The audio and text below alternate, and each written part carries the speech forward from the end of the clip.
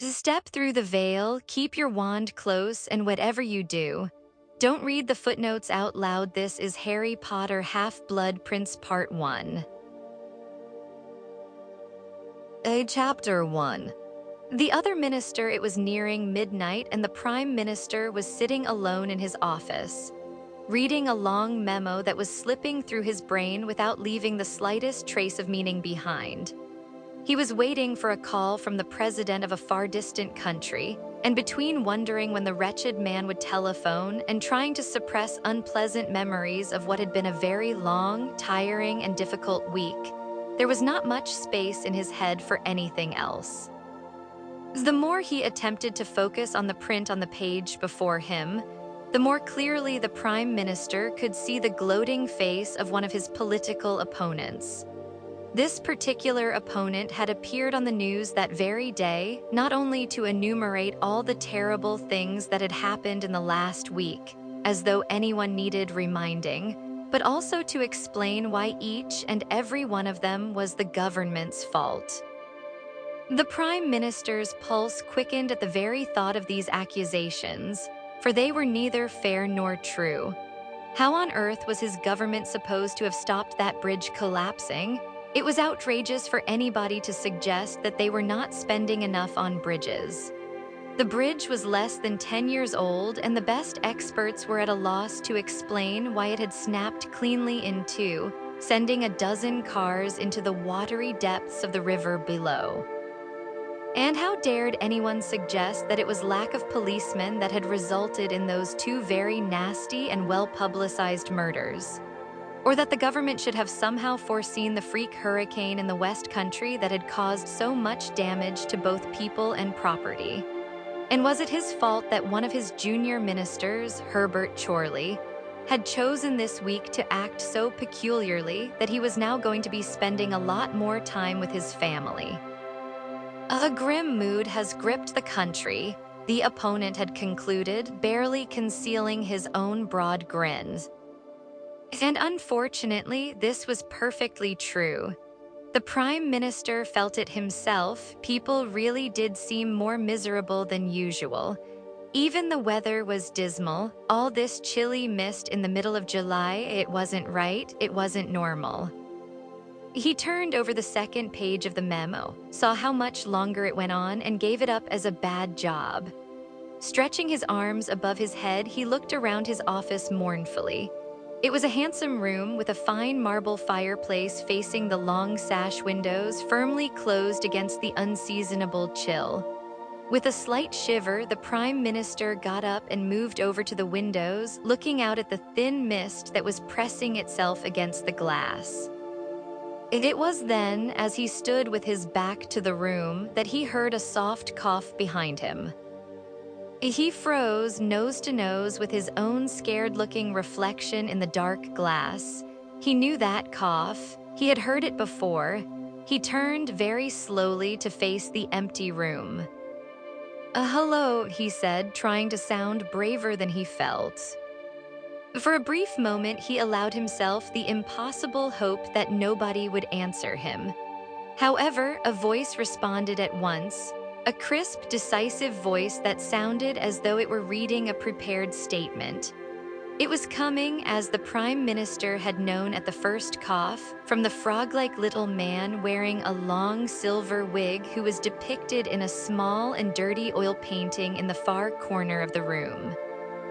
To the Prime Minister of Muggles, urgent we meet, kindly respond immediately, sincerely Fudge. The man in the painting looked inquiringly at the Prime Minister.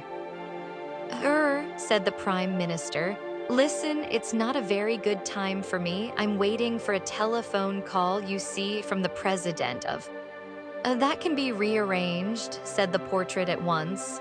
The Prime Minister's heart sank. He had been afraid of that. But I really was rather hoping to speak. We shall arrange for the President to forget to call. He will telephone tomorrow night instead, said the little man. Kindly respond immediately to Mr. Fudge. Oh, very well, said the Prime Minister weakly. Yes, I'll see Fudge. He hurried back to his desk, straightening his tie as he went. He had barely resumed his seat and arranged his face into what he hoped was a relaxed and unfazed expression, when bright green flames burst into life in the empty grate beneath his marble mantelpiece. He watched, trying not to betray a flicker of surprise or alarm, as a portly man appeared within the flames, spinning as fast as a top. Seconds later, he had climbed out onto a rather fine antique rug, brushing ash from the sleeves of his long pinstriped cloak. A lime green bowler hat in his hand. "Ah, Prime Minister," said Cornelius Fudge, striding forwards with his hand outstretched. "Good to see you again." The Prime Minister could not honestly return this compliment, so said nothing at all. He was not remotely pleased to see Fudge, whose occasional appearances, apart from being downright alarming in themselves, generally meant that he was about to hear some very bad news. Furthermore, Fudge was looking distinctly careworn. He was thinner, balder, and grayer, and his face had a crumpled look. The Prime Minister had seen that kind of look in politicians before, and it never boded well. "How can I help you?" he said, shaking Fudge's hand very briefly and gesturing towards the hardest of the chairs in front of the desk. "Difficult to know where to begin," muttered Fudge, pulling up the chair, sitting down and placing his green bowler upon his knees. What a week, what a week." "Had a bad one too, have you?" asked the Prime Minister stiffly, hoping to convey by this that he had quite enough on his plate already without any extra helpings from Fudge. "Yes, of course," said Fudge, rubbing his eyes wearily and looking morosely at the Prime Minister. "I've been having the same week you have, Prime Minister. The Brockdale Bridge, the Bones and Vance murders, not to mention the ruckus in the West Country. I mean to say, some of your people were involved in those things, were they?" Fudge fixed the Prime Minister with a rather stern look. "Of course they were," he said. "Surely you've realized what's going on." I hesitated the Prime Minister. It was precisely this sort of behavior that made him dislike Fudge's visits so much. He was, after all, the Prime Minister and did not appreciate being made to feel like an ignorant schoolboy. But of course, it had been like this from his very first meeting with Fudge on his very first evening as Prime Minister. He remembered it as though it were yesterday and knew it would haunt him until his dying day. He had been standing alone in this very office, savoring the triumph that was his after so many years of dreaming and scheming, when he had heard a cough behind him, just like tonight, and turned to find that ugly little portrait talking to him, announcing that the Minister for Magic was about to arrive and introduce himself. Naturally, he had thought that the long campaign and the strain of the election had caused him to go mad.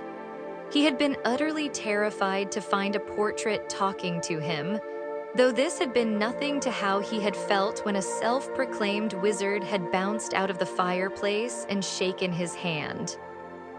He had remained speechless throughout Fudge's kindly explanation that there were witches and wizards still living in secret all over the world, and his reassurances that he was not to bother his head about them, as the Ministry of Magic took responsibility for the whole wizarding community and prevented the non-magical population from getting wind of them. It was, said Fudge, a difficult job that encompassed everything from regulations on responsible use of broomsticks to keeping the dragon population under control. The Prime Minister remembered clutching the desk for support at this point. Fudge had then patted the shoulder of the still dumbstruck Prime Minister in a fatherly sort of way. "Not to worry," he had said. "It's odds on you'll never see me again. I'll only bother you if there's something really serious going on our end, something that's likely to affect the Muggles, the non-magical population, I should say. Otherwise, it's live and let live." And I must say, you're taking it a lot better than your predecessor. He tried to throw me out of the window, thought I was a hoax planned by the opposition." At this, the Prime Minister had found his voice at last. You're not a hoax then." It had been his last desperate hope. "No," said Fudge gently. "No, I'm afraid I'm not. Look." And he had turned the Prime Minister's teacup into a gerbil. "But," said the Prime Minister breathlessly, watching his teacup chewing on the corner of his next speech, "but why has nobody told me? The Minister for Magic only reveals him or herself to the Muggle Prime Minister of the day," said Fudge, poking his wand back inside his jacket. "We find it the best way to maintain secrecy." "But then," bleated the Prime Minister, "why hasn't a former Prime Minister warned me?" And at this, Fudge had actually laughed. "My dear Prime Minister, are you ever going to tell anybody?" Still chortling, Fudge had thrown some powder into the fireplace, stepped into the emerald flames, and vanished with a whooshing sound. The Prime Minister had stood there, quite motionless, and realized that he would never, as long as he lived, dare mention this encounter to a living soul, for who in the wide world would believe him? The shock had taken a little while to wear off. For a time, he had tried to convince himself that Fudge had indeed been a hallucination brought on by lack of sleep during his grueling election campaign.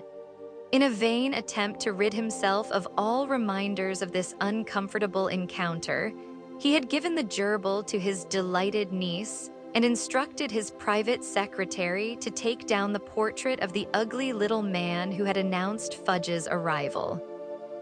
To the Prime Minister's dismay, however, the portrait had proved impossible to remove.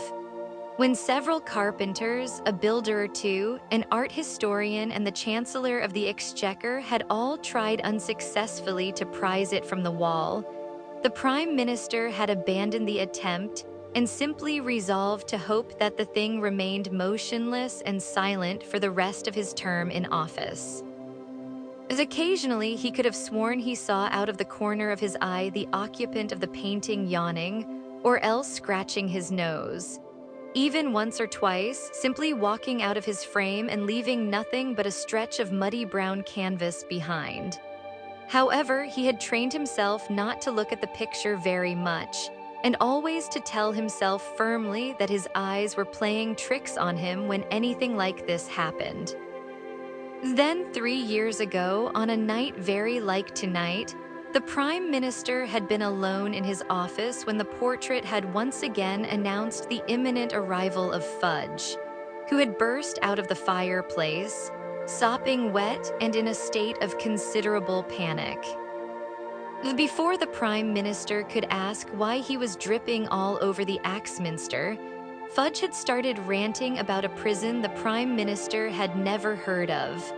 A man named Sirius Black, something that sounded like Hogwarts, and a boy called Harry Potter, none of which made the remotest sense to the Prime Minister.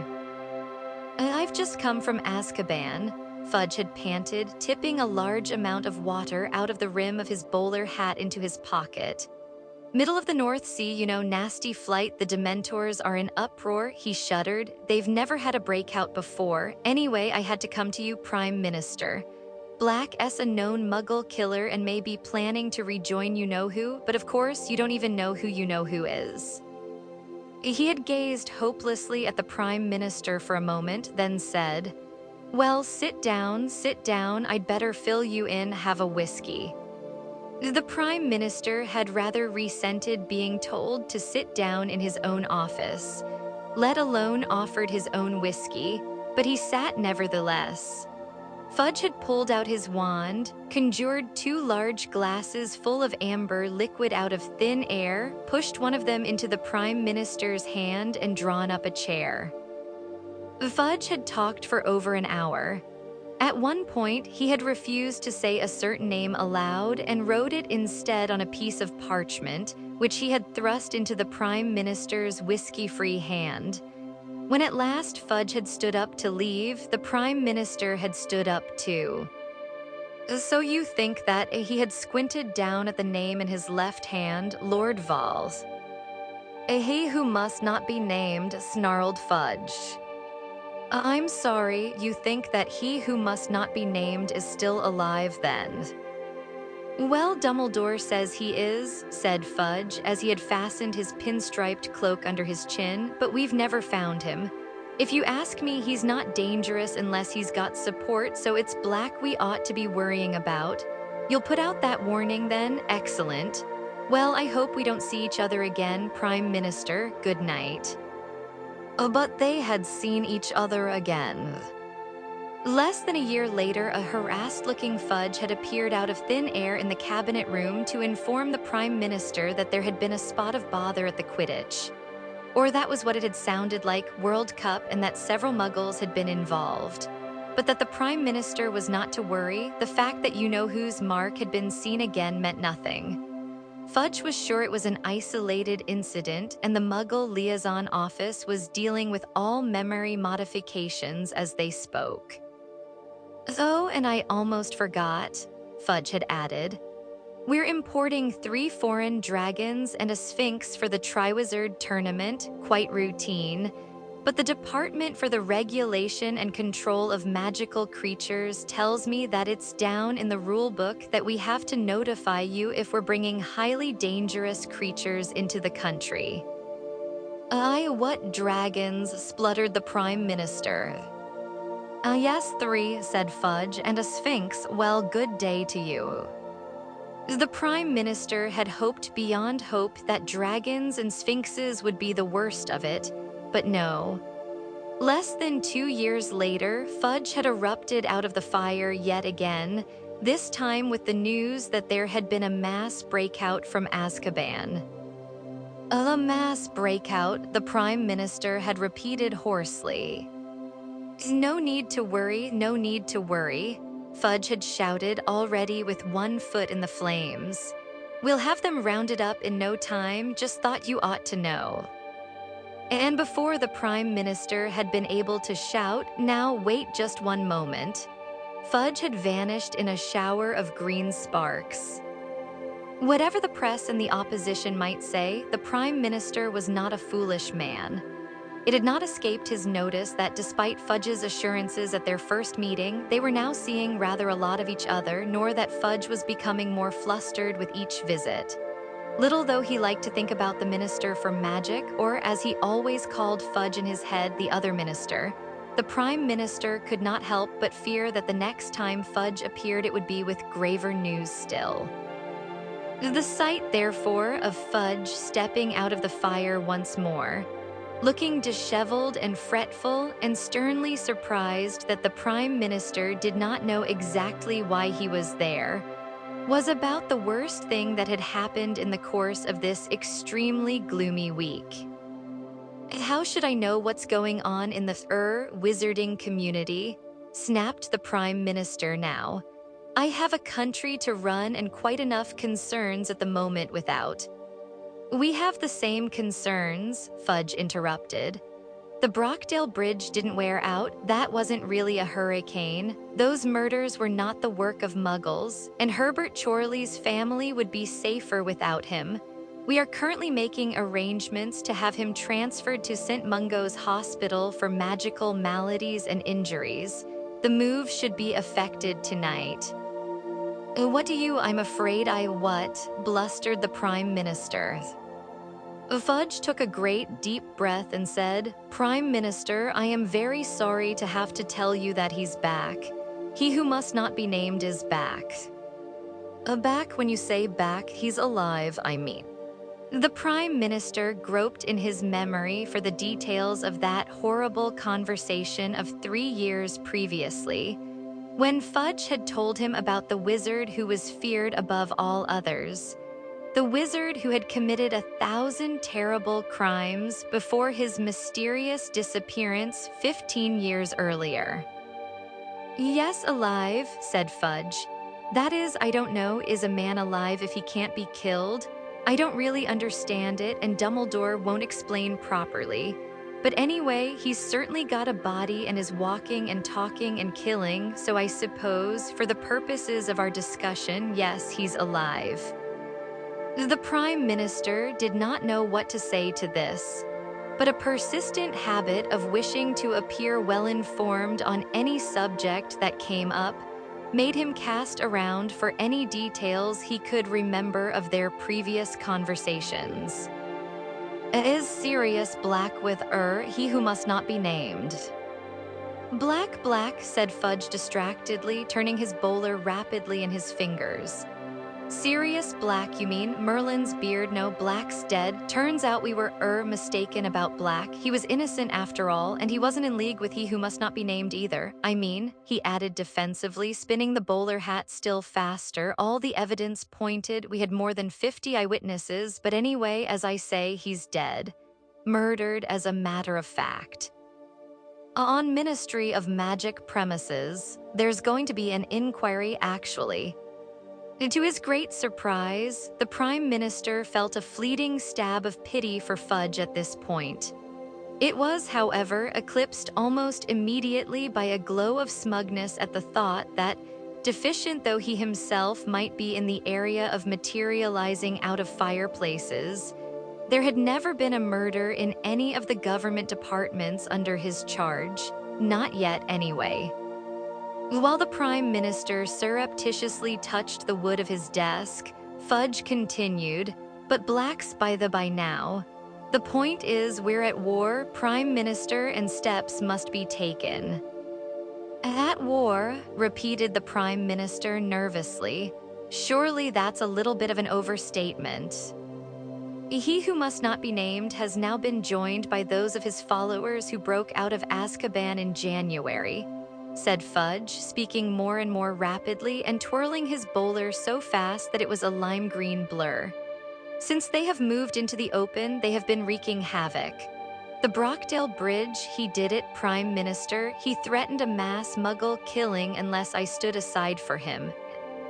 Good grief, so it's your fault those people were killed, and I'm having to answer questions about rusted rigging and corroded expansion joints, and I don't know what else, said the Prime Minister furiously. My fault, said Fudge, coloring up. Are you saying you would have caved in to blackmail like that? Maybe not, said the Prime Minister, standing up and striding about the room. But I would have put all my efforts into catching the blackmailer before he committed any such atrocity. Do you really think I wasn't already making every effort? Demanded Fudge heatedly. Every Auror in the Ministry was and is trying to find him and round up his followers, but we happen to be talking about one of the most powerful wizards of all time, a wizard who has eluded capture for almost 3 decades. So I suppose you're going to tell me he caused the hurricane in the West Country too? Said the Prime Minister, his temper rising with every pace he took. It was infuriating to discover the reason for all these terrible disasters and not to be able to tell the public, almost worse than it being the government's fault after all. That was no hurricane, said Fudge miserably. Excuse me, barked the Prime Minister, now positively stamping up and down. Trees uprooted, roofs ripped off, lampposts bent, horrible injuries. It was the Death Eaters, said Fudge. He who must not be named's followers, and we suspect giant involvement. The Prime Minister stopped in his tracks as though he had hit an invisible wall. What involvement? Fudge grimaced. He used giants last time when he wanted to go for the grand effect. The Office of Misinformation has been working round the clock. We've had teams of obliviators out trying to modify the memories of all the Muggles who saw what really happened. We've got most of the Department for the Regulation and Control of Magical Creatures running around Somerset, but we can't find the giant. It's been a disaster. You don't say, said the Prime Minister furiously. I won't deny that morale is pretty low at the Ministry, said Fudge. What with all that and then losing Amelia Bones? Losing who? Amelia Bones, head of the Department of Magical Law Enforcement. We think he who must not be named may have murdered her in person because she was a very gifted witch and all the evidence was that she put up a real fight. Fudge cleared his throat and with an effort, it seemed, stopped spinning his bowler hat. But that murder was in the newspapers, said the Prime Minister, momentarily diverted from his anger. Our newspapers, Amelia Bones, it just said she was a middle-aged woman who lived alone. It was a nasty killing, wasn't it? It's had rather a lot of publicity. The police are baffled, you see. Fudge sighed. Well, of course they are. Killed in a room that was locked from the inside, wasn't she? We, on the other hand, know exactly who did it, not that that gets us any further towards catching him. And then there was Emmeline Vance, maybe you didn't hear about that one. Oh yes, I did, said the Prime Minister. It happened just round the corner from here, as a matter of fact. The papers had a field day with it, breakdown of law and order in the Prime Minister's backyard. And as if all that wasn't enough, said Fudge, barely listening to the Prime Minister, we've got Dementors swarming all over the place, attacking people left, right, and center. Once upon a happier time, this sentence would have been unintelligible to the Prime Minister, but he was wiser now. I thought Dementors guard the prisoners in Azkaban, he said cautiously. They did, said Fudge wearily. But not anymore. They've deserted the prison and joined he who must not be named. I won't pretend that wasn't a blow. But, said the Prime Minister, with a sense of dawning horror, didn't you tell me they're the creatures that drain hope and happiness out of people? That's right, and they're breeding. That's what's causing all this mist. The Prime Minister sank, weak-kneed, into the nearest chair. The idea of invisible creatures swooping through the towns and countryside, spreading despair and hopelessness in his voters, made him feel quite faint. And now see here, Fudge, you've got to do something. It's your responsibility as Minister for Magic. My dear Prime Minister, you can't honestly think I'm still Minister for Magic after all this? I was sacked 3 days ago. The whole wizarding community has been screaming for my resignation for a fortnight. I've never known them so united in my whole term of office, said Fudge, with a brave attempt at a smile. The Prime Minister was momentarily lost for words. Despite his indignation at the position into which he had been placed, he still rather felt for the shrunken-looking man sitting opposite him. I'm very sorry, he said finally, if there's anything I can do. It's very kind of you, Prime Minister, but there is nothing. I was sent here tonight to bring you up to date on recent events and to introduce you to my successor. I rather thought he'd be here by now, but of course he's very busy at the moment with so much going on. Fudge looked round at the portrait of the ugly little man wearing the long, curly silver wig, who was digging in his ear with the point of a quill. Catching Fudge's eye, the portrait said, "He'll be here in a moment. He's just finishing a letter to Dumbledore." I wish him luck, said Fudge, sounding bitter for the first time. I've been writing to Dumbledore twice a day for the past fortnight, but he won't budge. If he'd just been prepared to persuade the boy, I might still be, well, maybe Scrimgeour will have more success. Fudge subsided into what was clearly an aggrieved silence, but it was broken almost immediately by the portrait, which suddenly spoke in its crisp official voice. To the Prime Minister of Muggles, requesting a meeting, urgent, kindly respond immediately, Rufus Scrimgeour, Minister for Magic. Yes, fine, said the Prime Minister distractedly. and he barely flinched as the flames in the grate turned emerald green again, rose up and revealed a second spinning wizard in their heart, disgorging him moments later on to the antique rug. Fudge got to his feet, and after a moment's hesitation, the Prime Minister did the same, watching the new arrival straighten up, dust down his long black robes, and look around.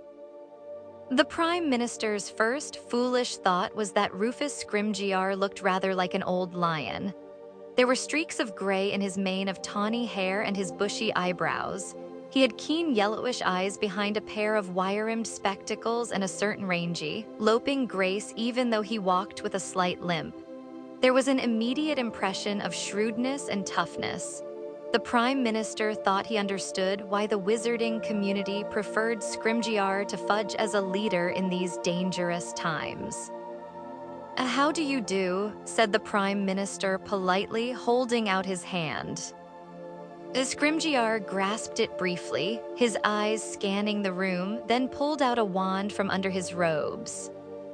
"Fudge told you everything?" he asked, striding over to the door and tapping the keyhole with his wand. The Prime Minister heard the lock click. Yes," said the Prime Minister. "And if you don't mind, I'd rather that door remained unlocked." "I'd rather not be interrupted," said Scrimgeour shortly, "or watched," he added, pointing his wand at the windows so that the curtains swept across them. "Right, well, I'm a busy man, so let's get down to business. First of all, we need to discuss your security." The Prime Minister drew himself up to his fullest height and replied, "I am perfectly happy with the security I've already got, thank you very." "Well, we're not," Scrimgeour cut in. "It'll be a poor lookout for the Muggles if their Prime Minister gets put under the Imperious Curse, the new secretary in your outer office." "I'm not getting rid of Kingsley Shacklebolt if that's what you're suggesting," said the Prime Minister hotly. "He's highly efficient, gets through twice the work the rest of them." "That's because he's a wizard," said Scrimgeour without a flicker of a smile. "A highly trained Auror who has been assigned to you for your protection." "Now wait a moment," declared the Prime Minister. "You can't just put your people into my office. I decide who works for me." "I thought you were happy with Shacklebolt," said Scrimgeour coldly. "I am, that's to say I was." "Then there's no problem, is there?" said Scrimgeour. Well, as long as Shacklebolt work continues to be, excellent," said the Prime Minister lamely, but Scrimgeour barely seemed to hear him. "Now about Herbert Chorley, your junior minister," he continued. "The one who has been entertaining the public by impersonating a duck." "What about him?" asked the Prime Minister. "He has clearly reacted to a poorly performed Imperious Curse," said Scrimgeour. "It's addled his brains, but he could still be dangerous." "He's only quacking," said the Prime Minister weakly. "Surely a bit of a rest, maybe go easy on the drink." "A team of healers from St. Mungo's Hospital for Magical Maladies and Injuries is examining him as we speak. So far, he has attempted to strangle 3 of them," said Scrimgeour. "I think it best that we remove him from Muggle society for a while." Well, he'll be all right, won't he?" said the Prime Minister anxiously. Scrimgeour merely shrugged, already moving back towards the fireplace. "Well, that's really all I had to say. I will keep you posted of developments, Prime Minister, or, at least, I shall probably be too busy to come personally, in which case I shall send Fudge here. He has consented to stay on in an advisory capacity." Fudge attempted to smile, but was unsuccessful. He merely looked as though he had toothache. Scrimgeour was already rummaging in his pocket for the mysterious powder that turned the fire green. The Prime Minister gazed hopelessly at the pair of them for a moment, then the words he had fought to suppress all evening burst from him at last. But for heaven's sake, you're wizards. You can do magic. Surely you can sort out, well, anything." The Scrimgeour turned slowly on the spot and exchanged an incredulous look with Fudge, who really did manage a smile this time as he said kindly, "The trouble is, the other side can do magic too, Prime Minister." Then with that, the two wizards stepped one after the other into the bright green fire and vanished. Chapter 2. The Spinners End. Many miles away, the chilly mist that had pressed against the Prime Minister's windows drifted over a dirty river that wound between overgrown, rubbish-strewn banks. An immense chimney, relic of a disused mill, reared up, shadowy and ominous. There was no sound apart from the whisper of the black water and no sign of life apart from a scrawny fox that had slunk down the bank to nose hopefully at some old fish and chip wrappings in the tall grass. But then, with a very faint pop, a slim hooded figure appeared out of thin air on the edge of the river. The fox froze, wary eyes fixed upon this strange new phenomenon. The figure seemed to take its bearings for a few moments, then set off with light, quick strides, its long cloak rustling over the grass. With a second and louder pop, another hooded figure materialized. "Oh, wait." The harsh cry startled the fox, now crouching almost flat in the undergrowth. It leapt from its hiding place and up the bank. There was a flash of green light, a yelp, and the fox fell back to the ground dead. The second figure turned over the animal with its toe. "And just a fox," said a woman's voice dismissively from under the hood. "I thought perhaps an sissy, wait." But her quarry, who had paused and looked back at the flash of light, was already scrambling up the bank the fox had just fallen down. "Oh, sissy, Narcissa, listen to me." The second woman caught the first and seized her arm, but the other wrenched it away. "Go back, Bella. You must listen to me." "I've listened already. I've made my decision. Leave me alone." The woman called Narcissa gained the top of the bank, where a line of old railings separated the river from a narrow cobbled street. The other woman, Bella, followed at once. Side by side, they stood looking across the road at the rows and rows of dilapidated brick houses, their windows dull and blind in the darkness. "He lives here?" asked Bella in a voice of contempt. "Here, in this muggle dunghill, we must be the first of our kind ever to set foot." But Narcissa was not listening. She had slipped through a gap in the rusty railings and was already hurrying across the road. "Sissy, wait." Bella followed, her cloak streaming behind, and saw Narcissa darting through an alley between the houses into a second, almost identical street. Some of the street lamps were broken. The two women were running between patches of light and deep darkness. The pursuer caught up with her prey just as she turned another corner, this time succeeding in catching hold of her arm and swinging her round so that they faced each other. "Oh, sissy, you must not do this. You can't trust him." "Oh, the Dark Lord trusts him, doesn't he?" "The Dark Lord is, I believe, mistaken," Bella panted, and her eyes gleamed momentarily under her hood as she looked around to check that they were indeed alone. "In any case, we were told not to speak of the plan to anyone. This is a betrayal of the Dark Lords." "Let go, Bella," snarled Narcissa, and she drew a wand from beneath her cloak, holding it threateningly in the other's face. Bella merely laughed. "Sissy, your own sister, you would." "There is nothing I wouldn't do any more," Narcissa breathed, a note of hysteria in her voice, and as she brought down the wand like a knife, there was another flash of light. Bella let go of her sister's arm as though burned. "Oh, Narcissa." But Narcissa had rushed ahead.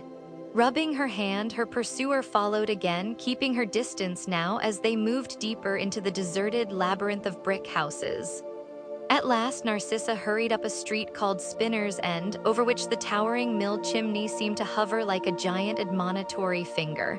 Her footsteps echoed on the cobbles as she passed boarded and broken windows until she reached the very last house, where a dim light glimmered through the curtains in a downstairs room. She had knocked on the door before Bella, cursing under her breath, had caught up. Together they stood waiting, panting slightly, breathing in the smell of the dirty river that was carried to them on the night breeze. After a few seconds, they heard movement behind the door and it opened a crack. A sliver of a man could be seen looking out at them, a man with long black hair parted in curtains around a sallow face and black eyes. Narcissa threw back her hood. She was so pale that she seemed to shine in the darkness. The long blonde hair streaming down her back gave her the look of a drowned person. "Narcissa," said the man, opening the door a little wider so that the light fell upon her and her sister too. "What a pleasant surprise." "Severus," she said in a strained whisper, "may I speak to you? It's urgent." But of course." He stood back to allow her to pass him into the house. Her still hooded sister followed without invitation. "Snape," she said curtly as she passed him. "Bellatrix," he replied, his thin mouth curling into a slightly mocking smile as he closed the door with a snap behind them. They had stepped directly into a tiny sitting room which had the feeling of a dark padded cell. The walls were completely covered in books, most of them bound in old black or brown leather. A threadbare sofa, an old armchair, and a rickety table stood grouped together in a pool of dim light cast by a candle-filled lamp hung from the ceiling. The place had an air of neglect, as though it were not usually inhabited. Snape gestured Narcissa to the sofa. She threw off her cloak, cast it aside, and sat down, staring at her white and trembling hands clasped in her lap. Bellatrix lowered her hood more slowly. Dark as her sister was fair, with heavily lidded eyes and a strong jaw, she did not take her gaze from Snape as she moved to stand behind Narcissa. "So what can I do for you?" Snape asked, settling himself in the armchair opposite the two sisters. We are alone, aren't we?" Narcissa asked quietly. Yes, of course. Well, Wormtail's here, but we're not counting vermin, are we?" He pointed his wand at the wall of books behind him, and with a bang, a hidden door flew open, revealing a narrow staircase upon which a small man stood frozen. "As you have clearly realized, Wormtail, we have guests," said Snape lazily. The man crept hunchbacked down the last few steps and moved into the room. He had small, watery eyes, a pointed nose, and wore an unpleasant simper. His left hand was caressing his right, which looked as though it were encased in a bright silver glove. "Narcissa," he said in a squeaky voice, "and Bellatrix, how charming." "A Wormtail will get us drinks if you'd like them," said Snape, "and then he will return to his bedroom." Wormtail winced as though Snape had thrown something at him. "I am not your servant," he squeaked, avoiding Snape's eye. "Really? I was under the impression that the Dark Lord placed you here to assist me." To assist, yes, but not to make you drinks and clean your house." "I had no idea, Wormtail, that you were craving more dangerous assignments," said Snape silkily. "This can be easily arranged. I shall speak to the Dark Lord." "I can speak to him myself if I want to." "Of course you can," said Snape, sneering, "but in the meantime, bring us drinks. Some of the elf-made wine will do." Wormtail hesitated for a moment, looking as though he might argue, but then turned and headed through a second hidden door. They heard banging and a clinking of glasses. Within seconds, he was back, bearing a dusty bottle and 3 glasses upon a tray.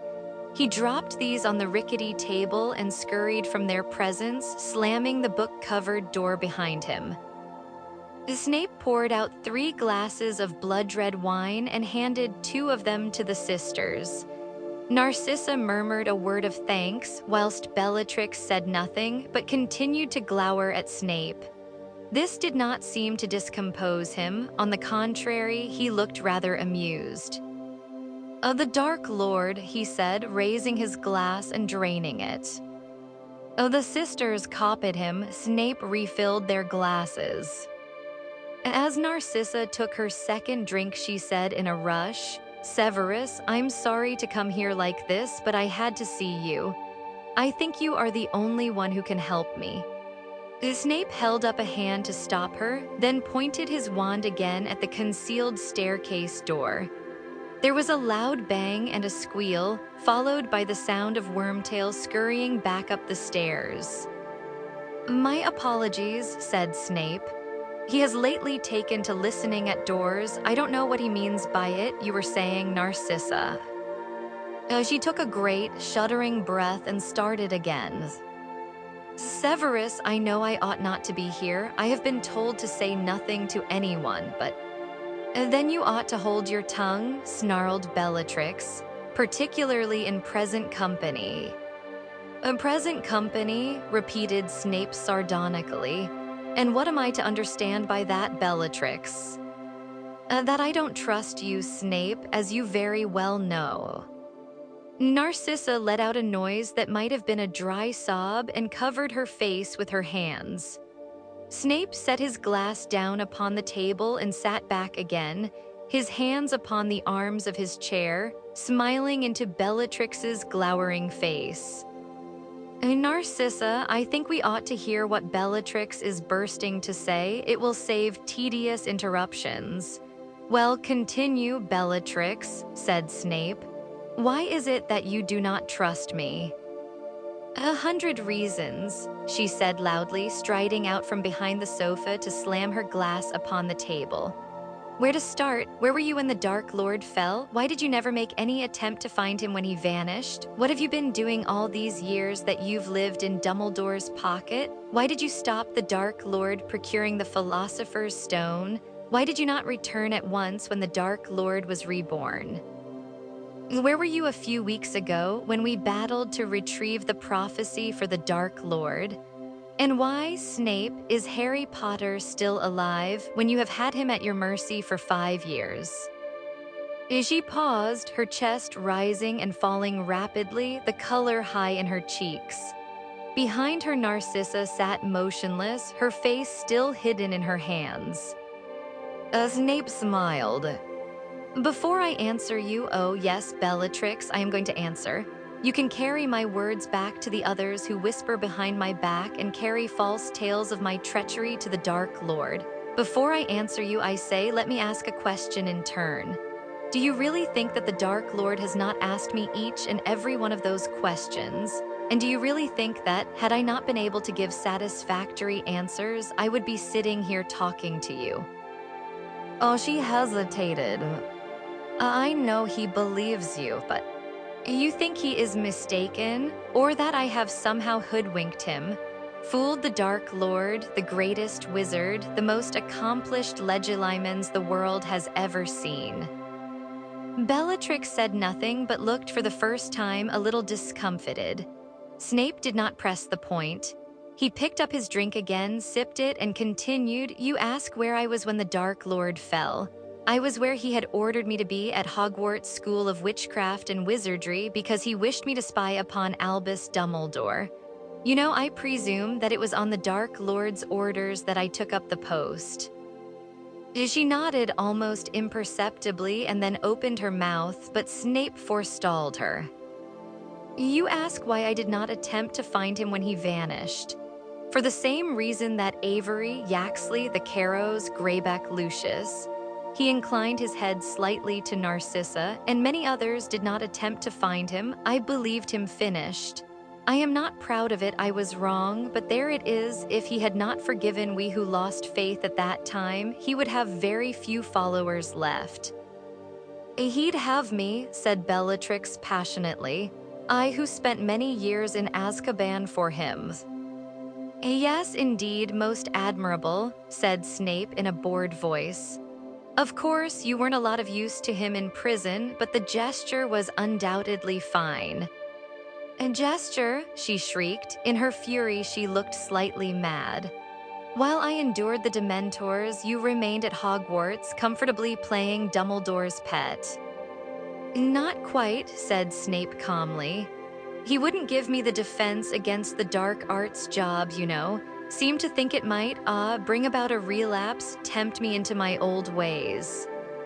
And this was your sacrifice for the Dark Lord, not to teach your favorite subject, she jeered. Why did you stay there all that time, Snape? Still spying on Dumbledore for a master you believed dead? Hardly, said Snape. Although the Dark Lord is pleased that I never deserted my post. I had 16 years of information on Dumbledore to give him when he returned. A rather more useful welcome back present than endless reminiscences of how unpleasant Azkaban is. But you stayed. Yes, Bellatrix, I stayed, said Snape, betraying a hint of impatience for the first time. I had a comfortable job that I preferred to a stint in Azkaban. They were rounding up the Death Eaters, you know. Dumbledore's protection kept me out of jail. It was most convenient and I used it. I repeat, the Dark Lord does not complain that I stayed, so I do not see why you do. I think you next wanted to know, he pressed on a little more loudly, for Bellatrix showed every sign of interrupting. Why I stood between the Dark Lord and the Philosopher's Stone, that is easily answered. He did not know whether he could trust me. He thought, like you, that I had turned from faithful Death Eater to Dumbledore's stooge. He was in a pitiable condition, very weak, sharing the body of a mediocre wizard. He did not dare reveal himself to a former ally if that ally might turn him over to Dumbledore or the Ministry. I deeply regret that he did not trust me. He would have returned to power 3 years sooner. As it was, I saw only greedy and unworthy Quirrell attempting to steal the stone, and I admit I did all I could to thwart him. Bellatrix's mouth twisted as though she had taken an unpleasant dose of medicine. But you didn't return when he came back. You didn't fly back to him at once when you felt the dark mark burn. Incorrect, I returned 2 hours later. I returned on Dumbledore's orders. On Dumbledore's, she began in tones of outrage. Think, said Snape, impatient again. Think by waiting 2 hours, just 2 hours, I ensured that I could remain at Hogwarts as a spy. By allowing Dumbledore to think that I was only returning to the Dark Lord's side because I was ordered to, I have been able to pass information on Dumbledore and the Order of the Phoenix ever since. Consider Bellatrix. The dark mark had been growing stronger for months. I knew he must be about to return. All the Death Eaters knew. I had plenty of time to think about what I wanted to do, to plan my next move, to escape like Karkaroff, didn't I? The Dark Lord's initial displeasure at my lateness vanished entirely. I assure you, when I explained that I remained faithful, although Dumbledore thought I was his man. Yes, the Dark Lord thought that I had left him forever, but he was wrong. But what use have you been? Sneered Bellatrix. What useful information have we had from you? My information has been conveyed directly to the Dark Lord, said Snape. If he chooses not to share it with you. He shares everything with me, said Bellatrix, firing up at once. He calls me his most loyal, his most faithful. And does he, said Snape, his voice delicately inflected to suggest his disbelief. Does he still, after the fiasco at the Ministry? That was not my fault, said Bellatrix, flushing. The Dark Lord has, in the past, entrusted me with his most precious, if Lucius hadn't. Don't you dare blame my husband, said Narcissa in a low and deadly voice, looking up at her sister. There is no point apportioning blame, said Snape smoothly. What is done is done. But not by you, said Bellatrix furiously. No, you were once again absent while the rest of us ran dangers, were you not, Snape? My orders were to remain behind, said Snape. Perhaps you disagree with the Dark Lord. Perhaps you think that Dumbledore would not have noticed if I had joined forces with the Death Eaters to fight the Order of the Phoenix. And forgive me, you speak of dangers. You were facing 6 teenagers, were you not? They were joined, as you very well know, by half of the Order before long, snarled Bellatrix. And while we are on the subject of the Order, you still claim you cannot reveal the whereabouts of their headquarters, don't you? I am not the secret keeper. I cannot speak the name of the place. You understand how the enchantment works, I think? The Dark Lord is satisfied with the information I have passed him on the Order. It led, as perhaps you have guessed, to the recent capture and murder of Emmeline Vance, and it certainly helped dispose of Sirius Black, though I give you full credit for finishing him off. He inclined his head and toasted her. Her expression did not soften. You are avoiding my last question, Snape, Harry Potter. You could have killed him at any point in the past 5 years. You have not done it. Why? Have you discussed this matter with the Dark Lord? Asked Snape. Lately, I am asking you, Snape. If I had murdered Harry Potter, the Dark Lord could not have used his blood to regenerate, making him invincible. You claim you foresaw his use of the boy, she jeered. I do not claim it. I had no idea of his plans. I have already confessed that I thought the Dark Lord dead. I am merely trying to explain why the Dark Lord is not sorry that Potter survived, at least until a year ago. But why did you keep him alive? Have you not understood me? It was only Dumbledore's protection that was keeping me out of Azkaban. Do you disagree that murdering his favorite student might have turned him against me? But there was more to it than that. I should remind you that when Potter first arrived at Hogwarts, there were still many stories circulating about him, rumors that he himself was a great dark wizard, which was how he had survived the Dark Lord's attack.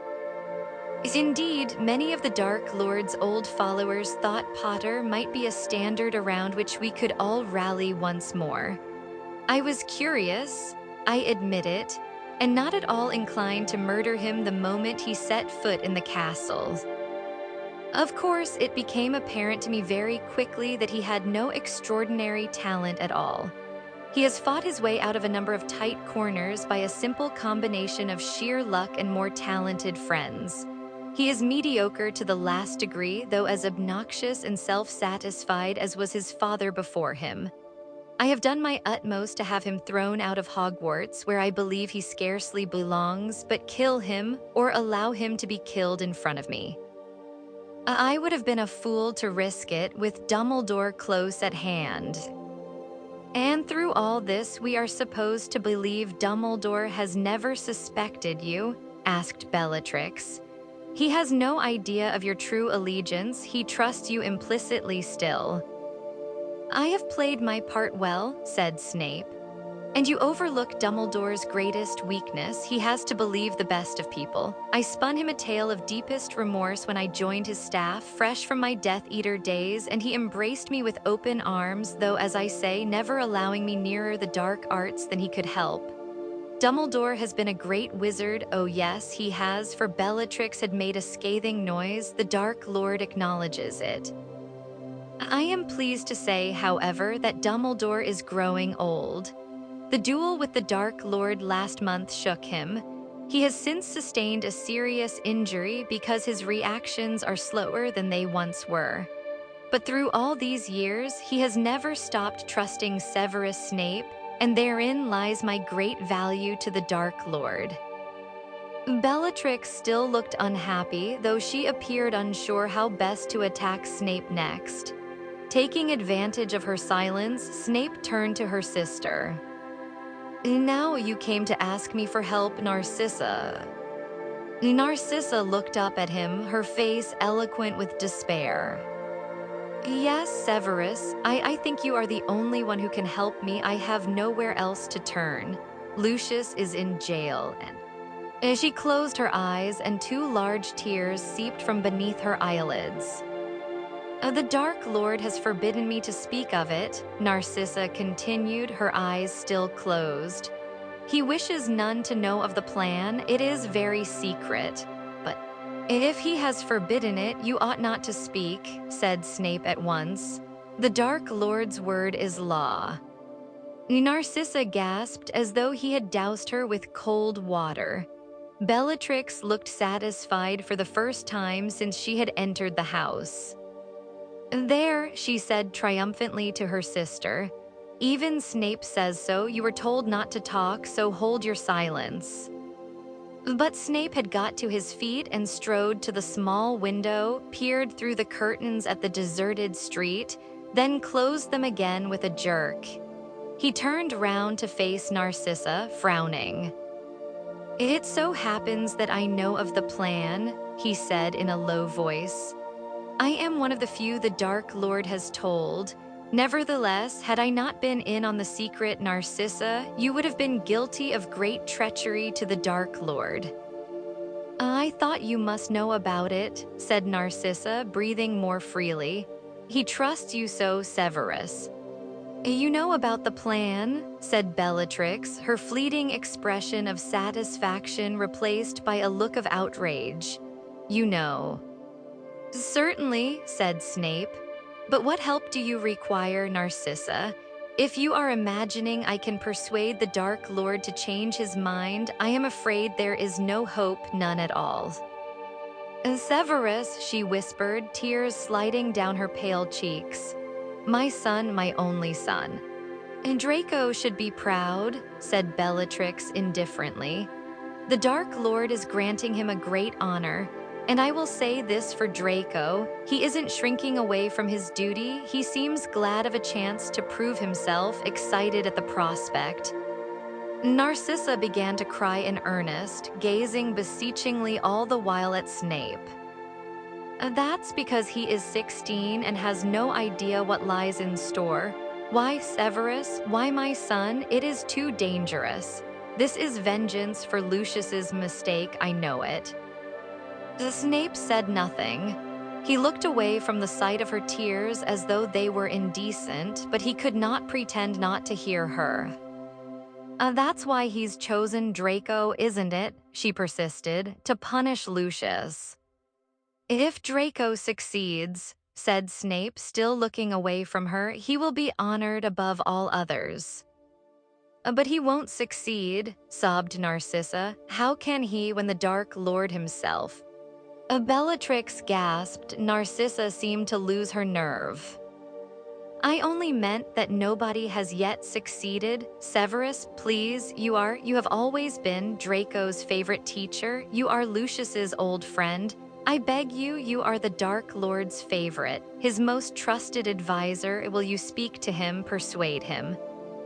The Dark Lord will not be persuaded, and I am not stupid enough to attempt it, said Snape flatly. I cannot pretend that the Dark Lord is not angry with Lucius. Lucius was supposed to be in charge.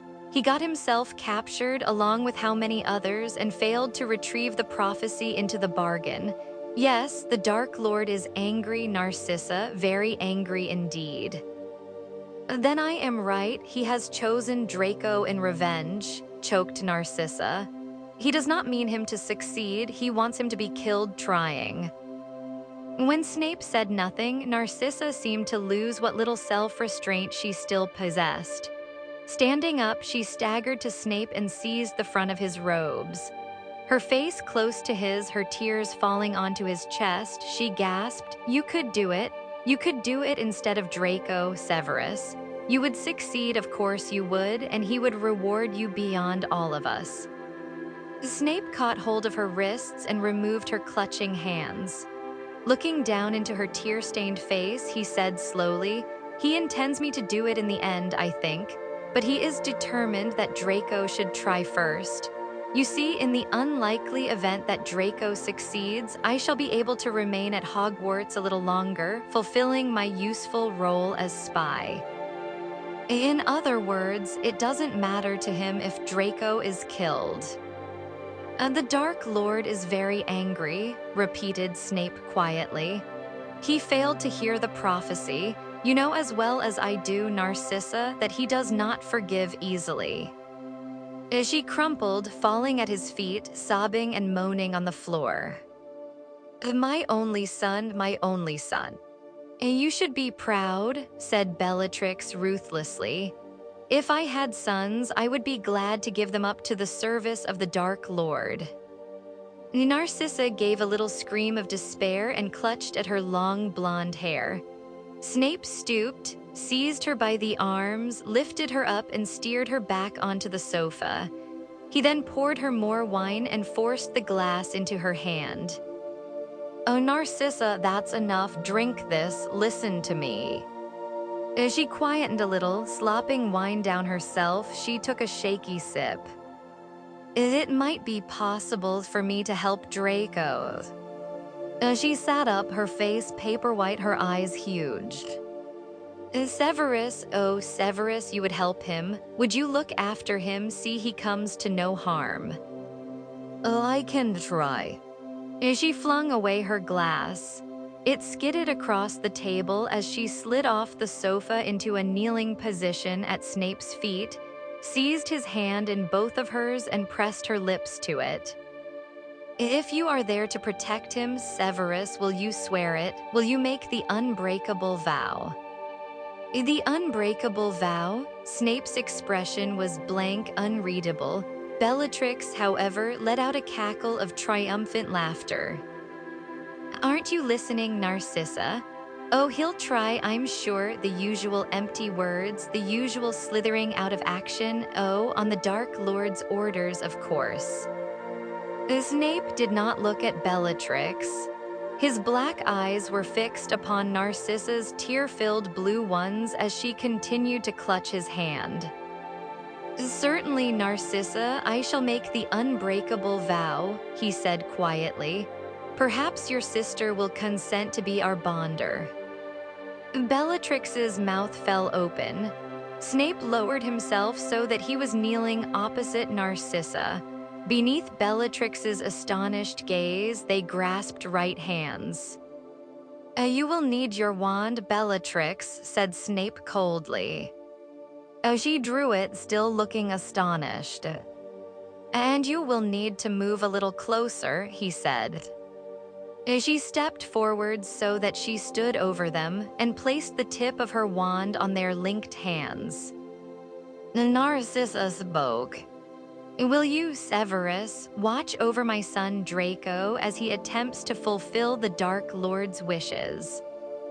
I will, said Snape. A thin tongue of brilliant flame issued from the wand and wound its way around their hands like a red-hot wire. And will you, to the best of your ability, protect him from harm? I will, said Snape. A second tongue of flame shot from the wand and interlinked with the first, making a fine, glowing chain. And should it prove necessary, if it seems Draco will fail, whispered Narcissa. Snape's hand twitched within hers, but he did not draw away. Will you carry out the deed that the Dark Lord has ordered Draco to perform? There was a moment's silence. Bellatrix watched, her wand upon their clasped hands, her eyes wide. I will, said Snape. Bellatrix's astounded face glowed red in the blaze of a third tongue of flame, which shot from the wand, twisted with the others and bound itself thickly around their clasped hands, like a rope, like a fiery snake. Chapter 3. Will and Won't Harry Potter was snoring loudly. He had been sitting in a chair beside his bedroom window for the best part of 4 hours, staring out at the darkening street, and had finally fallen asleep with one side of his face pressed against the cold window pane, his glasses askew and his mouth wide open. The misty fug his breath had left on the windows sparkled in the orange glare of the street lamp outside, and the artificial light drained his face of all color so that he looked ghostly beneath his shock of untidy black hair. The room was strewn with various possessions and a good smattering of rubbish. Owl feathers, apple cores, and sweet wrappers littered the floor.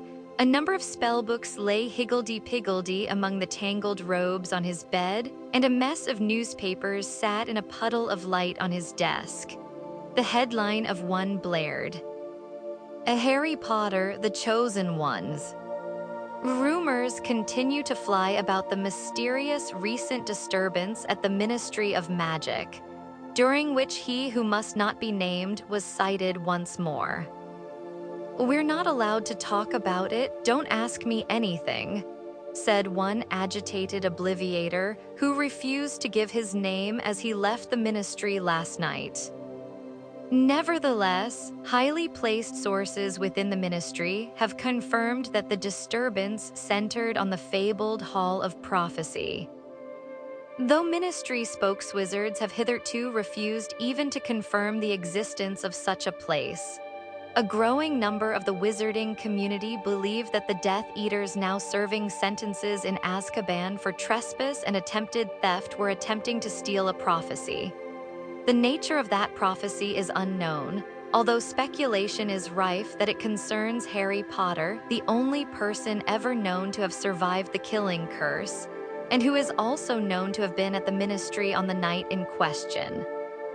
Some are going so far as to call Potter the Chosen One, believing that the prophecy names him as the only one who will be able to rid us of he who must not be named. The current whereabouts of the prophecy, if it exists, are unknown, although Kant, page 2, column 5. A second newspaper lay beside the first. This one bore the headline, "SCRIMGOR succeeds fudge." Most of this front page was taken up with a large black and white picture of a man with a lion-like mane of thick hair and a rather ravaged face. The picture was moving. The man was waving at the ceiling. Rufus Scrimgeour, previously head of the Auror office in the Department of Magical Law Enforcement, has succeeded Cornelius Fudge as Minister for Magic. The appointment has largely been greeted with enthusiasm by the wizarding community, though rumors of a rift between the new minister and Albus Dumbledore, newly reinstated Chief Warlock of the Wisengamot, surfaced within hours of Scrimgeour taking office. Scrimgeour's representatives admitted that he had met with Dumbledore at once upon taking possession of the top job, but refused to comment on the topics under discussion. Albus Dumbledore is known to Kant, page 3, column 2. And to the left of this paper sat another, which had been folded so that a story bearing the title Ministry guarantees students safety was visible. Newly appointed Minister for Magic, Rufus Scrimgeour, spoke today of the tough new measures taken by his ministry to ensure the safety of students returning to Hogwarts School of Witchcraft and Wizardry this autumn. For obvious reasons, the ministry will not be going into detail about its stringent new security plans, said the minister. Although an insider confirmed that measures include defensive spells and charms, a complex array of counter curses, and a small task force of Aurors dedicated solely to the protection of Hogwarts School. Most seem reassured by the new minister's tough stand on student safety, said Mrs. Augusta Longbottom. My grandson Neville, a good friend of Harry Potter's, incidentally, who fought the Death Eaters alongside him at the ministry in June, But the rest of this story was obscured by the large birdcage standing on top of it. Inside, it was a magnificent snowy owl. Her amber eyes surveyed the room imperiously, her head swiveling occasionally to gaze at her snoring master. Once or twice, she clicked her beak impatiently, but Harry was too deeply asleep to hear her. A large trunk stood in the very middle of the room. Its lid was open, it looked expectant, Yet it was almost empty but for a residue of old underwear, sweets, empty ink bottles, and broken quills that coated the very bottom. Nearby, on the floor, lay a purple leaflet emblazoned with the words, "Issued on behalf of the Ministry of Magic. Protecting your home and family against dark forces." The wizarding community is currently under threat from an organization calling itself the Death Eaters. Observing the following simple security guidelines will help protect you, your family, and your home from attack. 1. You are advised not to leave the house alone. 2. Particular care should be taken during the hours of darkness. Wherever possible, arrange to complete journeys before night has fallen. 3. Review the security arrangements around your house, making sure that all family members are aware of emergency measures such as shield and disillusionment charms, and in the case of underage family members, cite a long apparition. 4. Agree security questions with close friends and family, so as to detect Death Eaters masquerading as others by use of Polyjuice Potion. See page 2. 5. Should you feel that a family member, colleague, friend, or neighbor is acting in a strange manner, contact the Magical Law Enforcement Squad at once. They may have been put under the Imperious Curse. See page 4. 6. Should the dark mark appear over any dwelling place or other building, do not enter, but contact the Auror office immediately. 7. Unconfirmed sightings suggest that the Death Eaters may now be using Inferi. See page 10. Any sighting of an Inferius or encounter with same should be reported to the Ministry immediately. Harry grunted in his sleep and his face slid down the window an inch or so, making his glasses still more lopsided, but he did not wake up. An alarm clock, repaired by Harry several years ago, ticked loudly on the sill, showing 1 minute to 11. Beside it, held in place by Harry's relaxed hand, was a piece of parchment covered in thin, slanting writing. Harry had read this letter so often since its arrival 3 days ago that, although it had been delivered in a tightly furled scroll, it now lay quite flat. "Oh, dear Harry, if it is convenient to you, I shall call at number 4, Privet Drive this coming Friday at 11 p.m. to escort you to the Burrow, where you have been invited to spend the remainder of your school holidays. If you are agreeable, I should also be glad of your assistance in a matter to which I hope to attend on the way to the Burrow. I shall explain this more fully when I see you. Kindly send your answer by return of this owl, hoping to see you this Friday. I am yours most sincerely, Albus Dumbledore."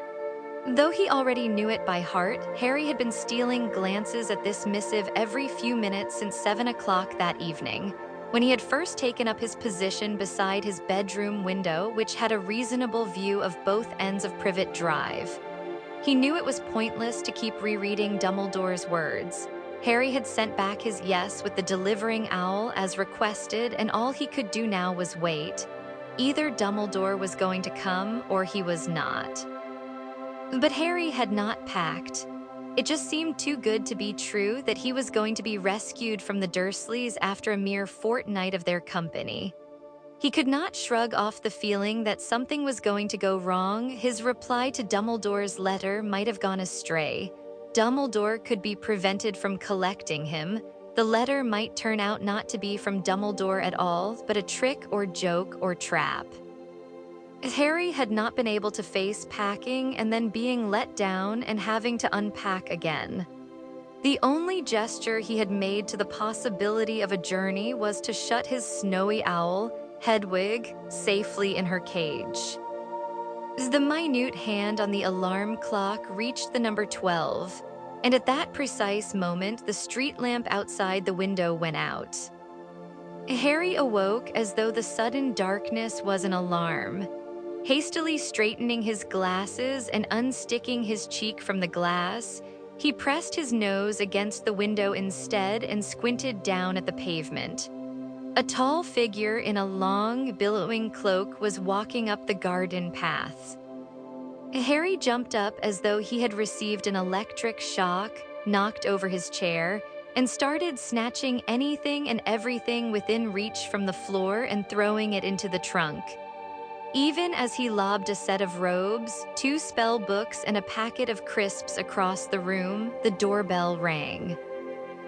Downstairs in the living room, his Uncle Vernon shouted, "Who the blazes is calling at this time of night?" Harry froze with a brass telescope in one hand and a pair of trainers in the other. He had completely forgotten to warn the Dursleys that Dumbledore might be coming. Feeling both panicky and close to laughter, he clambered over the trunk and wrenched open his bedroom door in time to hear a deep voice say, "Good evening. You must be Mr. Dursley. I dare say Harry has told you I would be coming for him."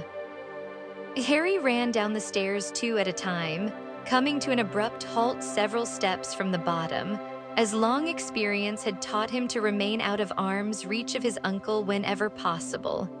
There in the doorway stood a tall, thin man with waist-length silver hair and beard. Half-moon spectacles were perched on his crooked nose, and he was wearing a long black traveling cloak and a pointed hat.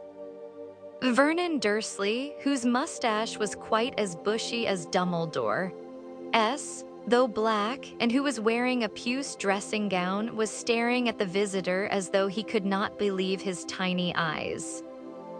"Judging by your look of stunned disbelief, Harry did not warn you that I was coming," said Dumbledore pleasantly. "However, let us assume that you have invited me warmly into your house. It is unwise to linger over long on doorsteps in these troubled times." He stepped smartly over the threshold and closed the front door behind him.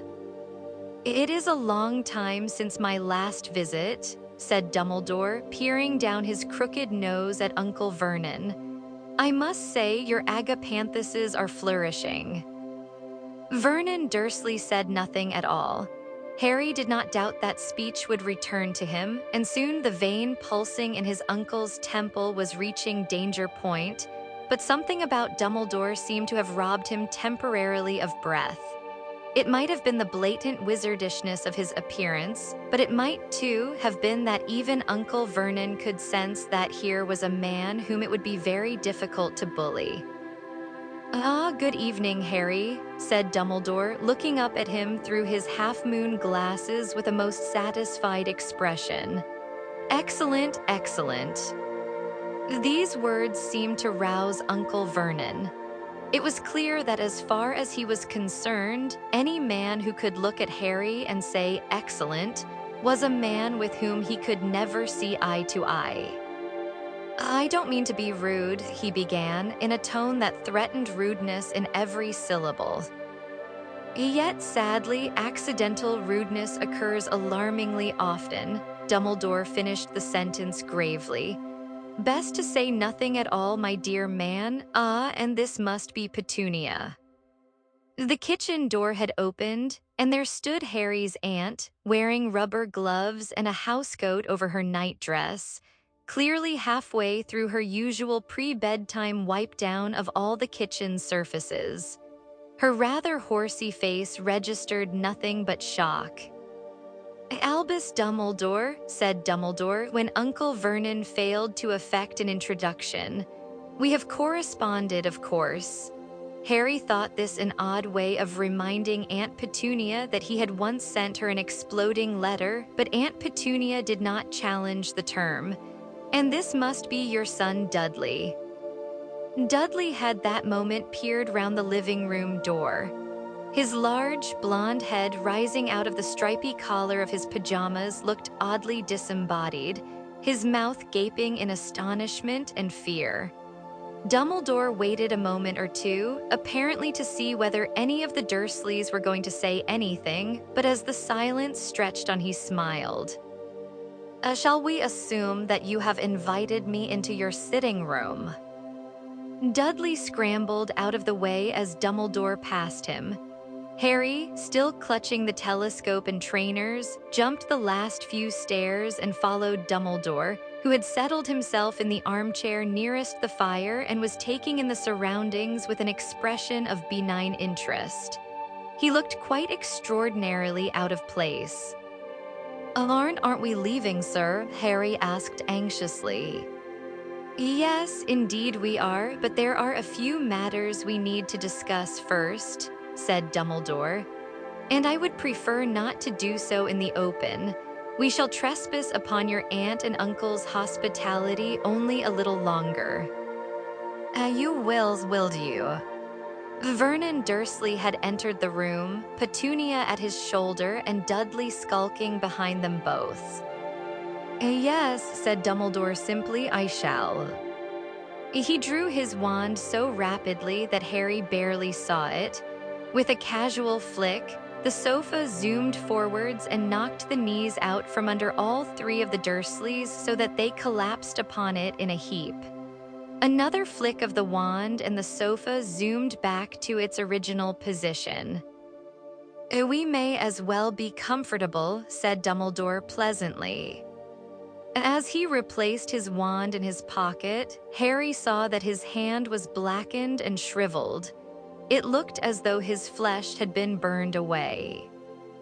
"Sir, what happened to your—" "Later, Harry," said Dumbledore. "Please sit down."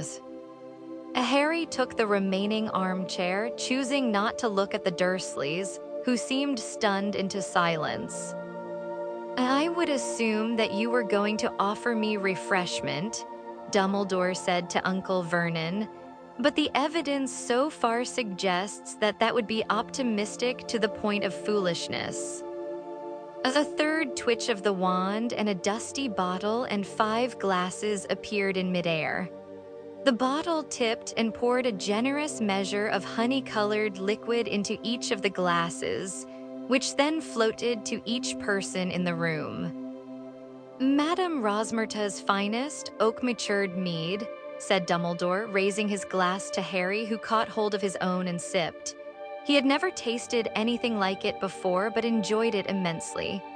The Dursleys, after quick, scared looks at each other, tried to ignore their glasses completely, a difficult feat as they were nudging them gently on the sides of their heads. Harry could not suppress a suspicion that Dumbledore was rather enjoying himself.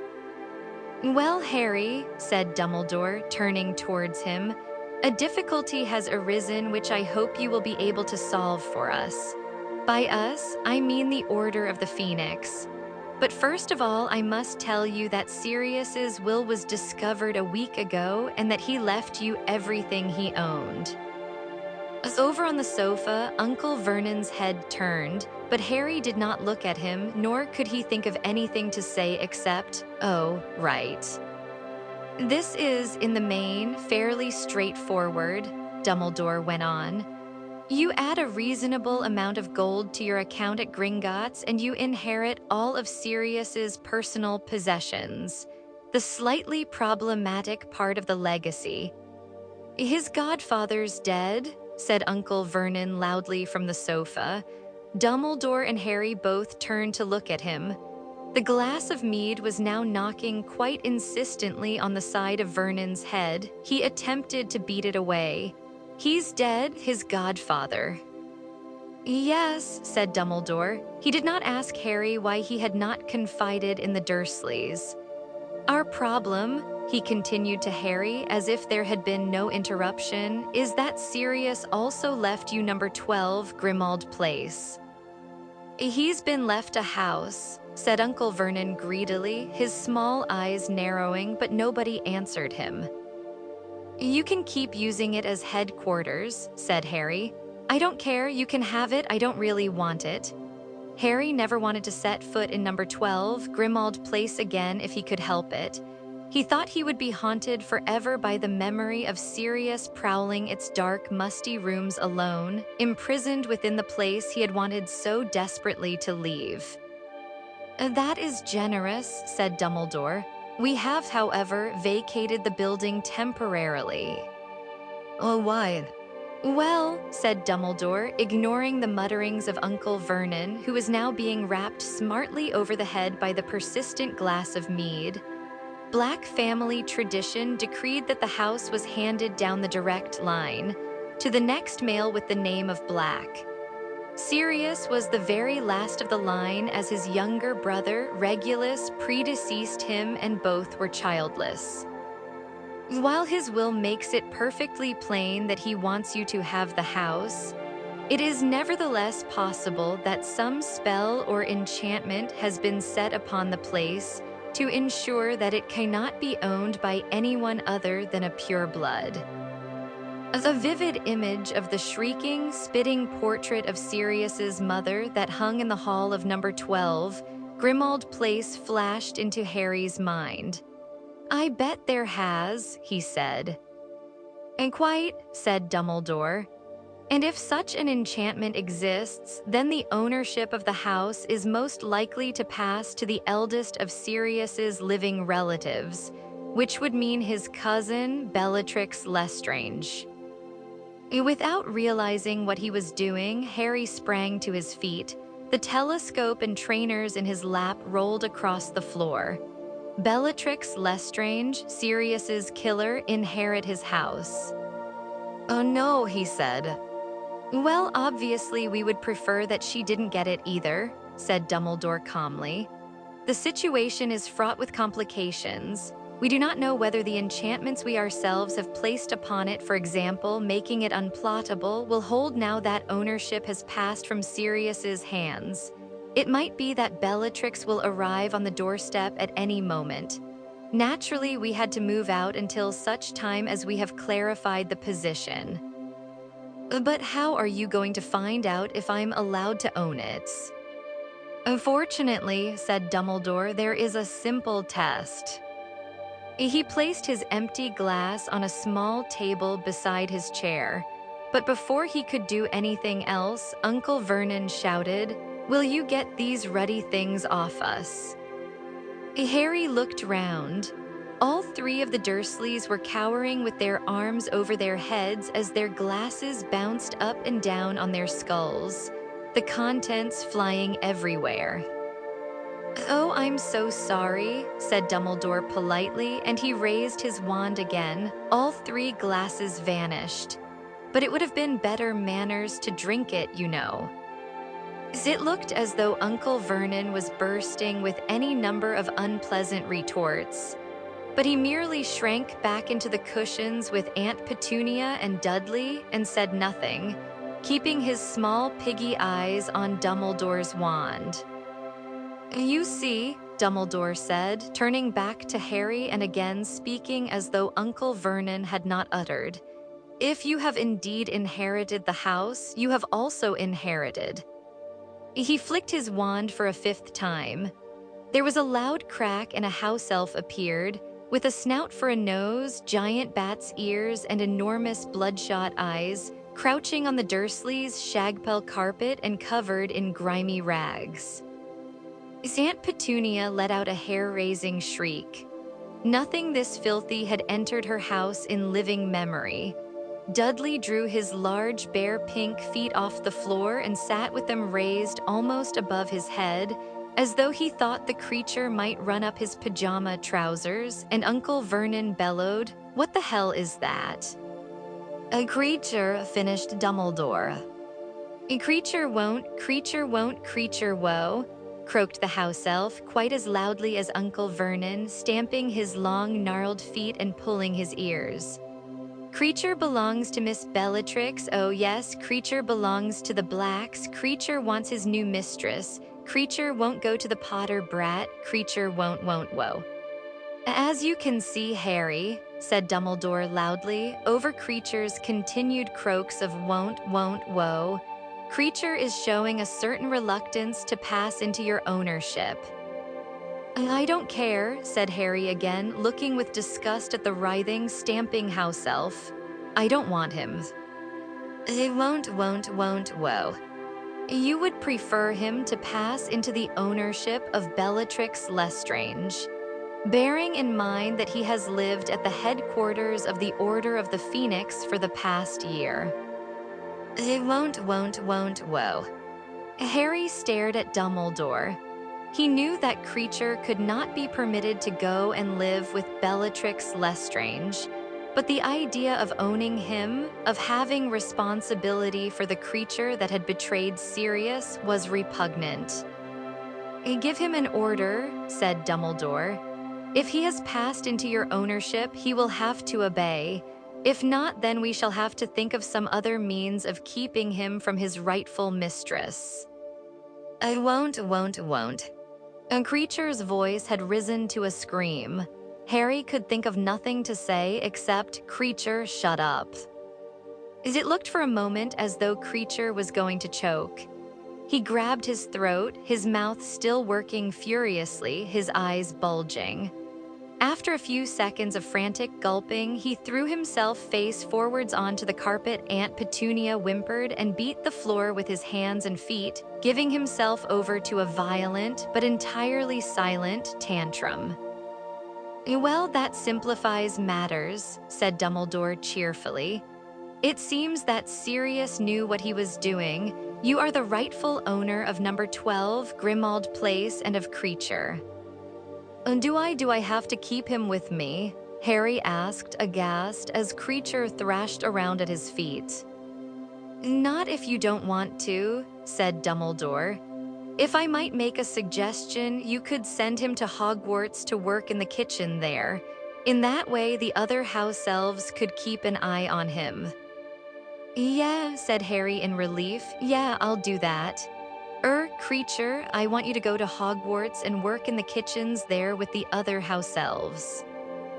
Creature, who was now lying flat on his back with his arms and legs in the air, gave Harry one upside-down look of deepest loathing and with another loud crack vanished. Good, said Dumbledore. There is also the matter of the hippogriff Buckbeak. Hagrid has been looking after him since Sirius died, but Buckbeak is yours now, so if you would prefer to make different arrangements. No, said Harry at once. He can stay with Hagrid. I think Buckbeak would prefer that.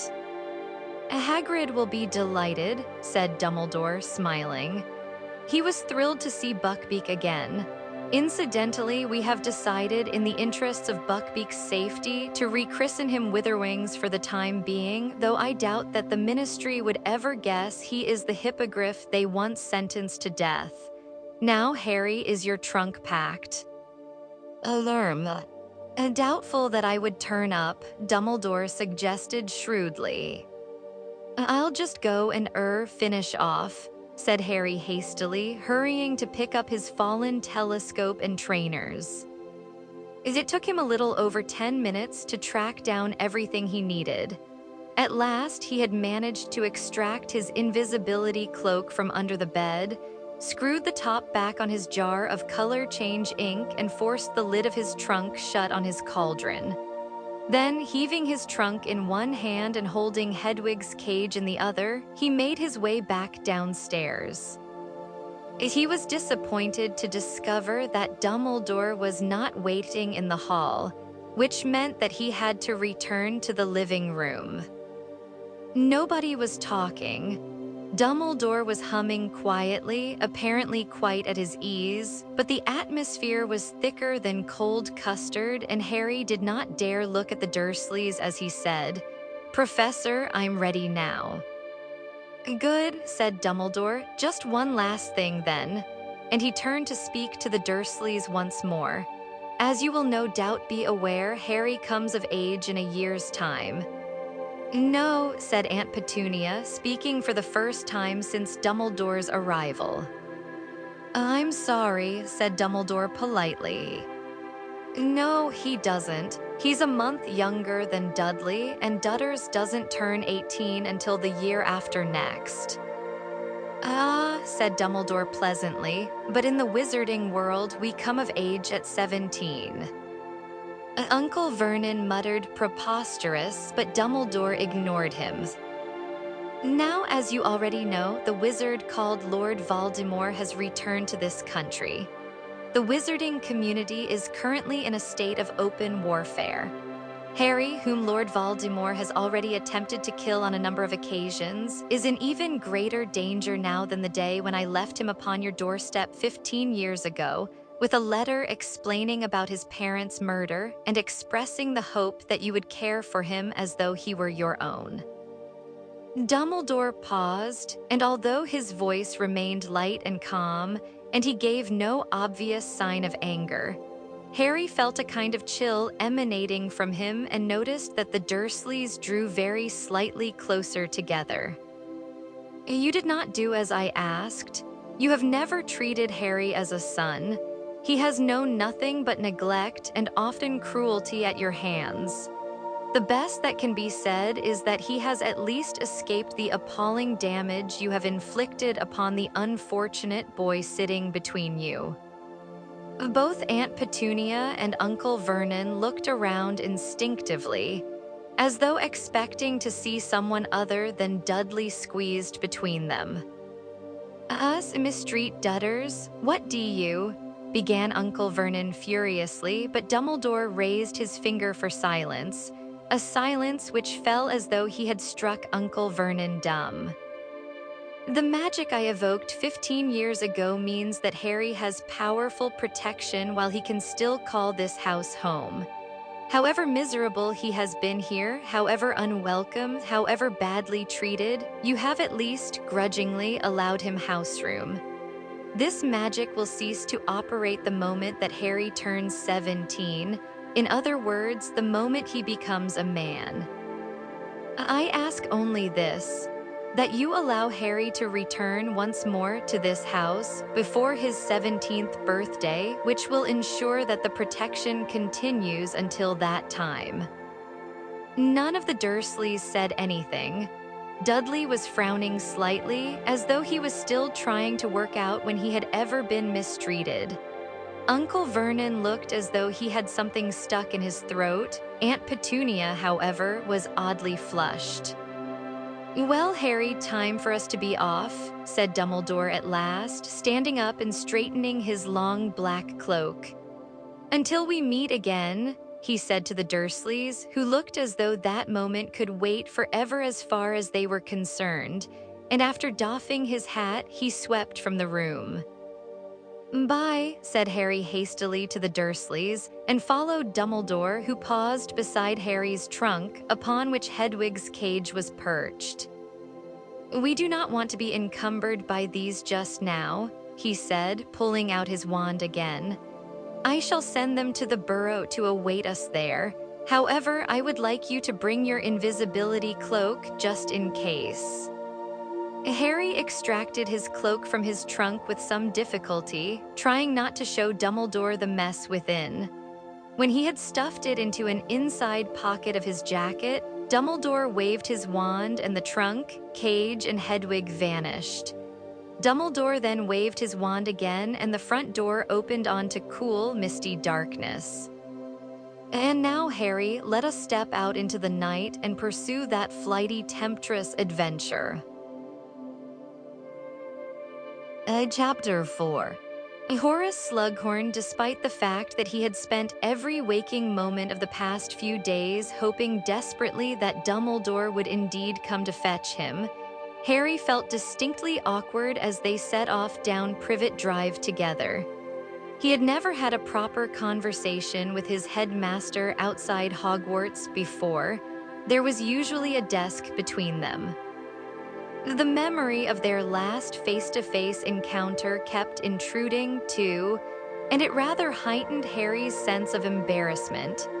He had shouted a lot on that occasion, not to mention doing his best to smash several of Dumbledore's most prized possessions. Dumbledore, however, seemed completely relaxed. "And keep your wand at the ready, Harry," he said brightly. "But I thought I'm not allowed to use magic outside school, sir." "If there is an attack," said Dumbledore, "I give you permission to use any counterjinx or curse that might occur to you. However, I do not think you need worry about being attacked tonight." "Why not, sir?" "You are with me," said Dumbledore simply. "This will do, Harry." He came to an abrupt halt at the end of Privet Drives. You have not, of course, passed your apparition test, he said. No, said Harry, I thought you had to be 17. You do, said Dumbledore, so you will need to hold on to my arm very tightly. My left, if you don't mind, as you have noticed, my wand arm is a little fragile at the moment. Harry gripped Dumbledore's proffered forearm. Very good, said Dumbledore. Well, here we go. Harry felt Dumbledore's arm twist away from him and redoubled his grip. The next thing he knew, everything went black. He was being pressed very hard from all directions. He could not breathe. There were iron bands tightening around his chest. His eyeballs were being forced back into his head. His eardrums were being pushed deeper into his skull, and then he gulped great lungfuls of cold night air and opened his streaming eyes. He felt as though he had just been forced through a very tight rubber tube. It was a few seconds before he realized that Privet Drive had vanished.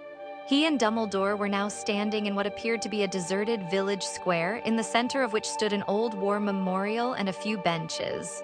His comprehension catching up with his senses, Harry realized that he had just apparated for the first time in his life.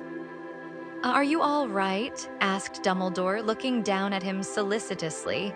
The sensation does take some getting used to.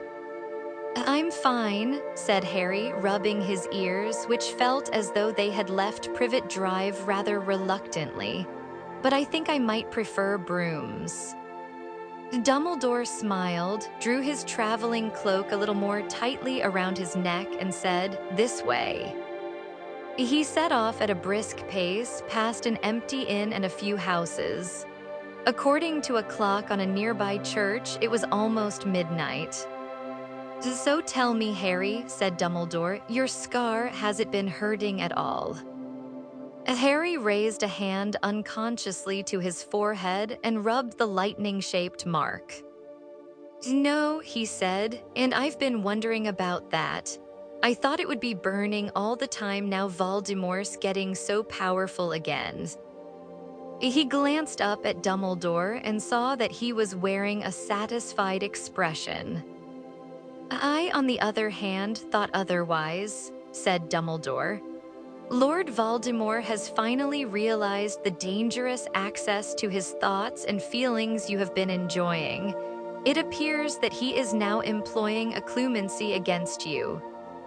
Well, I'm not complaining, said Harry, who missed neither the disturbing dreams nor the startling flashes of insight into Voldemort's mind. They turned a corner, passing a telephone box and a bus shelter. Harry looked sideways at Dumbledore again. Oh, Professor. Oh, Harry. Where exactly are we? This, Harry, is the charming village of Budleigh Babberton. And what are we doing here? Yes, of course, I haven't told you, said Dumbledore. Well, I have lost count of the number of times I have said this in recent years, but we are, once again, one member of staff short. We are here to persuade an old colleague of mine to come out of retirement and return to Hogwarts. How can I help with that, sir? Oh, I think we'll find a use for you, said Dumbledore vaguely. Left here, Harry. They proceeded up a steep, narrow street lined with houses. All the windows were dark.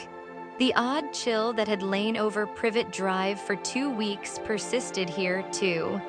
Thinking of Dementors, Harry cast a look over his shoulder and grasped his wand reassuringly in his pocket.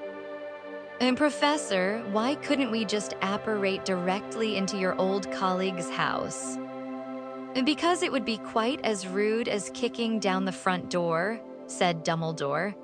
Courtesy dictates that we offer fellow wizards the opportunity of denying us entry. In any case, most wizarding dwellings are magically protected from unwanted apparators. At Hogwarts, for instance, you can't apparate anywhere inside the buildings or grounds, said Harry quickly. Hermione Granger told me. And she is quite right, we turn left again. The church clock chimed midnight behind them. Harry wondered why Dumbledore did not consider it rude to call on his old colleague so late, but now that conversation had been established, he had more pressing questions to ask. Sir, I saw in the Daily Prophet that Fudge has been sacked. Correct, said Dumbledore, now turning up a steep side street. He has been replaced, as I am sure you also saw, by Rufus Scrimgeour, who used to be head of the Auror office. Is he? Do you think he's good? Asked Harry. An interesting question, said Dumbledore. He is able, certainly, a more decisive and forceful personality than Cornelius. Oh yes, but I know what you meant. Rufus is a man of action, and having fought dark wizards for most of his working life, does not underestimate Lord Voldemort. Harry waited, but Dumbledore did not say anything about the disagreement with Scrimgeour that the Daily Prophet had reported, and he did not have the nerve to pursue the subject, so he changed it. And, sir, I saw about Madame Bones. Yes, said Dumbledore quietly. A terrible loss. She was a great witch, just up here, I think, ouch. He had pointed with his injured hand. Professor, what happened to your... I have no time to explain now, said Dumbledore. It is a thrilling tale. I wish to do it justice. He smiled at Harry, who understood that he was not being snubbed, and that he had permission to keep asking questions. Sir, I got a Ministry of Magic leaflet by Owl about security measures we should all take against the Death Eaters. Yes, I received one myself, said Dumbledore, still smiling. Did you find it useful? Not really. No, I thought not. You have not asked me, for instance, what is my favorite flavor of jam, to check that I am indeed Professor Dumbledore and not an imposter. I did, Harry began, not entirely sure whether he was being reprimanded or not.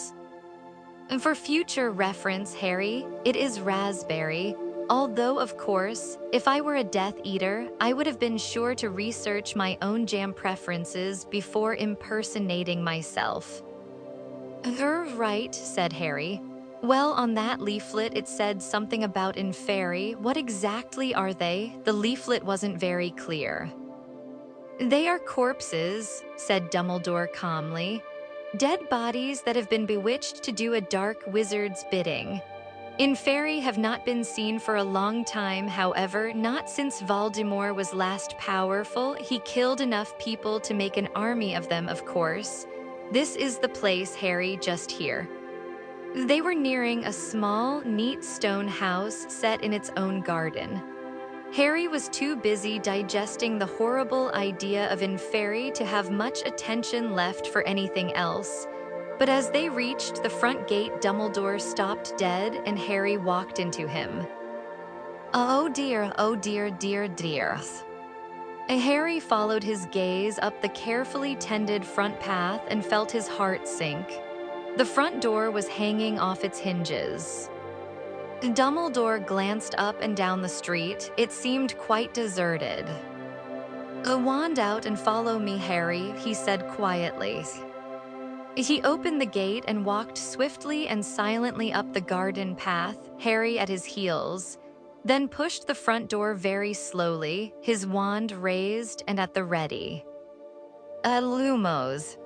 Dumbledore's wand tip ignited, casting its light up a narrow hallway. To the left, another door stood open. Holding his illuminated wand aloft, Dumbledore walked into the sitting room with Harry right behind him. A scene of total devastation met their eyes. A grandfather clock lay splintered at their feet, its face cracked, its pendulum lying a little further away like a dropped sword. A piano was on its side, its keys strewn across the floor. The wreckage of a fallen chandelier glittered nearby. Cushions lay deflated, feathers oozing from slashes in their sides, fragments of glass and china lay like powder over everything. Dumbledore raised his wand even higher, so that its light was thrown upon the walls, where something darkly red and glutinous was spattered over the wallpaper. Harry's small intake of breath made Dumbledore look round. "Not pretty, is it?" he said heavily. "Yes, something horrible has happened here." Dumbledore moved carefully into the middle of the room, scrutinizing the wreckage at his feet. Harry followed, gazing around, half scared of what he might see hidden behind the wreck of the piano or the overturned sofa, but there was no sign of a body. "Maybe there was a fight and they dragged him off, Professor," Harry suggested, trying not to imagine how badly wounded a man would have to be to leave those stains spattered halfway up the walls. "I don't think so," said Dumbledore quietly, peering behind an overstuffed armchair lying on its side. "Oh, you mean he's still here somewhere, yes." And without warning, Dumbledore swooped, plunging the tip of his wand into the seat of the overstuffed armchair, which yelled, "Ouch." "Good evening, Horace," said Dumbledore, straightening up again. Harry's jaw dropped. Where a split second before there had been an armchair, there now crouched an enormously fat, bald old man who was massaging his lower belly and squinting up at Dumbledore with an aggrieved and watery eye.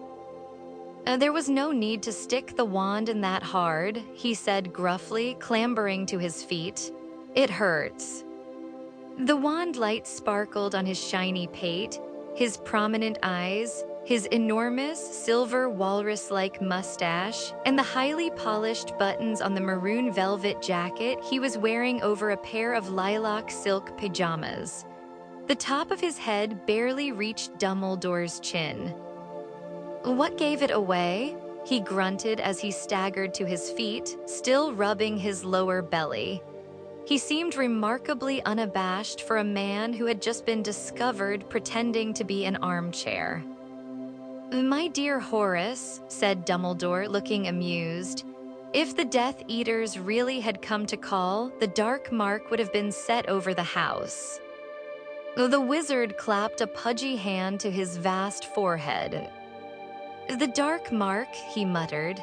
"Knew there was something, well, wouldn't have had time anyway. I'd only just put the finishing touches to my upholstery when you entered the room." He heaved a great sigh that made the ends of his mustache flutter. "Would you like my assistance clearing up?"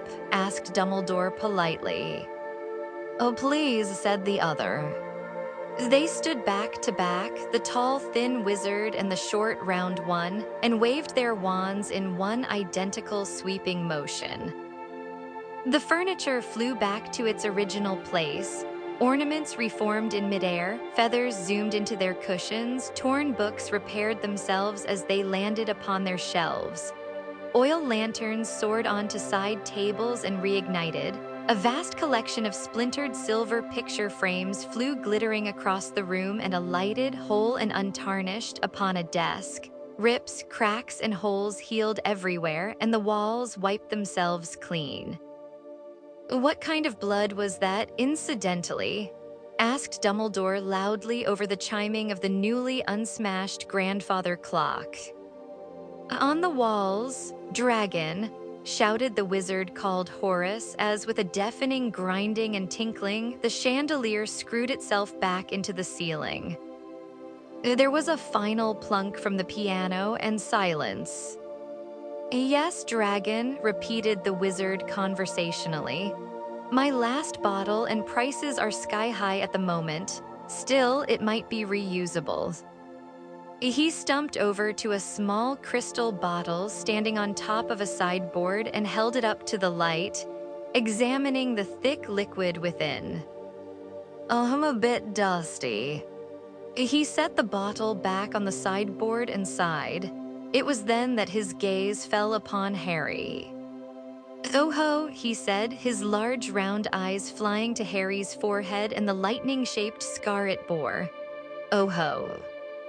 "This," said Dumbledore, moving forwards to make the introduction, "is Harry Potter. Harry, this is an old friend and colleague of mine, Horace Slughorn." A Slughorn turned on Dumbledore, his expression shrewd. "And so that's how you thought you'd persuade me, is it? Well, the answer's no, Albus." He pushed past Harry, his face turned resolutely away with the air of a man trying to resist temptation. "I suppose we can have a drink at least," asked Dumbledore, "for old time's sake." Slughorn hesitated. All right then, one drink," he said ungraciously. Dumbledore smiled at Harry and directed him towards a chair not unlike the one that Slughorn had so recently impersonated, which stood right beside the newly burning fire and a brightly glowing oil lamp. Harry took the seat with the distinct impression that Dumbledore, for some reason, wanted to keep him as visible as possible.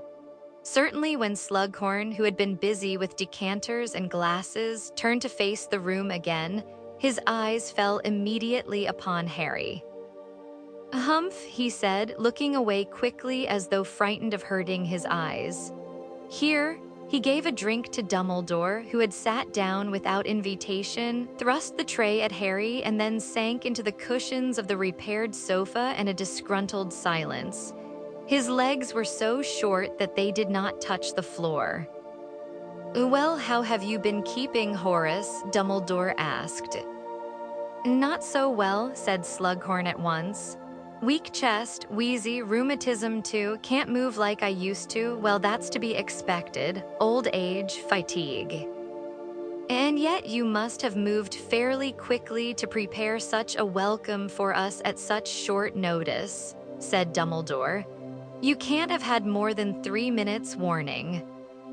Slughorn said, half irritably, half proudly, "Too, didn't hear my intruder charm go off. I was taking a bath. Still," he added sternly, seeming to pull himself back together again, "the fact remains that I'm an old man, Albus. A tired old man who's earned the right to a quiet life and a few creature comforts." He certainly had those, thought Harry, looking around the room. It was stuffy and cluttered, yet nobody could say it was uncomfortable. There were soft chairs and footstools, drinks and books, boxes of chocolates and plump cushions. If Harry had not known who lived there, he would have guessed at a rich, fussy old lady. "You're not yet as old as I am, Horace," said Dumbledore. "Well, maybe you ought to think about retirement yourself," said Slughorn bluntly. His pale gooseberry eyes had found Dumbledore's injured hand. "Reactions not what they were, I see." "You're quite right," said Dumbledore serenely, shaking back his sleeve to reveal the tips of those burned and blackened fingers. The sight of them made the back of Harry's neck prickle unpleasantly. "I am undoubtedly slower than I was, but on the other hand..." He shrugged and spread his hands wide, as though to say that age had its compensations, and Harry noticed a ring on his uninjured hand that he had never seen Dumbledore wear before. It was large, rather clumsily made of what looked like gold, and was set with a heavy black stone that had cracked down the middle. Slughorn's eyes lingered for a moment on the ring, too, and Harry saw a tiny frown momentarily crease his wide forehead. "So all these precautions against intruders, Horace, are they for the Death Eater's benefit or mine?" asked Dumbledore. "What would the Death Eaters want with a poor broken-down old buffer like me?" demanded Slughorn.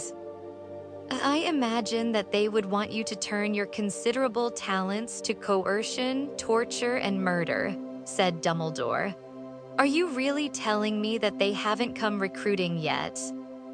Slughorn eyed Dumbledore balefully for a moment, then muttered, "I haven't given them the chance. I've been on the move for a year, never stay in one place more than a week. Move from Muggle house to Muggle house. The owners of this place are on holiday in the Canary Islands. It's been very pleasant, I'll be sorry to leave. It's quite easy once you know how one simple freezing charm on these absurd burglar alarms they use instead of sneakoscopes and make sure the neighbors don't spot you bringing in the piano. Ingenious, said Dumbledore, but it sounds a rather tiring existence for a broken-down old buffer in search of a quiet life. Now, if you were to return to Hogwarts, if you're going to tell me my life would be more peaceful at that pestilential school, you can save your breath, Albus. I might have been in hiding, but some funny rumors have reached me since Dolor's Umbridge left. If that's how you treat teachers these days. Professor Umbridge ran afoul of our centaur herd, said Dumbledore. I think you, Horace, would have known better than to stride into the forest and call a horde of angry centaurs filthy half-breeds. That's what she did she? Said Slughorn. Idiotic woman, never liked her. Harry chuckled, and both Dumbledore and Slughorn looked round at him. Sorry, Harry said hastily. It's just I didn't like her either. Dumbledore stood up rather suddenly. Are you leaving? Asked Slughorn at once, looking hopeful. No, I was wondering whether I might use your bathroom, said Dumbledore. Oh, said Slughorn, clearly disappointed, second on the left down the hall. Dumbledore crossed the room. Once the door had closed behind him, there was silence. After a few moments, Slughorn got to his feet, but seemed uncertain what to do with himself. He shot a furtive look at Harry, then strode to the fire and turned his back on it, warming his wide behind. Don't think I don't know why he's brought you, he said abruptly. Harry merely looked at Slughorn. Slughorn's watery eyes slid over Harry's scar, this time taking in the rest of his face. You look very like your father's. Yeah, I've been told, said Harry. Except for your eyes you've got. My mother's eyes, yes. Harry had heard it so often he found it a bit wearing. Humph, yes, well, you shouldn't have favorites as a teacher, of course, but she was one of mine. Your mother, Slughorn added in answer to Harry's questioning look. Lily Evans, one of the brightest I ever taught, vivacious, charming girl. I used to tell her she ought to have been in my house. Very cheeky answers I used to get back too. Which was your house? I was head of Slytherin, said Slughorn. Oh, now, he went on quickly, seeing the expression on Harry's face and wagging a stubby finger at him. Don't go holding that against me. You'll be Gryffindor like her, I suppose. Yes, it usually goes in families. Not always, though. Ever heard of Sirius Black? You must have been in the papers for the last couple of years, died a few weeks ago. It was as though an invisible hand had twisted Harry's intestines and held them tight. Well, anyway, he was a big pal of your father's at school. The whole Black family had been in my house, but Sirius ended up in Gryffindor. Shame, he was a talented boy. I got his brother Regulus when he came along, but I'd have liked the set. He sounded like an enthusiastic collector who had been outbid at auction. Apparently lost in memories, he gazed at the opposite wall, turning idly on the spot to ensure an even heat on his backside. Your mother was Muggle-born, of course. Couldn't believe it when I found out. Thought she must have been pure blood, she was so good. One of my best friends is Muggle-born, said Harry, and she's the best in our year.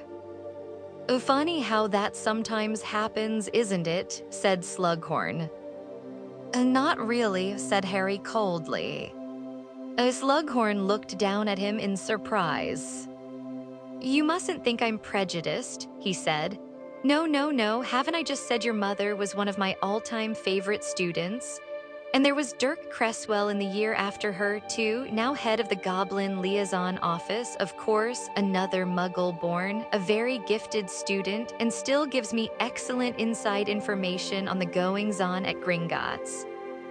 He bounced up and down a little, smiling in a self-satisfied way. and pointed at the many glittering photograph frames on the dresser, each peopled with tiny moving occupants. All ex-students all signed.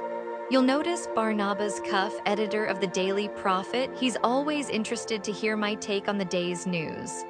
And Ambrosius Flume of Honeyjukes, a hamper every birthday, and all because I was able to give him an introduction to Ciceron Harkis, who gave him his first job.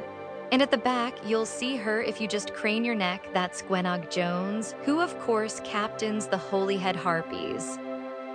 People are always astonished to hear I'm on first-name terms with the Harpies, and free tickets whenever I want them. This thought seemed to cheer him up enormously. "And all these people know where to find you to send you stuff?" asked Harry, who could not help wondering why the Death Eaters had not yet tracked down Slughorn if hampers of sweets, Quidditch tickets, and visitors craving his advice and opinions could find him. The smile slid from Slughorn's face as quickly as the blood from his walls. "Of course not," he said, looking down at Harry. "I have been out of touch with everybody for a year."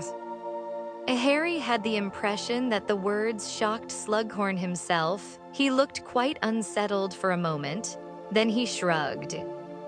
Still, the prudent wizard keeps his head down in such times.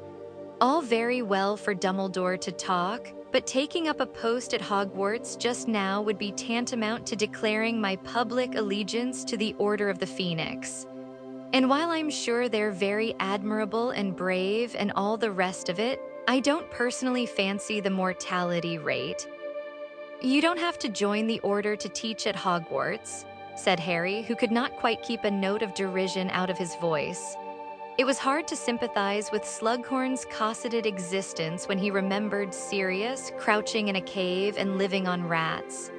Most of the teachers aren't in it, and none of them has ever been killed, well, unless you count Quirrell, and he got what he deserved seeing as he was working with Voldemort. Harry had been sure Slughorn would be one of those wizards who could not bear to hear Voldemort's name spoken aloud, and was not disappointed. Slughorn gave a shudder and a squawk of protest, which Harry ignored. "I reckon the staff are safer than most people while Dumbledore's headmaster. He's supposed to be the only one Voldemort ever feared, isn't he?" Harry went on. Slughorn gazed into space for a moment or two. He seemed to be thinking over Harry's words. "Well, yes, it is true that he who must not be named has never sought a fight with Dumbledore," he muttered grudgingly. "And I suppose one could argue that as I have not joined the Death Eaters, he who must not be named can hardly count me a friend, in which case I might well be safer a little closer to Albus. I cannot pretend that Amelia Bones's death did not shake me if she, with all her ministry contacts and protection." Dumbledore re-entered the room, and Slughorn jumped as though he had forgotten he was in the house. "Oh, there you are, Albus," he said. "You've been a very long time, upset stomach." "No, I was merely reading the Muggle magazines," said Dumbledore. "I do love knitting patterns. Well, Harry, we have trespassed upon Horace's hospitality quite long enough. I think it is time for us to leave." Not at all reluctant to obey, Harry jumped to his feet. Slughorn seemed taken aback. You're leaving."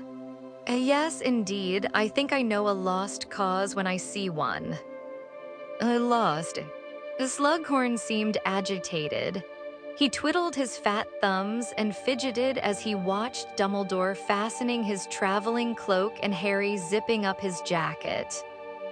"Well, I'm sorry you don't want the job, Horace," said Dumbledore, raising his uninjured hand in a farewell salute. "Hogwarts would have been glad to see you back again. Our greatly increased security notwithstanding, you will always be welcome to visit should you wish to." Yes, well, very gracious, as I say." Goodbye, then." "Bye," said Harry. They were at the front door when there was a shout from behind them. All right, I'll do it." Dumbledore turned to see Slughorn standing breathless in the doorway to the sitting room. "You will come out of retirement." Yes, yes," said Slughorn impatiently. "I must be mad, but yes." Wonderful," said Dumbledore, beaming. "Then, Horace, we shall see you on the 1st of September." Yes, I dare say you will," grunted Slughorn. As they set off down the garden path, Slughorn's voice floated after them. "I'll want a pay rise, Dumbledore." Dumbledore chuckled. The garden gates swung shut behind them and they set off back down the hill through the dark and the swirling mist. Well done, Harry," said Dumbledore. I didn't do anything," said Harry in surprise. "Oh, yes, you did. You showed Horace exactly how much he stands to gain by returning to Hogwarts. Did you like him?" Alert. Harry wasn't sure whether he liked Slughorn or not.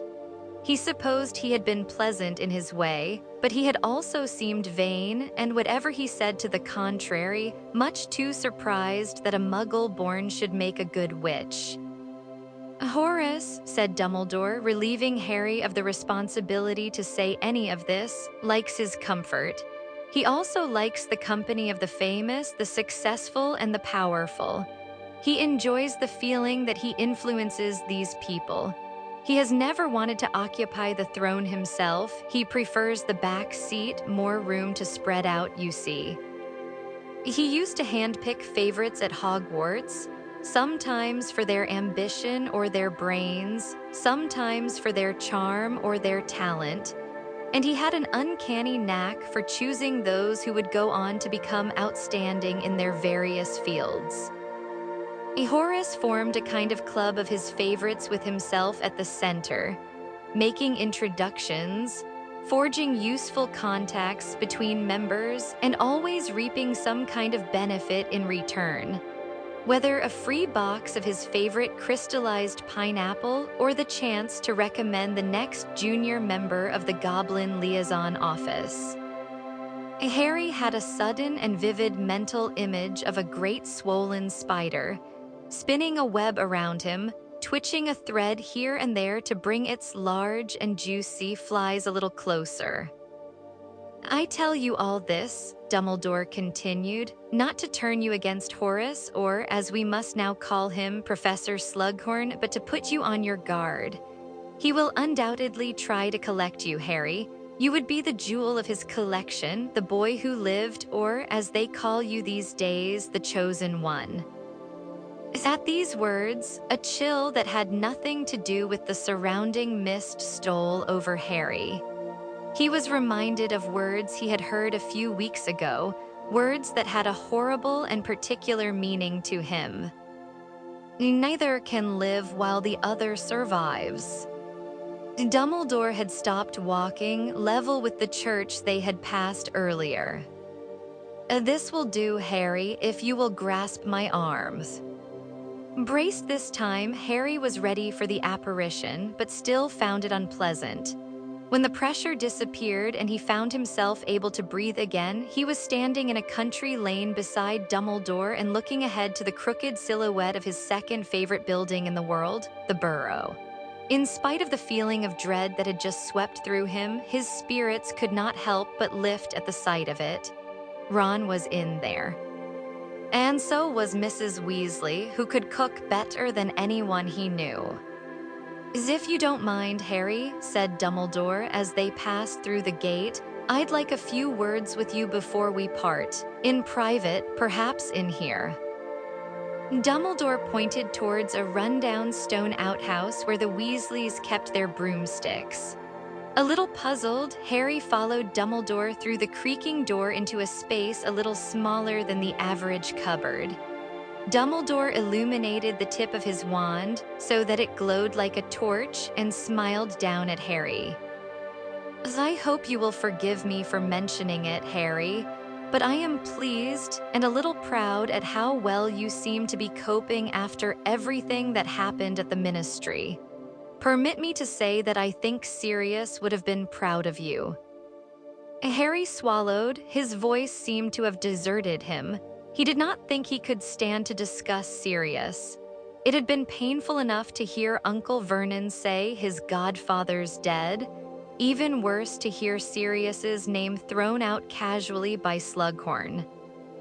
"It was cruel," said Dumbledore softly, "that you and Sirius had such a short time together.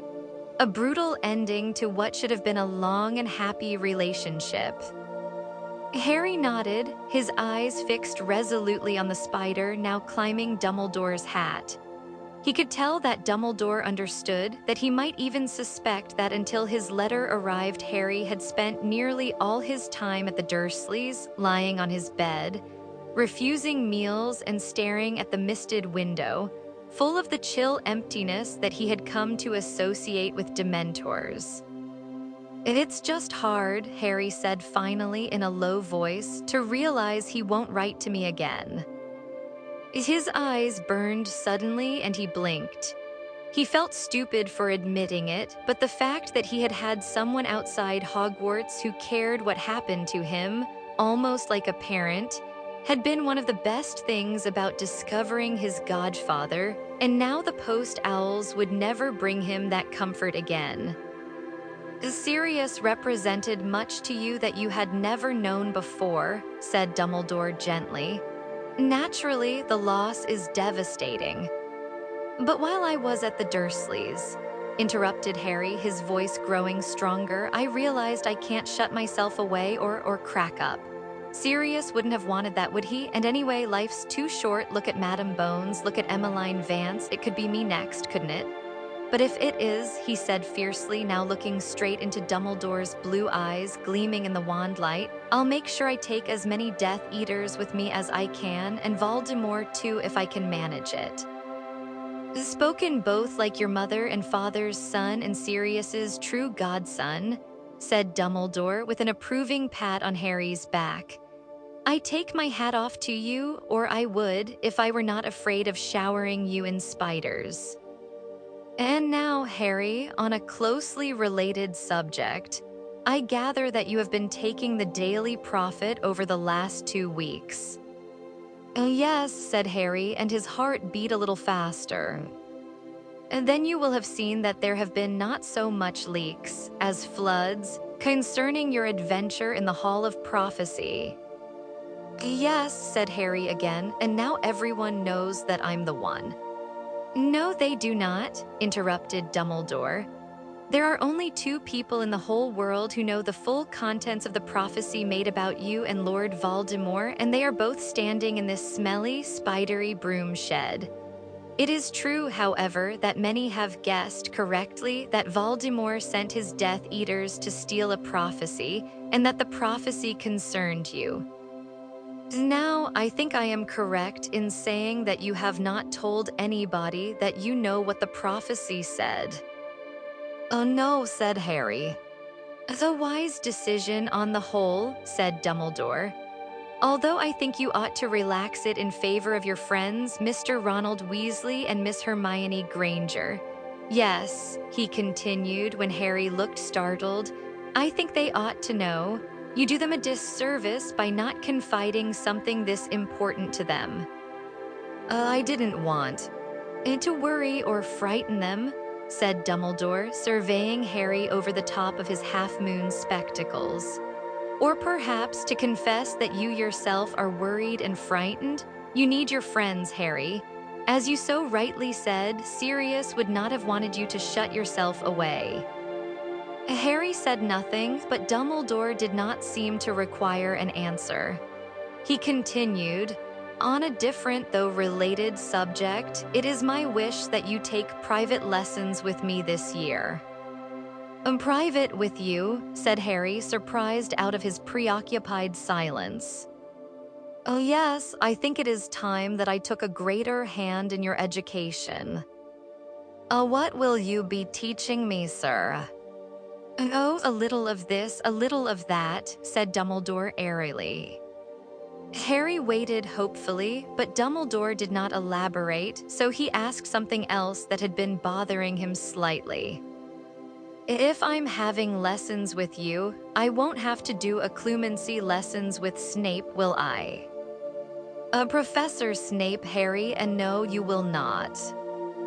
Good, said Harry in relief, because they were. He stopped, careful not to say what he really thought. I think the word fiasco would be a good one here, said Dumbledore, nodding. Harry laughed. Well, that means I won't see much of Professor Snape from now on, he said, because he won't let me carry on potions unless I get outstanding in my OWL, which I know I haven't. Don't count your owls before they are delivered, said Dumbledore gravely. Which, now I think of it, ought to be sometime later today. Now 2 more things, Harry, before we part. Firstly, I wish you to keep your invisibility cloak with you at all times from this moment onwards, even within Hogwarts itself, just in case you understand me. Harry nodded. And lastly, while you stay here, the Burrow has been given the highest security the Ministry of Magic can provide. These measures have caused a certain amount of inconvenience to Arthur and Molly. All their post, for instance, is being searched at the Ministry before being sent on. They do not mind in the slightest, for their only concern is your safety. However, it would be poor repayment if you risked your neck while staying with them. I understand, said Harry quickly. Very well then, said Dumbledore, pushing open the broomshed door and stepping out into the yard. I see a light in the kitchen. Let us not deprive Molly any longer of the chance to deplore how thin you are. Chapter 5. In excess of phlegm, Harry and Dumbledore approached the back door of the Burrow, which was surrounded by the familiar litter of old Wellington boots and rusty cauldrons. Harry could hear the soft clucking of sleepy chickens coming from a distant shed. Dumbledore knocked 3 times, and Harry saw sudden movement behind the kitchen window. Who's there?" said a nervous voice that he recognized as Mrs. Weasley's. "Declare yourself." "It is I, Dumbledore, bringing Harry." The door opened at once. There stood Mrs. Weasley, short, plump, and wearing an old green dressing gown. "Harry, dear, gracious, Albus, you gave me a fright. You said not to expect you before morning." "We were lucky," said Dumbledore, ushering Harry over the threshold. Slughorn proved much more persuadable than I had expected, Harry's doing, of course. "Ah, hello, Nymphadora." Harry looked around and saw that Mrs. Weasley was not alone, despite the lateness of the hour. A young witch with a pale, heart-shaped face and mousy brown hair was sitting at the table clutching a large mug between her hands. "Hello, Professor," she said. "Watcher Harry." "Hi, Tonks." Harry thought she looked drawn, even ill, and there was something forced in her smile.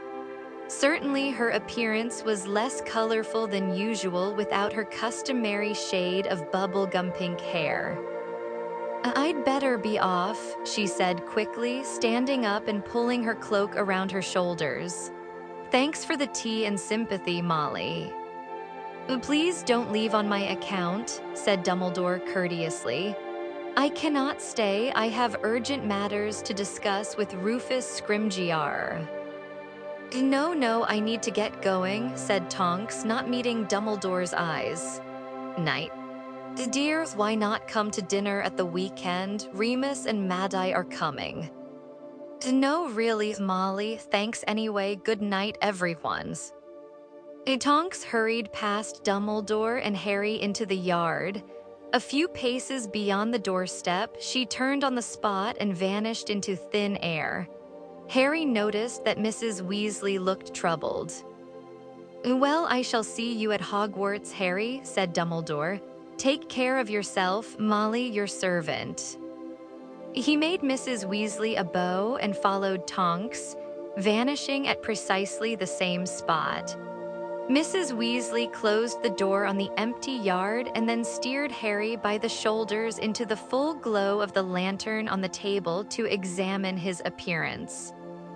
"You're like Ron," she sighed, looking him up and down. "Both of you look as though you've had stretching jinxes put on you. I swear Ron's grown 4 inches since I last bought him school robes. Are you hungry, Harry?" "Yeah, I am," said Harry, suddenly realizing just how hungry he was. "Sit down, dear, I'll knock something up." As Harry sat down, a furry ginger cat with a squashed face jumped onto his knees and settled there, purring. "So Hermione's here?" he asked happily as he tickled Crookshanks behind the ear. "Oh yes, she arrived the day before yesterday," said Mrs. Weasley, wrapping a large iron pot with her wand. It bounced onto the stove with a loud clang and began to bubble at once. "Everyone's in bed, of course. We didn't expect you for hours. Here you are." As she tapped the pot again, it rose into the air, flew towards Harry, and tipped over. Mrs. Weasley slid a bowl neatly beneath it just in time to catch the stream of thick, steaming onion soup. "Oh, bread, dear." Thanks, Mrs. Weasley." She waved her wand over her shoulder. A loaf of bread and a knife soared gracefully onto the table. As the loaf sliced itself and the soup pot dropped back onto the stove, Mrs. Weasley sat down opposite him. "And so you persuaded Horace Slughorn to take the job?" Harry nodded, his mouth so full of hot soup that he could not speak. "He taught Arthur and me," said Mrs. Weasley. "He was at Hogwarts for ages, started around the same time as Dumbledore, I think. Did you like him?" His mouth now full of bread, Harry shrugged and gave a non-committal jerk of the head. "I know what you mean," said Mrs. Weasley, nodding wisely. "Of course he can be charming when he wants to be, but Arthur never liked him much. The ministry's littered with Slughorn's old favorites. He was always good at giving leg-ups, but he never had much time for Arthur, didn't seem to think he was enough of a high flyer. Well, that just shows you even Slughorn makes mistakes. I don't know whether Ron told you in any of his letters, it's only just happened, but Arthur's been promoted." It could not have been clearer that Mrs. Weasley had been bursting to say this. Harry swallowed a large amount of very hot soup and thought he could feel his throat blistering. "Oh, that's great," he gasped. "You are sweet," beamed Mrs. Weasley, possibly taking his watering eyes for emotion at the news.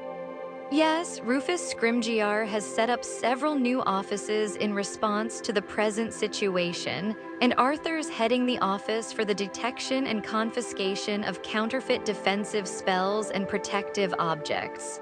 It's a big job. He's got 10 people reporting to him now." "Oh, what exactly?" "Well, you see, in all the panic about you-know-who, odd things have been cropping up for sale everywhere. Things that are supposed to guard against you-know-who and the Death Eaters. You can imagine the kind of thing, so-called protective potions that are really gravy with a bit of bubituber pus added, or instructions for defensive jinxes that actually make your ears fall off. Well, in the main, the perpetrators are just people like Mundungus Fletcher, who have never done an honest day's work in their lives and are taking advantage of how frightened everybody is. But every now and then something really nasty turns up. The other day, Arthur confiscated a box of cursed sneakoscopes that were almost certainly planted by a Death Eater. So you see, it's a very important job, and I tell him it's just silly to miss dealing with spark plugs and toasters and all the rest of that muggle rubbish." Mrs. Weasley ended her speech with a stern look, as if it had been Harry suggesting that it was natural to miss spark plugs. "Is Mr. Weasley still at work?" Harry asked. "Yes, he is. As a matter of fact, he's a tiny bit late. He said he'd be back around midnight." She turned to look at a large clock that was perched awkwardly on top of a pile of sheets in the washing basket at the end of the table. Harry recognized it at once. It had 9 hands, each inscribed with the name of a family member and usually hung on the Weasleys' sitting room wall, though its current position suggested that Mrs. Weasley had taken to carrying it around the house with her. Every single one of its 9 hands was now pointing at mortal peril. "It's been like that for a while now," said Mrs. Weasley in an unconvincingly casual voice. "Ever since you know who came back into the open. I suppose everybody's in mortal peril now. I don't think it can be just our family, but I don't know anyone else who's got a clock like this, so I can't check." "Oh." With a sudden exclamation, she pointed at the clock's face. Mr. Weasley's hand had switched to traveling. "Oh, he's coming." And sure enough, a moment later, there was a knock on the back door. Mrs. Weasley jumped up and hurried to it. With one hand on the doorknob and her face pressed against the wood, she called softly, "Arthur, is that you?" Yes," came Mr. Weasley's weary voice. "But I would say that even if I were a Death Eater, dear, ask the question." "Oh, honestly. Molly." All right, what is your dearest ambitions?" "To find out how aeroplanes stay up." Mrs. Weasley nodded and turned the doorknob, but apparently Mr. Weasley was holding tight to it on the other side because the door remained firmly shut. "Molly, I've got to ask you your question first." Arthur, really, this is just silly. What do you like me to call you when we're alone together?" Even by the dim light of the lantern, Harry could tell that Mrs. Weasley had turned bright red. He himself felt suddenly warm around the ears and neck, and hastily gulped soup, clattering his spoon as loudly as he could against the bowls. "Molly Wobbles," whispered a mortified Mrs. Weasley into the crack at the edge of the door. Correct," said Mr. Weasley. "Now you can let me in." Mrs. Weasley opened the door to reveal her husband, a thin, balding, red-haired wizard wearing horn-rimmed spectacles and a long and dusty traveling cloak. "I still don't see why we have to go through that every time you come home," said Mrs. Weasley, still pink in the face as she helped her husband out of his cloak. "I mean, a Death Eater might have forced the answer out of you before impersonating you." "I know, dear, but it's ministry procedure and I have to set an example. Something smells good, onion soup." Mr. Weasley turned hopefully in the direction of the table. Harry, we didn't expect you until morning." They shook hands and Mr. Weasley dropped into the chair beside Harry as Mrs. Weasley set a bowl of soup in front of him, too. "Thanks, Molly. It's been a tough night. Some idiots started selling metamorph medals. Just sling them around your neck and you'll be able to change your appearance at will. 100,000 disguises, all for 10 galleons. And what really happens when you put them on?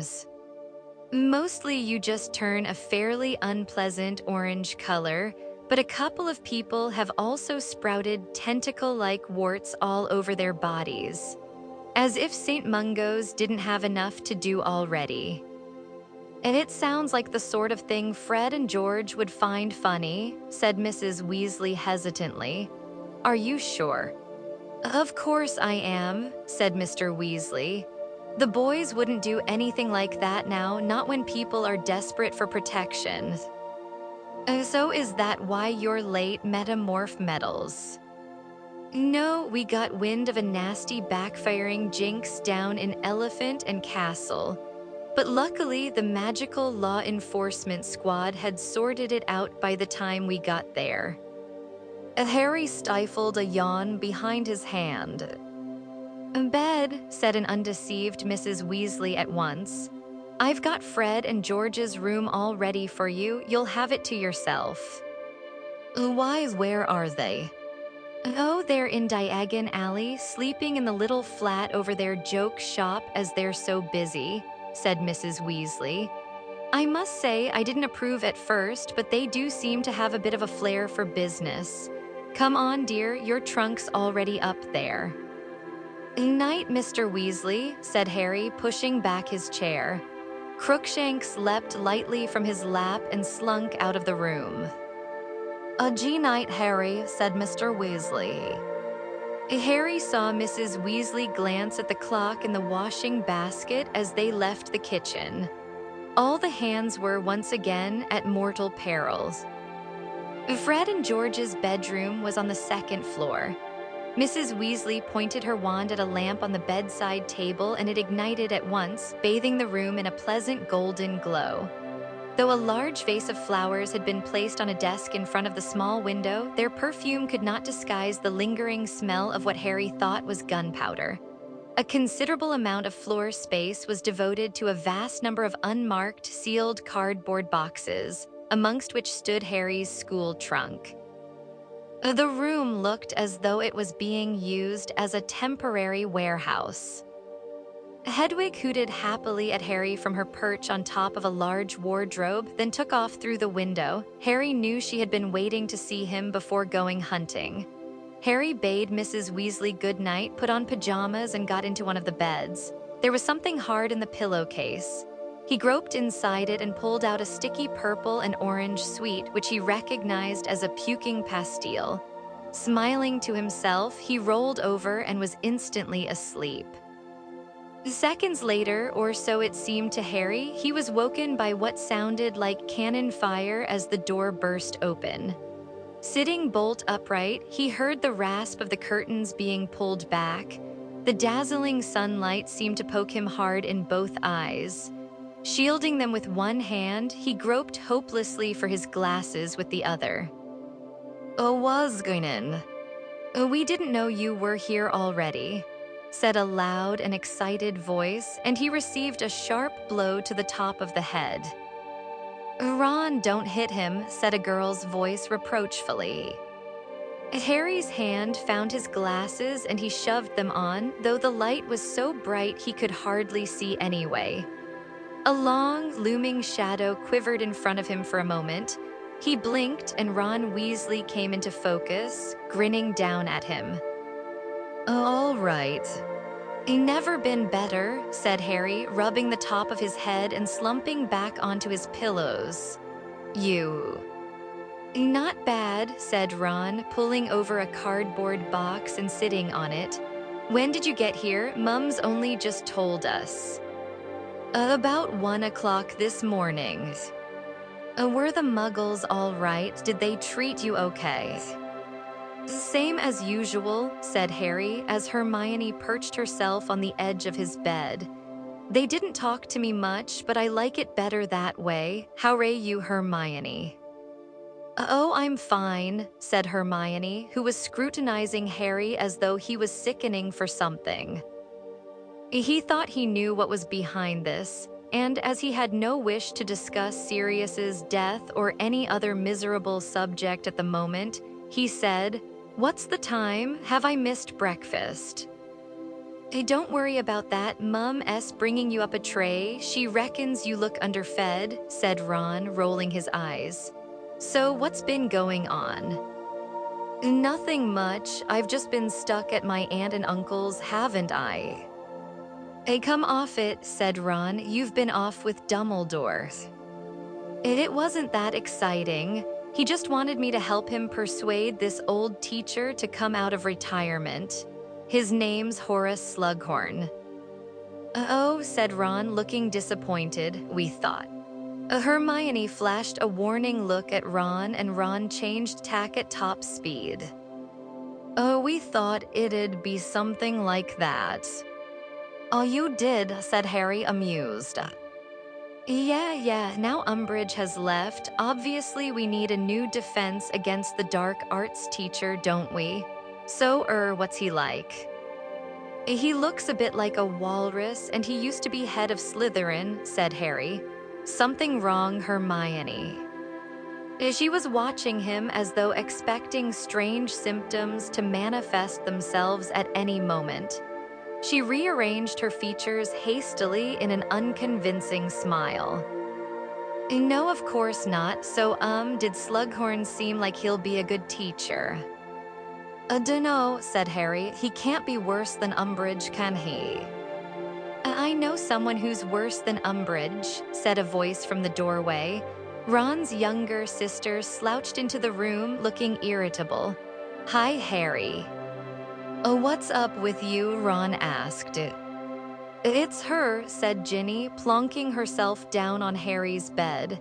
She's driving me mad. What's she done now? Asked Hermione sympathetically. And it's the way she talks to me. You'd think I was about 3. I know, said Hermione, dropping her voice. She's so full of herself.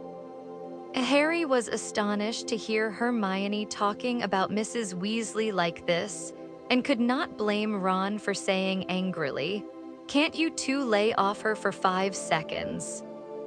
Oh, that's right, defend her, snapped Ginny. We all know you can't get enough of her. This seemed an odd comment to make about Ron's mother. Starting to feel that he was missing something, Harry said, "Who are you?" But his question was answered before he could finish it. The bedroom door flew open again, and Harry instinctively yanked the bed covers up to his chin so hard that Hermione and Ginny slid off the bed onto the floor. A young woman was standing in the doorway, a woman of such breathtaking beauty that the room seemed to have become strangely airless. She was tall and willowy with long blonde hair and appeared to emanate a faint, silvery glow. To complete this vision of perfection, she was carrying a heavily laden breakfast tray. All right, she said in a throaty voice, eat has been too long. As she swept over the threshold towards him, Mrs. Weasley was revealed, bobbing along in her wake, looking rather cross.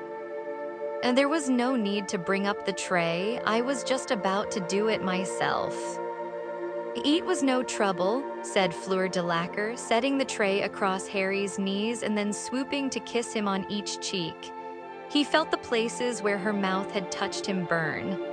I've been longing to see you remember my sister, Gabrielle? She never stops talking about Harry Potter. She will be delighted to see you again. Oh, is she here too? Harry croaked. No, silly boy, said Fleur with a tinkling laugh. I mean next summer when but do you not know? Her great blue eyes widened and she looked reproachfully at Mrs. Weasley, who said, We hadn't got around to telling him yet. Fleur turned back to Harry, swinging her silvery sheet of hair so that it whipped Mrs. Weasley across the face. Bill and I are going to be married. Oh, said Harry blankly. He could not help noticing how Mrs. Weasley, Hermione, and Ginny were all determinedly avoiding each other's gaze.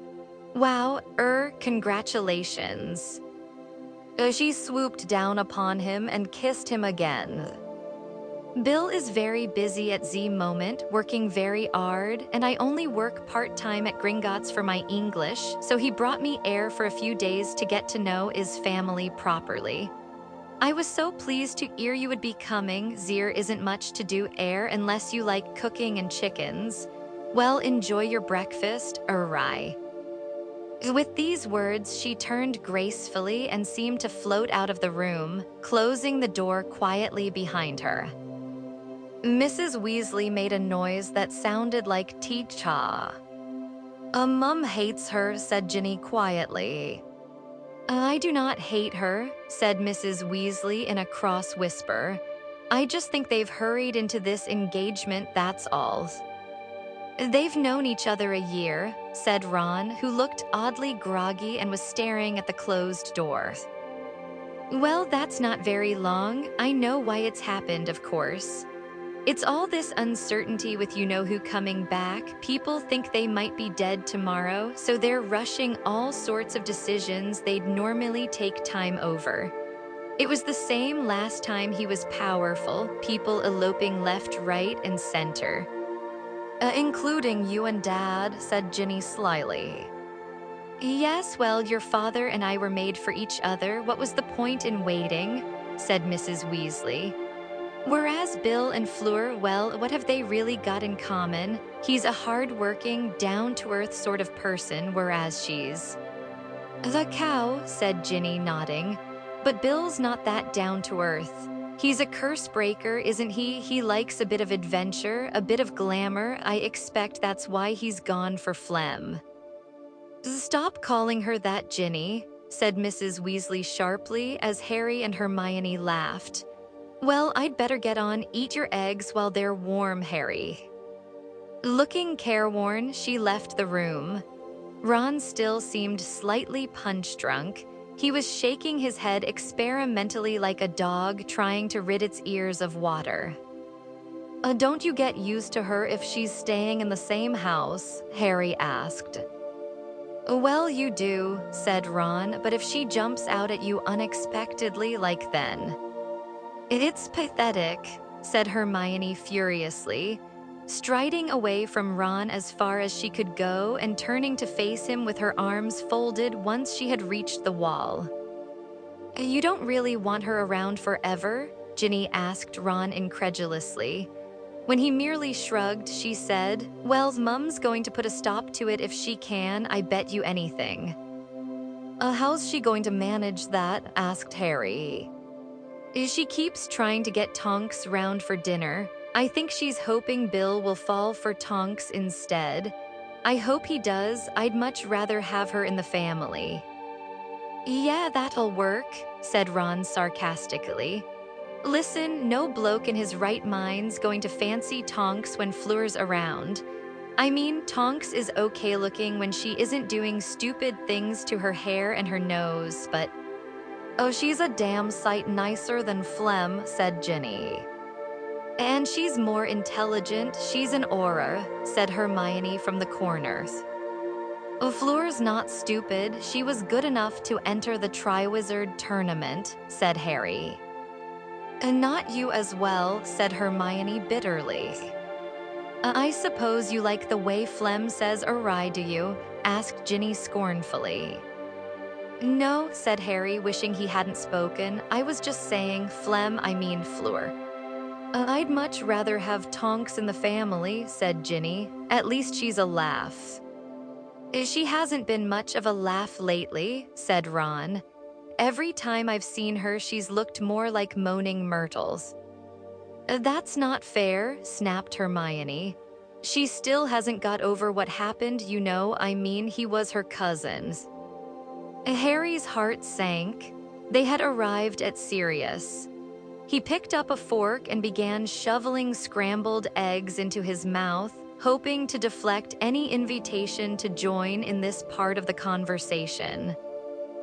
Tonks and Sirius barely knew each other, said Ron. Sirius was in Azkaban half her life, and before that their families never met. That's not the point, said Hermione. She thinks it was her fault he died. How does she work that one out? Asked Harry in spite of himself. Well, she was fighting Bellatrix Lestrange, wasn't she? I think she feels that if only she had finished her off, Bellatrix couldn't have killed Sirius. Oh, that's stupid, said Ron. It's survivor's guilt, said Hermione. I know Lupin S. tried to talk her round, but she's still really down. She's actually having trouble with her metamorphosing. With her. She can't change her appearance like she used to, explained Hermione. I think her powers must have been affected by shock or something. Oh, I didn't know that could happen, said Harry. Nor did I, said Hermione, but I suppose if you're really depressed. The door opened again and Mrs. Weasley popped her head in. Ginny, she whispered, come downstairs and help me with the lunch. I'm talking to this lot, said Ginny, outraged. And now, said Mrs. Weasley and withdrew. She only wants me there so she doesn't have to be alone with Phlegm, said Ginny crossly. She swung her long red hair around in a very good imitation of Fleur and pranced across the room with her arms held aloft like a ballerina.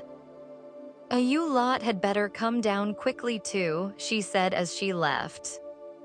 Harry took advantage of the temporary silence to eat more breakfast.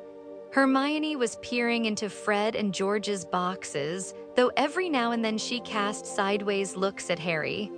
Ron, who was now helping himself to Harry's toast, was still gazing dreamily at the door. "What's this?" Hermione asked eventually, holding up what looked like a small telescope. "Dunno," said Ron, "but if Fred and George have left it here, it's probably not ready for the joke shop yet, so be careful." "Your mum said the shop's going well," said Harry. "Said Fred and George have got a real flair for business." "That's an understatement," said Ron.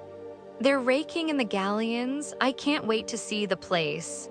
We haven't been to Diagon Alley yet because Mum says Dad's got to be there for extra security and he's been really busy at work, but it sounds excellent." "And what about Percy?" asked Harry. The third eldest Weasley brother had fallen out with the rest of the family. "Is he talking to your mum and dad again?" "Nope," said Ron. "But he knows your dad was right all along now about Voldemort being back. Dumbledore says people find it far easier to forgive others for being wrong than being right," said Hermione. "I heard him telling your mum, Ron." "It sounds like the sort of mental thing Dumbledore would say," said Ron. "He's going to be giving me private lessons this year," said Harry conversationally. Ron choked on his bit of toast and Hermione gasped. "You kept that quiet," said Ron. "I only just remembered," said Harry honestly. "He told me last night in your broom shed." "Blimey, private lessons with Dumbledore," said Ron, looking impressed. "I wonder why he's—" His voice tailed away. Harry saw him and Hermione exchange looks. Harry laid down his knife and fork, his heart beating rather fast considering that all he was doing was sitting in bed. Dumbledore had said to do it, why not now? He fixed his eyes on his fork, which was gleaming in the sunlight streaming onto his lap, and said, "I don't know exactly why he's going to be giving me lessons, but I think it must be because of the prophecy." Neither Ron nor Hermione spoke. Harry had the impression that both had frozen. He continued, still speaking to his fork, "You know, the one they were trying to steal at the ministry." "Nobody knows what it said, though," said Hermione quickly. "It got smashed." "Although the prophet says," began Ron, but Hermione said, "SHH." "The prophets got it right," said Harry, looking up at them both with a great effort. Hermione seemed frightened and Ron amazed. "That glass ball that smashed wasn't the only record of the prophecy. I heard the whole thing in Dumbledore's office. He was the one the prophecy was made to, so he could tell me. From what it said," Harry took a deep breath, "it looks like I'm the one who's got to finish off Voldemort at least. It said neither of us could live while the other survives." The three of them gazed at each other in silence for a moment. Then there was a loud bang and Hermione vanished behind a puff of black smoke. "Hermione," shouted Harry and Ron. The breakfast tray slid to the floor with a crash. Hermione emerged, coughing out of the smoke, clutching the telescope and sporting a brilliantly purple-black eye. "I squeezed it and it punched me," she gasped. And sure enough, they now saw a tiny fist on a long spring protruding from the end of the telescope. "Don't worry," said Ron, who was plainly trying not to laugh. "Mum'll fix that. She's good at healing minor injuries." "Oh well, never mind that now," said Hermione hastily. "Harry, oh Harry." She sat down on the edge of his bed again. "We wondered after we got back from the ministry. Obviously, we didn't want to say anything to you, But from what Lucius Malfoy said about the prophecy, how it was about you and Voldemort, well, we thought it might be something like this. Oh, Harry. She stared at him, then whispered, "Are you scared?" "Not as much as I was," said Harry. "When I first heard it, I was, but now it seems as though I always knew I'd have to face him in the end. When we heard Dumbledore was collecting you in person, we thought he might be telling you something or showing you something to do with the prophecy," said Ron eagerly. "And we were kind of right, weren't we? He wouldn't be giving you lessons if he thought you were a goner, wouldn't waste his time, he must think you've got a chance." "That's true," said Hermione. "I wonder what he'll teach you, Harry. Really advanced defensive magic, probably powerful counter curses, anti-jinxes." Harry did not really listen. A warmth was spreading through him that had nothing to do with the sunlight. A tight obstruction in his chest seemed to be dissolving. He knew that Ron and Hermione were more shocked than they were letting on, but the mere fact that they were still there on either side of him, speaking bracing words of comfort, not shrinking from him as though he were contaminated or dangerous, was worth more than he could ever tell them. "And evasive enchantments generally," concluded Hermione. "Well, at least you know one lesson you'll be having this year. That's one more than Ron and me. I wonder when our OWL results will come." "It can't be long now, it's been a month," said Ron. "Hang on," said Harry, as another part of the previous night's conversation came back to him. "I think Dumbledore said our OWL results would be arriving today." "Today?" shrieked Hermione. "Today? But why didn't you? Oh my God, you should have said." She leapt into her feet. "I'm going to see whether any owls have come." But when Harry arrived downstairs 10 minutes later, fully dressed and carrying his empty breakfast tray, it was to find Hermione sitting at the kitchen table in great agitation, while Mrs. Weasley tried to lessen her resemblance to half a panda. "It just won't budge," Mrs. Weasley was saying anxiously, standing over Hermione with her wand in her hand and a copy of the healer's helpmate open at bruises, cuts, and abrasions. "This has always worked before, I just can't understand it." "It'll be Fred and George's idea of a funny joke, making sure it can't come off," said Ginny. "But it's got to come off," squeaked Hermione. "I can't go around looking like this forever." You won't, dear. We'll find an antidote, don't worry," said Mrs. Weasley soothingly. "Bill told me how Fred and George are very amusing," said Fleur, smiling serenely. "Yes, I can hardly breathe for laughing," snapped Hermione. She jumped up and started walking round and round the kitchen, twisting her fingers together. "Mrs. Weasley, you're quite sure no owls have arrived this morning?" "Yes, dear, I'd have noticed," said Mrs. Weasley patiently. "But it's barely 9, there's still plenty of time." "I know I messed up ancient runes," muttered Hermione feverishly. "I definitely made at least one serious mistranslation. And the defense against the dark arts practical was no good at all. I thought transfiguration went all right at the time, but looking back..." "Hermione, will you shut up? You're not the only one who's nervous," barked Ron.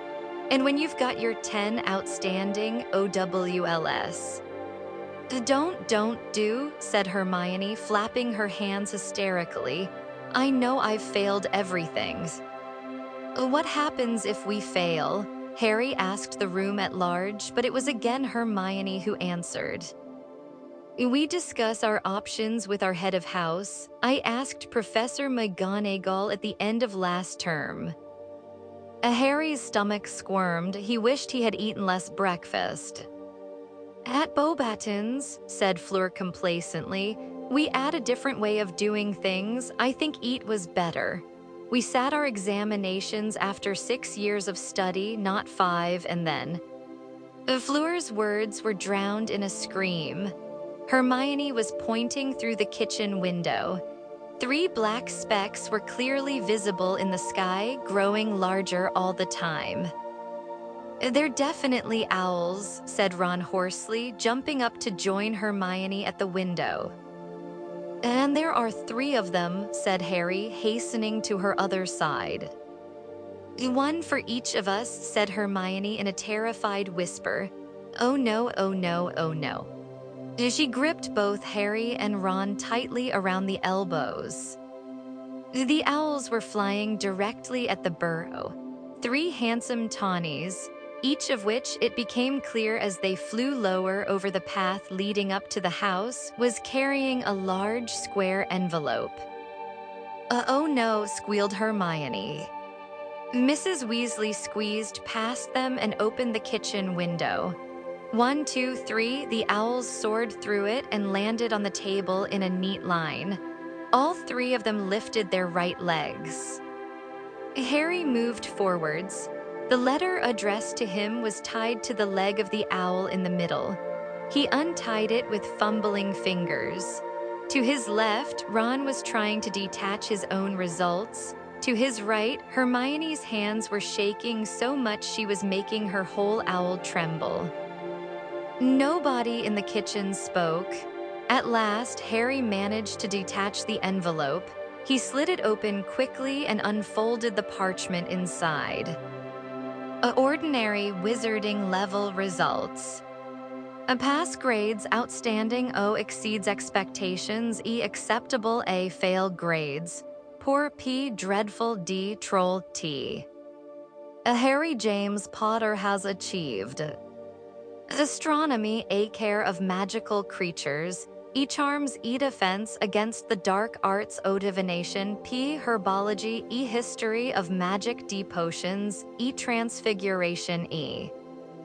Harry read the parchment through several times, his breathing becoming easier with each reading. It was all right. He had always known that he would fail divination, and he had had no chance of passing history of magic given that he had collapsed halfway through the examination, but he had passed everything else. He ran his finger down the grades. He had passed well in transfiguration and herbology. He had even exceeded expectations at potions. And best of all, he had achieved outstanding in defense against the dark arts. As he looked round, Hermione had her back to him and her head bent, but Ron was looking delighted. Only failed divination and history of magic, and who cares about them? He said happily to Harry. Here, swap. Harry glanced down Ron's grades. There were no outstandings there. "I knew you'd be top in defense against the dark arts," said Ron, punching Harry on the shoulder. "We've done all right, haven't we?" "Well done," said Mrs. Weasley proudly, ruffling Ron's hair. 7 OWLS, that's more than Fred and George got together. Hermione, said Ginny tentatively, for Hermione still hadn't turned round. "How did you do?"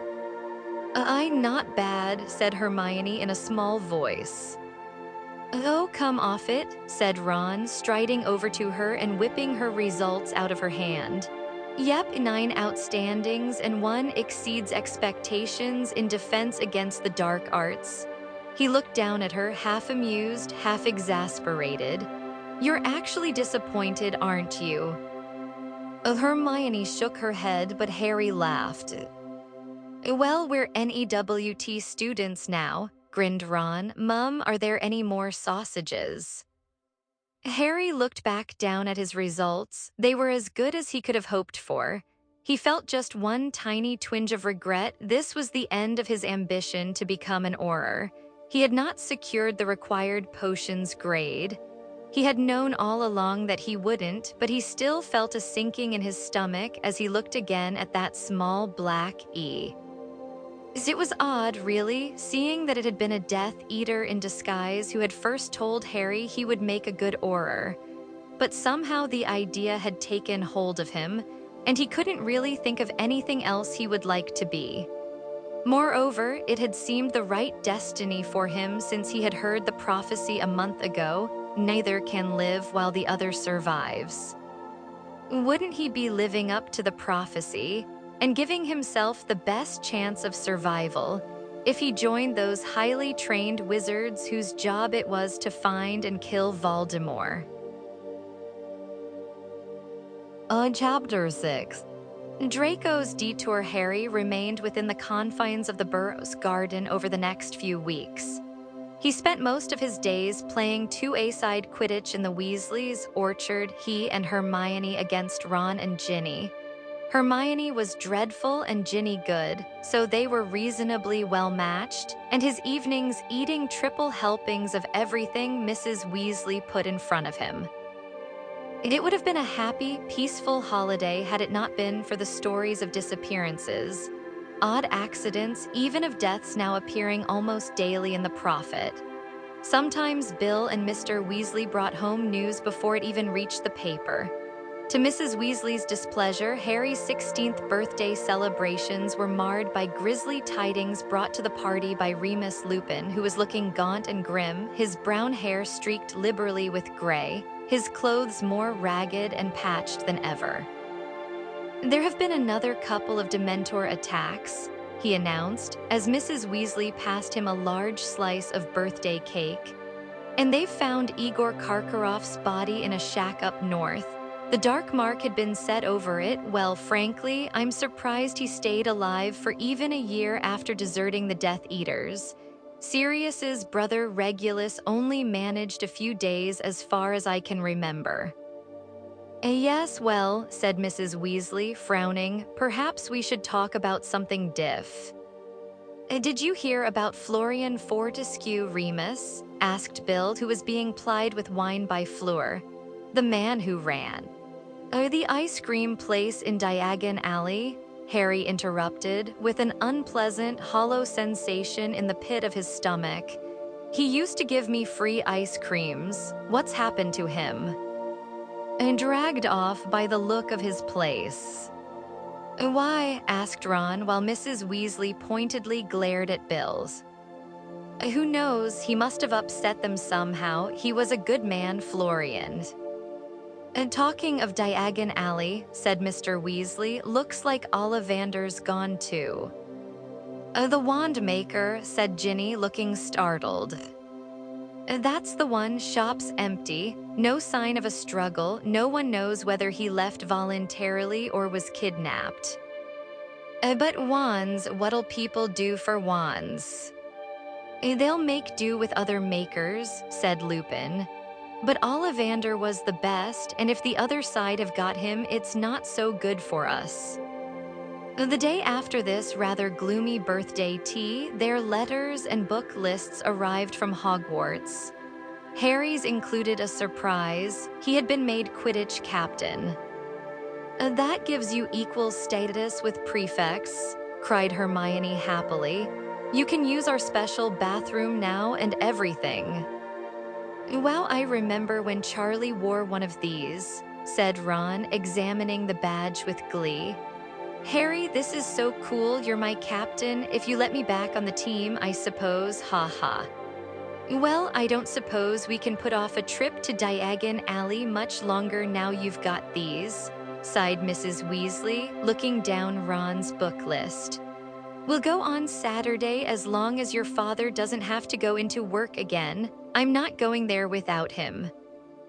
Mum, do you honestly think you know who's going to be hiding behind a bookshelf in Flourish and Blots?"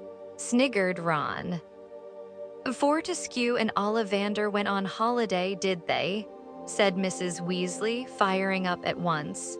"If you think security's a laughing matter, you can stay behind and I'll get your things myself." "No, I wanna come. I wanna see Fred and George's shop," said Ron hastily. "Then you just buck up your ideas, young man, before I decide you're too immature to come with us," said Mrs. Weasley angrily, snatching up her clock, all 9 hands of which were still pointing at mortal peril, and balancing it on top of a pile of just laundered towels. "And that goes for returning to Hogwarts as well." Ron turned to stare incredulously at Harry as his mother hoisted the laundry basket, and the teetering clock into her arms and stormed out of the room. Blimey, you can't even make a joke round here anymore. But Ron was careful not to be flippant about Voldemort over the next few days. Saturday dawned without any more outbursts from Mrs. Weasley, though she seemed very tense at breakfast. Bill, who would be staying at home with Fleur much to Hermione and Ginny's pleasure, passed a full money bag across the table to Harry. "Where's mine?" demanded Ron at once, his eyes wide. "That's already Harry's, idiot," said Bill.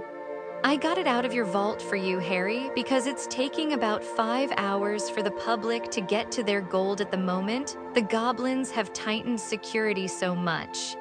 2 days ago, Archie Philpott had a probity probe stuck up his, well, trust me, this way's easier." Thanks, Bill," said Harry, pocketing his gold. "He is always so thoughtful," purred Fleur adoringly, stroking Bill's nose. Ginny mimed vomiting into her cereal behind Fleur. Harry choked over his cornflakes and Ron thumped him on the back. It was an overcast, murky day. One of the special Ministry of Magic cars, in which Harry had ridden once before, was awaiting them in the front yard when they emerged from the house pulling on their cloaks.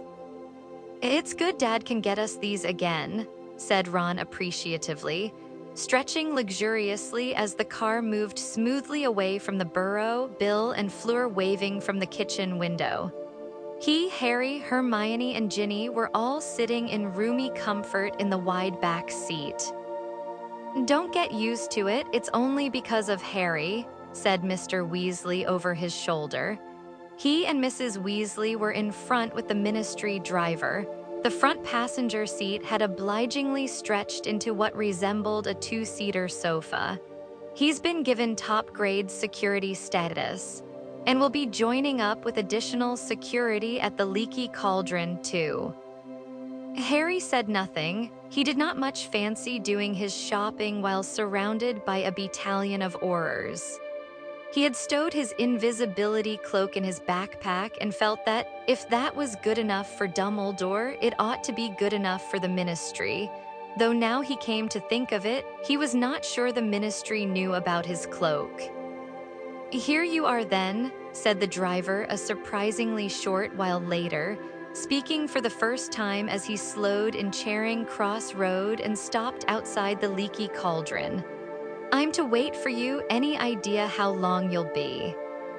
"A couple of hours, I expect," said Mr. Weasley. "Ah, good, he's here." Harry imitated Mr. Weasley and peered through the window. His heart leapt. There were no Aurors waiting outside the inn, but instead the gigantic, black-bearded form of Rubeus Hagrid, the Hogwarts gamekeeper, wearing a long beaverskin coat, beaming at the sight of Harry's face and oblivious to the startled stares of passing muggles. "Harry," he boomed, sweeping Harry into a bone-crushing hug the moment Harry had stepped out of the car. "Buckbeak, Witherwings, I mean, ye should see him, Harry. He's so happy ter be back in the open air." Glad he's pleased," said Harry, grinning as he massaged his ribs. "We didn't know security meant you." "I know, Juice, like old times in it. See, the Ministry wanted ter send a bunch o' Aurors, but Dumbledore said I'd do," said Hagrid proudly, throwing out his chest and tucking his thumbs into his pockets. "Let's get going then, after ye, Molly Arthur." The Leaky Cauldron was, for the first time in Harry's memory, completely empty. Only Tom the landlord, wizened and toothless, remained of the old crowd. He looked up hopefully as they entered, but before he could speak, Hagrid said importantly, "Juice passin' through today, Tom, sure ye understand. Hogwarts business, ye know." Tom nodded gloomily and returned to wiping glasses. Harry, Hermione, Hagrid, and the Weasleys walked through the bar and out into the chilly little courtyard at the back where the dustbins stood. Hagrid raised his pink umbrella and rapped a certain brick in the wall, which opened at once to form an archway onto a winding cobbled street. They stepped through the entrance and paused, looking around. Diagon Alley had changed. The colorful, glittering window displays of spellbooks, potion ingredients, and cauldrons were lost to view, hidden behind the large Ministry of Magic posters that had been pasted over them.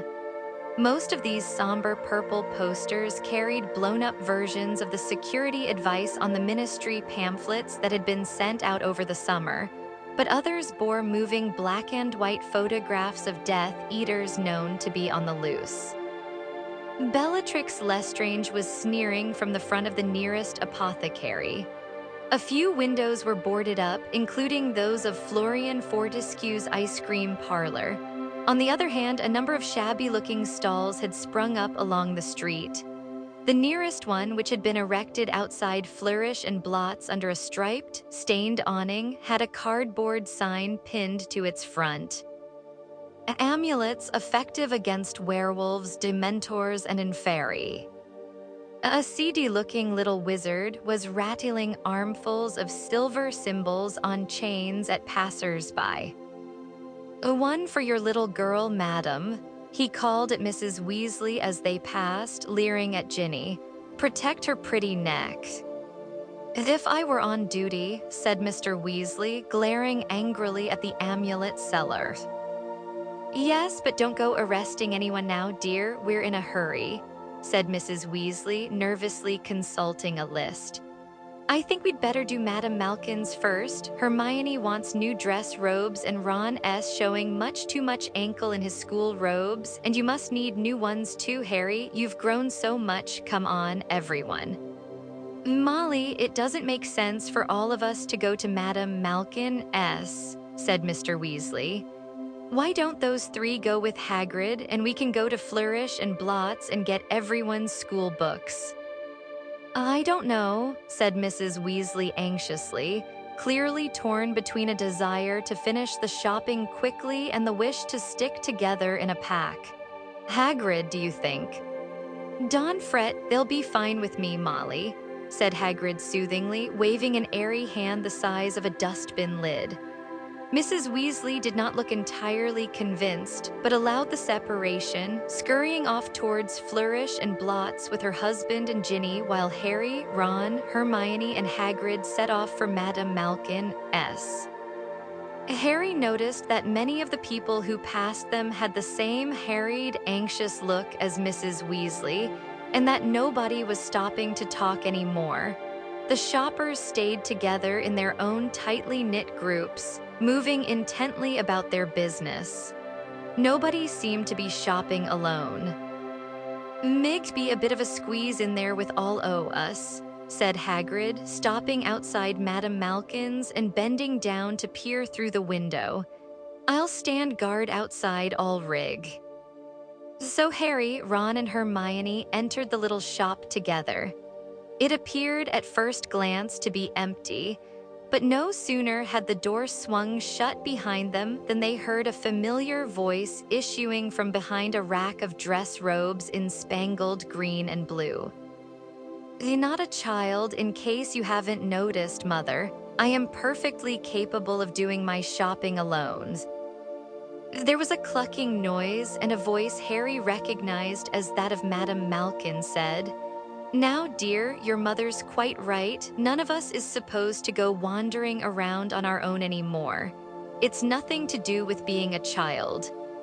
Watch where you're sticking that pin, will you?" A teenage boy with a pale, pointed face and white blonde hair appeared from behind the rack wearing a handsome set of dark green robes that glittered with pins around the hem and the edges of the sleeves. He strode to the mirror and examined himself. It was a few moments before he noticed Harry, Ron, and Hermione reflected over his shoulder. His light gray eyes narrowed. "If you're wondering what the smell is, Mother, a mudblood just walked in," said Draco Malfoy. "I don't think there's any need for language like that," said Madame Malkin, scurrying out from behind the clothes rack holding a tape measure and a wand. "And I don't want wands drawn in my shop either," she added hastily, For a glance towards the door had shown her Harry and Ron both standing there with their wands out and pointing at Malfoy. Hermione, who was standing slightly behind them, whispered, "No, don't. Honestly, it's not worth it." "Yeah, like you dare do magic out of school," sneered Malfoy. "Who blacked your eye, Granger? I want to send them flowers." "That's quite enough," said Madame Malkin sharply, looking over her shoulder for support. "Madam, please." Narcissa Malfoy strolled out from behind the clothes rack. "Put those away," she said coldly to Harry and Ron.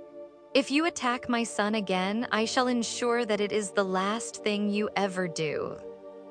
"Really?" said Harry, taking a step forwards and gazing into the smoothly arrogant face that, for all its pallor, still resembled her sister S. He was as tall as she was now. "Going to get a few Death Eater pals to do us in, are you?" Madame Malkin squealed and clutched at her heart. "Oh, really, you shouldn't accuse. Dangerous thing to say. Wands away, please." But Harry did not lower his wand. Narcissa Malfoy smiled unpleasantly. "I see that being Dumbledore's favorite has given you a false sense of security, Harry Potter. But Dumbledore won't always be there to protect you." Harry looked mockingly all around the shop. "Wow, look at that. He's not here now, so why not have a go? They might be able to find you a double cell in Azkaban with your loser of a husband." Malfoy made an angry movement towards Harry but stumbled over his overlong robe. Ron laughed loudly. "Don't you dare talk to my mother like that, Potter," Malfoy snarled. "It's all right, Draco," said Narcissa, restraining him with her thin white fingers upon his shoulder. "I expect Potter will be reunited with dear Sirius before I am reunited with Lucius." And Harry raised his wand higher. "Harry, no," moaned Hermione, grabbing his arm and attempting to push it down by his side. "Think you mustn't, you'll be in such trouble." Madame Malkin dithered for a moment on the spot, then seemed to decide to act as though nothing was happening in the hope that it wouldn't. She bent towards Malfoy, who was still glaring at Harry. "I think this left sleeve could come up a little bit more, dear, let me just." "Ouch," bellowed Malfoy, slapping her hand away. "Watch where you're putting your pins, woman. Mother, I don't think I want these anymore." He pulled the robes over his head and threw them onto the floor at Madame Malkin's feet. "You're right, Draco," said Narcissa, with a contemptuous glance at Hermione. "Now I know the kind of scum that shops here will do better at Twilfit and tatting S." Then with that, the pair of them strode out of the shop, Malfoy taking care to bang as hard as he could into Ron on the way out. "Well, really," said Madame Malkin, snatching up the fallen robes and moving the tip of her wand over them like a vacuum cleaner, so that it removed the dust. She was distracted all through the fitting of Ron and Harry's new robes, tried to sell Hermione Wizard's dress robes instead of Witch S, and when she finally bowed them out of the shop, it was with an air of being glad to see the back of them. "Got everything?" asked Hagrid brightly when they reappeared at his side. "Just about," said Harry. "Did you see the Malfoys?" "Yeah," said Hagrid, unconcerned. "Boo, they wouldn't dare make trouble in the middle o' Diagon Alley, Harry. Don't worry about them." Harry, Ron, and Hermione exchanged looks. But before they could disabuse Hagrid of this comfortable notion, Mr. and Mrs. Weasley and Ginny appeared, all clutching heavy packages of books. "Everyone all right?" said Mrs. Weasley. "Got your robes? Right then, we can pop in at the apothecary and Eolips on the way to Fred and George's. Stick close now." Neither Harry nor Ron bought any ingredients at the apothecary, seeing that they were no longer studying potions. but both bought large boxes of owl nuts for Hedwig and Pigwidgeon at Aelop's Owl Emporium. Then, with Mrs. Weasley checking her watch every minute or so, they headed further along the street in search of Weasley's Wizard Wheezes, the joke shop run by Fred and George. "We really haven't got too long," Mrs. Weasley said. "So we'll just have a quick look around and then back to the car. We must be close, that's number 9294. "Whoa," said Ron, stopping in his tracks. Set against the dull, poster-muffled shop fronts around them, Fred and George's windows hit the eye like a firework display. Casual passers-by were looking back over their shoulders at the windows, and a few rather stunned-looking people had actually come to a halt, transfixed. The left-hand window was dazzlingly full of an assortment of goods that revolved, popped, flashed, bounced, and shrieked.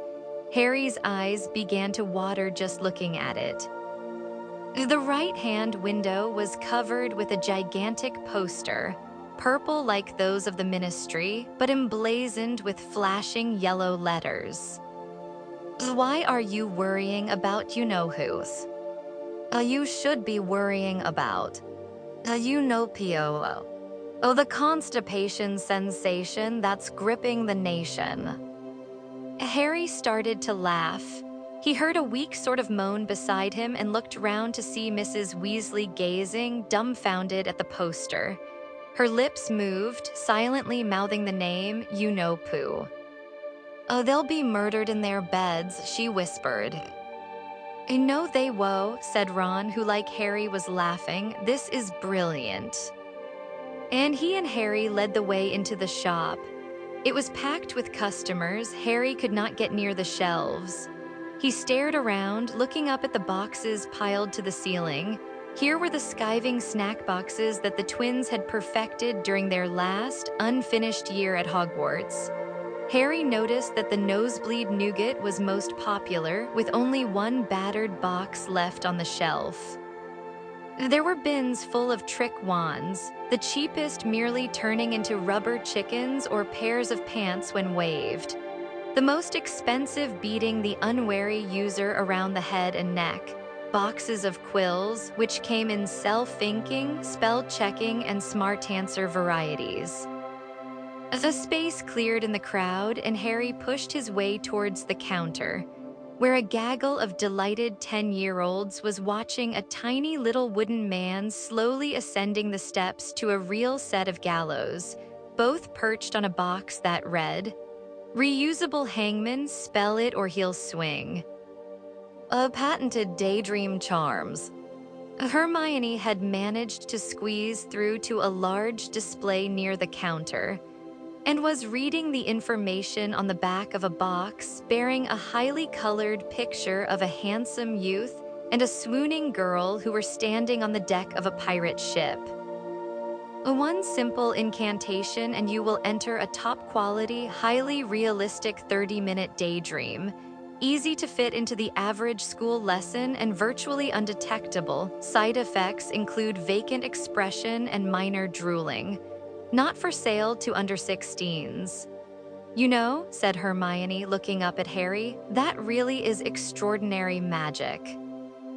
For that, Hermione," said a voice behind them, "you can have one for free." A beaming Fred stood before them, wearing a set of magenta robes that clashed magnificently with his flaming hair. "How are you, Harry?" They shook hands. "And what's happened to your eye, Hermione?" Your punching telescope," she said ruefully. "Oh, blimey, I forgot about those," said Fred. "Here." He pulled a tub out of his pocket and handed it to her. She unscrewed it gingerly to reveal a thick yellow paste. "Just dab it on, that bruise'll be gone within the hour," said Fred.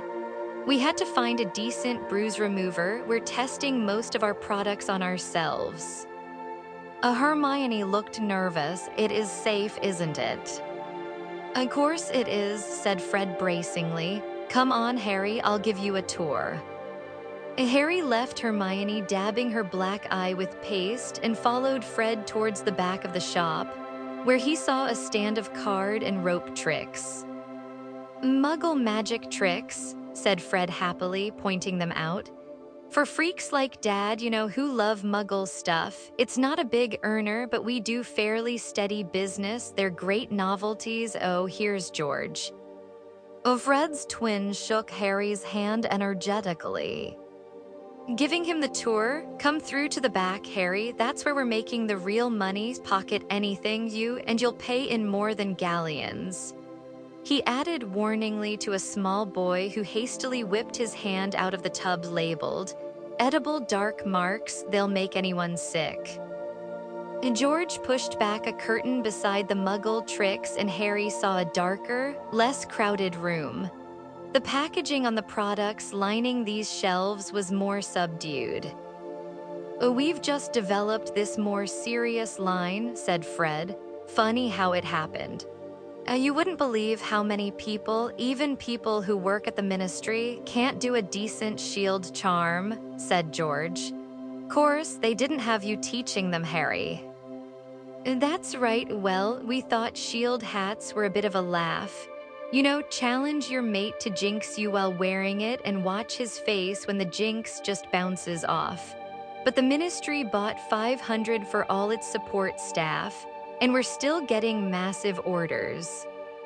And so we've expanded into a range of shield cloaks, shield gloves.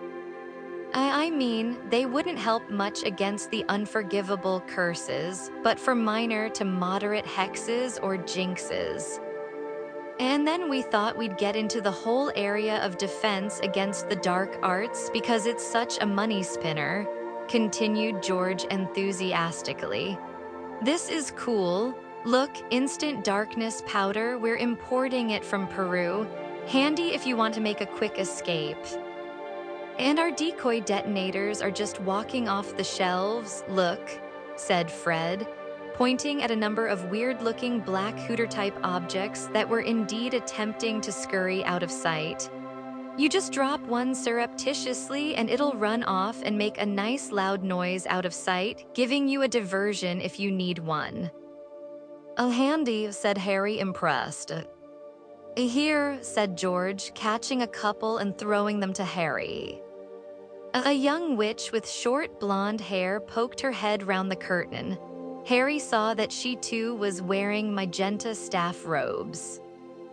"There's a customer out here looking for a joke cauldron, Mr. Weasley and Mr. Weasley," she said. Harry found it very odd to hear Fred and George called Mr. Weasley, but they took it in their stride. "Right you are, Verity, I'm coming," said George promptly. "Harry, you help yourself to anything you want, all right, no charge." "I can't do that," said Harry, who had already pulled out his money bag to pay for the decoy detonators. You don't pay here," said Fred firmly, waving away Harry's gold. "Oh, buddy, you gave us our startup loan, we haven't forgotten," said George sternly. "Take whatever you like, and just remember to tell people where you got it if they ask." George swept off through the curtain to help with the customers, and Fred led Harry back into the main part of the shop to find Hermione and Ginny still poring over the patented Daydream charms. "Haven't you girls found our special Wonder Witch products yet?" asked Fred. "Follow me, ladies." Near the window was an array of violently pink products around which a cluster of excited girls was giggling enthusiastically. Hermione and Ginny both hung back, looking wary. "There you go," said Fred proudly. "Best range of love potions you'll find anywhere." Ginny raised an eyebrow skeptically. "Do they work?" "Certainly they work, for up to 24 hours at a time depending on the weight of the boy in question." "And the attractiveness of the girl," said George, reappearing suddenly at their side. "But we're not selling them to our sister," he added, becoming suddenly stern, "not when she's already got about 5 boys on the go from what we've." "Whatever you've heard from Ron is a big fat lie," said Ginny calmly, leaning forwards to take a small pink pot off the shelf. "What's this?" "A guaranteed 10-second pimple vanisher," said Fred.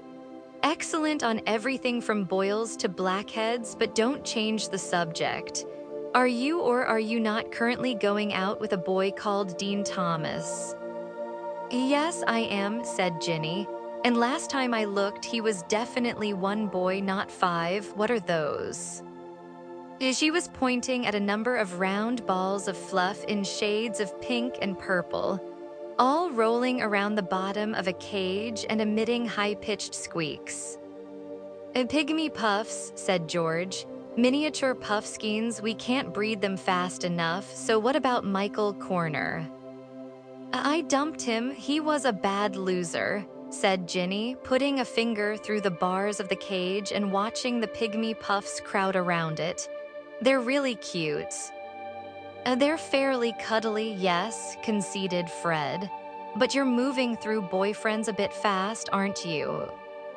And Ginny turned to look at him, her hands on her hips. There was such a Mrs. Weasley-ish glare on her face that Harry was surprised Fred didn't recoil. "It's none of your business, and I'll thank you," she added angrily to Ron, who had just appeared at George's elbow laden with merchandise, "not to tell tales about me to these two."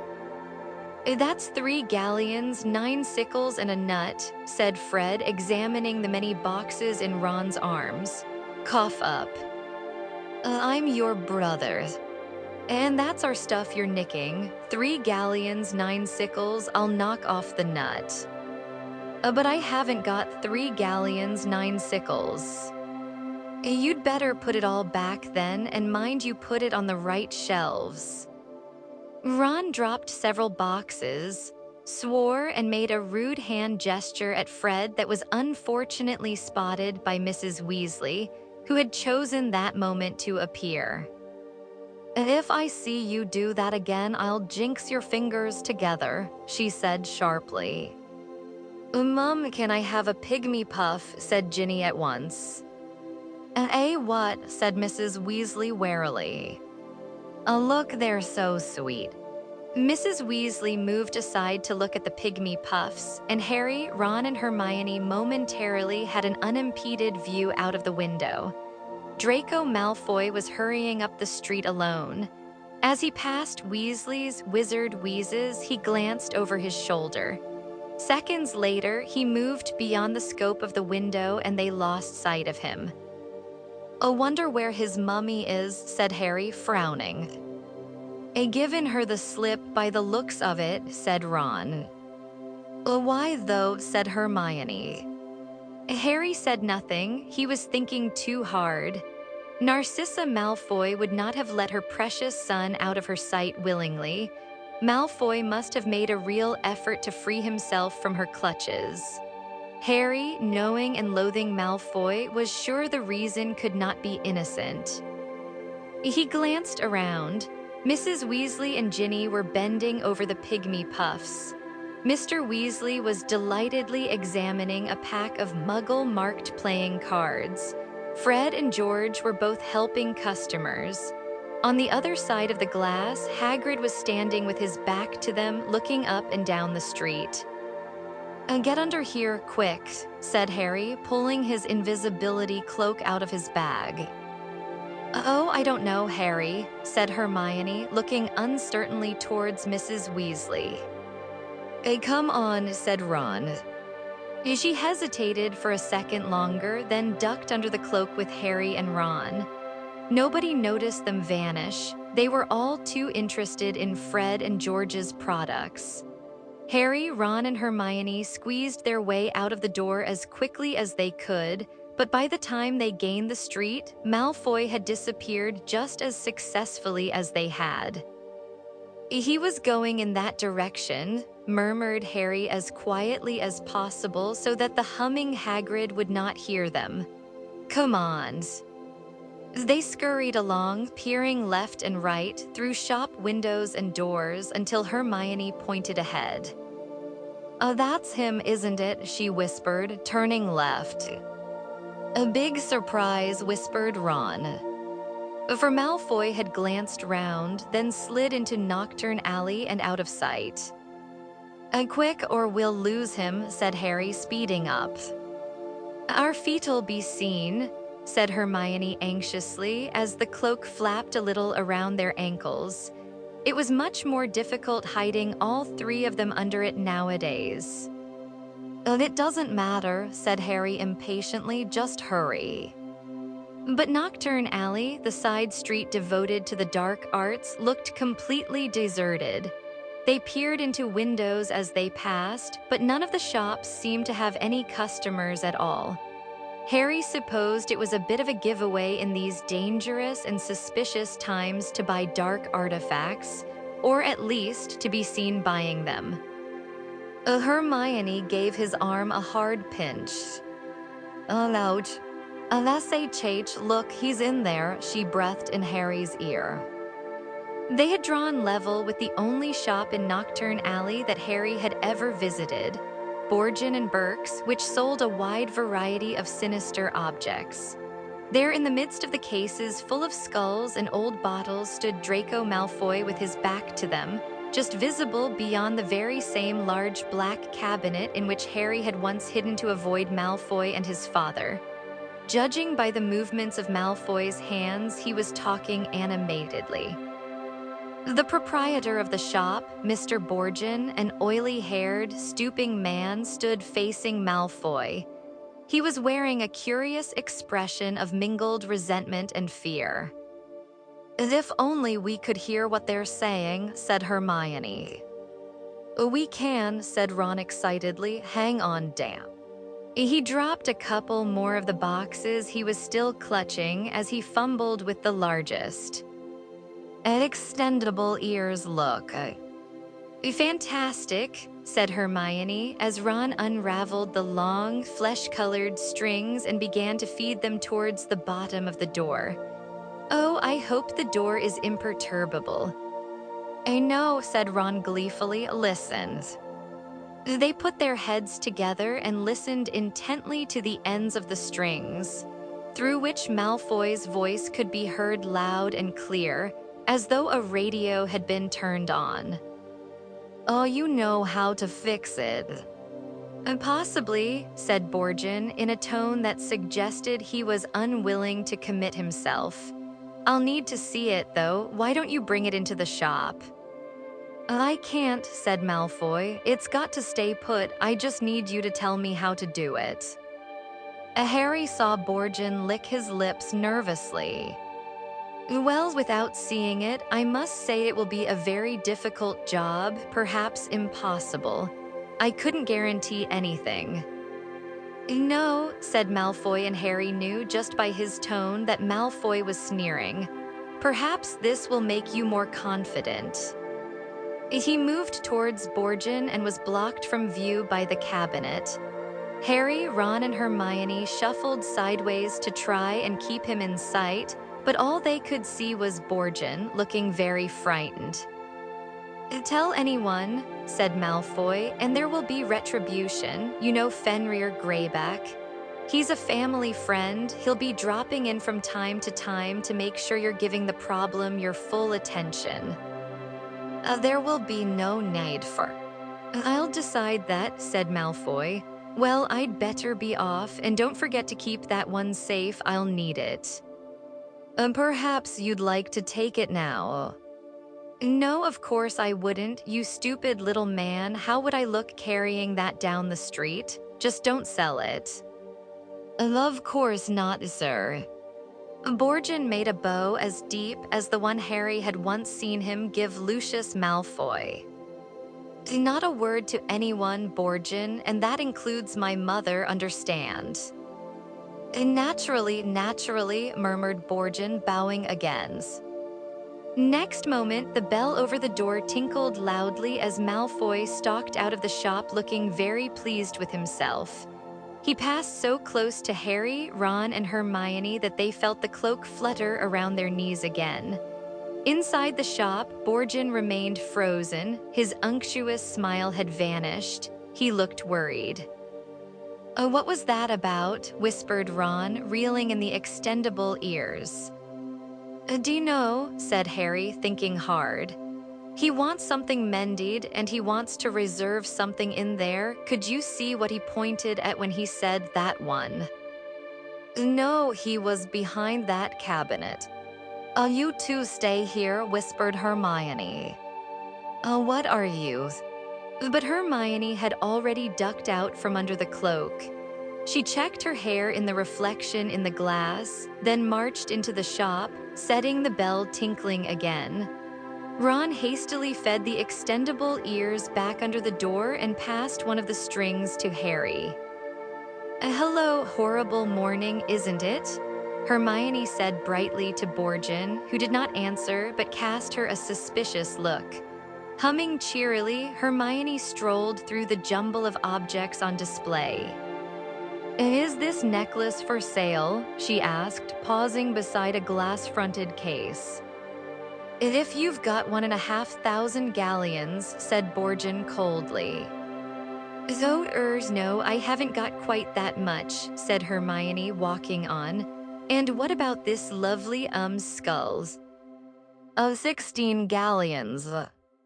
So it's for sale then, it isn't being kept for anyone. Borgin squinted at her. Harry had the nasty feeling he knew exactly what Hermione was up to. Apparently, Hermione felt she had been rumbled too because she suddenly threw caution to the winds. The thing is that boy who was in here just now, Draco Malfoy, well, he's a friend of mine, and I want to get him a birthday present, but if he's already reserved anything, I obviously don't want to get him the same thing, so, It was a pretty lame story in Harry's opinion, and apparently Borgin thought so too. Out, he said sharply, get out. Hermione did not wait to be asked twice, but hurried to the door with Borgin at her heels. As the bell tinkled again, Borgin slammed the door behind her and put up the closed sign. Ah, well, said Ron, throwing the cloak back over Hermione. Worth a try, but you were a bit obvious. Oh, well, next time you can show me how it's done, Master of Mystery, she snapped. Ron and Hermione bickered all the way back to Weasley's Wizard Wheezes, where they were forced to stop so that they could dodge undetected around a very anxious-looking Mrs. Weasley and Hagrid, who had clearly noticed their absence. Once in the shop, Harry whipped off the invisibility cloak, hid it in his bag, and joined in with the other two when they insisted, in answer to Mrs. Weasley's accusations, that they had been in the back room all along and that she could not have looked properly. Chapter 7. The Slug Club Harry spent a lot of the last week of the holidays pondering the meaning of Malfoy's behavior in Nocturne Alley. What disturbed him most was the satisfied look on Malfoy's face as he had left the shop. Nothing that made Malfoy look that happy could be good news. To his slight annoyance, however, neither Ron nor Hermione seemed quite as curious about Malfoy's activities as he was, or at least, they seemed to get bored of discussing it after a few days. Yes, I've already agreed it was fishy, Harry, said Hermione a little impatiently. She was sitting on the windowsill in Fred and George's room with her feet up on one of the cardboard boxes and had only grudgingly looked up from her new copy of Advanced Rune Translation. But haven't we agreed there could be a lot of explanations? Maybe he's broken his hand of glory, said Ron vaguely, as he attempted to straighten his broomstick's bent-tail twigs. Remember that shriveled-up arm Malfoy had? But what about when he said, "Don't forget to keep that one safe?" asked Harry for the umpteenth time. That sounded to me like Borgin's got another one of the broken objects and Malfoy wants both. You reckon, said Ron, now trying to scrape some dirt off his broom handle. Yeah, I do, said Harry. When neither Ron nor Hermione answered, he said, Malfoy's father's in Azkaban. Don't you think Malfoy'd like revenge? Ron looked up, blinking. A Malfoy revenge, what can he do about it? That's my point, I don't know, said Harry, frustrated. But he's up to something, and I think we should take it seriously. His father's a Death Eater, and... Harry broke off, his eyes fixed on the window behind Hermione, his mouth open. A startling thought had just occurred to him. Harry, said Hermione in an anxious voice, what's wrong? Your scar's not hurting again, is it? Asked Ron nervously. He's a Death Eater, said Harry slowly. He's replaced his father as a Death Eater. There was a silence, then Ron erupted in laughter. Malfoy, he's 16, Harry. You think you know who would let Malfoy join? It seems very unlikely, Harry, said Hermione in a repressive sort of voice. What makes you think? In Madame Malkin's, she didn't touch him, but he yelled and jerked his arm away from her when she went to roll up his sleeve. It was his left arm. He's been branded with the dark mark. Ron and Hermione looked at each other. Well, said Ron, sounding thoroughly unconvinced. I think he just wanted to get out of there, Harry, said Hermione. He showed Borgin something we couldn't see, Harry pressed on stubbornly. Something that seriously scared Borgin. It was the mark, I know it. He was showing Borgin who he was dealing with. You saw how seriously Borgin took him. Ron and Hermione exchanged another look. I'm not sure, Harry. Yeah, I still don't reckon you know who would let Malfoy join. Annoyed but absolutely convinced he was right, Harry snatched up a pile of filthy Quidditch robes and left the room. Mrs. Weasley had been urging them for days not to leave their washing and packing until the last moment. On the landing, he bumped into Ginny, who was returning to her room carrying a pile of freshly laundered clothes. I wouldn't go in the kitchen just now, she warned him. There's a lot of phlegm around. I'll be careful not to slip in it, smiled Harry. Sure enough, when he entered the kitchen, it was to find Fleur sitting at the kitchen table, in full flow about plans for her wedding to Bill, while Mrs. Weasley kept watch over a pile of self-peeling sprouts, looking bad-tempered. Bill and Ave almost decided on only 2 bridesmaids.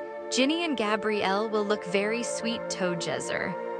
I am thinking of dressing them in pale gold. Pink would of course be horrible with Ginny's hair. Harry, said Mrs. Weasley loudly, cutting across Fleur's monologue. Good, I wanted to explain about the security arrangements for the journey to Hogwarts tomorrow. We've got ministry cars again, and there will be Aurors waiting at the station. Is Tonks going to be there? Asked Harry, handing over his Quidditch things. No, I don't think so. She's been stationed somewhere else from what Arthur said. Is she as let herself go, Zat Tonks? Mused Fleur, examining her own stunning reflection in the back of a teaspoon. A big mistake, if you ask. Yes, thank you, said Mrs. Weasley tartly, cutting across Fleur again.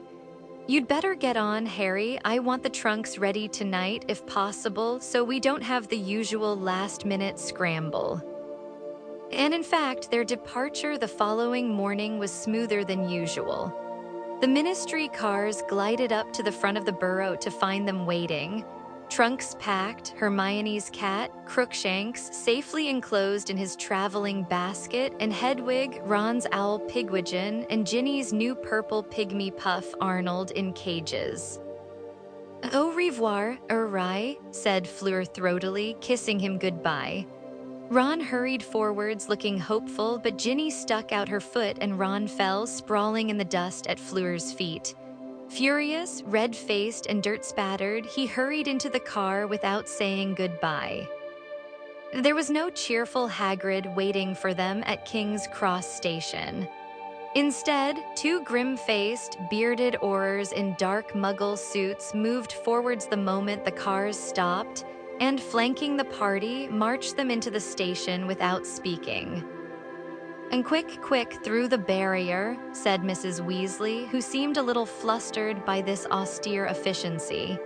"Harry had better go first with—" She looked inquiringly at one of the Aurors, who nodded briefly, seized Harry's upper arm and attempted to steer him towards the barrier between platforms 9 and 10. "I can walk, thanks," said Harry irritably, jerking his arm out of the Auror's grip. He pushed his trolley directly at the solid barrier, ignoring his silent companion, and found himself, a second later, standing on platform 9 3/4, where the Scarlet Hogwarts Express stood belching steam over the crowd. Hermione and the Weasleys joined him within seconds. Without waiting to consult his grim-faced Auror, Harry motioned to Ron and Hermione to follow him up the platform, looking for an empty compartment. "We can't, Harry," said Hermione, looking apologetic. "Ron and I've got to go to the prefect carriage first and then patrol the corridors for a bit." "Oh yeah, I forgot," said Harry. "You'd better get straight on the train, all of you. You've only got a few minutes to go," said Mrs. Weasley, consulting her watch. "Well, have a lovely term, Ron." "Mr. Weasley, can I have a quick word?" said Harry, making up his mind on the spur of the moment. "Of course," said Mr. Weasley, who looked slightly surprised, but followed Harry out of earshot of the others nevertheless. Harry had thought it through carefully and come to the conclusion that if he were to tell anyone, Mr. Weasley would be the right person. Firstly, because he worked at the ministry and was therefore in the best position to make further investigations. And secondly, because he thought that there was not too much risk of Mr. Weasley exploding with anger. He could see Mrs. Weasley and the grim-faced Auror casting the pair of them suspicious looks as they moved away.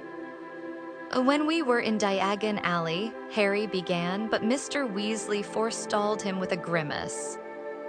"Am I about to discover where you, Ron and Hermione, disappeared to while you were supposed to be in the back room of Fred and George's shop?" How did you?" Harry, please, you're talking to the man who raised Fred and George." Yeah, all right, we weren't in the back rooms." Very well then, let's hear the worst." "Well, we followed Draco Malfoy. We used my invisibility cloak." Did you have any particular reason for doing so, or was it a mere whim?" Because I thought Malfoy was up to something," said Harry, disregarding Mr. Weasley's look of mingled exasperation and amusement. "He'd given his mother the slip and I wanted to know why." Of course you did," said Mr. Weasley, sounding resigned. "Well, did you find out why?" "He went into Borgin and Burke's," said Harry, "and started bullying the bloke in there, Borgin, to help him fix something. And he said he wanted Borgin to keep something else for him. He made it sound like it was the same kind of thing that needed fixing, like they were a pair." And Harry took a deep breath. "There's something else. We saw Malfoy jump about a mile when Madame Malkin tried to touch his left arm. I think he's been branded with the dark mark. I think he's replaced his father as a Death Eater." Mr. Weasley looked taken aback. After a moment he said, "Harry, I doubt whether you know who would allow a 16-year-old. "Does anyone really know what you know who would or wouldn't do?" asked Harry angrily. "Mr. Weasley, I'm sorry, but isn't it worth investigating? If Malfoy wants something fixing and he needs to threaten Borgin to get it done, it's probably something dark or dangerous, isn't it?" "I doubt it, to be honest, Harry," said Mr. Weasley slowly. "You see, when Lucius Malfoy was arrested, we raided his house. We took away everything that might have been dangerous." "I think you missed something," said Harry stubbornly. Well, maybe, said Mr. Weasley, but Harry could tell that Mr. Weasley was humoring him. There was a whistle behind them. Nearly everyone had boarded the train and the doors were closing. You'd better hurry, said Mr. Weasley as Mrs. Weasley cried Harry quickly. He hurried forwards and Mr. and Mrs. Weasley helped him load his trunk onto the train. Now, dear, you're coming to us for Christmas. It's all fixed with Dumbledore, so we'll see you quite soon, said Mrs. Weasley through the window as Harry slammed the door shut behind him and the train began to move. You make sure you look after yourself and... the train was gathering speed. Be good and... She was jogging to keep up now. Stay safe. Harry waved until the train had turned a corner and Mr. and Mrs. Weasley were lost from view, then turned to see where the others had got to. He supposed Ron and Hermione were cloistered in the prefect carriage, but Ginny was a little way along the corridor chatting to some friends. He made his way towards her, dragging his trunk. People stared shamelessly as he approached. They even pressed their faces against the windows of their compartments to get a look at him. He had expected an upswing in the amount of gaping and gawping he would have to endure this term after all the chosen one rumors in the Daily Prophet, but he did not enjoy the sensation of standing in a very bright spotlight. He tapped Ginny on the shoulder. I fancy trying to find a compartment. I can't, Harry. I said I'd meet Dean, said Ginny brightly. See you later. Right, said Harry. He felt a strange twinge of annoyance as she walked away, her long red hair dancing behind her. He had become so used to her presence over the summer that he had almost forgotten that Ginny did not hang around with him, Ron, and Hermione while at school. Then he blinked and looked around. He was surrounded by mesmerized girls. Hi, Harry, said a familiar voice from behind him. Neville, said Harry in relief, turning to see a round-faced boy struggling towards him. Hello, Harry, said a girl with long hair and large, misty eyes who was just behind Neville. Luna, hi, how are you? Very well, thank you, said Luna. She was clutching a magazine to her chest. Large letters on the front announced that there was a pair of free Spectra specs inside. The Quibbler still going strong then? Asked Harry, who felt a certain fondness for the magazine, having given it an exclusive interview the previous year. Oh yes, circulation's well up, said Luna happily. Let's find seats, said Harry, and the three of them set off along the train through hordes of silently staring students. At last, they found an empty compartment and Harry hurried inside gratefully. They're even staring at us, said Neville, indicating himself and Luna, because we're with you. They're staring at you because you were at the ministry too, said Harry, as he hoisted his trunk into the luggage rack. Our little adventure there was all over the Daily Prophet, you must have seen it. Yes, I thought Gran would be angry about all the publicity, said Neville, but she was really pleased. Says I'm starting to live up to my dad at long last. She bought me a new wand, look. He pulled it out and showed it to Harry. Cherry and unicorn hair, he said proudly. We think it was one of the last Ollivander ever sold. He vanished next day. Oi, come back here, Trevor. And he dived under the seat to retrieve his toad as it made one of its frequent bids for freedom. Are we still doing DA meetings this year, Harry? Asked Luna, who was detaching a pair of psychedelic spectacles from the middle of the Quibbler. No point now, we've got rid of Umbridge, is there? Said Harry, sitting down. Neville bumped his head against the seat as he emerged from under it. He looked most disappointed.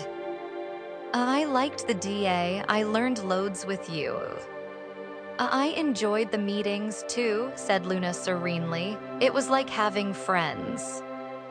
This was one of those uncomfortable things Luna often said, and which made Harry feel a squirming mixture of pity and embarrassment.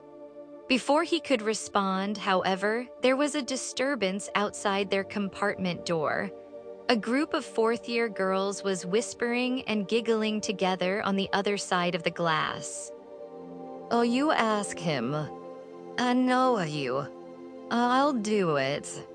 Said one of them, a bold-looking girl with large dark eyes, a prominent chin, and long black hair, pushed her way through the door. Hi, Harry, I'm Romelda Vane, she said loudly and confidently.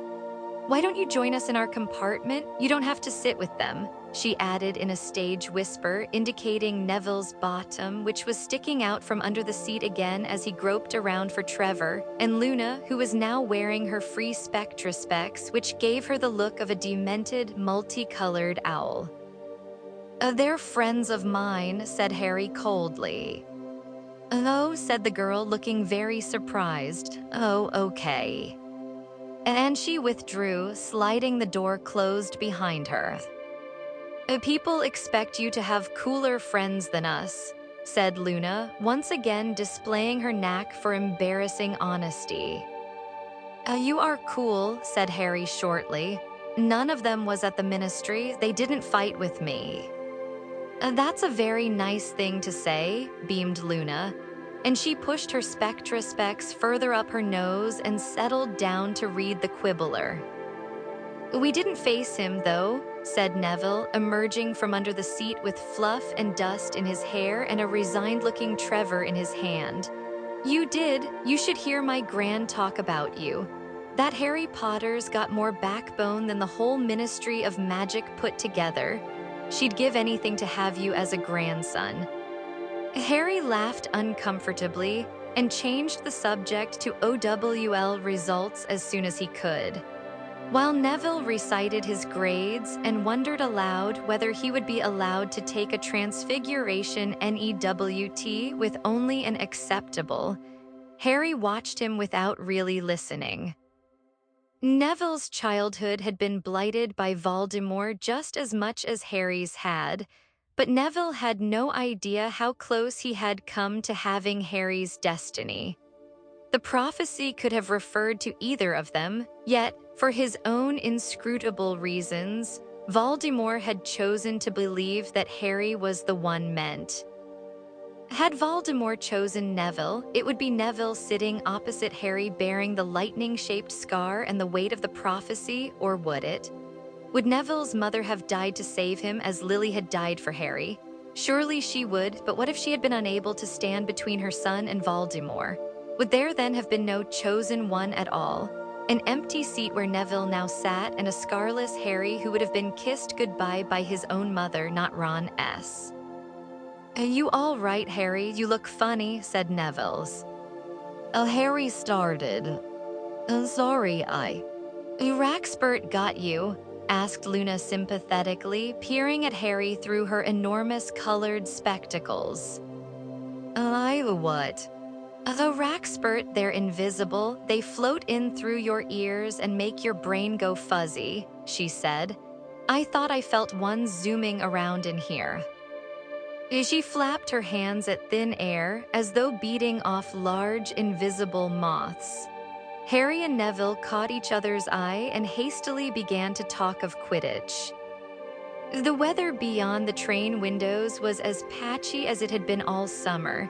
They passed through stretches of the chilling mist, then out into weak, clear sunlight. It was during one of the clear spells, when the sun was visible almost directly overhead, that Ron and Hermione entered the compartment at last. Wish the lunch trolley would hurry up, I'm starving, said Ron longingly, slumping into the seat beside Harry and rubbing his stomach. Hi, Neville, hi, Luna, guess what? He added, turning to Harry. Malfoy's not doing prefect duty. He's just sitting in his compartment with the other Slytherins. We saw him when we passed. Harry sat up straight, interested. It was not like Malfoy to pass up the chance to demonstrate his power as prefect, which he had happily abused all the previous year. What did he do when he saw you? The usual, said Ron indifferently, demonstrating a rude hand gesture. Not like him, though, is it? Well, that is, he did the hand gesture again, but why isn't he out there bullying first years? Do you know, said Harry, but his mind was racing. Didn't this look as though Malfoy had more important things on his mind than bullying younger students? Maybe he preferred the inquisitorial squad, said Hermione. Maybe being a prefect seems a bit tame after that. I don't think so, said Harry. I think he's... But before he could expound on his theory, the compartment door slid open again and a breathless third-year girl stepped inside. I'm supposed to deliver these to Neville Longbottom and Harry Peapotter, she faltered, as her eyes met Harry's and she turned scarlet. She was holding out 2 scrolls of parchment tied with violet ribbon. Perplexed, Harry and Neville took the scroll addressed to each of them, and the girl stumbled back out of the compartment. What is it? Ron demanded as Harry unrolled his. An invitation, said Harry. Harry, I would be delighted if you would join me for a bite of lunch in compartment C. Sincerely, Professor H.E.F. Slughorn. Who's Professor Slughorn? Asked Neville, looking perplexedly at his own invitation. A new teacher, said Harry. Well, I suppose we'll have to go, won't we? But what does he want me for? Asked Neville nervously, as though he were expecting detention. No idea, said Harry, which was not entirely true, though he had no proof yet that his hunch was correct. Listen, he added, seized by a sudden brainwave. Let's go under the invisibility cloak, then we might get a good look at Malfoy on the way, see what he's up to. This idea, however, came to nothing. The corridors, which were packed with people on the lookout for the lunch trolley, were impossible to negotiate while wearing the cloak. Harry stowed it regretfully back in his bag, reflecting that it would have been nice to wear it just to avoid all the staring, which seemed to have increased in intensity even since he had last walked down the train. Every now and then students would hurtle out of their compartments to get a better look at him. The exception was Cho Chang, who darted into her compartment when she saw Harry coming.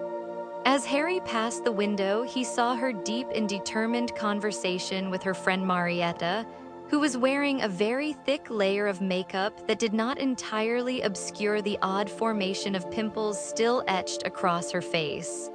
Smirking slightly, Harry pushed on. When they reached compartment C, they saw at once that they were not Slughorn's only invitees. Although judging by the enthusiasm of Slughorn's welcome, Harry was the most warmly anticipated. Harry M. Boy, said Slughorn, jumping up at the sight of him so that his great velvet-covered belly seemed to fill all the remaining space in the compartment. His shiny bald head and great silver mustache gleamed as brightly in the sunlight as the golden buttons on his waistcoat. Good to see you, good to see you. And you must be Mr. Longbottom. Neville nodded, looking scared. At a gesture from Slughorn, they sat down opposite each other in the only 2 empty seats which were nearest the door. Harry glanced around at their fellow guests. He recognized a Slytherin from their year, a tall black boy with high cheekbones and long, slanting eyes. There were also 2 7th-year boys Harry did not know, and squashed in the corner beside Slughorn and looking as though she was not entirely sure how she had got there, Ginny. Now do you know everyone? Slughorn asked Harry and Neville. Blaise Zabini is in your year, of course. Zabini did not make any sign of recognition or greeting, and nor did Harry or Neville.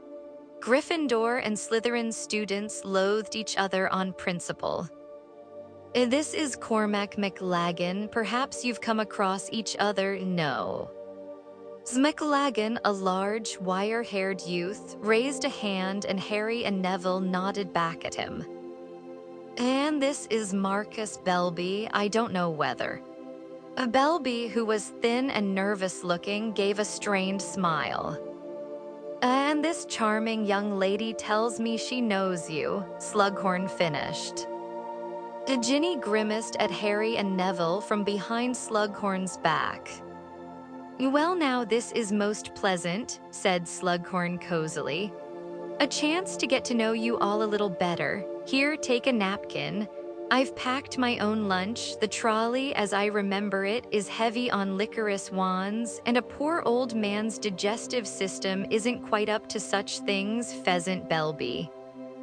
Belby started and accepted what looked like half a cold pheasant. I was just telling young Marcus here that I had the pleasure of teaching his uncle Damocles, Slughorn told Harry and Neville, now passing around a basket of rolls. Outstanding wizard, outstanding, and his Order of Merlin most well-deserved. Do you see much of your uncle Marcus? Unfortunately, Belby had just taken a large mouthful of pheasant. In his haste to answer Slughorn, he swallowed too fast, turned purple, and began to choke. Anapneo, said Slughorn calmly, pointing his wand at Belby, whose airway seemed to clear at once. Not much of him, no, gasped Belby, his eyes streaming. Well, of course, I dare say he's busy, said Slughorn, looking questioningly at Belby. I doubt he invented the wolfsbane potion without considerable hard work. I suppose, said Belby, who seemed afraid to take another bite of pheasant until he was sure that Slughorn had finished with him. He and my dad don't get on very well, you see, so I don't really know much about. His voice tailed away as Slughorn gave him a cold smile and turned to McLaggen instead. Now you, Cormac, said Slughorn.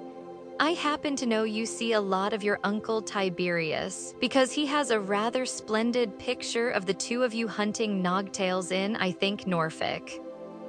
Oh yeah, that was fun, that was, said McLaggen. We went with Bertie Higgs and Rufus Scrimgeour. This was before he became minister, obviously. You know Bertie and Rufus, too? Beamed Slughorn, now offering around a small tray of pies. Somehow Belby was missed out. Now tell me. It was as Harry had suspected. Everyone here seemed to have been invited because they were connected to somebody well-known or influential. Everyone except Ginny. Zabini, who was interrogated after McLaggen, turned out to have a famously beautiful witch for a mother, from what Harry could make out. She had been married 7 times, each of her husbands dying mysteriously and leaving her mounds of gold. It was Neville's turn next. This was a very uncomfortable 10 minutes. For Neville's parents, well-known Aurors, had been tortured into insanity by Bellatrix Lestrange and a couple of Death Eater cronies. At the end of Neville's interview, Harry had the impression that Slughorn was reserving judgment on Neville, yet to see whether he had any of his parents' flair. And now, said Slughorn, shifting massively in his seat with the air of a compere introducing his star act. Harry Potter, where to begin? I feel I barely scratched the surface when we met over the summer. He contemplated Harry for a moment as though he were a particularly large and succulent piece of pheasant, then said, "The chosen one, they're calling you now." Harry said nothing. Belby, McLaggen, and Zabini were all staring at him. Of course, said Slughorn, watching Harry closely. There have been rumors for years. I remember when, well, after that terrible night, Lily James and you survived. And the word was that you must have powers beyond the ordinary. Zabini gave a tiny little cough that was clearly supposed to indicate amused skepticism.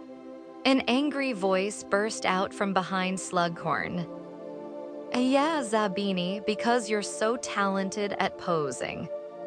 Oh dear, chuckled Slughorn comfortably, looking round at Ginny, who was glaring at Zabini around Slughorn's great belly. You want to be careful, Blaze. I saw this young lady perform the most marvelous bat bogey hex as I was passing her carriage. I wouldn't cross her. Zabini merely looked contemptuous. Anyway, said Slughorn, turning back to Harry, such rumors this summer. Of course, one doesn't know what to believe. The prophet has been known to print inaccuracies, make mistakes, but there seems little doubt, given the number of witnesses, that there was quite a disturbance at the ministry and that you were there in the thick of it all. Harry, who could not see any way out of this without flatly lying, nodded but still said nothing. Slughorn beamed at him. So modest, no wonder Dumbledore is so fond you were there then. But the rest of the stories, so sensational of course, one doesn't know quite what to believe, this fabled prophecy, for instance. Oh, we never heard a prophecy, said Neville, turning geranium pink as he said it. That's right, said Ginny staunchly. Neville and I were both there too, and all this chosen one rubbish is just the prophet making things up as usual. You were both there too, were you? Said Slughorn with great interest, looking from Ginny to Neville, but both of them sat clam-like before his encouraging smile. Yes, well, it is true that the prophet often exaggerates, of course, Slughorn continued, sounding a little disappointed. I remember dear Gwenog telling me, Gwenog Jones, I mean, of course, captain of the Holyhead Harpies. He meandered off into a long-winded reminiscence, but Harry had the distinct impression that Slughorn had not finished with him, and that he had not been convinced by Neville and Ginny. The afternoon wore on with more anecdotes about illustrious wizards Slughorn had taught, all of whom had been delighted to join what he called the Slug Club at Hogwarts. Harry could not wait to leave, but couldn't see how to do so politely. Finally, the train emerged from yet another long misty stretch into a red sunset, and Slughorn looked around, blinking in the twilight. Good gracious, it's getting dark already. I didn't notice that they'd lit the lamps. You'd better go and change into your robes, all of you. McLagan, you must drop by and borrow that book on Nogtails. Harry, Blaze, any time you're passing. Same goes for you, miss, he twinkled at Ginny. Well, off you go, off you go. As he pushed past Harry into the darkening corridor, Zabini shot him a filthy look that Harry returned with interest. He, Ginny, and Neville followed Zabini back along the train. I'm glad that's over, muttered Neville. Strange man, isn't he? Yeah, he is a bit, said Harry, his eyes on Zabini. How come you ended up in there, Ginny? He saw me hex Zacharias Smith, said Ginny. You remember that idiot from Hufflepuff who was in the DA?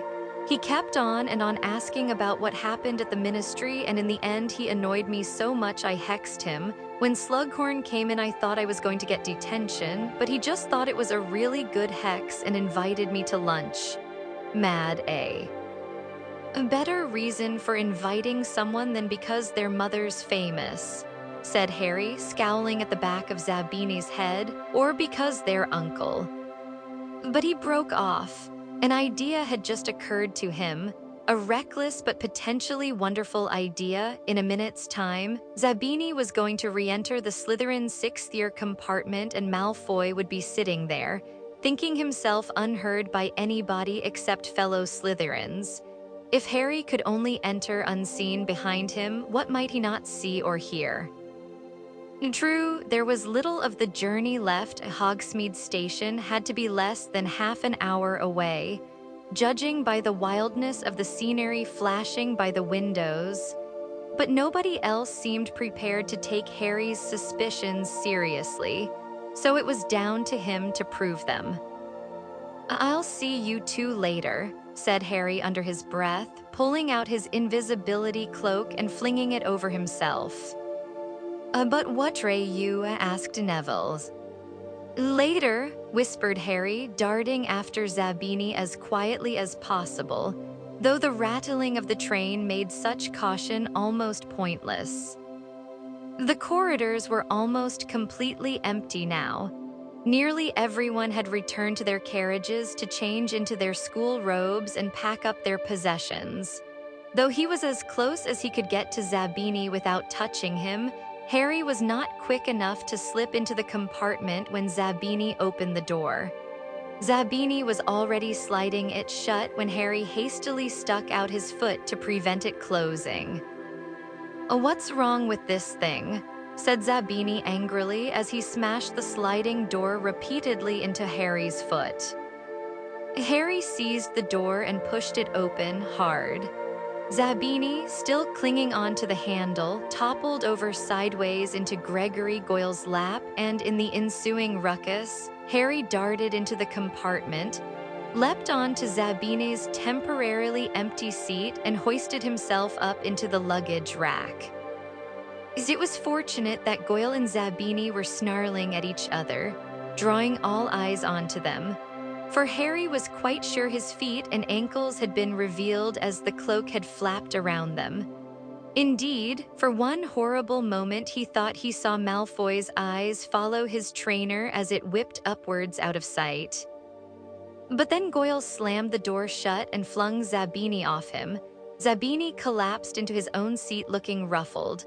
Vincent Crabbe returned to his comic and Malfoy, sniggering, lay back down across two seats with his head in Pansy Parkinson's lap. Harry lay curled uncomfortably under the cloak to ensure that every inch of him remained hidden and watched Pansy stroke the sleek blonde hair off Malfoy's forehead, smirking as she did so, as though anyone would have loved to have been in her place. The lanterns swinging from the carriage ceiling cast a bright light over the scene. Harry could read every word of Crabbe's comic directly below him. "So, Zabini," said Malfoy, "what did Slughorn want?" "Just trying to make up to well-connected people," said Zabini, who was still glowering at Goyle. "Not that he managed to find many." This information did not seem to please Malfoy. Who else had he invited?" he demanded. "A McLaggen from Gryffindor," said Zabini. "Oh yeah, his uncle's big in the ministry," said Malfoy. "Someone else called Belby from Ravenclaw." Not him, he's a prat," said Pansy. "And Longbottom, Potter, and that Weasley girl," finished Zabini. Malfoy sat up very suddenly, knocking Pansy's hand aside. "He invited Longbottom." "Well, I assume so, as Longbottom was there," said Zabini indifferently. "What's Longbottom got to interest Slughorn?" Zabini shrugged. "Potter, precious Potter, obviously he wanted a look at the chosen one," sneered Malfoy, "but that Weasley girl, what's so special about her?" "A lot of boys like her," said Pansy, watching Malfoy out of the corner of her eyes for his reaction. "Even you think she's good-looking, don't you, Blaze? And we all know how hard you are to please." "I wouldn't touch a filthy little blood traitor like her, whatever she looked like," said Zabini coldly, and Pansy looked pleased. Malfoy sank back across her lap and allowed her to resume the stroking of his hair. "Well, I pity Slughorn's taste. Maybe he's going a bit senile. Shame, my father always said he was a good wizard in his day. My father used to be a bit of a favorite of his. Slughorn probably hasn't heard I'm on the train, or..." "I wouldn't bank on an invitation," said Zabini. "He asked me about Knott's father when I first arrived. They used to be old friends, apparently, but when he heard he'd been caught at the ministry, he didn't look happy, and Knott didn't get an invitation, did he? I don't think Slughorn's interested in Death Eaters." Malfoy looked angry, but forced out a singularly humorless laugh. "Well, who cares what he's interested in? What is he when you come down to it? Just some stupid teacher." Malfoy yawned ostentatiously.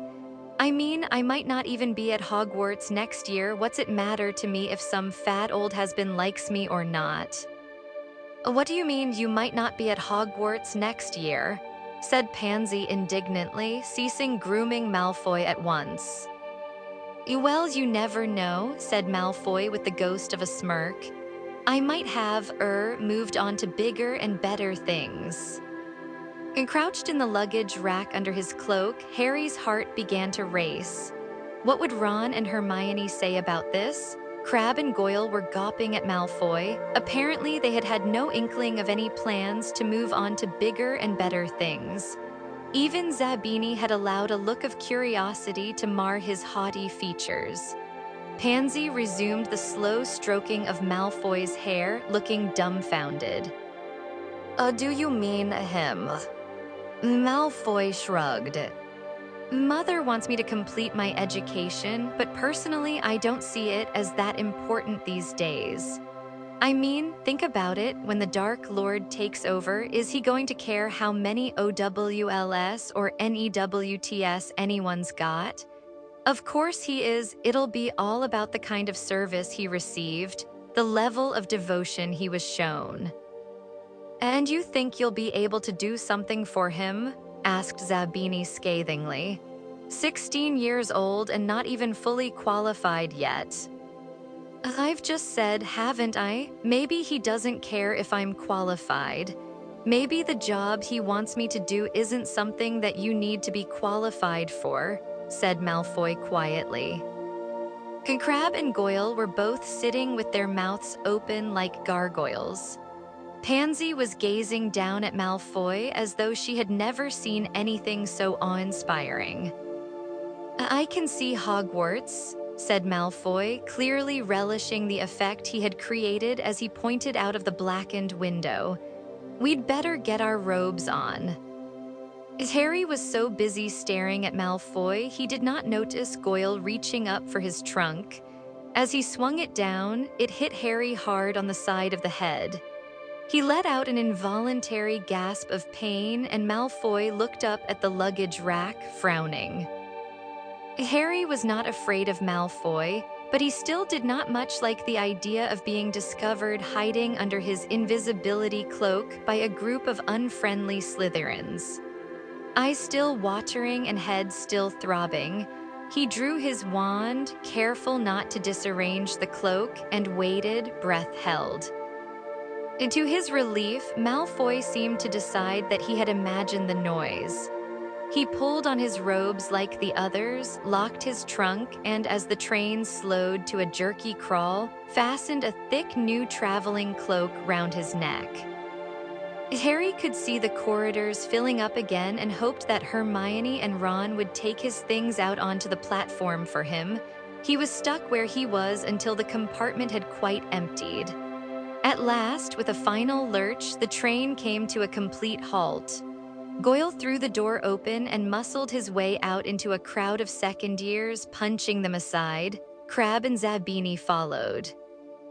You go on, Malfoy told Pansy, who was waiting for him with her hand held out as though hoping he would hold it. I just want to check something. Pansy left. Now Harry and Malfoy were alone in the compartment. People were filing past, descending onto the dark platform. Malfoy moved over to the compartment door and let down the blinds so that people in the corridor beyond could not peer in. He then bent down over his trunk and opened it again. Harry peered down over the edge of the luggage rack, his heart pumping a little faster. What had Malfoy wanted to hide from Pansy? Was he about to see the mysterious broken object it was so important to mend? Petrificus totalis. Without warning, Malfoy pointed his wand at Harry, who was instantly paralyzed. As though in slow motion, he toppled out of the luggage rack and fell with an agonizing, floor-shaking crash at Malfoy's feet, the invisibility cloak trapped beneath him, his whole body revealed with his legs still curled absurdly into the cramped kneeling position. He couldn't move a muscle, he could only gaze up at Malfoy, who smiled broadly. I thought so, he said jubilantly. I heard Goyle's trunk hit you, and I thought I saw something white flash through the air after Zabini came back. His eyes lingered for a moment upon Harry's trainers. "That was you blocking the door when Zabini came back in, I suppose." He considered Harry for a moment. "You didn't hear anything I care about, Potter, but while I've got you here." And he stamped hard on Harry's face. Harry felt his nose break, blood spurted everywhere. "That's from my father, now let's see." Malfoy dragged the cloak out from under Harry's immobilized body and threw it over him. "I don't reckon they'll find you till the train's back in London," he said quietly. "See you around, Potter or not." And then, taking care to tread on Harry's fingers, Malfoy left the compartment. Chapter 8. Snape victorious Harry could not move a muscle. He lay there beneath the invisibility cloak, feeling the blood from his nose flow, hot and wet, over his face, listening to the voices and footsteps in the corridor beyond. His immediate thought was that someone surely would check the compartments before the train departed again. But at once came the dispiriting realization that even if somebody looked into the compartment, he would be neither seen nor heard. His best hope was that somebody else would walk in and step on him. Harry had never hated Malfoy more than as he lay there, like an absurd turtle on its back, blood dripping sickeningly into his open mouth. What a stupid situation to have landed himself in, and now the last few footsteps were dying away. Everyone was shuffling along the dark platform outside. He could hear the scraping of trunks and the loud babble of talk. Ron and Hermione would think that he had left the train without them. Once they arrived at Hogwarts and took their places in the Great Hall, looked up and down the Gryffindor table a few times, and finally realized that he was not there, he, no doubt, would be halfway back to London. He tried to make a sound, even a grunt, but it was impossible.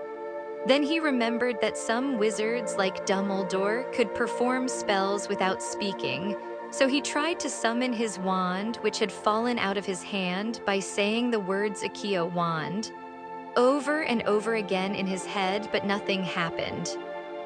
He thought he could hear the rustling of the trees that surrounded the lake and the far-off hoot of an owl, but no hint of a search being made. Or even he despised himself slightly for hoping it, panicked voices wondering where Harry Potter had gone.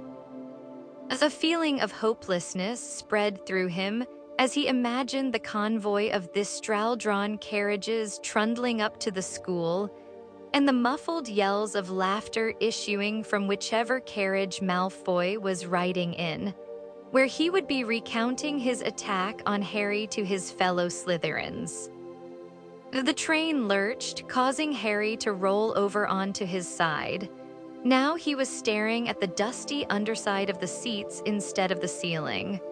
The floor began to vibrate as the engine roared into life. The express was leaving and nobody knew he was still on it. Then he felt his invisibility cloak fly off him and a voice overhead said, "Watch her, Harry." There was a flash of red light and Harry's body unfroze. He was able to push himself into a more dignified sitting position, hastily wipe the blood off his bruised face with the back of his hand, and raise his head to look up at Tonks, who was holding the invisibility cloak she had just pulled away. "We'd better get out of here quickly," she said, as the train windows became obscured with steam and the train began to move out of the station. "Come on, we'll jump." Harry hurried after her into the corridor. Tonks pulled open the train door and leapt onto the platform, which seemed to be sliding underneath them as the train gathered momentum. Harry followed her, staggered a little on landing, then straightened up in time to see the gleaming scarlet steam engine pick up speed, round the corner and disappear from view. The cold night air was soothing on his throbbing nose. Tonks was looking at him. He felt angry and embarrassed that he had been discovered in such a ridiculous position. Silently, she handed him back the invisibility cloak. Who did it? Draco Malfoy, said Harry bitterly. Thanks for well. No problem, said Tonks without smiling. From what Harry could see in the darkness, she was as mousy-haired and miserable-looking as she had been when he had met her at the burrow. I can fix your nose if you stand still. Harry did not think much of this idea. He had been intending to visit Madame Pomfrey, the matron, in whom he had a little more confidence when it came to healing spells. But it seemed rude to say this, so he stayed still and closed his eyes. Pisky, said Tonks. Harry's nose felt very hot and then very cold. He raised a hand and felt it gingerly. It seemed to be mended. Thanks a lot.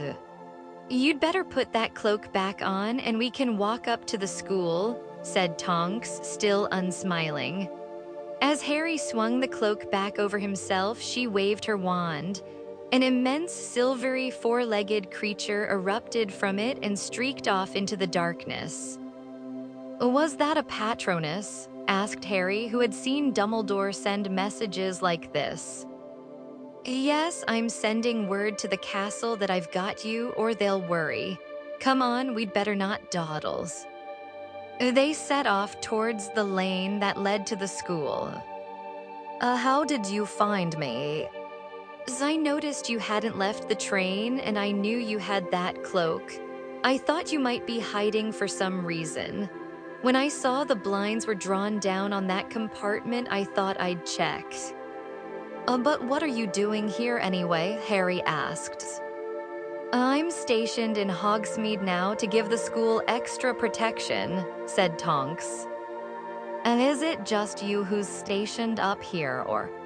No, Proudfoot, Savage, and Dawlish are here too.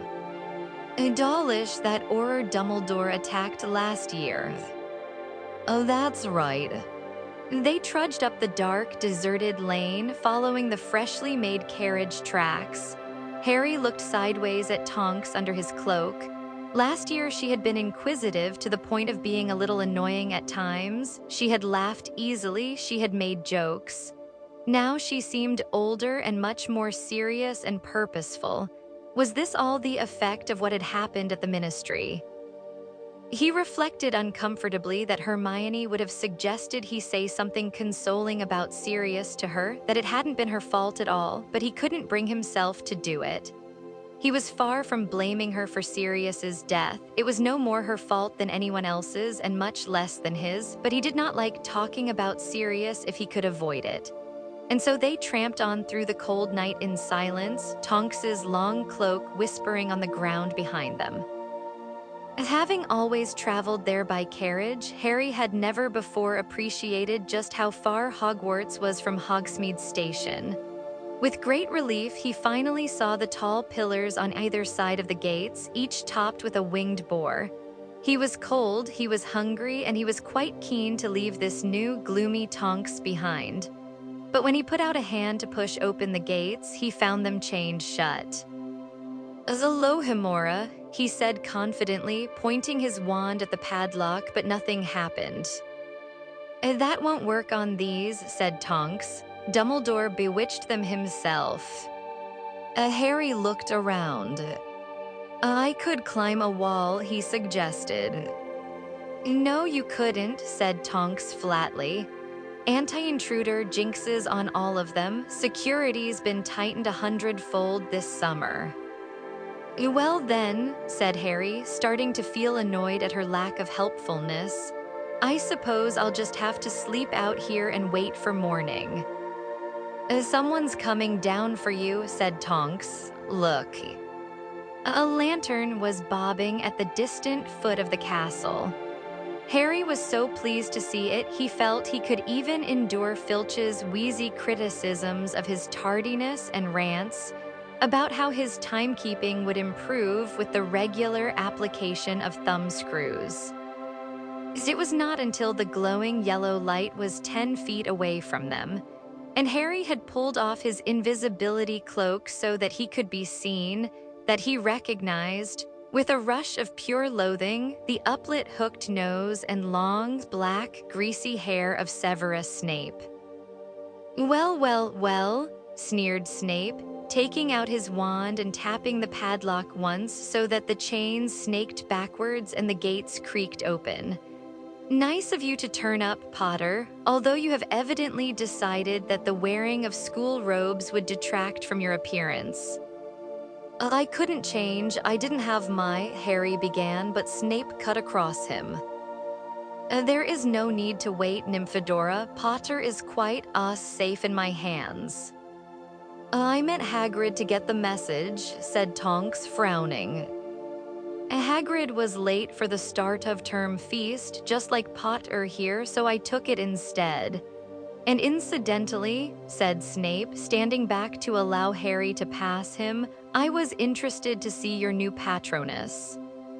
He shut the gates in her face with a loud clang and tapped the chains with his wand again, so that they slithered, clinking, back into place.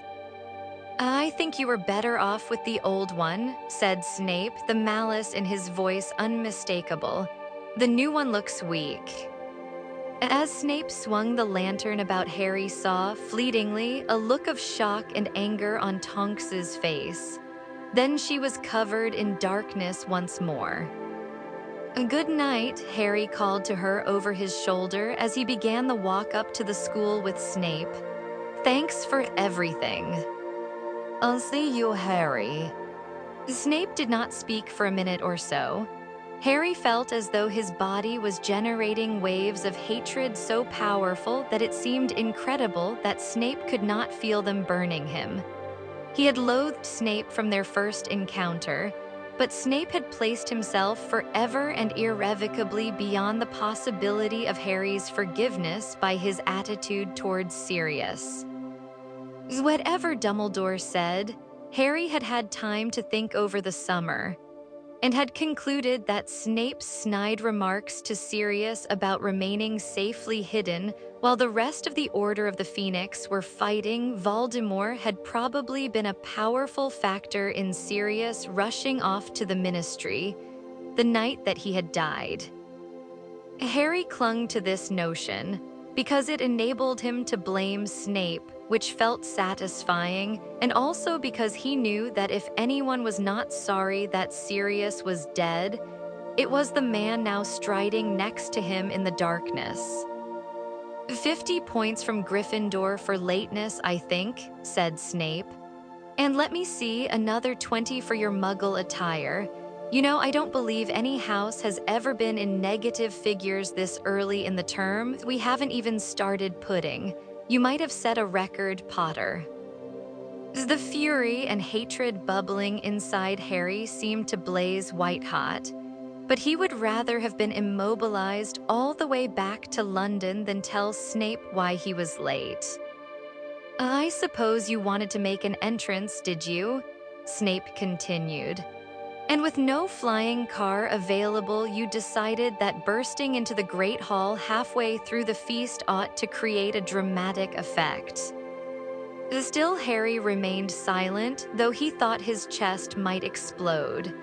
He knew that Snape had come to fetch him for this, for the few minutes when he could needle and torment Harry without anyone else listening. They reached the castle steps at last, and as the great oaken front doors swung open onto the vast flagged entrance hall, a burst of talk and laughter and of tinkling plates and glasses greeted them through the doors standing open into the great hall.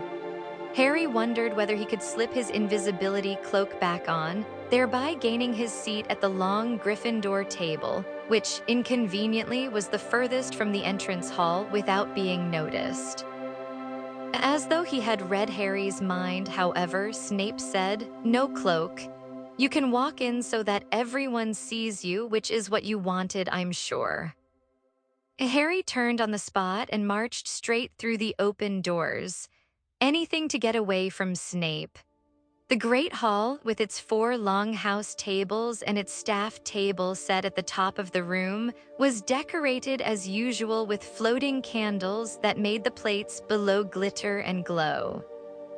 It was all a shimmering blur to Harry, however, who walked so fast that he was passing the Hufflepuff table before people really started to stare. And by the time they were standing up to get a good look at him, he had spotted Ron and Hermione, sped along the benches towards them and forced his way in between them. "Where have you, blimey, what have you done to your face?" said Ron, goggling at him along with everyone else in the vicinity. "Why, what's wrong with it?" said Harry, grabbing a spoon and squinting at his distorted reflection. "You're covered in blood," said Hermione. "Come here." She raised her wand, said Turgia, and siphoned off the dried blood. Thanks," said Harry, feeling his now clean face. "How's my nose looking?" "Normal," said Hermione anxiously. "Why shouldn't it? Harry, what happened? We've been terrified." "I'll tell you later," said Harry curtly. He was very conscious that Ginny, Neville, Dean, and Seamus were listening in. Even nearly headless Nick, the Gryffindor ghost, had come floating along the bench to eavesdrop. But said Hermione. "Not now, Hermione," said Harry in a darkly significant voice. He hoped very much that they would all assume he had been involved in something heroic, preferably involving a couple of Death Eaters and a Dementor.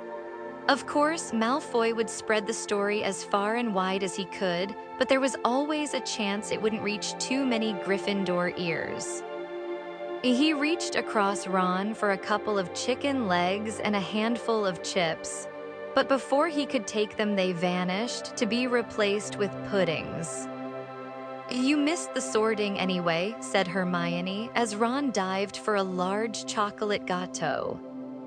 "A hat say anything interesting?" asked Harry, taking a piece of treacle tart. "More of the same, really, advising us all to unite in the face of our enemies, you know." Dumbledore mentioned Voldemort at all. "Not yet, but he always saves his proper speech for after the feast, doesn't he? It can't be long now." Snape said Hagrid was late for the feast. "You've seen Snape, how come?" said Ron between frenzied mouthfuls of gâteau. "I bumped into him," said Harry evasively. "Hagrid was only a few minutes late," said Hermione. "Look, he's waving at you, Harry." Harry looked up at the staff table and grinned at Hagrid, who was indeed waving at him. Hagrid had never quite managed to comport himself with the dignity of Professor McGonagall, head of Gryffindor House, the top of whose head came up to somewhere between Hagrid's elbow and shoulder as they were sitting side by side, and who was looking disapproving at this enthusiastic greeting. Harry was surprised to see the divination teacher, Professor Trelawney, sitting on Hagrid's other side. She rarely left her tower room, and he had never seen her at the start of term feast before. She looked as odd as ever, glittering with beads and trailing shawls, her eyes magnified to enormous size by her spectacles. Having always considered her a bit of a fraud, Harry had been shocked to discover at the end of the previous term that it had been she who had made the prediction that caused Lord Voldemort to kill Harry's parents and attack Harry himself. The knowledge had made him even less eager to find himself in her company, but thankfully this year he would be dropping divination. Her great beacon-like eyes swiveled in his direction. He hastily looked away towards the Slytherin table. Draco Malfoy was miming the shattering of a nose to raucous laughter and applause. Harry dropped his gaze to his treacle tart, his insides burning again. What he would not give to fight Malfoy one-on-one. "So what did Professor Slughorn want?" Hermione asked. To know what really happened at the Ministry," said Harry. "Him and everyone else here," sniffed Hermione. "People were interrogating us about it on the train, weren't they, Ron?" "Yeah," said Ron, all wanting to know if you really are the chosen one. "There has been much talk on that very subject even amongst the ghosts. interrupted nearly headless Nick, inclining his barely connected head towards Harry so that it wobbled dangerously on its ruff. I am considered something of a Potter authority. It is widely known that we are friendly. I have assured the spirit community that I will not pester you for information, however. Harry Potter knows that he can confide in me with complete confidence, I told them. I would rather die than betray his trust. That's not saying much, seeing as you're already dead, Ron observed.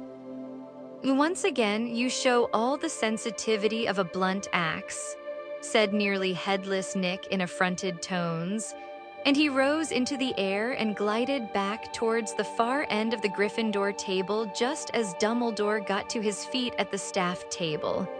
The talk and laughter echoing around the hall died away almost instantly. "The very best of evenings to you," he said, smiling broadly, his arms opened wide as though to embrace the whole room. "What happened to his hand?" gasped Hermione. She was not the only one who had noticed. Dumbledore's right hand was as blackened and dead-looking as it had been on the night he had come to fetch Harry from the Dursleys. Whispers swept the room. Dumbledore, interpreting them correctly, merely smiled and shook his purple and gold sleeve over his injury. "Nothing to worry about," he said airily.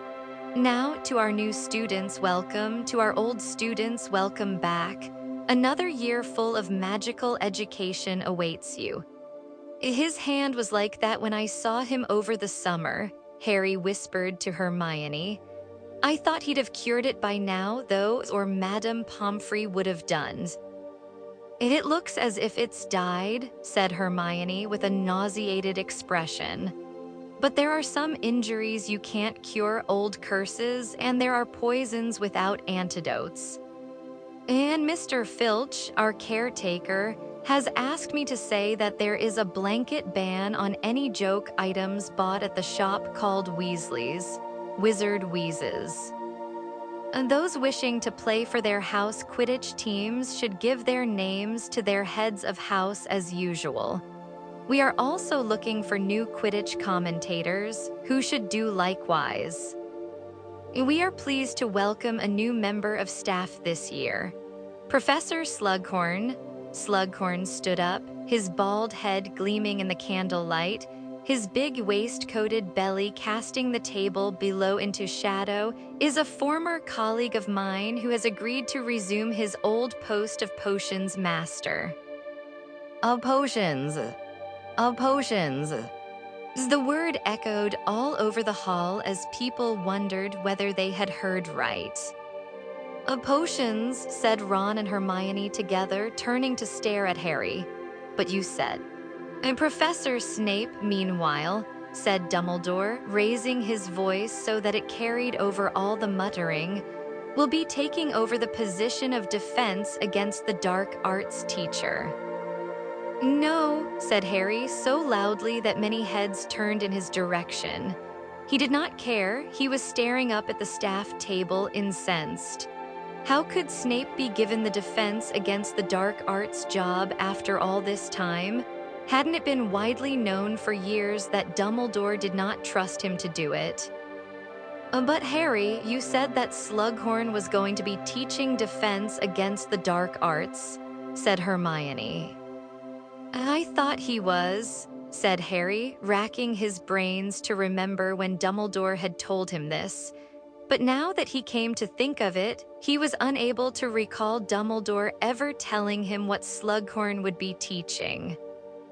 Snape, who was sitting on Dumbledore's right, did not stand up at the mention of his name, merely raised a hand in lazy acknowledgement of the applause from the Slytherin table. Yet Harry was sure he could detect a look of triumph on the features he loathed so much. "Oh, well, there's one good thing," he said savagely. "Snape'll be gone by the end of the year." "Oh, what do you mean?" asked Ron. "That job's jinxed. No one's lasted more than a year. Quirrell actually died doing it. Personally, I'm going to keep my fingers crossed for another death." "Harry," said Hermione, shocked and reproachful.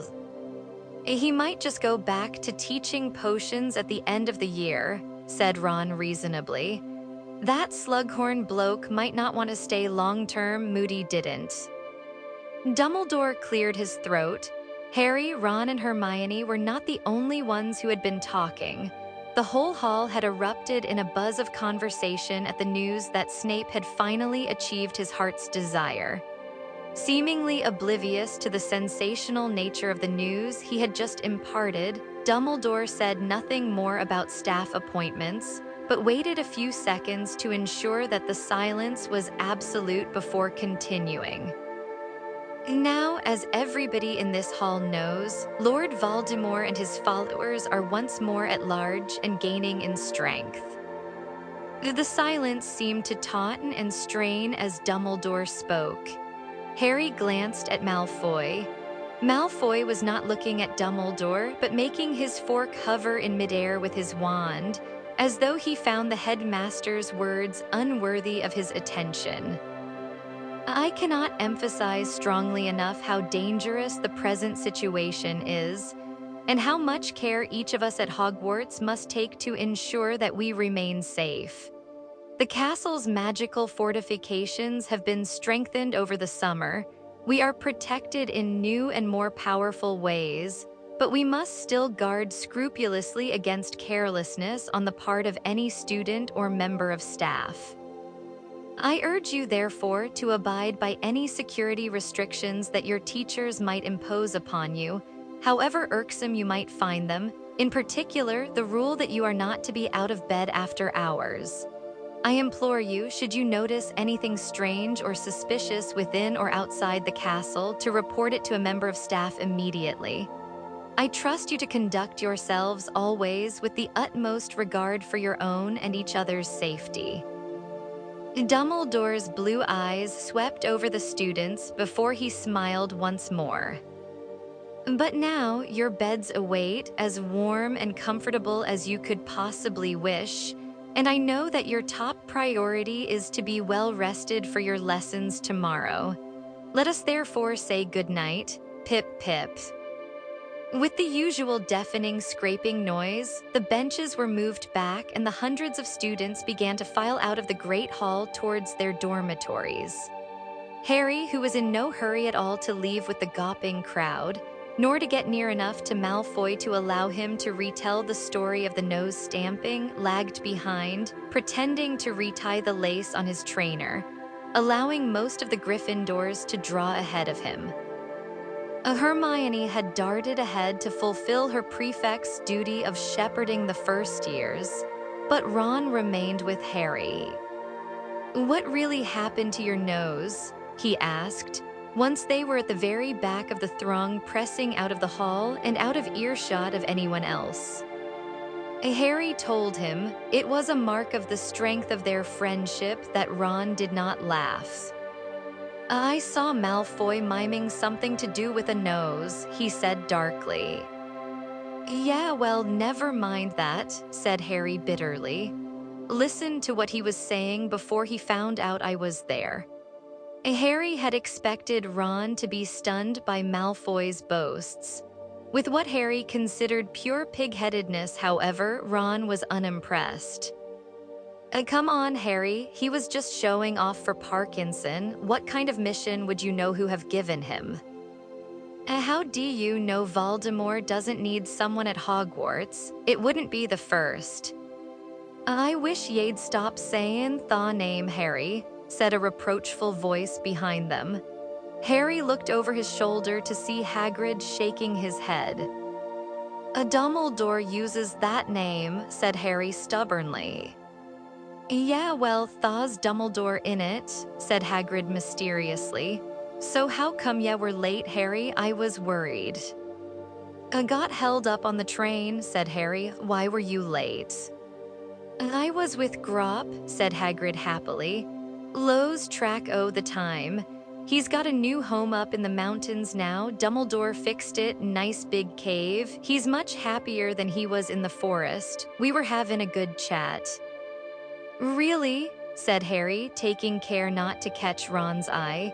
The last time he had met Hagrid's half-brother, a vicious giant with a talent for ripping up trees by the roots, his vocabulary had comprised 5 words, 2 of which he was unable to pronounce properly.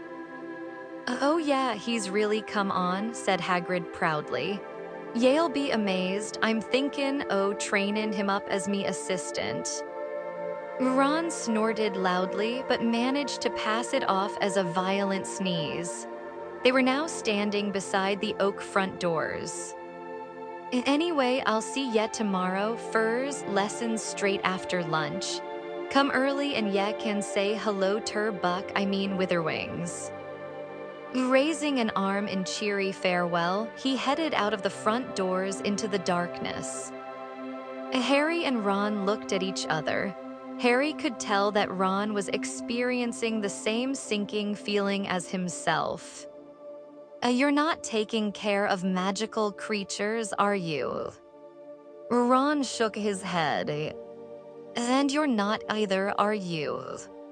Harry shook his head too. "And Hermione," said Ron, "she's not, is she?" Harry shook his head again. Exactly what Hagrid would say when he realized his 3 favorite students had given up his subject. He did not like to think. Chapter 9. The half-blood Prince Harry and Ron met Hermione in the common room before breakfast next morning. Hoping for some support for his theory, Harry lost no time in telling Hermione what he had overheard Malfoy saying on the Hogwarts Express. But he was obviously showing off for Parkinson, wasn't he?" interjected Ron quickly before Hermione could say anything. "Well," she said uncertainly, "I don't know, it would be like Malfoy to make himself seem more important than he is, but that's a big lie to tell." "Exactly," said Harry, but he could not press the point, because so many people were trying to listen in to his conversation, not to mention staring at him and whispering behind their hands. "It's rude to point," Ron snapped at a particularly minuscule first year as they joined the queue to climb out of the portrait hole.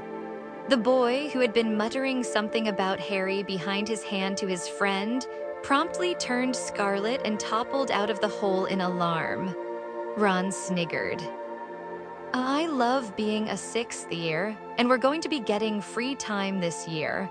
Whole periods when we can just sit up here and relax." "We're going to need that time for studying, Ron," said Hermione as they set off down the corridor.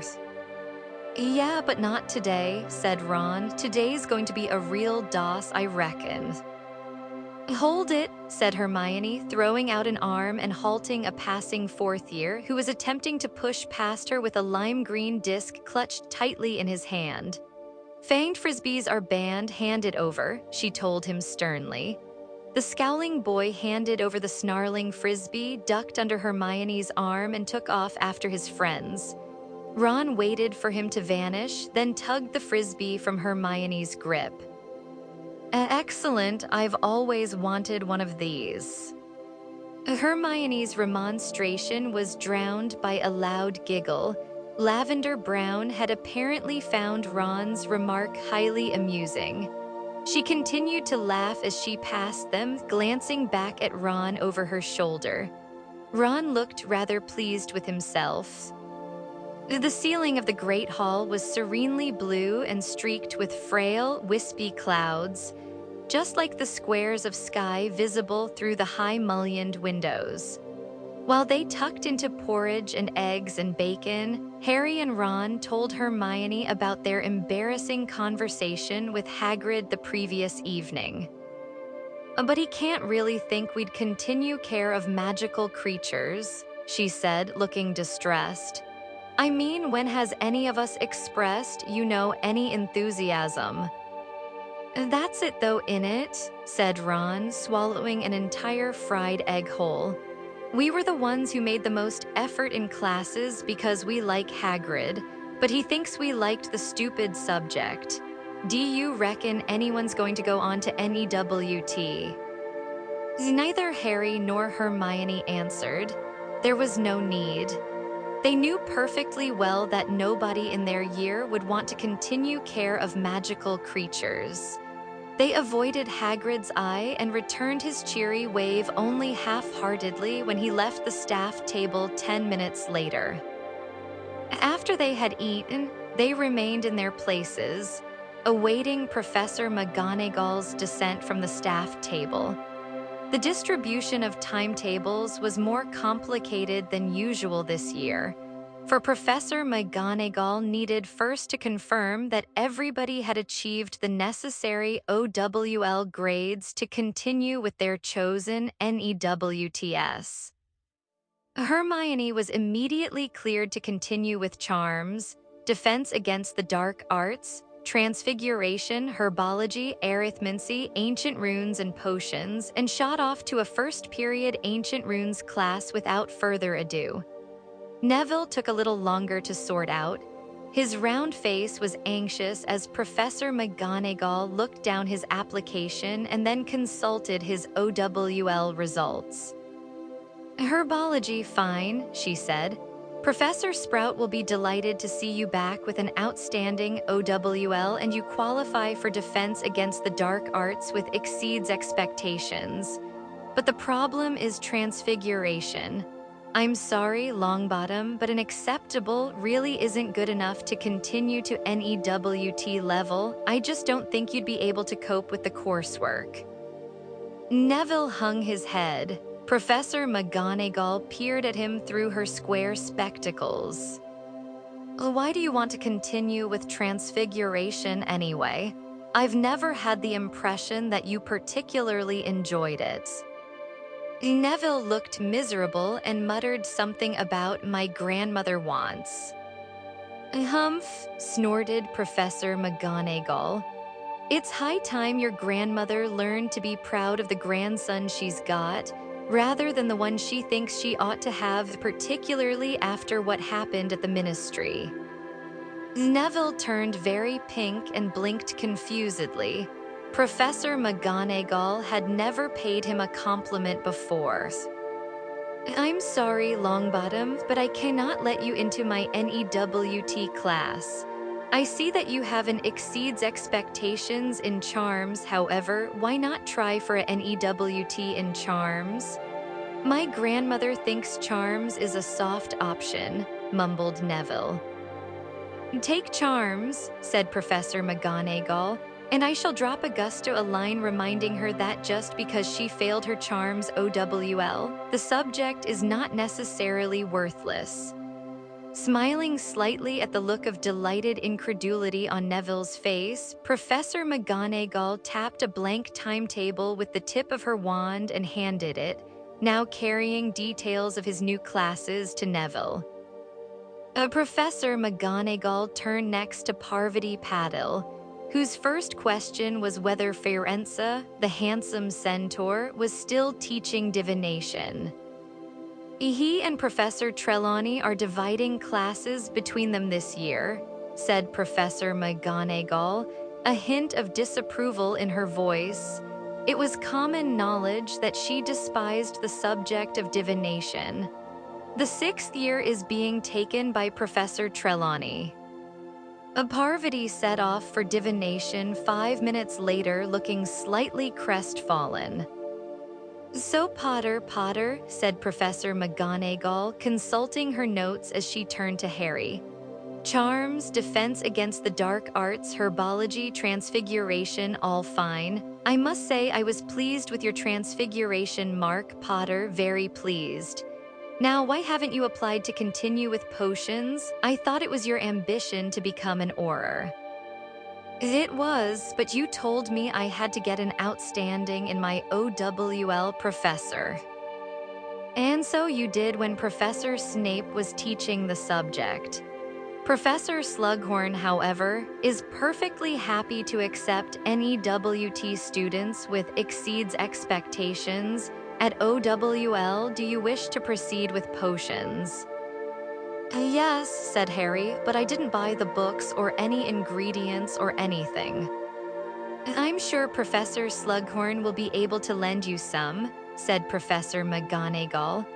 Very well, Potter, here is your timetable. Oh, by the way, 20 hopefuls have already put down their names for the Gryffindor Quidditch team. I shall pass the list to you in due course, and you can fix up trials at your leisure. A few minutes later, Ron was cleared to do the same subjects as Harry, and the two of them left the table together. Look, said Ron delightedly, gazing at his timetable. We've got a free period now and a free period after break and after lunch. Excellent. They returned to the common room, which was empty apart from half a dozen seventh years, including Katie Bell, the only remaining member of the original Gryffindor Quidditch team that Harry had joined in his first year. I thought you'd get that well done, she called over, pointing at the captain's badge on Harry's chest. Tell me when you call trials. Don't be stupid, said Harry. You don't need to try out. I've watched you play for 5 years. You mustn't start off like that, she said warningly. For all you know, there's someone much better than me out there. Good teams have been ruined before now because captains just kept playing the old faces or letting in their friends. Ron looked a little uncomfortable and began playing with the fanged frisbee Hermione had taken from the 4th year. It zoomed around the common room, snarling and attempting to take bites of the tapestry. Crookshanks's yellow eyes followed it, and he hissed when it came too close. An hour later, they reluctantly left the sunlit common room for the defense against the dark arts classroom 4 floors below. Hermione was already queuing outside, carrying an armful of heavy books and looking put upon. We got so much homework for runes, she said anxiously when Harry and Ron joined her. A 15-inch essay, 2 translations, and I've got to read these by Wednesday. A shame, yawned Ron. You wait, she said resentfully. I bet Snape gives us loads. The classroom door opened as she spoke, and Snape stepped into the corridor, his sallow face framed as ever by 2 curtains of greasy black hair. Silence fell over the queue immediately. Oh, inside, he said. Harry looked around as they entered.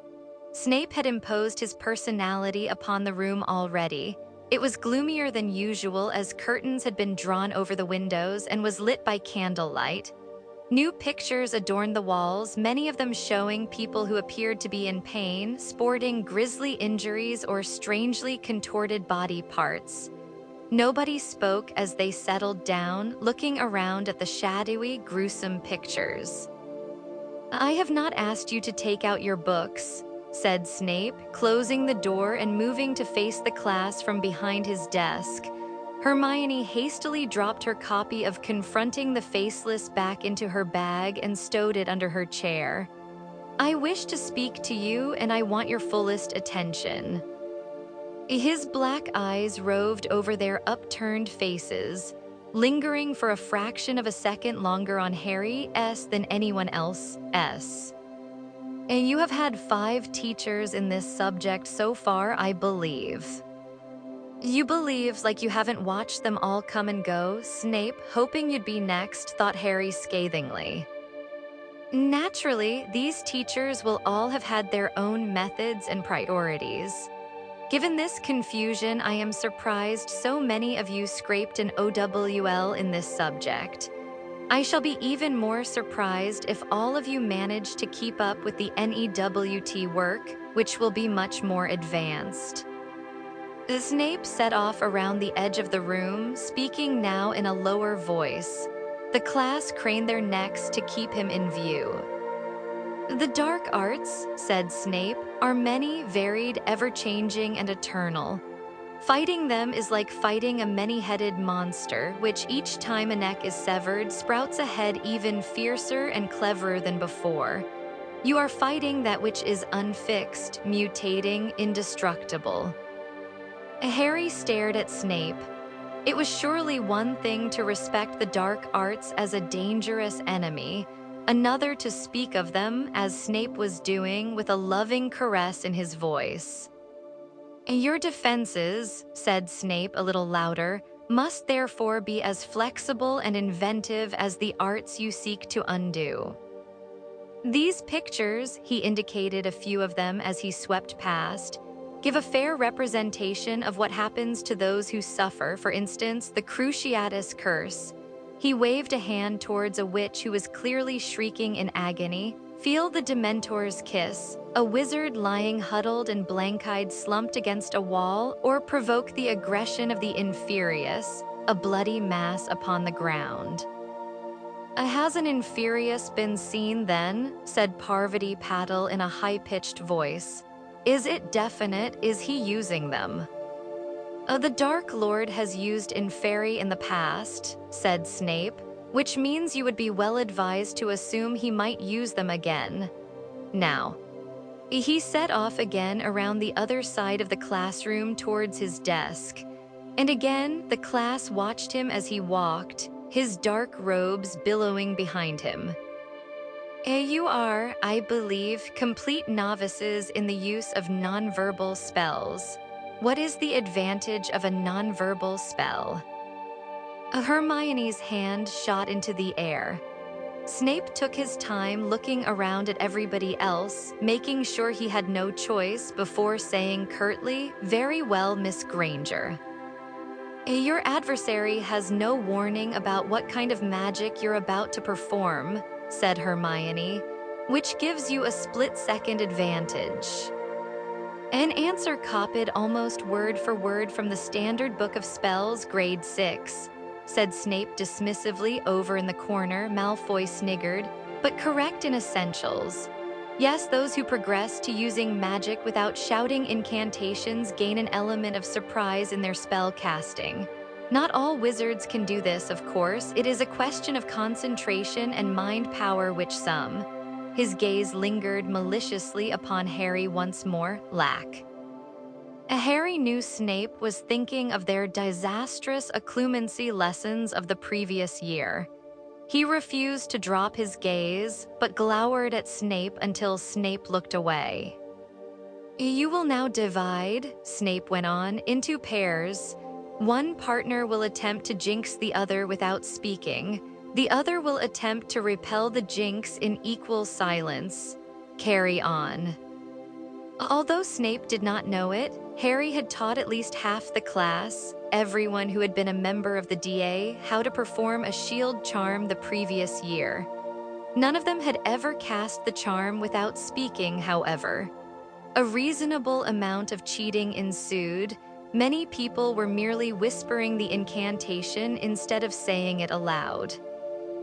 Typically, 10 minutes into the lesson, Hermione managed to repel Neville's muttered jelly-legs jinx without uttering a single word, a feat that would surely have earned her 20 points for Gryffindor from any reasonable teacher, thought Harry bitterly, but which Snape ignored.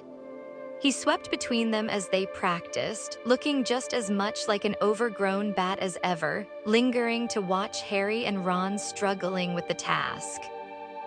Ron, who was supposed to be jinxing Harry, was purple in the face, his lips tightly compressed to save himself from the temptation of muttering the incantation. Harry had his wand raised, waiting on tenterhooks to repel a jinx that seemed unlikely ever to come. "Pathetic, Weasley," said Snape after a while. "Here, let me show you." He turned his wand on Harry so fast that Harry reacted instinctively. All thought of nonverbal spells forgotten, he yelled, "Pratigo."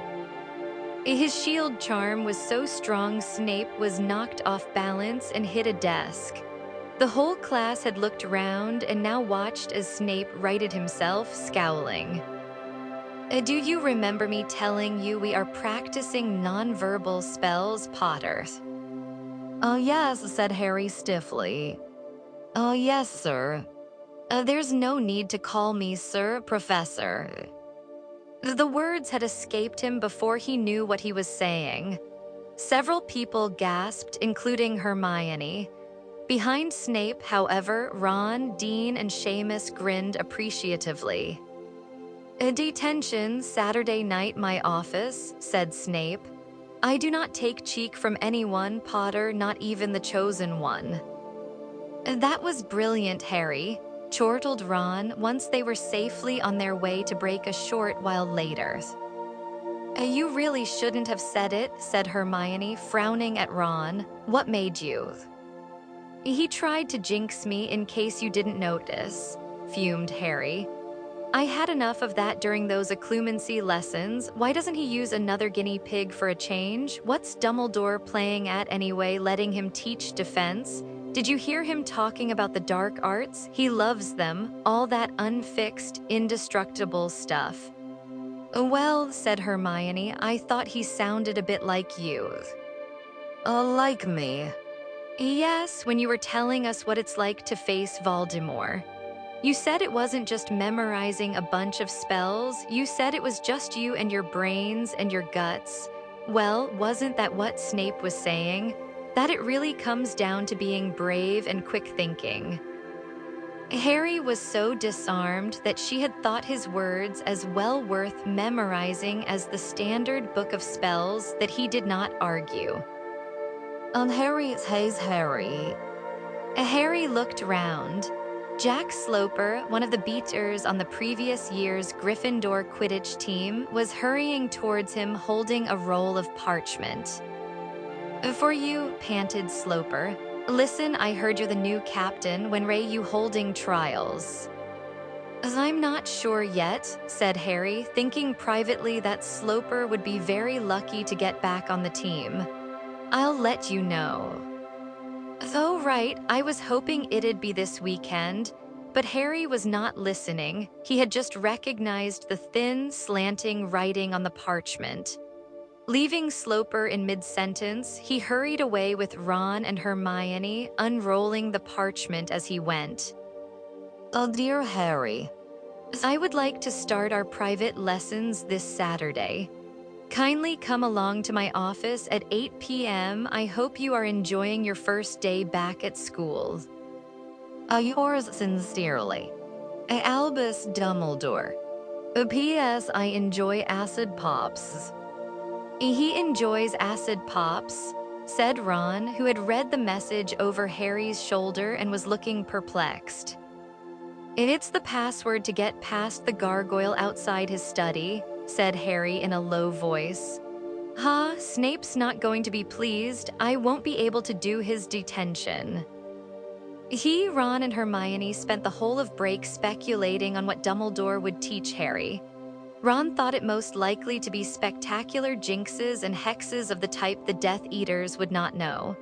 Hermione said such things were illegal and thought it much more likely that Dumbledore wanted to teach Harry advanced defensive magic.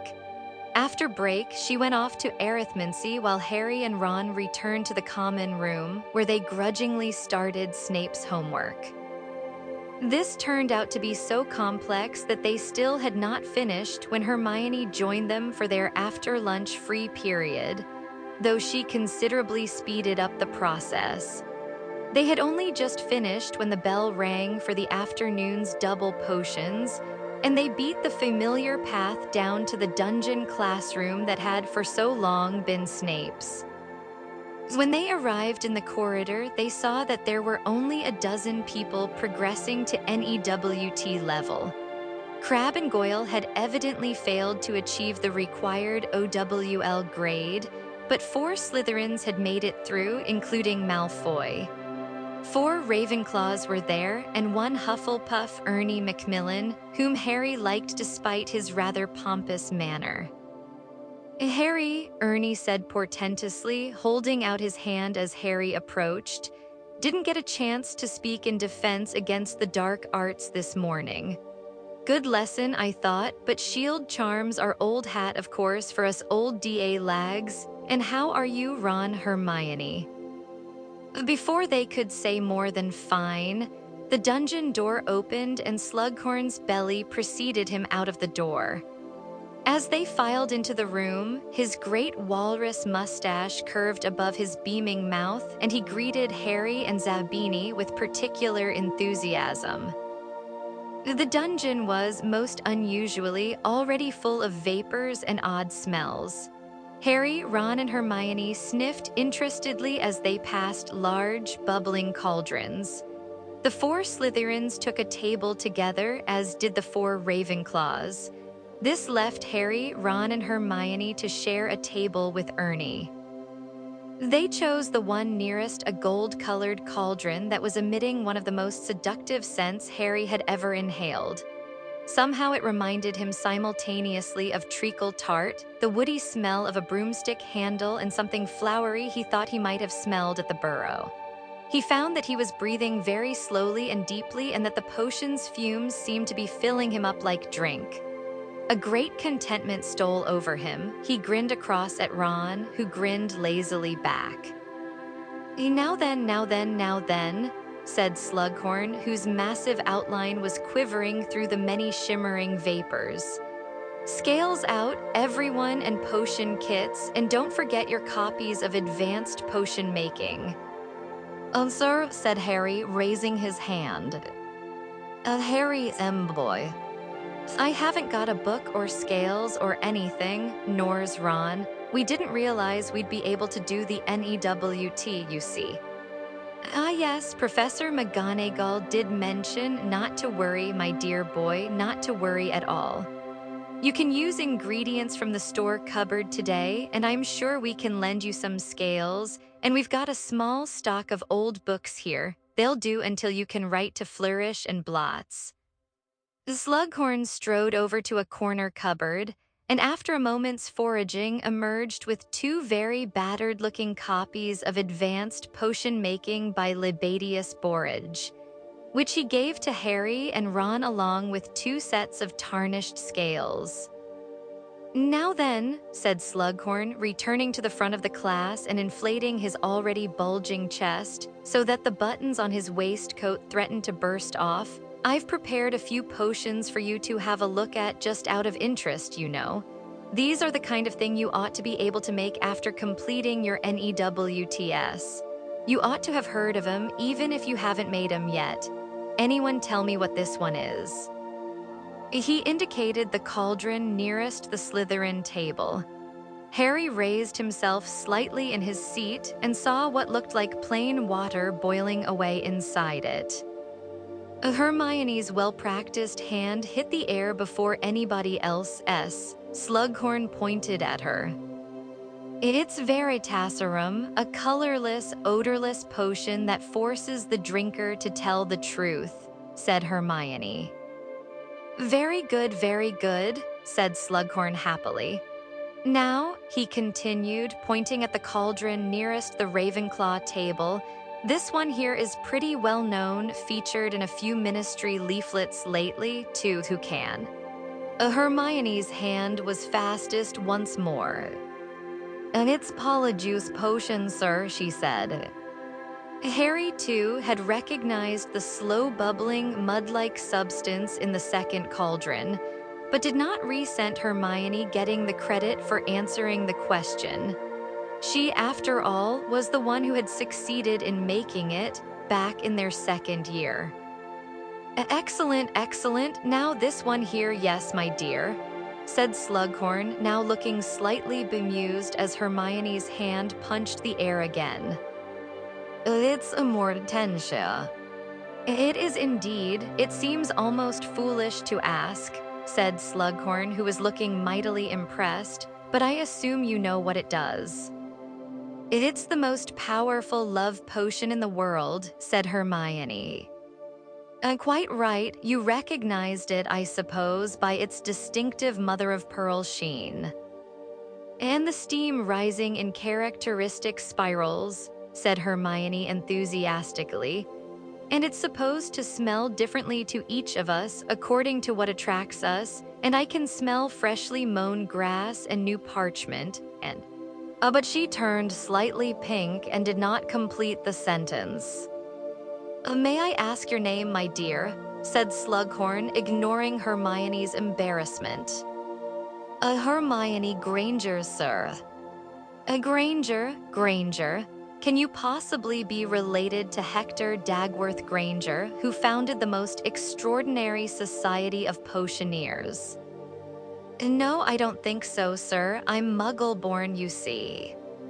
Harry saw Malfoy lean close to Nott and whisper something. Both of them sniggered, but Slughorn showed no dismay. On the contrary, he beamed and looked from Hermione to Harry, who was sitting next to her. Oh ho, one of my best friends is Muggle-born and she's the best in our year. I'm assuming this is the very friend of whom you spoke, Harry. Oh yes, sir, said Harry. Well, take 20 well-earned points for Gryffindor, Miss Granger, said Slughorn genially. Malfoy looked rather as he had done the time Hermione had punched him in the face. Hermione turned to Harry with a radiant expression and whispered, "Did you really tell him I'm the best in the year? Oh, Harry." Well, what's so impressive about that? Whispered Ron, who for some reason looked annoyed. You are the best in the year. I'd have told him so if he'd asked me. Hermione smiled but made a shushing gesture so that they could hear what Slughorn was saying. Ron looked slightly disgruntled. Immortentia doesn't really create love, of course. It is impossible to manufacture or imitate love. No, this will simply cause a powerful infatuation or obsession. It is probably the most dangerous and powerful potion in this room, oh yes, he said, nodding gravely at Malfoy and Nott, both of whom were smirking skeptically. When you have seen as much of life as I have, you will not underestimate the power of obsessive love. And now, said Slughorn, it is time for us to start work. Sir, you haven't told us what's in this one, said Ernie Macmillan, pointing at a small black cauldron standing on Slughorn's desk. The potion within was splashing about merrily. It was the color of molten gold, and large drops were leaping like goldfish above the surface, though not a particle had spilled. Oh ho, said Slughorn again. Harry was sure that Slughorn had not forgotten the potion at all, but had waited to be asked for dramatic effect. Yes, that one, ladies and gentlemen, is a most curious little potion called Felix Felicis, I take it. He turned, smiling, to look at Hermione, who had let out an audible gasp that you know what Felix Felicis does, Miss Granger. It's liquid luck, said Hermione excitedly. It makes you lucky. The whole class seemed to sit up a little straighter. Now all Harry could see of Malfoy was the back of his sleek blonde head, because he was at last giving Slughorn his full and undivided attention. Quite right, take another 10 points for Gryffindor. Yes, it's a funny little potion, Felix Felicis, said Slughorn. Desperately tricky to make and disastrous to get wrong. However, if brewed correctly as this has been, you will find that all your endeavors tend to succeed at least until the effects wear off. Why don't people drink it all the time, sir? Said Terry Boot eagerly. Because if taken in excess, it causes giddiness, recklessness, and dangerous overconfidence, said Slughorn. Too much of a good thing, you know, highly toxic in large quantities, but taken sparingly and very occasionally. Have you ever taken it, sir? Asked Michael Corner with great interest.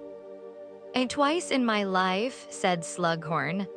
Once when I was 24, once when I was 57, 2 tablespoonfuls taken with breakfast, 2 perfect days. He gazed dreamily into the distance. Whether he was play-acting or not, thought Harry, the effect was good. And that, said Slughorn, apparently coming back to earth, is what I shall be offering as a prize in this lesson. There was a silence in which every bubble and gurgle of the surrounding potions seemed magnified tenfold. 1 tiny bottle of Felix Felicis, said Slughorn, taking a minuscule glass bottle with a cork in it out of his pocket and showing it to them all. Enough for 12 hours' luck. From dawn till dusk, you will be lucky in everything you attempt. Now I must give you warning that Felix Felicis is a banned substance in organized competitions, sporting events, for instance, examinations or elections. So the winner is to use it on an ordinary day only and watch how that ordinary day becomes extraordinary. So, said Slughorn, suddenly brisk, how are you to win my fabulous prize? Well, by turning to page 10 of Advanced Potion Making. We have a little over an hour left to us, which should be time for you to make a decent attempt at the Draft of Living Death. I know it is more complex than anything you have attempted before, and I do not expect a perfect potion from anybody. The person who does best, however, will win little Felix here. Off you go. There was a scraping as everyone drew their cauldrons towards them and some loud clunks as people began adding weights to their scales, but nobody spoke. The concentration within the room was almost tangible. Harry saw Malfoy riffling feverishly through his copy of Advanced Potion Making. It could not have been clearer that Malfoy really wanted that lucky day. Harry bent swiftly over the tattered book Slughorn had lent him. To his annoyance, he saw that the previous owner had scribbled all over the pages, so that the margins were as black as the printed portions. Bending low to decipher the ingredients, even here, the previous owner had made annotations and crossed things out. Harry hurried off towards the store cupboard to find what he needed. As he dashed back to his cauldron, he saw Malfoy cutting up valerian roots as fast as he could. Everyone kept glancing around at what the rest of the class was doing. This was both an advantage and a disadvantage of potions, that it was hard to keep your work private. Within 10 minutes, the whole place was full of bluish steam. Hermione, of course, seemed to have progressed furthest. Her potion already resembled the smooth, blackcurrant-colored liquid mentioned as the ideal halfway stage. Having finished chopping his roots, Harry bent low over his book again. It was really very irritating, having to try and decipher the directions under all the stupid scribbles of the previous owner, who for some reason had taken issue with the order to cut up the soporiferous bean and had written in the alternative instruction. A crush with flat side of silver dagger releases juice better than cutting. Sir, I think you knew my grandfather, Abraxas Malfoy. Harry looked up. Slughorn was just passing the Slytherin table. Yes, said Slughorn without looking at Malfoy.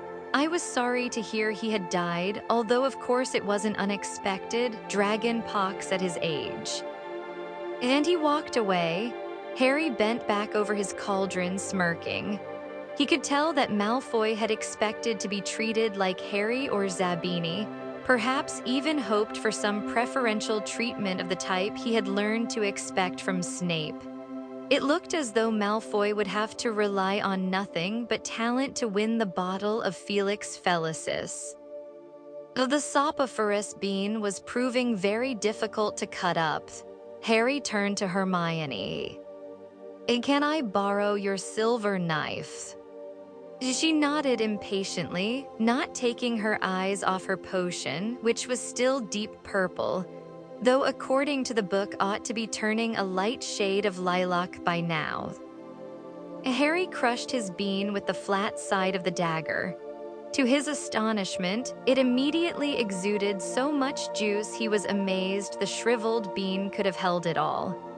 Hastily scooping it all into the cauldron, he saw, to his surprise, that the potion immediately turned exactly the shade of lilac described by the textbook.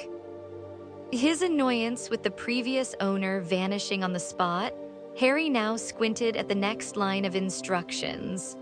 According to the book, he had to stir counterclockwise until the potion turned clear as water. According to the addition the previous owner had made, however, he ought to add a clockwise stir after every 7th counterclockwise stir. Could the old owner be right twice? Harry stirred counterclockwise, held his breath, and stirred once clockwise. The effect was immediate. The potion turned palest pink. How are you doing that?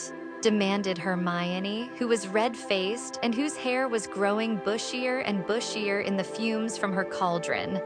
Her potion was still resolutely purple. And add a clockwise stir. No, the book says counterclockwise, she snapped. Harry shrugged and continued what he was doing. 7 stirs counterclockwise, 1 clockwise, pause, 7 stirs counterclockwise, 1 stir clockwise. Across the table, Ron was cursing fluently under his breath. His potion looked like liquid licorice. Harry glanced around. As far as he could see, no one else's potion had turned as pale as his. He felt elated, something that had certainly never happened before in this dungeon. "And time's up," called Slughorn. "Stop stirring, please." Slughorn moved slowly between the tables, peering into cauldrons. He made no comment, but occasionally gave the potions a stir or a sniff. At last, he reached the table where Harry, Ron, Hermione, and Ernie were sitting. He smiled ruefully at the tar-like substance in Ron's cauldron. He passed over Ernie's navy concoction. Hermione's potion, he gave an approving nod. Then he saw Harry's, and a look of incredulous delight spread over his face. "The clear winner," he cried to the dungeon. "Excellent, excellent, Harry. Good Lord, it's clear you've inherited your mother's talent. She was a dab hand at potions, Lily was. Here you are then, here you are, 1 bottle of Felix Felicis as promised, and use it well." Harry slipped the tiny bottle of golden liquid into his inner pocket, feeling an odd combination of delight at the furious looks on the Slytherins' faces and guilt at the disappointed expression on Hermione's. Ron looked simply dumbfounded. How did you do that?" he whispered to Harry as they left the dungeons. "Got lucky, I suppose," said Harry, because Malfoy was within earshot. Once they were securely ensconced at the Gryffindor table for dinner, however, he felt safe enough to tell them.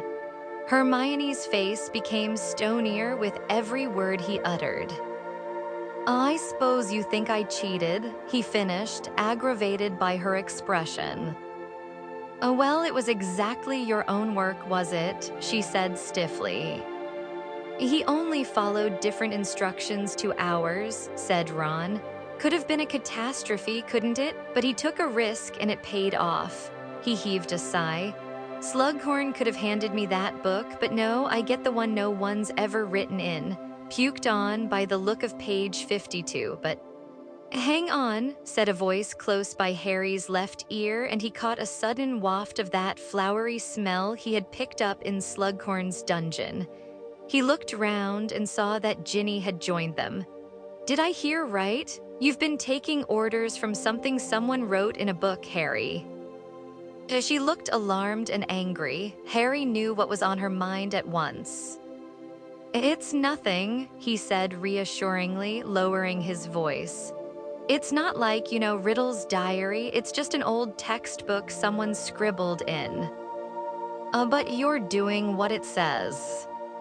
"I just tried a few of the tips written in the margins. Honestly, Ginny, there's nothing funny." "Ginny's got a point," said Hermione, perking up at once. "We ought to check that there's nothing odd about it. I mean, all these funny instructions, who knows?" "Hey," said Harry indignantly, as she pulled his copy of Advanced Potion Making out of his bag and raised her wand. "Especially's Revelio," she said, wrapping it smartly on the front cover. Nothing whatsoever happened. The book simply lay there, looking old and dirty and dog-eared.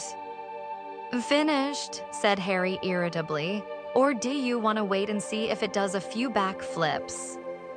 "And it seems all right," said Hermione, still staring at the book suspiciously. "I mean, it really does seem to be just a textbook." "Good, then I'll have it back," said Harry, snatching it off the table, but it slipped from his hand and landed open on the floor. Nobody else was looking. Harry bent low to retrieve the book, and as he did so, he saw something scribbled along the bottom of the back cover in the same small, cramped handwriting as the instructions that had won him his bottle of Felix Felicis, now safely hidden inside a pair of socks in his trunk upstairs. This book is the property of the Half-Blood Prince. Chapter 10. The House of Gaunt. For the rest of the week's potions lessons, Harry continued to follow the Half-Blood Prince's instructions wherever they deviated from Labadius Borage, with the result that by their fourth lesson, Slughorn was raving about Harry's abilities, saying that he had rarely taught anyone so talented. Neither Ron nor Hermione was delighted by this. Although Harry had offered to share his book with both of them, Ron had more difficulty deciphering the handwriting than Harry did, and could not keep asking Harry to read aloud or it might look suspicious. Hermione, meanwhile, was resolutely plowing on with what she called the official instructions, but becoming increasingly bad-tempered as they yielded poorer results than the prince's. Harry wondered vaguely who the Half-Blood Prince had been. Although the amount of homework they had been given prevented him from reading the whole of his copy of Advanced Potion Making, he had skimmed through it sufficiently to see that there was barely a page on which the prince had not made additional notes, not all of them concerned with potion making. Here and there were directions for what looked like spells that the prince had made up himself. "Zor herself," said Hermione irritably, overhearing Harry pointing some of these out to Ron in the common room on Saturday evening. "It might have been a girl. I think the handwriting looks more like a girl's than a boy's." "The Half-Blood Prince he was called," Harry said. "How many girls have been princes?" Hermione seemed to have no answer to this. She merely scowled and twitched her essay on the principles of rematerialization away from Ron, who was trying to read it upside down. Harry looked at his watch and hurriedly put the old copy of Advanced Potion Making back into his bag. "It's 5 to 8, I'd better go. I'll be late for Dumbledore." "Ooh," gasped Hermione, looking up at once. "Good luck, we'll wait up, we want to hear what he teaches you." "I hope it goes okay," said Ron, and the pair of them watched Harry leave through the portrait holes.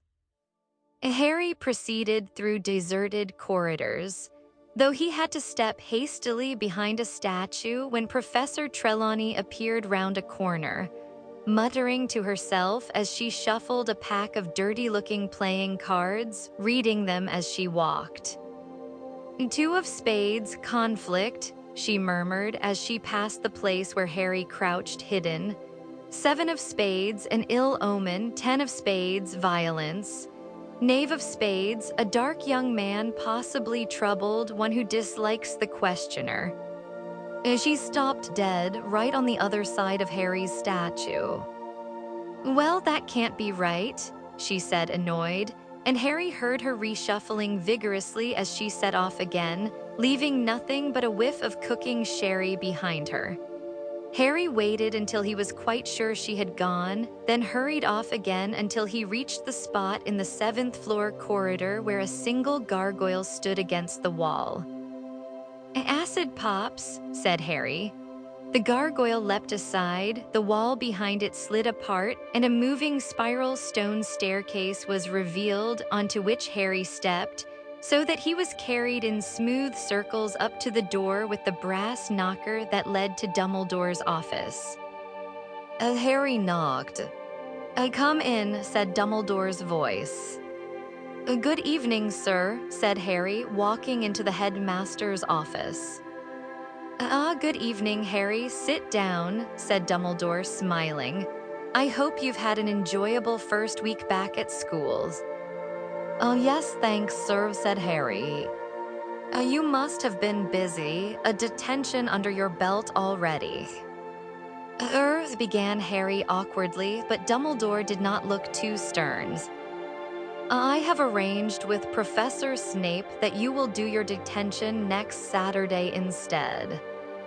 "Right," said Harry, who had more pressing matters on his mind than Snape's detention, and now looked around surreptitiously for some indication of what Dumbledore was planning to do with him that evening. The circular office looked just as it always did. The delicate silver instruments stood on spindle-legged tables, puffing smoke and whirring. Portraits of previous headmasters and headmistresses dozed in their frames, and Dumbledore's magnificent phoenix, Fawkes, stood on his perch behind the door, watching Harry with bright interest. It did not even look as though Dumbledore had cleared a space for dueling practice. "So, Harry," said Dumbledore in a business-like voice, "you have been wondering, I am sure, what I have planned for you during these, for want of a better word, lessons." "Yes, sir." "Well, I have decided that it is time, now that you know what prompted Lord Voldemort to try and kill you 15 years ago, for you to be given certain information." There was a pause. "You said at the end of last term you were going to tell me everything," said Harry. It was hard to keep a note of accusation from his voice. "Sir," he added. "And so I did," said Dumbledore placidly. "I told you everything I know. From this point forth, we shall be leaving the firm foundation of fact and journeying together through the murky marshes of memory into thickets of wildest guesswork. From here on in, Harry, I may be as woefully wrong as Humphrey Belcher, who believed the time was ripe for a cheese cauldron." But you think you're right," said Harry. "Naturally I do, but as I have already proven to you, I make mistakes like the next man. In fact, being, forgive me, rather cleverer than most men, my mistakes tend to be correspondingly huger." "Sir," said Harry tentatively, "does what you're going to tell me have anything to do with the prophecy? Will it help me survive?" "It has a very great deal to do with the prophecy," said Dumbledore, as casually as if Harry had asked him about the next day's weather, "and I certainly hope that it will help you to survive." Dumbledore got to his feet and walked around the desk, past Harry, who turned eagerly in his seat to watch Dumbledore bending over the cabinet beside the door. When Dumbledore straightened up, he was holding a familiar shallow stone basin etched with odd markings around its rim. He placed the pensive on the desk in front of Harry. You look worried." Harry had indeed been eyeing the pensive with some apprehension. His previous experiences with the odd device that stored and revealed thoughts and memories, though highly instructive, had also been uncomfortable. The last time he had disturbed its contents, he had seen much more than he would have wished, but Dumbledore was smiling. This time, you enter the pensive with me, and even more unusually, with permission." "Where are we going, sir?" "For a trip down Bob Ogden's memory lane," said Dumbledore, pulling from his pocket a crystal bottle containing a swirling silvery white substance. Who was Bob Ogden?" "He was employed by the Department of Magical Law Enforcement," said Dumbledore. "He died some time ago, but not before I had tracked him down and persuaded him to confide these recollections to me. We are about to accompany him on a visit he made in the course of his duties. If you will stand, Harry." But Dumbledore was having difficulty pulling out the stopper of the crystal bottle. His injured hand seemed stiff and painful. Shall I, sir?" "No matter, Harry." Dumbledore pointed his wand at the bottle and the cork flew out. "Sir, how did you injure your hand?" Harry asked again, looking at the blackened fingers with a mixture of revulsion and pity. "Now is not the moment for that story, Harry, not yet. We have an appointment with Bob Ogden." Dumbledore tipped the silvery contents of the bottle into the pensive. where they swirled and shimmered, neither liquid nor gas. After you, said Dumbledore, gesturing towards the bowl. Harry bent forwards, took a deep breath, and plunged his face into the silvery substance. He felt his feet leave the office floor. He was falling through whirling darkness, and then, quite suddenly, he was blinking in dazzling sunlight. Before his eyes had adjusted, Dumbledore landed beside him. They were standing in a country lane bordered by high, tangled hedgerows, beneath a summer sky as bright and blue as a forget-me-not. Some 10 feet in front of them stood a short, plump man wearing enormously thick glasses that reduced his eyes to mole-like specks.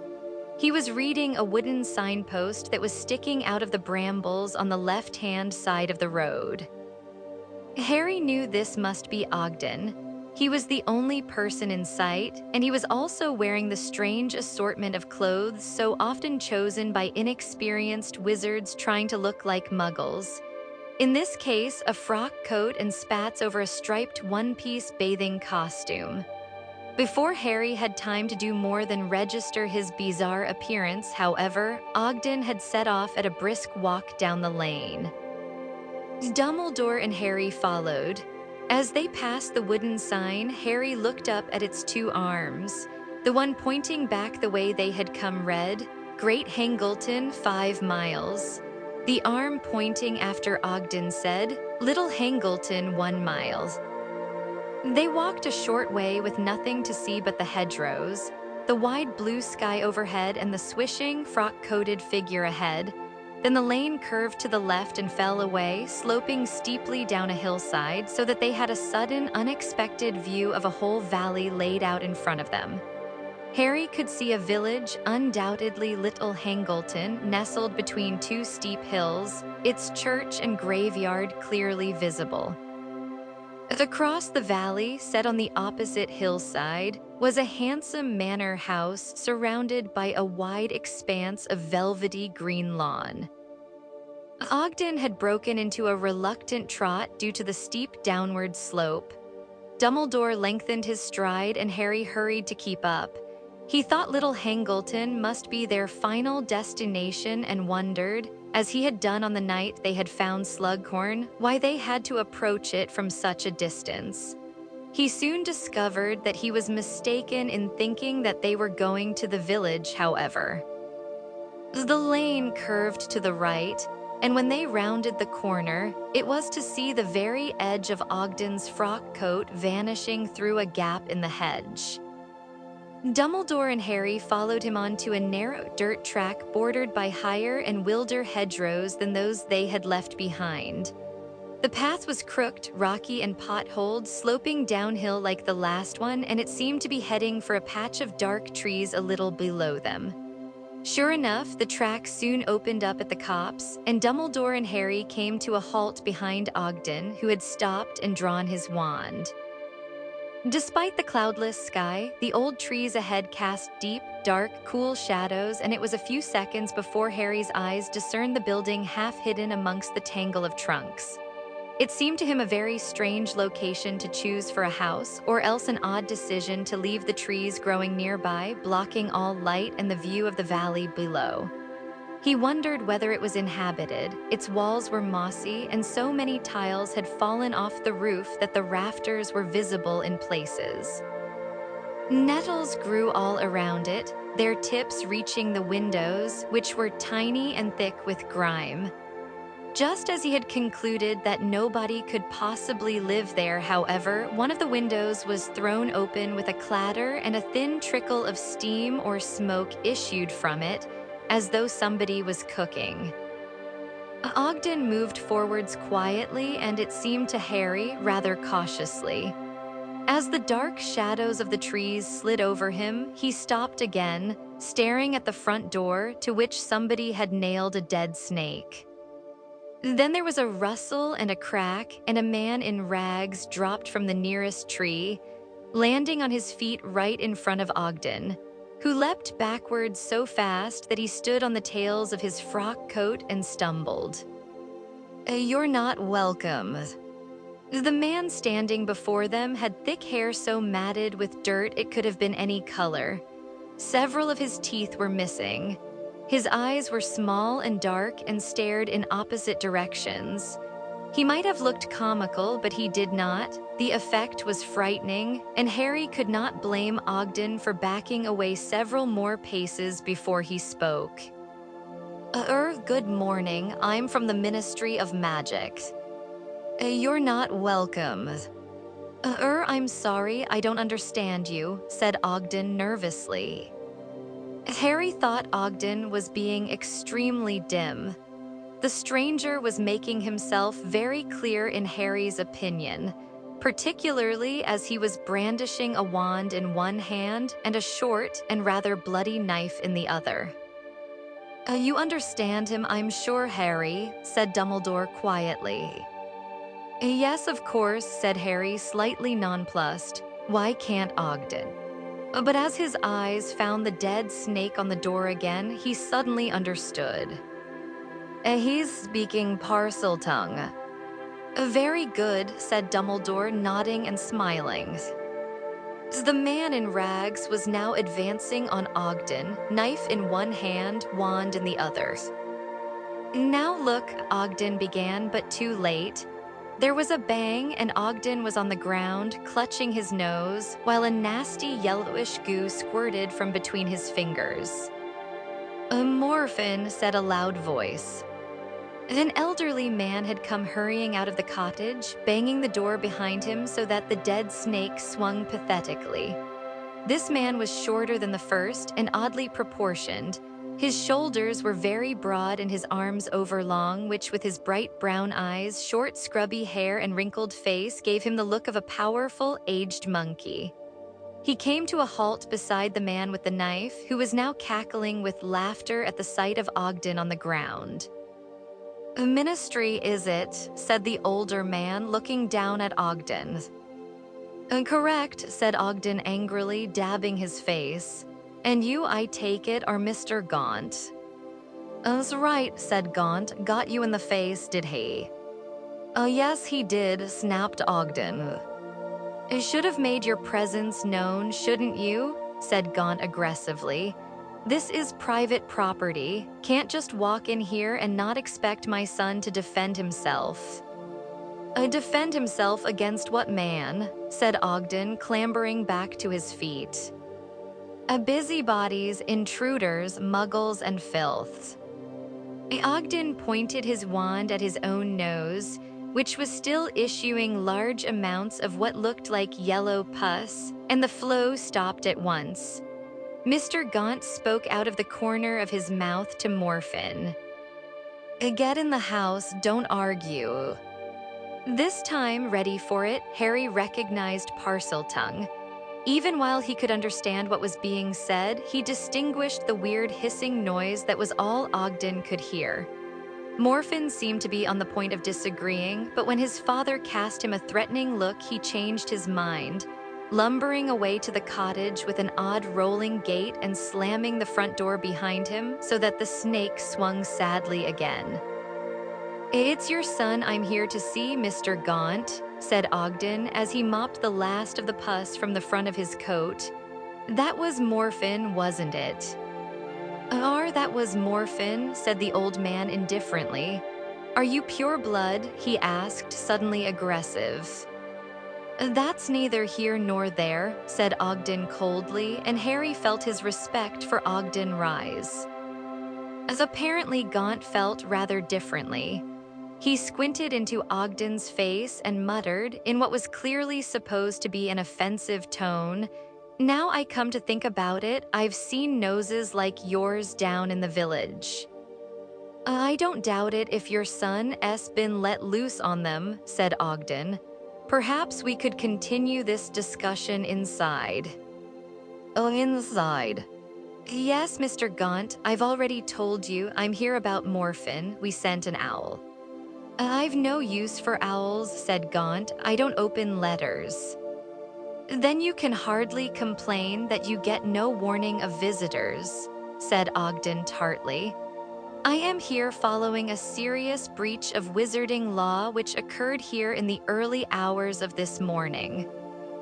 All right, bellowed Gaunt. Come in the bleeding house then, and much good it'll do you. The house seemed to contain 3 tiny rooms.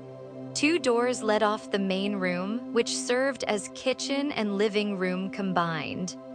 Morphin was sitting in a filthy armchair beside the smoking fire, twisting a live adder between his thick fingers and crooning softly at it in parcel tongue.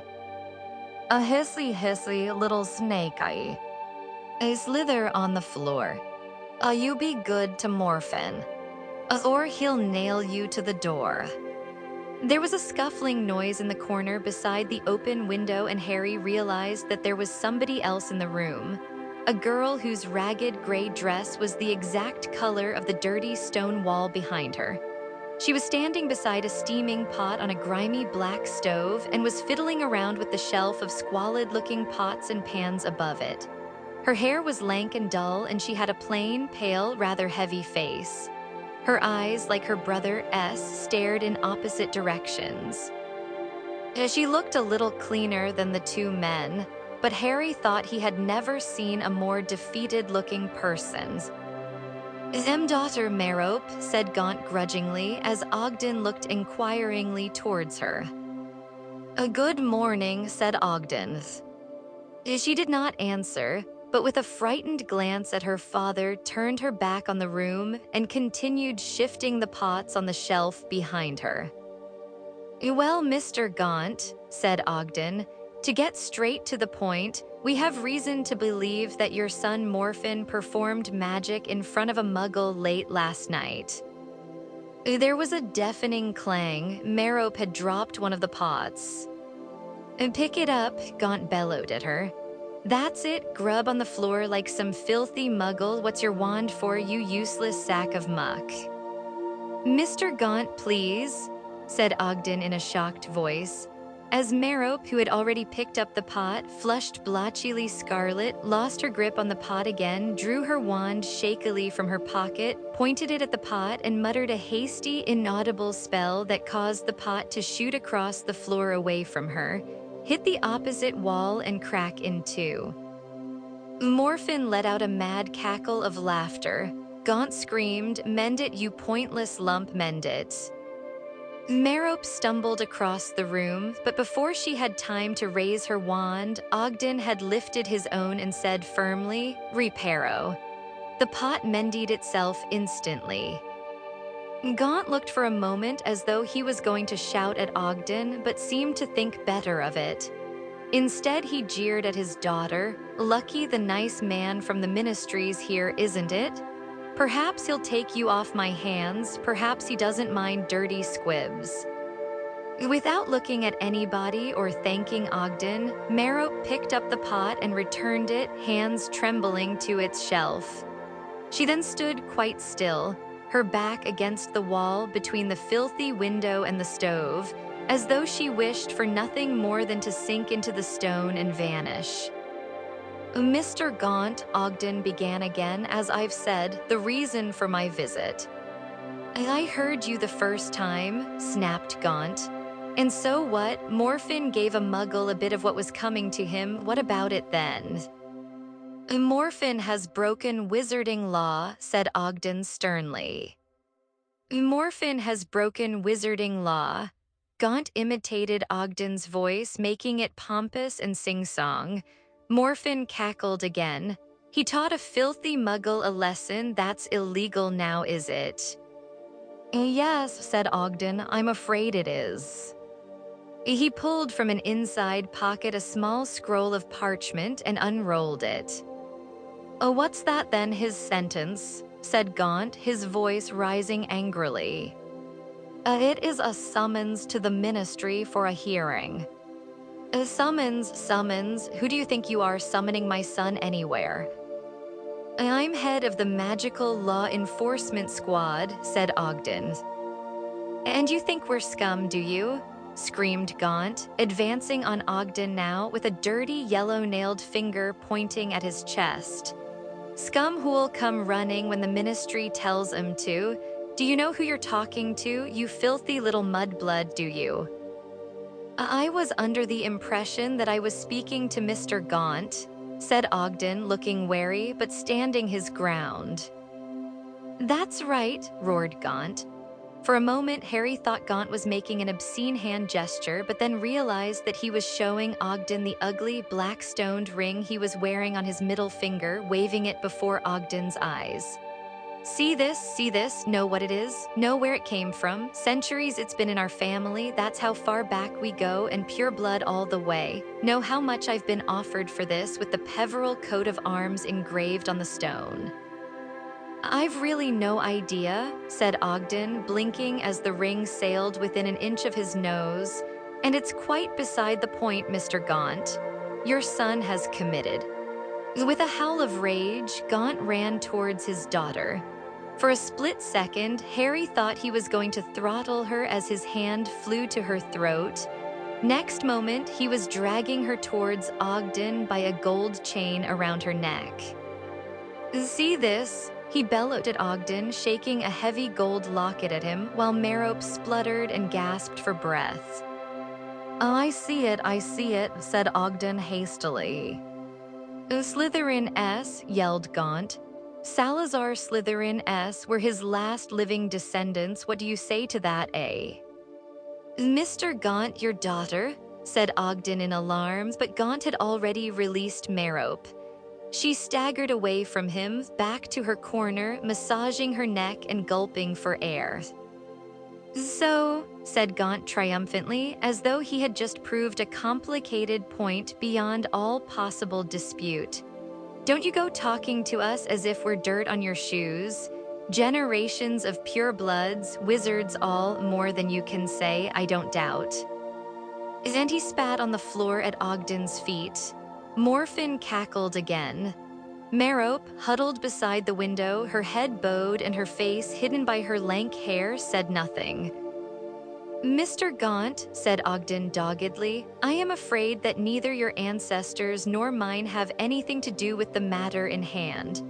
I am here because of Morphin and the muggle he accosted late last night. Our information, he glanced down at his scroll of parchment, is that Morphin performed a jinx or hex on the said muggle, causing him to erupt in highly painful hives. Morphin giggled. Be quiet, boy, snarled Gaunt in Parseltongue, and Morphin fell silent again. And so what if he did then? Gaunt said defiantly to Ogden. I expect you've wiped the muggle's filthy face clean for him and his memory to boot. That's hardly the point, is it, Mr. Gaunt? Said Ogden. This was an unprovoked attack on a defenseless. I had you marked out as a muggle lover the moment I saw you, sneered Gaunt, and he spat on the floor again. This discussion is getting us nowhere, said Ogden firmly. It is clear from your son's attitude that he feels no remorse for his actions. He glanced down at his scroll of parchment again. Morphin will attend a hearing on the 14th of September to answer the charges of using magic in front of a muggle and causing harm and distress to that same mug. Ogden broke off. The jingling, clopping sounds of horses and loud, laughing voices were drifting in through the open window. Apparently, the winding lane to the village passed very close to the copse where the house stood. Gaunt froze, listening, his eyes wide. Morphin hissed and turned his face towards the sounds, his expression hungry. Merope raised her head. Her face, Harry saw, was starkly white. My God, what an eyesore, rang out a girl's voice, as clearly audible through the open window as if she had stood in the room beside them. Couldn't your father have that hovel cleared away, Tom? It's not ours, said a young man's voice. Everything on the other side of the valley belongs to us, but that cottage belongs to an old tramp called Gaunt and his children. The son's quite mad. You should hear some of the stories they tell in the village. The girls laughed. The jingling, clopping noises were growing louder and louder. Morphin made to get out of his armchair. And keep your seat, said his father warningly in parcel tongue. Tom, said the girl's voice again, now so close they were clearly right beside the house. I might be wrong, but has somebody nailed a snake to that door? Good Lord, you're right, said the man's voice. That'll be the son. I told you he's not right in the head. Don't look at it, Cecilia, darling. The jingling and clopping sounds were now growing fainter again. Darling, whispered Morphin in parcel tongue, looking at his sister. Darling, he called her, so he wouldn't have you anyway. Merope was so white Harry felt sure she was going to faint. What's that? Said Gaunt sharply, also in parcel tongue, looking from his son to his daughter. What did you say, Morphin? She likes looking at that muggle, said Morphin, a vicious expression on his face as he stared at his sister, who now looked terrified. Always in the garden when he passes, peering through the hedge at him, isn't she? And last night. Merope shook her head jerkily, imploringly, but Morphin went on ruthlessly. Hanging out of the window waiting for him to ride home, was she? Hanging out of the window to look at a muggle, said Gaunt quietly. All three of the Gaunts seemed to have forgotten Ogden, who was looking both bewildered and irritated at this renewed outbreak of incomprehensible hissing and rasping. Is it true? Said Gaunt in a deadly voice, advancing a step or two towards the terrified girl. My daughter, pure-blooded descendant of Salazar Slytherin, hankering after a filthy, dirt-veined muggle. Merope shook her head frantically, pressing herself into the wall, apparently unable to speak. But I got him, father, cackled Morphin. I got him as he went by, and he didn't look so pretty with hives all over him, did he, Merope? You disgusting little squib, you filthy little blood traitor, roared Gaunt, losing control, and his hands closed around his daughter's throat. Both Harry and Ogden yelled no. At the same time, Ogden raised his wand and cried, Relatio. Gaunt was thrown backwards away from his daughter. He tripped over a chair and fell flat on his back. With a roar of rage, Morphin leapt out of his chair and ran at Ogden, brandishing his bloody knife and firing hexes indiscriminately from his wand. Ogden ran for his life. Dumbledore indicated that they ought to follow, and Harry obeyed, Merope's screams echoing in his ears. Ogden hurtled up the path and erupted onto the main lane, his arms over his head, where he collided with the glossy chestnut horse ridden by a very handsome, dark-haired young man. Both he and the pretty girl riding beside him on a gray horse roared with laughter at the sight of Ogden, who bounced off the horse's flank and set off again, his frock coat flying, covered from head to foot in dust, running pell-mell up the lane. I think that will do, Harry, said Dumbledore. He took Harry by the elbow and tugged. Next moment, they were both soaring weightlessly through darkness until they landed squarely on their feet back in Dumbledore's now twilight office. What happened to the girl in the cottage? Said Harry at once as Dumbledore lit extra lamps with a flick of his wand. Merope, or whatever her name was. Oh, she survived, said Dumbledore, reseating himself behind his desk and indicating that Harry should sit down too. Ogden apparated back to the ministry and returned with reinforcements within 15 minutes. Morphin and his father attempted to fight, but both were overpowered, removed from the cottage, and subsequently convicted by the Wisengamot. Morphin, who already had a record of Muggle attacks, was sentenced to 3 years in Azkaban. Marvolo, who had injured several ministry employees in addition to Ogden, received 6 months. Marvolo, Harry repeated wonderingly. That's right, said Dumbledore, smiling in approval.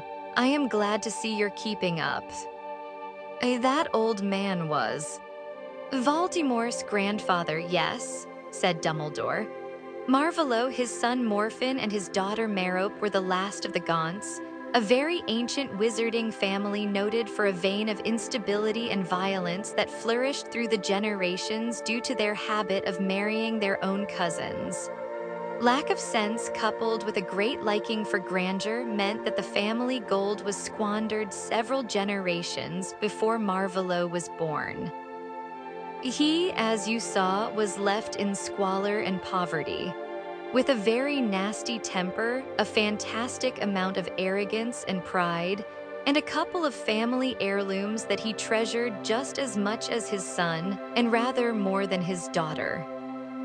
"So Merope," said Harry, leaning forwards in his chair and staring at Dumbledore.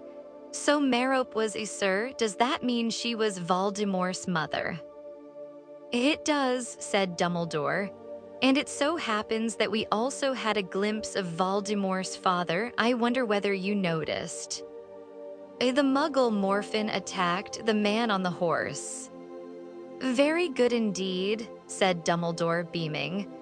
"Yes, that was Tom Riddle Sr., the handsome Muggle who used to go riding past the Gaunt cottage and for whom Merope Gaunt cherished a secret, burning passion."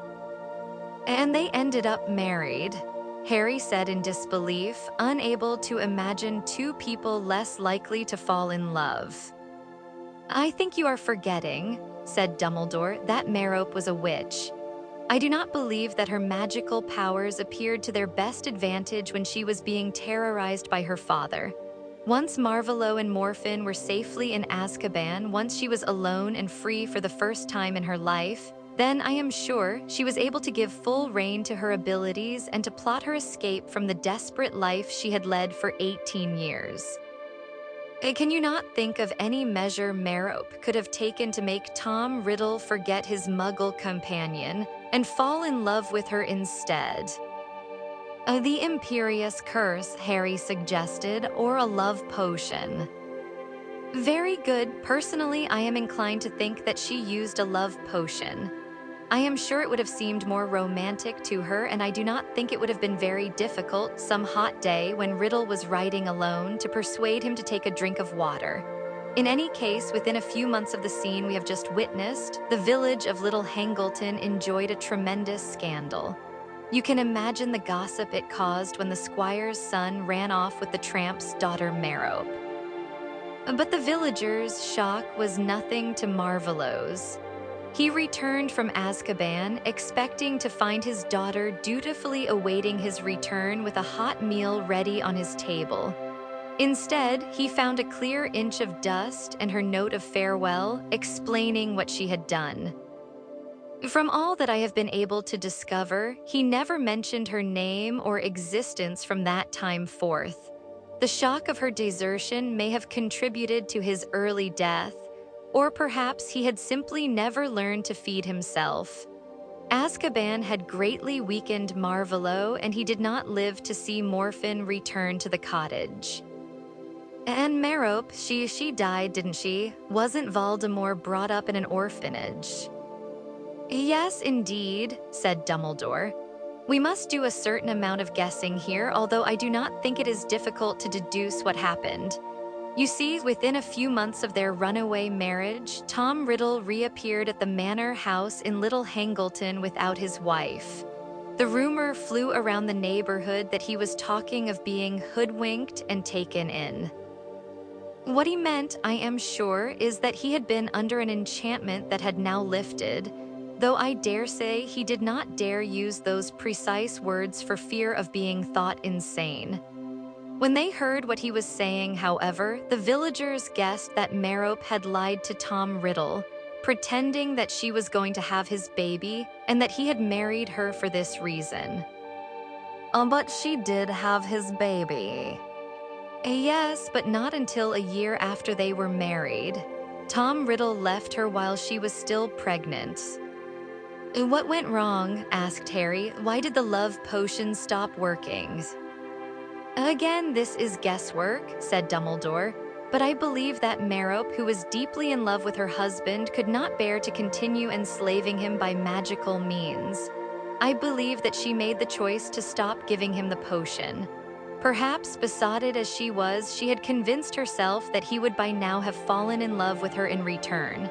Perhaps she thought he would stay for the baby's sake. If so, she was wrong on both counts. He left her, never saw her again, and never troubled to discover what became of his son. The sky outside was inky black, and the lamps in Dumbledore's office seemed to glow more brightly than before. "I think that will do for tonight, Harry," said Dumbledore after a moment or two. "Oh, yes, sir," said Harry. He got to his feet but did not leave. "Sir, is it important to know all this about Voldemort's past?" "Very important, I think," said Dumbledore. "And it's got something to do with the prophecy." "And it has everything to do with the prophecy." "Right," said Harry, a little confused but reassured all the same. He turned to go, then another question occurred to him and he turned back again. "Sir, am I allowed to tell Ron and Hermione everything you've told me?" Dumbledore considered him for a moment, then said, "Yes, I think Mr. Weasley and Miss Granger have proved themselves trustworthy. But Harry, I am going to ask you to ask them not to repeat any of this to anybody else. It would not be a good idea if word got around how much I know or suspect about Lord Voldemort's secrets." "No, sir, I'll make sure it's just Ron and Hermione. Good night." He turned away again and was almost at the door when he saw it. Sitting on one of the little spindle-legged tables that supported so many frail-looking silver instruments was an ugly gold ring set with a large, cracked black stone. "Sir," said Harry, staring at it, "that ring." "Yes," said Dumbledore. "You were wearing it when we visited Professor Slughorn that night." "So I was," Dumbledore agreed. But isn't it, sir, isn't it the same ring Marvolo Gaunt showed Ogden?" Dumbledore bowed his head. The very same. But how come, have you always had it?" "No, I acquired it very recently," said Dumbledore. "A few days before I came to fetch you from your aunt and Uncle S, in fact." That would be around the time you injured your hand then, sir." "Around that time, yes, Harry." Harry hesitated. Dumbledore was smiling. "Sir, how exactly?" "Too late, Harry. You shall hear the story another time. Good night." Good night, sir." Chapter 11. Hermione's helping hand. As Hermione had predicted, the 6th year's free periods were not the hours of blissful relaxation Ron had anticipated, but times in which to attempt to keep up with the vast amount of homework they were being set.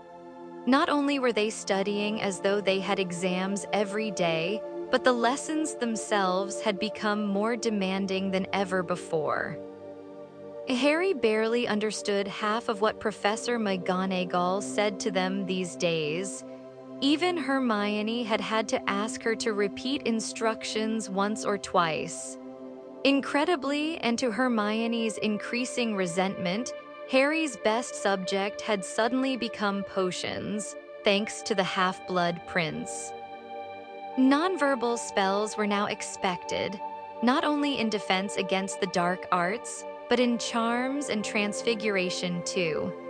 Harry frequently looked over at his classmates in the common room or at mealtimes to see them purple in the face and straining as though they had overdosed on you-know-poo. But he knew that they were really struggling to make spells work without saying incantations aloud. It was a relief to get outside into the greenhouses. They were dealing with more dangerous plants than ever in herbology, but at least they were still allowed to swear loudly if the venomous tentacula seized them unexpectedly from behind. One result of their enormous workload and the frantic hours of practicing nonverbal spells was that Harry, Ron, and Hermione had so far been unable to find time to go and visit Hagrid. He had stopped coming to meals at the staff table, an ominous sign, And on the few occasions when they had passed him in the corridors or out in the grounds, he had mysteriously failed to notice them or hear their greetings. "We've got to go and explain," said Hermione, looking up at Hagrid's huge empty chair at the staff table the following Saturday at breakfast. "We've got Quidditch tryouts this morning," said Ron, "and we're supposed to be practicing that Aguamenti charm for Flitwick. Anyway, explain what? How are we going to tell him we hated his stupid subject?" "Oh, we didn't hate it," said Hermione. "Speak for yourself, I haven't forgotten the Scroots," said Ron darkly. "And I'm telling you now, we've had a narrow escape. You didn't hear him going on about his gormless brother? We'd have been teaching Grop how to tie his shoelaces if we'd stayed." "Oh, I hate not talking to Hagrid," said Hermione, looking upset. "We'll go down after Quidditch," Harry assured her. He too was missing Hagrid, although like Ron he thought that they were better off without Grop in their lives. But trials might take all morning, the number of people who have applied. He felt slightly nervous at confronting the first hurdle of his captaincy. "I do know why the team's this popular all of a sudden." "Oh, come on, Harry," said Hermione, suddenly impatient. "It's not Quidditch that's popular, it's you. You've never been more interesting, and frankly, you've never been more fashionable." Ron gagged on a large piece of kipper. Hermione spared him one look of disdain before turning back to Harry. "Everyone knows you've been telling the truth now, don't they? The whole wizarding world has had to admit that you were right about Voldemort being back and that you really have fought him twice in the last 2 years and escaped both times. And now they're calling you the chosen one? Well, come on, can't you see why people are fascinated by you?" Harry was finding the Great Hall very hot all of a sudden, even though the ceiling still looked cold and rainy. "And you've been through all that persecution from the Ministry when they were trying to make out you were unstable and a liar. You can still see the marks where that evil woman made you right with your own blood, but you stuck to your story anyway. You can still see where those brains got hold of me in the Ministry, look," said Ron, shaking back his sleeves. "And it doesn't hurt that you've grown about a foot over the summer either," Hermione finished, ignoring Ron. "I'm tall," said Ron inconsequentially. The post owls arrived, swooping down through rain-flecked windows, scattering everyone with droplets of water. Most people were receiving more post than usual. Anxious parents were keen to hear from their children and to reassure them in turn that all was well at home. Harry had received no mail since the start of term. His only regular correspondent was now dead, and although he had hoped that Lupin might write occasionally, he had so far been disappointed. He was very surprised, therefore, to see the snowy white Hedwig circling amongst all the brown and gray owls. She landed in front of him carrying a large, square package. A moment later, an identical package landed in front of Ron, crushing beneath it his minuscule and exhausted owl, Pigwidgeon. "Uh-huh," said Harry, unwrapping the parcel to reveal a new copy of Advanced Potion Making, fresh from Flourish and Blots. "Oh, good," said Hermione, delighted. "Now you can give that graffitied copy back." "Are you mad?" said Harry. "I'm keeping it. Look, I've thought it out." He pulled the old copy of Advanced Potion Making out of his bag and tapped the cover with his wand, muttering, "Defindo." The cover fell off. He did the same thing with the brand new book. Hermione looked scandalized. He then swapped the covers, tapped each, and said, "Reparo." There sat the prince's copy, disguised as a new book, and there sat the fresh copy from Flourish and Blots, looking thoroughly second-hand. "I'll give Slughorn back the new one. He can't complain, it cost 9 galleons. Hermione pressed her lips together, looking angry and disapproving, but was distracted by a third owl landing in front of her carrying that day's copy of the Daily Prophet. She unfolded it hastily and scanned the front page. "Is anyone we know dead?" asked Ron in a determinedly casual voice. He posed the same question every time Hermione opened her paper. "No, but there have been more Dementor attacks," said Hermione, "and an arrest." Excellent, who?" said Harry, thinking of Bellatrix Lestrange. "Stan Shunpike," said Hermione. "What?" said Harry, startled. "Stanley Shunpike, conductor on the popular wizarding conveyance the Night Bus, has been arrested on suspicion of Death Eater activity. Mr. Shunpike, 21, was taken into custody late last night after a raid on his Clapham home." "Stan Shunpike, a Death Eater?" said Harry, remembering the spotty youth he had first met 3 years before. "No way." "He might have been put under the Imperious Curse," said Ron reasonably. "You never can tell." "It doesn't look like it," said Hermione, who was still reading. "It says here he was arrested after he was overheard talking about the Death Eater's secret plans in a pub." She looked up with a troubled expression on her face. If he was under the Imperious Curse, he'd hardly stand around gossiping about their plans, would he? "It sounds like he was trying to make out he knew more than he did," said Ron. "Isn't he the one who claimed he was going to become Minister for Magic when he was trying to chat up those Vila?" "Yeah, that's him," said Harry. "I dunno what they're playing at taking Stan seriously." "They probably want to look as though they're doing something," said Hermione, frowning. "People are terrified, the Patil twins' parents want them to go home, and Alois Midjan has already been withdrawn. Her father picked her up last night." "What?" said Ron, goggling at Hermione. "But Hogwarts is safer than their home's bound to be. We've got Aurors and all those extra protective spells, and we've got Dumbledore." "I don't think we've got him all the time," said Hermione very quietly, glancing towards the staff table over the top of the Prophet. "Haven't you noticed? His seat's been empty as often as Hagrid's this past week." Harry and Ron looked up at the staff table. The headmaster's chair was indeed empty. Now Harry came to think of it, he had not seen Dumbledore since their private lesson a week ago. "I think he's left the school to do something with the Order," said Hermione in a low voice. "I mean, it's all looking serious, isn't it?" Harry and Ron did not answer, but Harry knew that they were all thinking the same thing. There had been a horrible incident the day before when Hannah Abbott had been taken out of herbology to be told her mother had been found dead.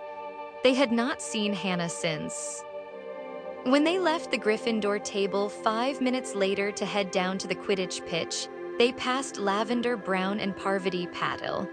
Remembering what Hermione had said about the Patil twins' parents wanting them to leave Hogwarts, Harry was unsurprised to see that the two best friends were whispering together, looking distressed.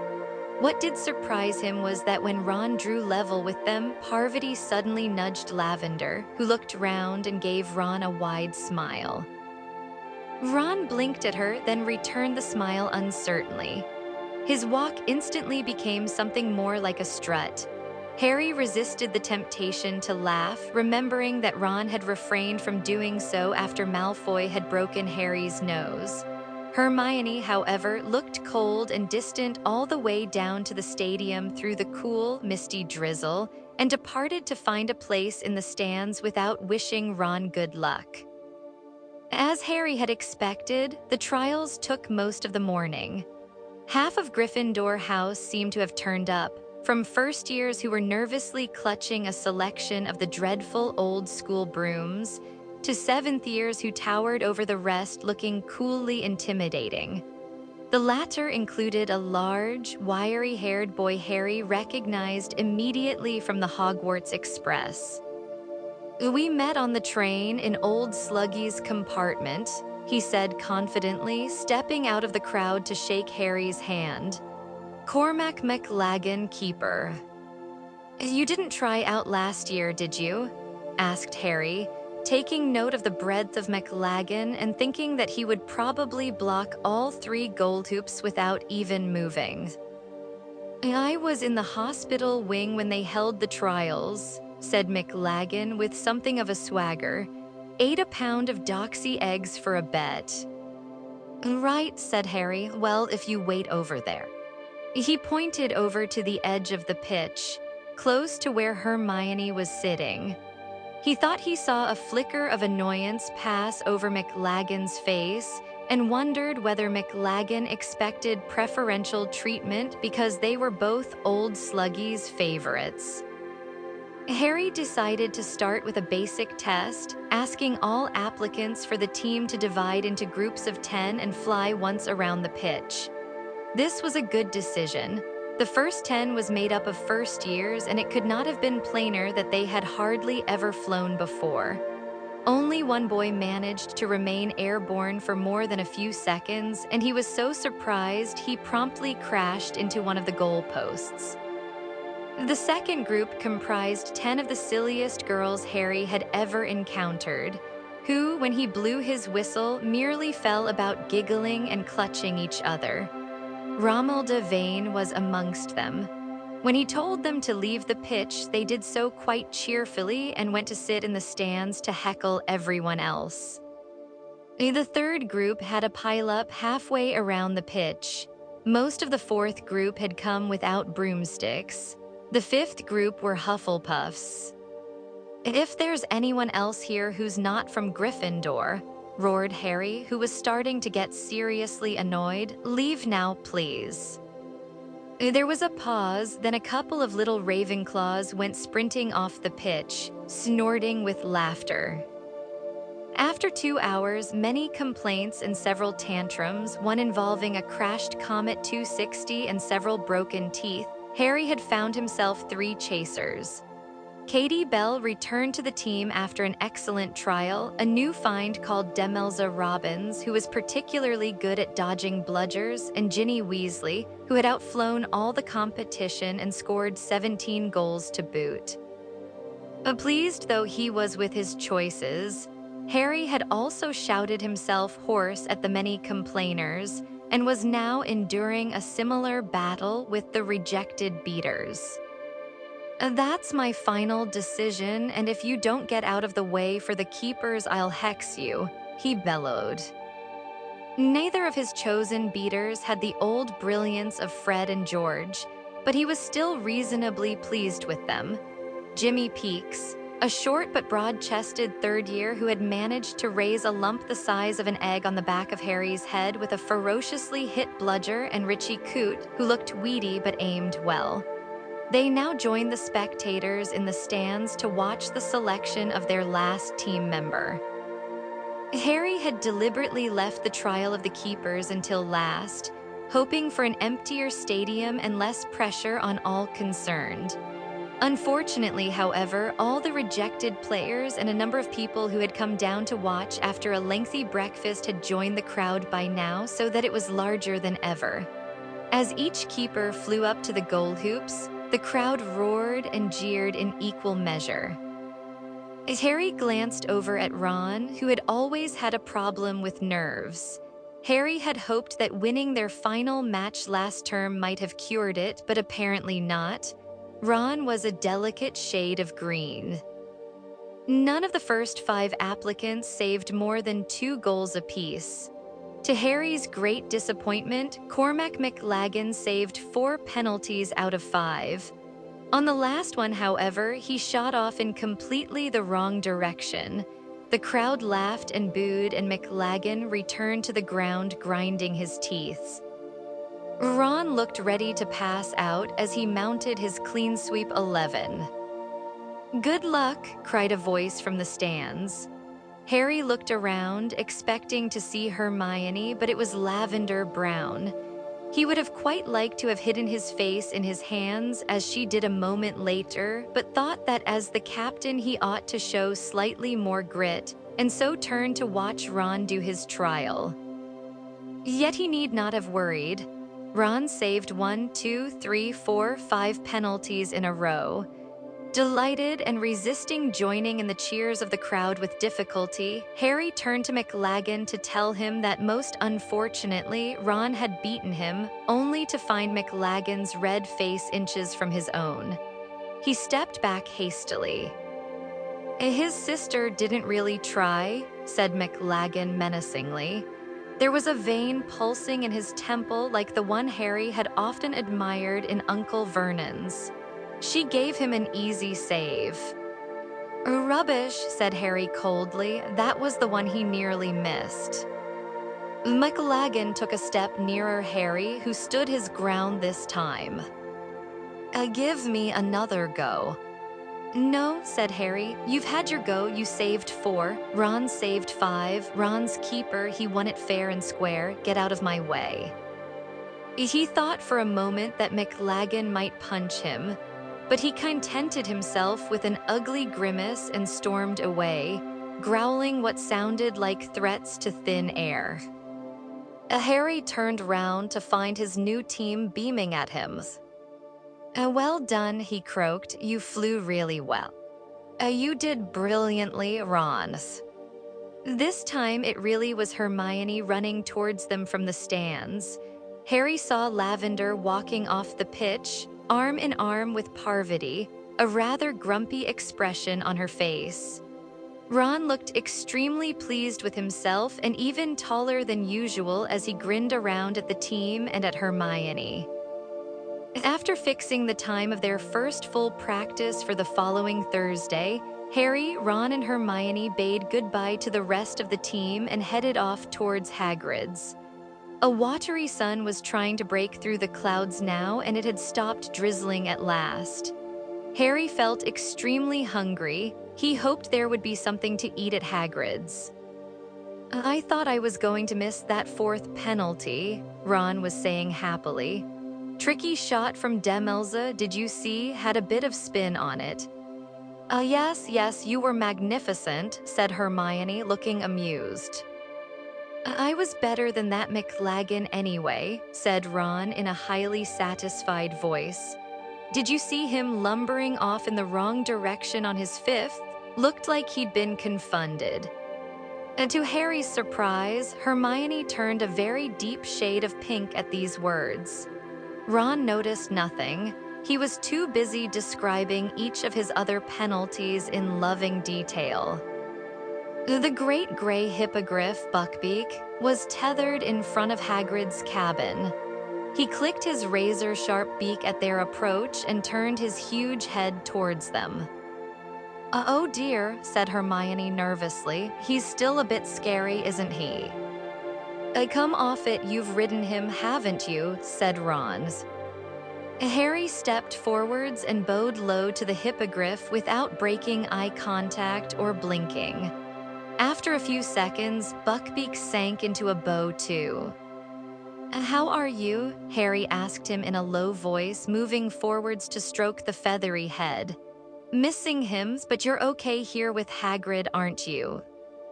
"Oi," said a loud voice. Hagrid had come striding round the corner of his cabin wearing a large flowery apron and carrying a sack of potatoes. His enormous boarhound, Fang, was at his heels. Fang gave a booming bark and bounded forwards. "Get away from him, he'll have your fingers, oh, it's ye lot." Fang was jumping up at Hermione and Ron, attempting to lick their ears. Hagrid stood and looked at them all for a split second, then turned and strode into his cabin, slamming the door behind him. "Oh dear," said Hermione, looking stricken. "Don't worry about it," said Harry grimly. He walked over to the door and knocked loudly. "Hagrid, open up, we want to talk to you." There was no sound from within. "If you don't open the door, we'll blast it open," Harry said, pulling out his wand. "Harry," said Hermione, sounding shocked, "you can't possibly." "Oh yeah, I can," said Harry. "Stand back." But before he could say anything else, the door flew open again as Harry had known it would. And there stood Hagrid, glowering down at him and looking, despite the flowery pinny, positively alarming. "I'm a teacher," he roared at Harry. "A teacher, Potter, how dare ye threaten to break down my doors?" "I'm sorry, sir," said Harry, emphasizing the last word as he stowed his wand inside his robes. Hagrid looked stunned. "Since when have ye called me sir? Since when have you called me Potter?" "So very clever," growled Hagrid. "Very amusing, that's me outsmarted in it. All rig, come in then, ye ungrateful little." Mumbling darkly, he stood back to let them pass. Hermione scurried in after Harry, looking rather frightened. "Well," said Hagrid grumpily, as Harry, Ron, and Hermione sat down around his enormous wooden table, Fang laying his head immediately upon Harry's knee and drooling all over his robes. "What's this? Feelin' sorry for me? Reckon I'm lonely or summat?" No," said Harry at once. "We wanted to see you." "Oh, we've missed you," said Hermione tremulously. Missed me have ye?" snorted Hagrid. "Yeah, rig." He stomped around, brewing up tea in his enormous copper kettle, muttering all the while. Finally, he slammed down 3 bucket-sized mugs of mahogany brown tea in front of them and a plate of his rock cakes. Harry was hungry enough even for Hagrid's cooking and took one at once. "Hagrid," said Hermione timidly, when he joined them at the table and started peeling his potatoes with a brutality that suggested that each tuber had done him a great personal wrong. "We really wanted to carry on with care of magical creatures, you know." Hagrid gave another great snort. Harry rather thought some bogeys landed on the potatoes and was inwardly thankful that they were not staying for dinner. "We did," said Hermione, "but none of us could fit it into our timetables." "Oh yeah, rig," said Hagrid again. There was a funny squelching sound and they all looked around. Hermione let out a tiny shriek and Ron leapt out of his seat and hurried around the table away from the large barrel standing in the corner that they had only just noticed. It was full of what looked like foot-long maggots, slimy, white, and writhing. "What are they, Hagrid?" asked Harry, trying to sound interested rather than revolted, but putting down his rock cake all the same. "Just giant grubs," said Hagrid. "And they grow into," said Ron, looking apprehensive. "They one grow in turn nothin'," said Hagrid. "I got 'em ter feed ter Aragog." And without warning, he burst into tears. "Hagrid!" cried Hermione, leaping up, hurrying around the table the long way to avoid the barrel of maggots and putting an arm around his shaking shoulders. "What is it?" "It's him," gulped Hagrid, his beetle-black eyes streaming as he mopped his face with his apron. "It's Aragog. I think he's dyin'. He got ill over the summer and he's not gettin' better. I don't know what I'll do if we've been together so long." Hermione patted Hagrid's shoulder, looking at a complete loss for anything to say. Harry knew how she felt. He had known Hagrid to present a vicious baby dragon with a teddy bear, seen him croon over giant scorpions with suckers and stings, attempt to reason with his brutal giant of a half-brother. But this was perhaps the most incomprehensible of all his monster fancies. The gigantic talking spider Aragog that dwelled deep in the Forbidden Forest and which he and Ron had only narrowly escaped 4 years previously. Is there anything we can do?" Hermione asked, ignoring Ron's frantic grimaces and head shakings. "I don't think there is, Hermione," choked Hagrid, attempting to stem the flood of his tears. "See, the rest o' the tribe, Aragog's family, they're gettin' a bit funny now he's ill, bit restive." Yeah, I think we saw a bit of that side of them, said Ron in an undertone. I don't reckon it'd be safe for anyone but me to go near the colony at the Mow, Hagrid finished, blowing his nose hard on his apron and looking up.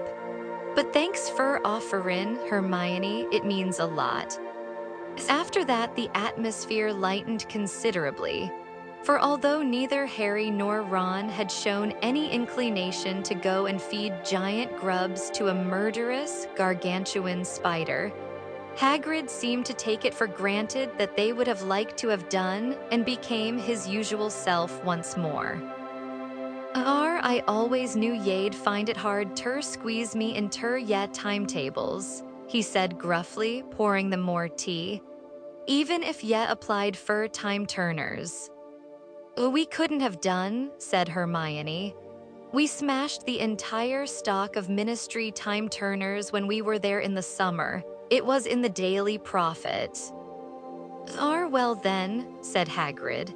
There's no way ye could have done it. I'm sorry I've been, I've just been worried about Aragog, and I did wonder whether if Professor Grubbly Plank had been teachin' ye.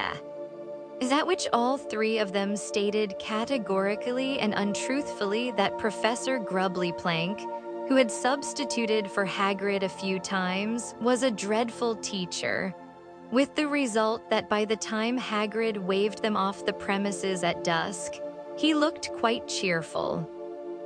I'm starving, said Harry, once the door had closed behind them and they were hurrying through the dark and deserted grounds. He had abandoned the rock cake after an ominous cracking noise from one of his back teeth. And I've got that detention with Snape tonight. I haven't got much time for dinner. As they came into the castle, they spotted Cormac McLaggen entering the Great Hall. It took him 2 attempts to get through the doors. He ricocheted off the frame on the first attempt. Ron merely guffawed gloatingly and strode off into the hall after him, but Harry caught Hermione's arm and held her back. "Oh, what?" said Hermione defensively. "If you ask me," said Harry quietly, "McLaggen looks like he was confounded, and he was standing right in front of where you were sitting." Hermione blushed. "So all right then, I did it," she whispered. "But you should have heard the way he was talking about Ron and Ginny. Anyway, he's got a nasty temper. You saw how he reacted when he didn't get in. You wouldn't have wanted someone like that on the team." "No," said Harry. "No, I suppose that's true, but wasn't that dishonest, Hermione? I mean, you're a prefect, aren't you?" "Oh, be quiet," she snapped as he smirked. What are you two doing?" demanded Ron, reappearing in the doorway to the Great Hall and looking suspicious. "Nothing," said Harry and Hermione together, and they hurried after Ron. The smell of roast beef made Harry's stomach ache with hunger, but they had barely taken 3 steps towards the Gryffindor table when Professor Slughorn appeared in front of them, blocking their paths. Harry, just the man I was hoping to see," he boomed genially, twiddling the ends of his walrus mustache and puffing out his enormous belly. "I was hoping to catch you before dinner. What do you say to a spot of supper tonight in my rooms instead? We're having a little party, just a few rising stars. I've got McLaggen coming, and Zabini, the charming Melinda Bobbin. I don't know whether you know her. Her family owns a large chain of apothecaries. And of course, I hope very much that Miss Granger will favor me by coming, too." Slughorn made Hermione a little bow as he finished speaking. It was as though Ron was not present. Slughorn did not so much as look at him. "I can't come, Professor," said Harry at once.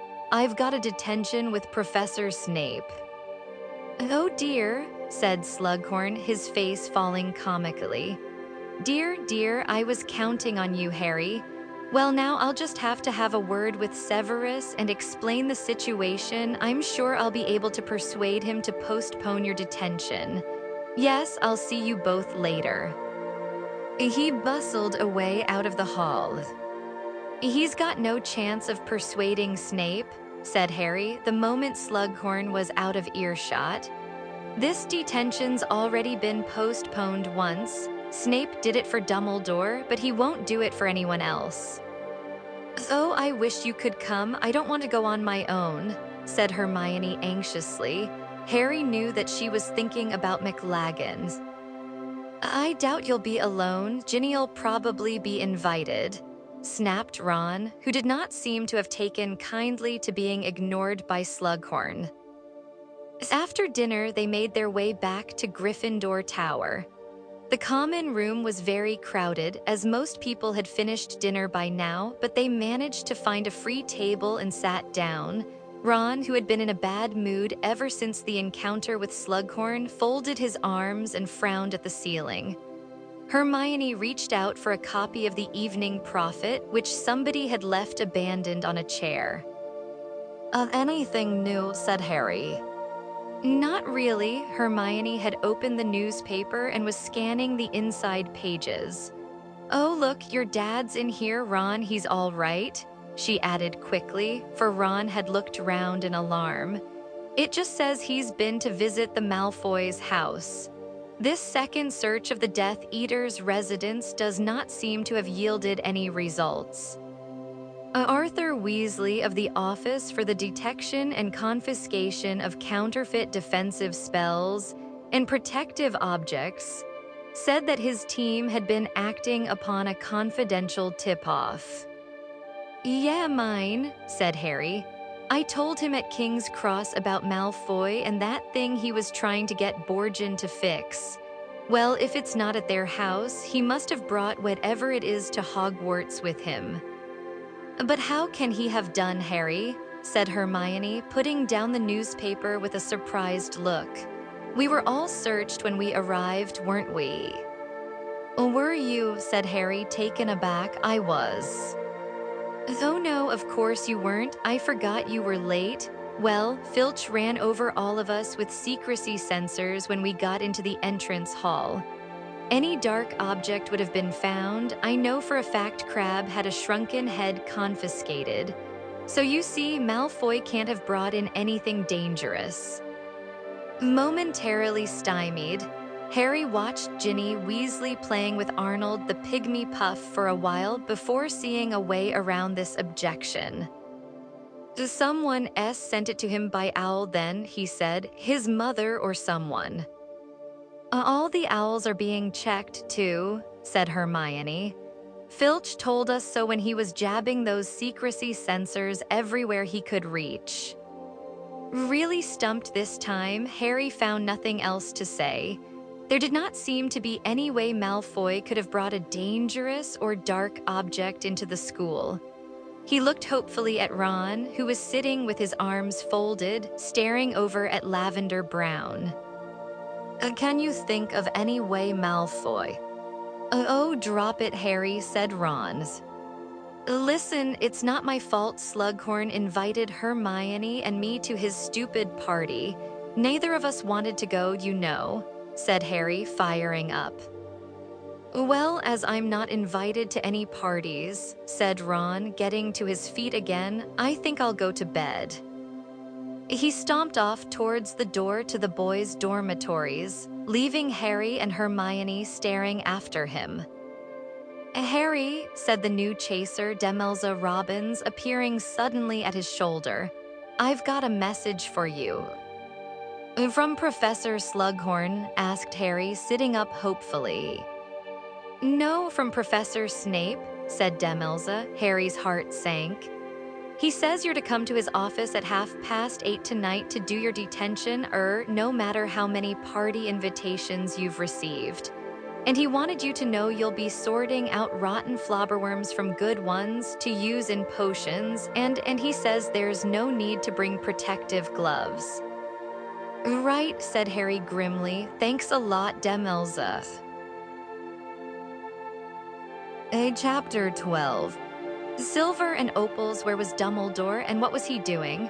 Harry caught sight of the headmaster only twice over the next few weeks. He rarely appeared at meals anymore, and Harry was sure Hermione was right in thinking that he was leaving the school for days at a time. Had Dumbledore forgotten the lessons he was supposed to be giving Harry? Dumbledore had said that the lessons were leading to something to do with the prophecy. Harry had felt bolstered, comforted, and now he felt slightly abandoned. Halfway through October came their first trip of the term to Hogsmeade. Harry had wondered whether these trips would still be allowed, given the increasingly tight security measures around the school, but was pleased to know that they were going ahead. It was always good to get out of the castle grounds for a few hours. Harry woke early on the morning of the trip, which was proving stormy, and whiled away the time until breakfast by reading his copy of Advanced Potion Making. He did not usually lie in bed reading his textbooks. That sort of behavior, as Ron rightly said, was indecent in anybody except Hermione, who was simply weird that way. Harry felt, however, that the Half-Blood Prince's copy of Advanced Potion Making hardly qualified as a textbook. The more Harry pored over the book, the more he realized how much was in there. Not only the handy hints and shortcuts on potions that were earning him such a glowing reputation with Slughorn, but also the imaginative little jinxes and hexes scribbled in the margins, which Harry was sure, judging by the crossings out and revisions, that the prince had invented himself. Harry had already attempted a few of the prince's self-invented spells. There had been a hex that caused toenails to grow alarmingly fast. He had tried this on Crabbe in the corridor with very entertaining results. A jinx that glued the tongue to the roof of the mouth, which he had twice used to general applause on an unsuspecting Argus Filch. And perhaps most useful of all, Muffliato, a spell that filled the ears of anyone nearby with an unidentifiable buzzing, so that lengthy conversations could be held in class without being overheard. The only person who did not find these charms amusing was Hermione, who maintained a rigidly disapproving expression throughout and refused to talk at all if Harry had used the Muffliato spell on anyone in the vicinity. Sitting up in bed, Harry turned the book sideways so as to examine more closely the scribbled instructions for a spell that seemed to have caused the prince some trouble. There were many crossings out and alterations, but finally, crammed into a corner of the page, the scribble: Levicorpus NVBL. While the wind and sleet pounded relentlessly on the windows and Neville snored loudly, Harry stared at the letters in brackets. NVBL, that had to mean nonverbal.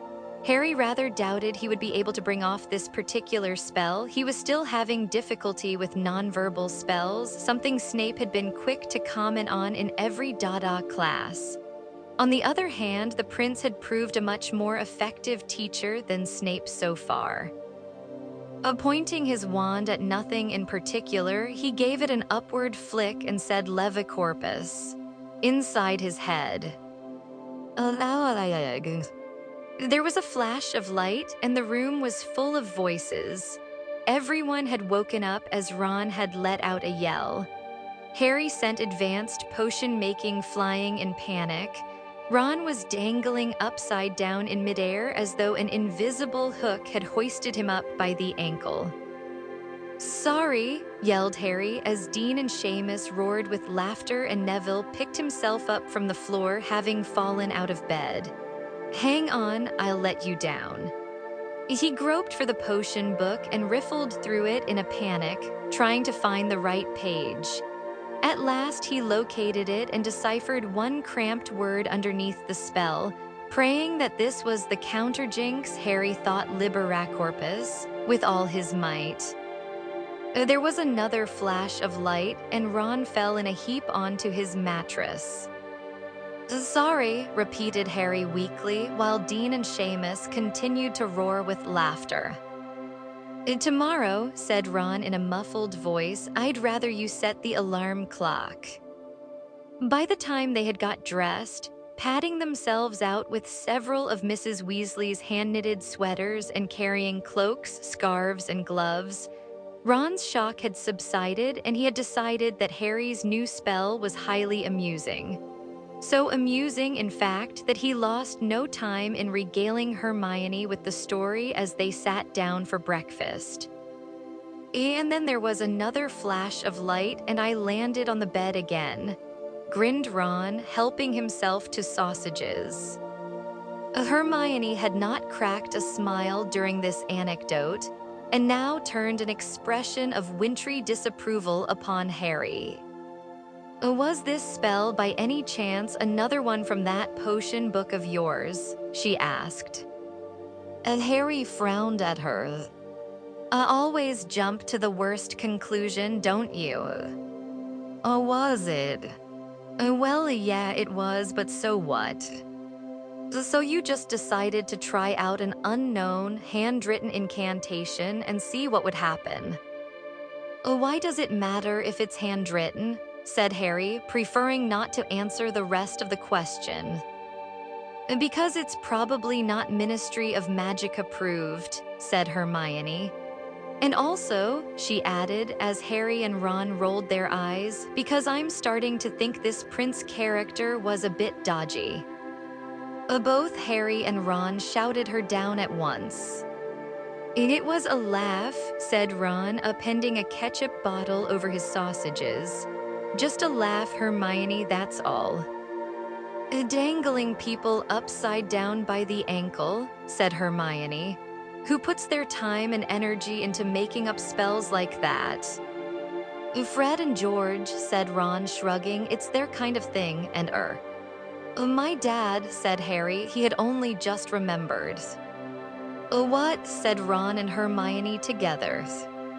My dad used this spell, said Harry. Lupin told me. This last part was not true. In fact, Harry had seen his father use the spell on Snape, but he had never told Ron and Hermione about that particular excursion into the Pensive. Now, however, a wonderful possibility occurred to him. Could the half-blood prince possibly be? Maybe your dad did use it, Harry, said Hermione, but he's not the only one. We've seen a whole bunch of people use it, in case you've forgotten. Dangling people in the air, making them float along asleep helpless. Harry stared at her. With a sinking feeling, he too remembered the behavior of the Death Eaters at the Quidditch World Cup. Ron came to his aid. That was different, he said robustly.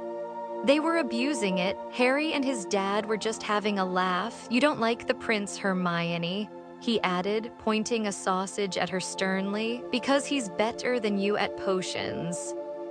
It's got nothing to do with that, said Hermione, her cheeks reddening. I just think it's very irresponsible to start performing spells when you don't even know what they're for, and stop talking about the prince as if it's his title. I bet it's just a stupid nickname, and it doesn't seem as though he was a very nice person to me. I don't see where you get that from, said Harry heatedly. If he'd been a budding Death Eater, he wouldn't have been boasting about being half-blood, would he? Even as he said it, Harry remembered that his father had been pure blood, but he pushed the thought out of his mind. He would worry about that later. The Death Eaters can't all be pure blood. There aren't enough pure blood wizards left, said Hermione stubbornly. I expect most of them are half-bloods pretending to be pure. It's only Muggle-borns they hate. They'd be quite happy to let you and Ron join up. There is no way they'd let me be a Death Eater, said Ron indignantly. A bit of sausage flying off the fork he was now brandishing at Hermione and hitting Ernie Macmillan on the head. My whole family are blood traitors. That's as bad as Muggle-borns to Death Eaters. And they'd love to have me, said Harry sarcastically. We'd be best pals if they didn't keep trying to do me in. This made Ron laugh. Even Hermione gave a grudging smile, and a distraction arrived in the shape of Ginny. Hey, Harry, I'm supposed to give you this. It was a scroll of parchment with Harry's name written upon it in familiar, thin, slanting writing.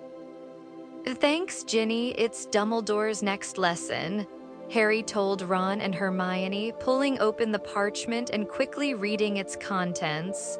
Monday evening, he felt suddenly light and happy. "Want to join us in Hogsmeade, Ginny?" he asked. "I'm going with Dean, might see you there," she replied, waving at them as she left.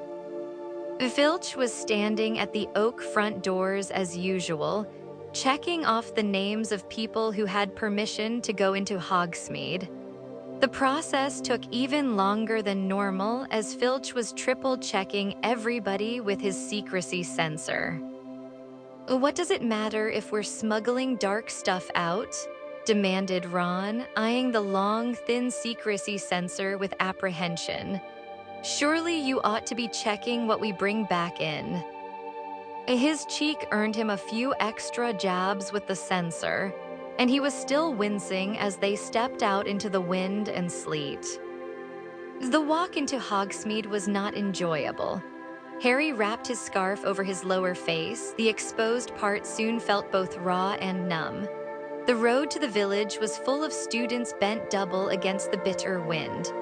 More than once, Harry wondered whether they might not have had a better time in the warm common room, and when they finally reached Hogsmeade and saw that Zonko's joke shop had been boarded up, Harry took it as confirmation that this trip was not destined to be fun.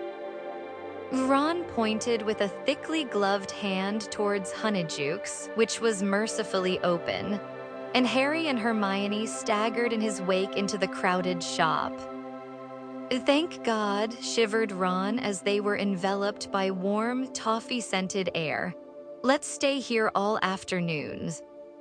"Harry M. boy," said a booming voice from behind them. "Oh no," muttered Harry.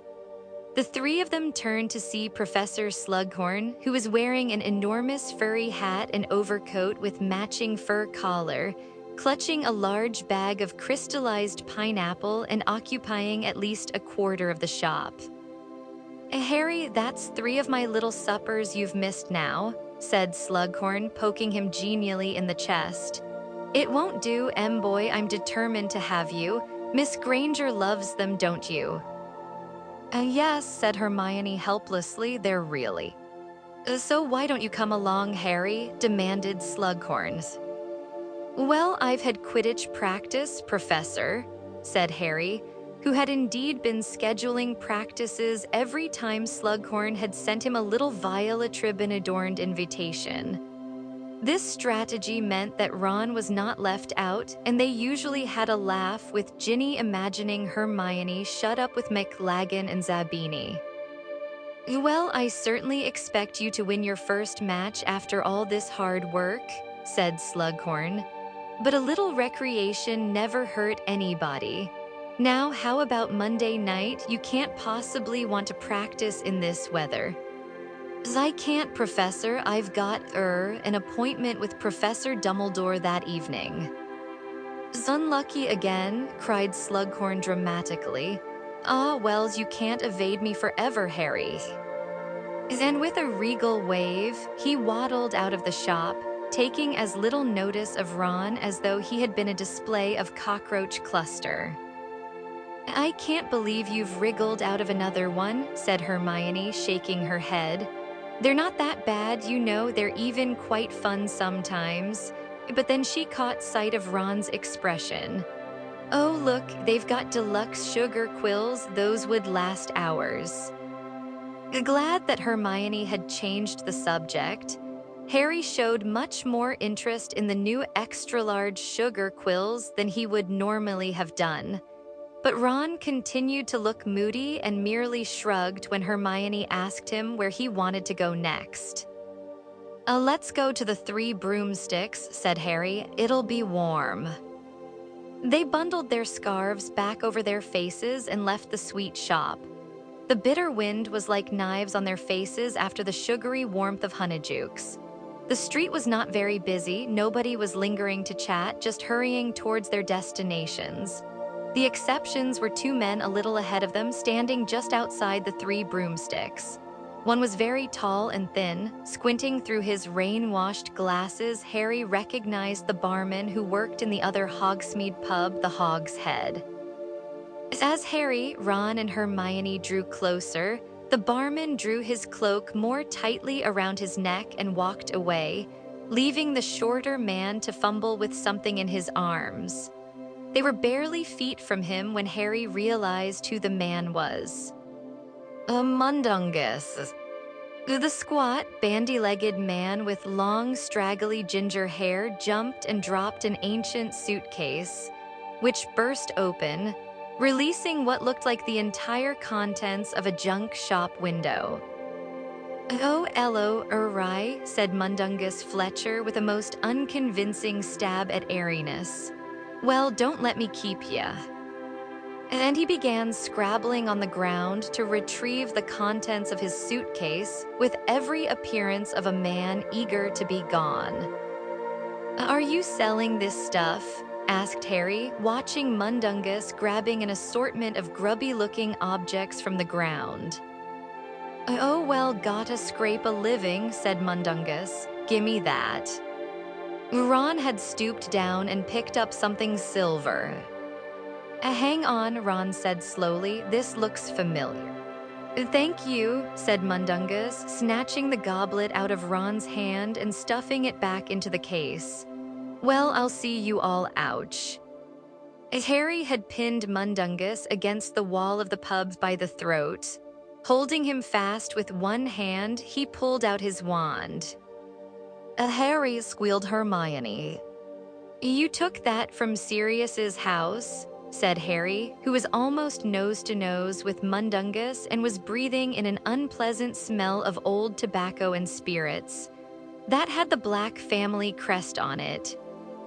"I know what," spluttered Mundungus, who was turning slowly purple. "Oh, what did you do? Go back the night he died and strip the place?" snarled Harry.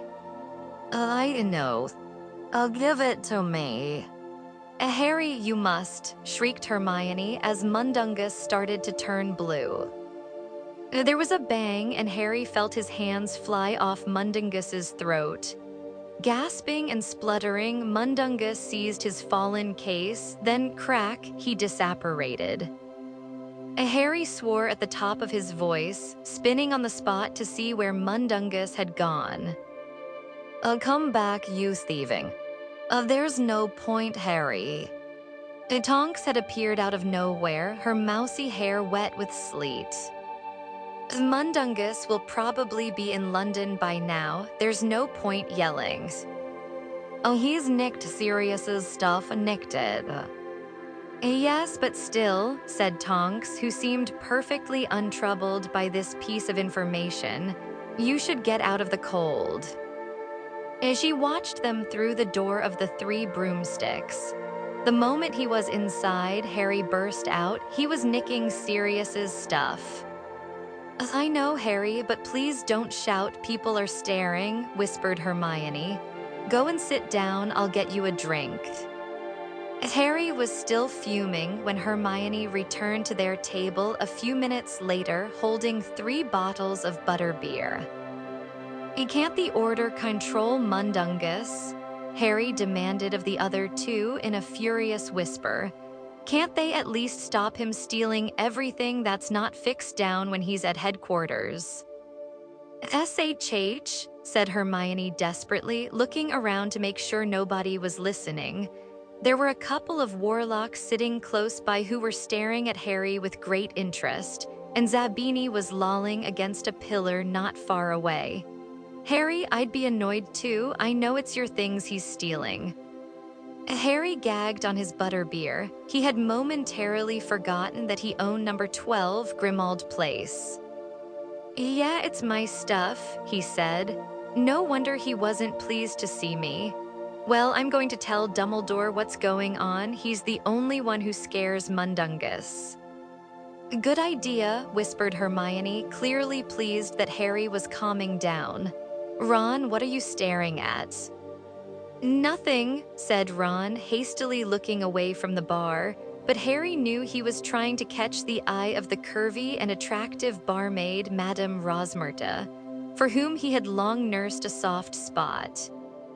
"I expect nothing's in the back getting more fire whiskey," said Hermione waspishly. Ron ignored this jibe, sipping his drink in what he evidently considered to be a dignified silence. Harry was thinking about Sirius and how he had hated those silver goblets anyway. Hermione drummed her fingers on the table, her eyes flickering between Ron and the bar.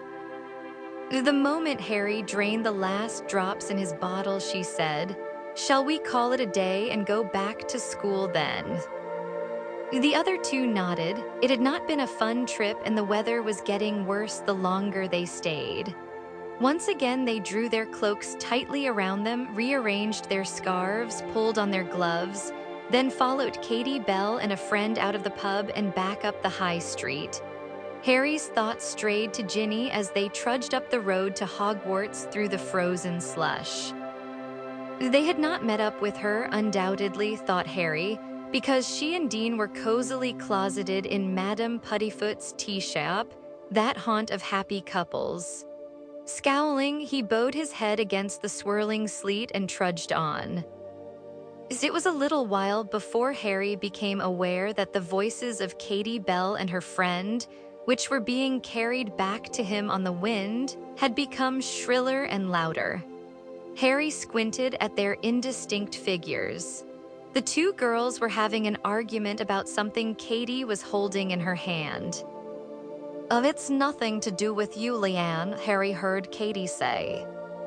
They rounded a corner in the lane, sleet coming thick and fast, blurring Harry's glasses. Just as he raised a gloved hand to wipe them, Leanne made to grab hold of the package Katie was holding. Katie tugged it back and the package fell to the ground. At once, Katie rose into the air, not as Ron had done, suspended comically by the ankle, but gracefully, her arms outstretched as though she were about to fly. Yet there was something wrong, something eerie. Her hair was whipped around her by the fierce wind, but her eyes were closed and her face was quite empty of expression. Harry, Ron, Hermione, and Leanne had all halted in their tracks, watching. Then 6 feet above the ground, Katie let out a terrible scream. Her eyes flew open, but whatever she could see or whatever she was feeling was clearly causing her terrible anguish. She screamed and screamed. Leanne started to scream too and seized Katie's ankles, trying to tug her back to the ground. Harry, Ron, and Hermione rushed forwards to help, but even as they grabbed Katie's legs, she fell on top of them. Harry and Ron managed to catch her, but she was writhing so much they could hardly hold her. Instead, they lowered her to the ground where she thrashed and screamed, apparently unable to recognize any of them. Harry looked around. The landscape seemed deserted. "Stay there," he shouted at the others over the howling wind. "I'm going for help." He began to sprint towards the school. He had never seen anyone behave as Katie had just done and could not think what had caused it. He hurtled round a bend in the lane and collided with what seemed to be an enormous bear on its hind legs.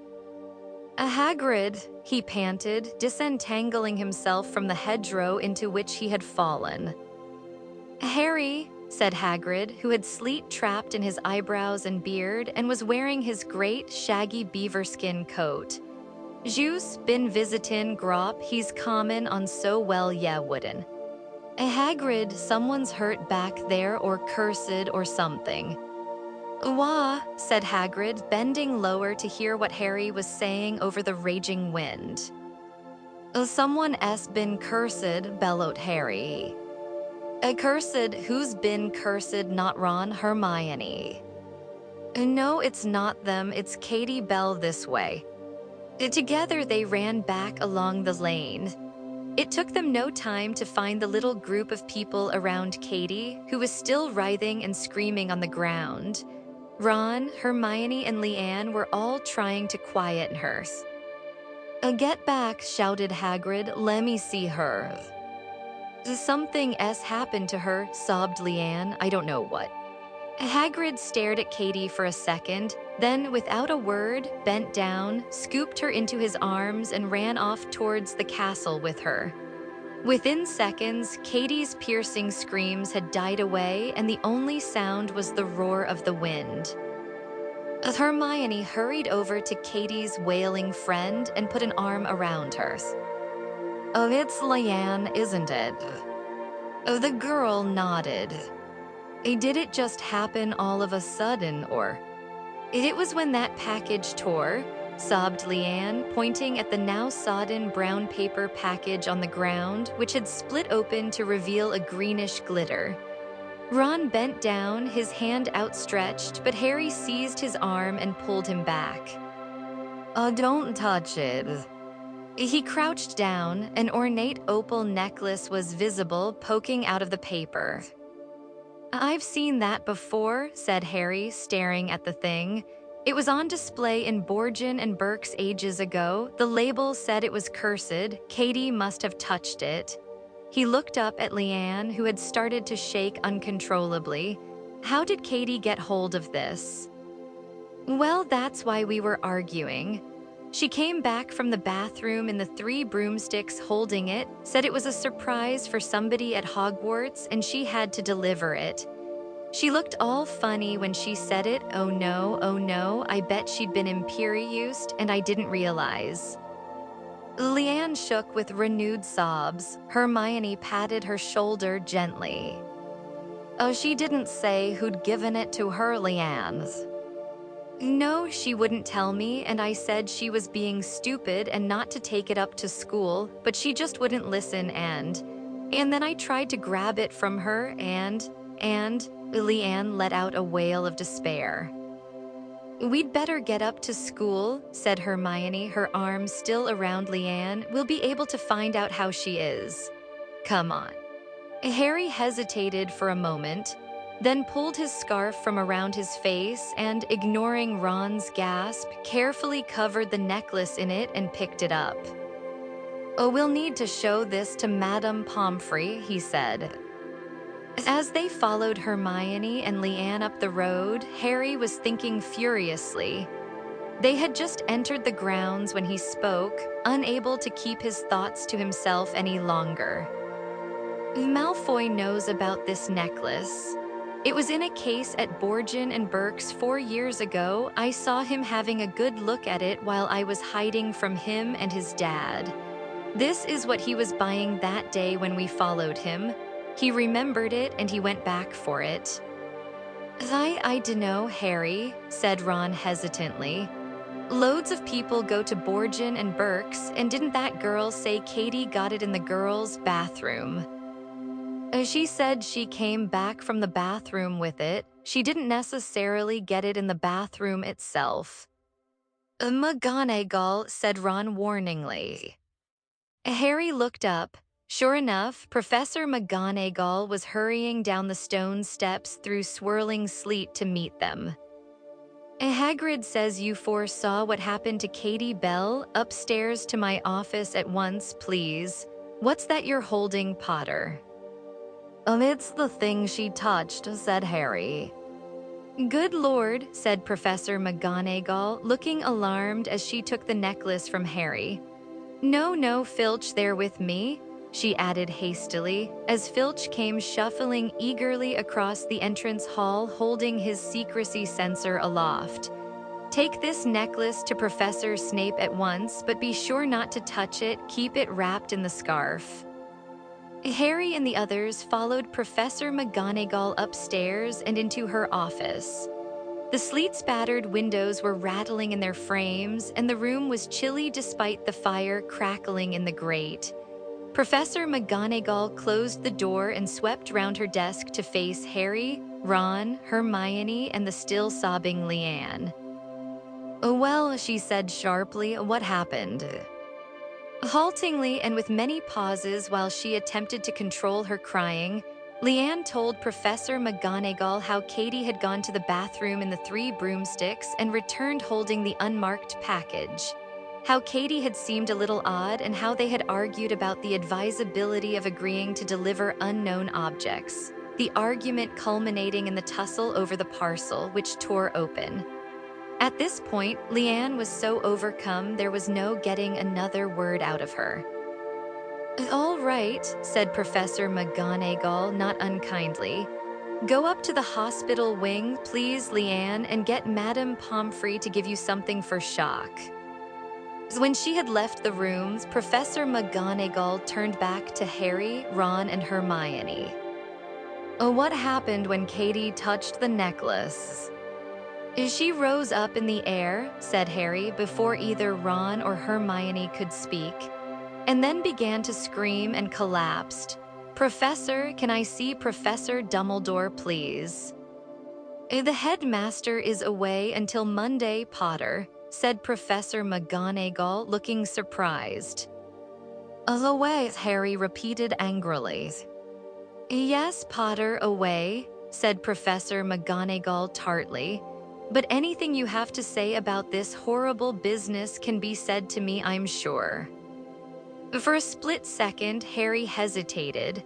Professor McGonagall did not invite confidences.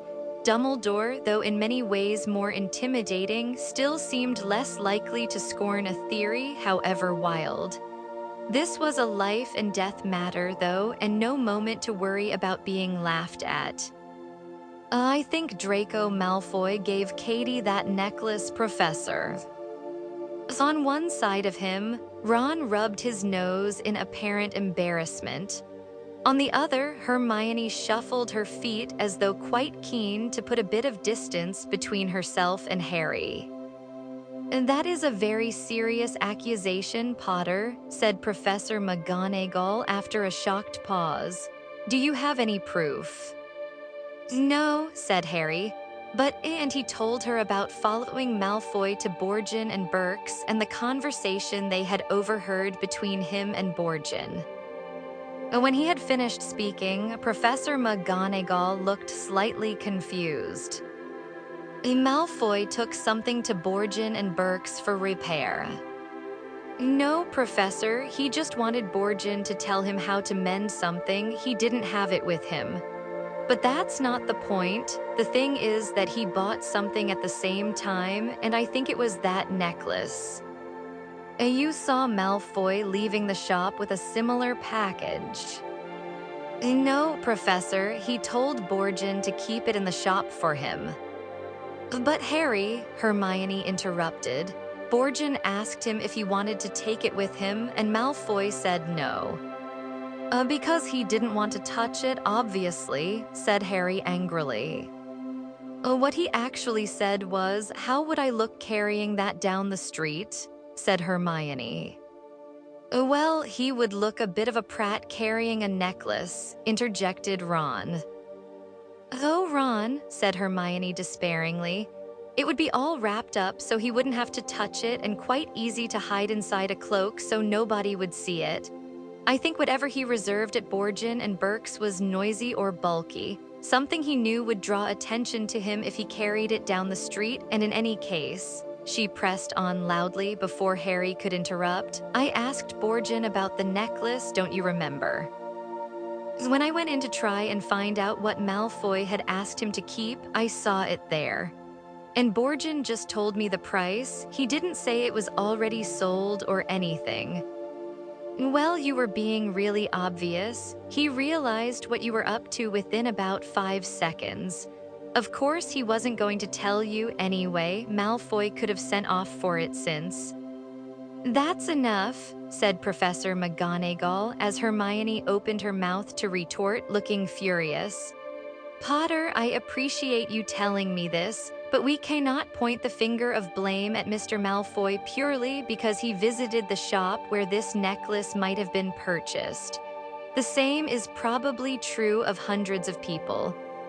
Oh, that's what I said, muttered Ron. And in any case, we have put stringent security measures in place this year. I do not believe that necklace can possibly have entered this school without our knowledge. Oh, but... And what is more, said Professor McGonagall with an air of awful finality, Mr. Malfoy was not in Hogsmeade today. Harry gaped at her, deflating.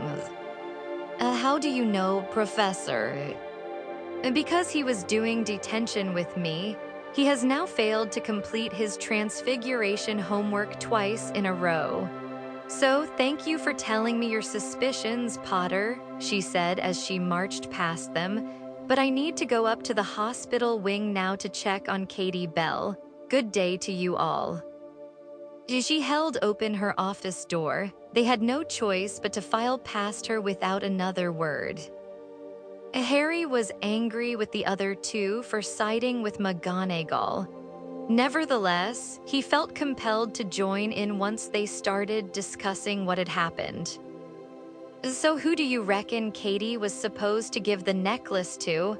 asked Ron as they climbed the stairs to the common room. "Goodness only knows," said Hermione, "but whoever it was has had a narrow escape. No one could have opened that package without touching the necklace." "It could have been meant for loads of people," said Harry. "Dumbledore, the Death Eaters would love to get rid of him. He must be one of their top targets. Or Slughorn, Dumbledore reckons Voldemort really wanted him and they can't be pleased that he's sided with Dumbledore. Or you," said Hermione, looking troubled. "Couldn't have been," said Harry, "or Katie would have just turned round in the lane and given it to me, wouldn't she? I was behind her all the way out of the 3 broomsticks. It would have made much more sense to deliver the parcel outside Hogwarts, what with Filch searching everyone who goes in and out. I wonder why Malfoy told her to take it into the castle." "Harry Malfoy wasn't in Hogsmeade," said Hermione, actually stamping her foot in frustration. "He must have used an accomplice then," said Harry. "Crabbe or Goyle, or, come to think of it, another Death Eater. He'll have loads better cronies than Crabbe and Goyle now he's joined up." Ron and Hermione exchanged looks that plainly said there's no point arguing with him. "Dillagrout," said Hermione firmly as they reached the fat lady. The portrait swung open to admit them to the common room. It was quite full and smelled of damp clothing. Many people seemed to have returned from Hogsmeade early because of the bad weather. There was no buzz of fear or speculation, however. Clearly, the news of Katie's fate had not yet spread. "It wasn't a very slick attack, really, when you stop and think about it," said Ron, casually turfing a first year out of one of the good armchairs by the fire so that he could sit down. "The curse didn't even make it into the castle, not what you'd call foolproof." "You're right," said Hermione, prodding Ron out of the chair with her foot and offering it to the first year again. "It wasn't very well thought out at all." But since when has Malfoy been one of the world's great thinkers?" asked Harry. Neither Ron nor Hermione answered him. Chapter 13. The secret riddle Katie was removed to St. Mungo's Hospital for magical maladies and injuries the following day, by which time the news that she had been cursed had spread all over the school. Though the details were confused, and nobody other than Harry, Ron, Hermione, and Leanne seemed to know that Katie herself had not been the intended target. "Oh, and Malfoy knows, of course," said Harry to Ron and Hermione, who continued their new policy of feigning deafness whenever Harry mentioned his Malfoy is a Death Eater theory. Harry had wondered whether Dumbledore would return from wherever he had been in time for Monday night's lesson, but having had no word to the contrary, he presented himself outside Dumbledore's office at 8 o'clock, knocked, and was told to enter. There sat Dumbledore, looking unusually tired. His hand was as black and burned as ever, but he smiled when he gestured to Harry to sit down. The pensive was sitting on the desk again, casting silvery specks of light over the ceiling. "You have had a busy time while I have been away," Dumbledore said. "I believe you witnessed Katie's accident." Yes, sir. How is she?" "Still very unwell, although she was relatively lucky. She appears to have brushed the necklace with the smallest possible amount of skin. There was a tiny hole in her glove. Had she put it on, had she even held it in her ungloved hand, she would have died, perhaps instantly. Luckily, Professor Snape was able to do enough to prevent a rapid spread of the curse. "Why hymns?" asked Harry quickly. "Why not Madame Pomfrey?" "Impertinent," said a soft voice from one of the portraits on the wall, and Phineas Nigellus Black, Sirius's great-great-grandfather, raised his head from his arms where he had appeared to be sleeping. "I would not have permitted a student to question the way Hogwarts operated in my day." "Yes, thank you, Phineas," said Dumbledore quellingly. "Professor Snape knows much more about the dark arts than Madame Pomfrey, Harry. Anyway, the St. Mungo's staff are sending me hourly reports, and I am hopeful that Katie will make a full recovery in time." "Where were you this weekend, sir?" Harry asked, disregarding a strong feeling that he might be pushing his luck, a feeling apparently shared by Phineas Nigellus, who hissed softly. "I would rather not say just now," said Dumbledore. "However, I shall tell you in due course." "You will," said Harry, startled. "Yes, I expect so," said Dumbledore, withdrawing a fresh bottle of silver memories from inside his robes and uncorking it with a prod of his wand. "Sir," said Harry tentatively, "I met Mundungus in Hogsmeade." "Ah, yes, I am already aware that Mundungus has been treating your inheritance with light-fingered contempt," said Dumbledore, frowning a little. "He has gone to ground since you accosted him outside the Three Broomsticks. I rather think he dreads facing me. However, rest assured that he will not be making away with any more of Sirius's old possessions. That mangy old half-blood has been stealing black heirlooms," said Phineas Nigellus, incensed, and he stalked out of his frame, undoubtedly to visit his portrait in number 12 Grimmauld Place. "Professor," said Harry after a short pause, "did Professor McGonagall tell you what I told her after Katie got hurt, about Draco Malfoy?" "She told me of your suspicions, yes," said Dumbledore. "And do you?" "I shall take all appropriate measures to investigate anyone who might have had a hand in Katie's accident," said Dumbledore. "But what concerns me now, Harry, is our lesson." Harry felt slightly resentful at this. If their lessons were so very important, why had there been such a long gap between the first and second?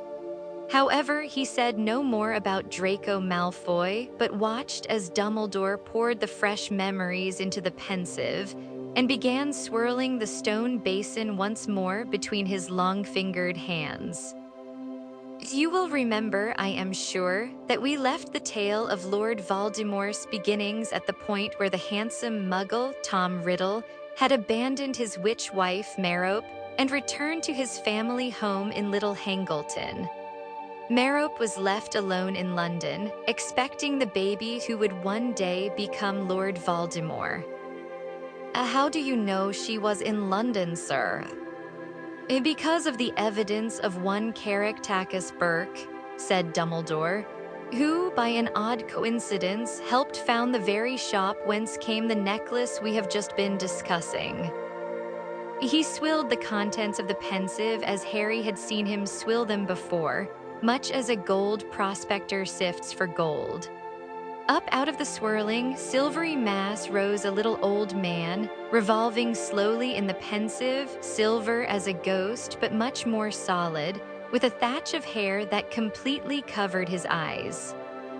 "Yes, we acquired it in curious circumstances. It was brought in by a young witch just before Christmas, many years ago now.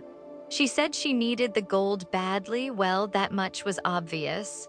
Covered in rags and pretty far along, going to have a baby, see? She said the locket had been Slytherin's." "Well, we hear that sort of story all the time. Oh, this was Merlin's, this was his favorite teapot. But when I looked at it, it had his mark all right, and a few simple spells were enough to tell me the truth. Of course, that made it near enough priceless. She didn't seem to have any idea how much it was worth. Happy to get 10 galleons for it, best bargain we ever made." Dumbledore gave the pensive and extra vigorous shake, and Caractacus Burke descended back into the swirling mass of memory whence he had come. He only gave her 10 galleons, said Harry indignantly. Caractacus Burke was not famed for his generosity, said Dumbledore. So we know that near the end of her pregnancy, Merope was alone in London and in desperate need of gold, desperate enough to sell her one and only valuable possession, the locket that was one of Marvolo's treasured family heirlooms. But she could do magic, said Harry impatiently. She could have got food and everything for herself by magic, couldn't she? Said Dumbledore, perhaps she could. But it is my belief, I am guessing again, but I am sure I am right, that when her husband abandoned her, Merope stopped using magic. I do not think that she wanted to be a witch any longer. Of course, it is also possible that her unrequited love and the attendant despair sapped her of her powers. That can happen. In any case, as you are about to see, Merope refused to raise her wand even to save her own life. She wouldn't even stay alive for her son. Dumbledore raised his eyebrows. Could you possibly be feeling sorry for Lord Voldemort? No, said Harry quickly, but she had a choice, didn't she? Not like my mother. Your mother had a choice too, said Dumbledore gently. Yes, Merope Riddle chose death in spite of a son who needed her, but do not judge her too harshly, Harry. She was greatly weakened by long suffering, and she never had your mother's courage. And now, if you will stand. Where are we going? Harry asked, as Dumbledore joined him at the front of the desk. This time, said Dumbledore, we are going to enter my memory. I think you will find it both rich in detail and satisfyingly accurate. After you, Harry. Harry bent over the pensive. His face broke the cool surface of the memory, and then he was falling through darkness again. Seconds later, his feet hit firm ground. He opened his eyes and found that he and Dumbledore were standing in a bustling, old-fashioned London street. There I am, said Dumbledore brightly, pointing ahead of them to a tall figure crossing the road in front of a horse-drawn milk cart. This younger Albus Dumbledore's long hair and beard were auburn. Having reached their side of the street, he strode off along the pavement, drawing many curious glances due to the flamboyantly cut suit of plum velvet that he was wearing.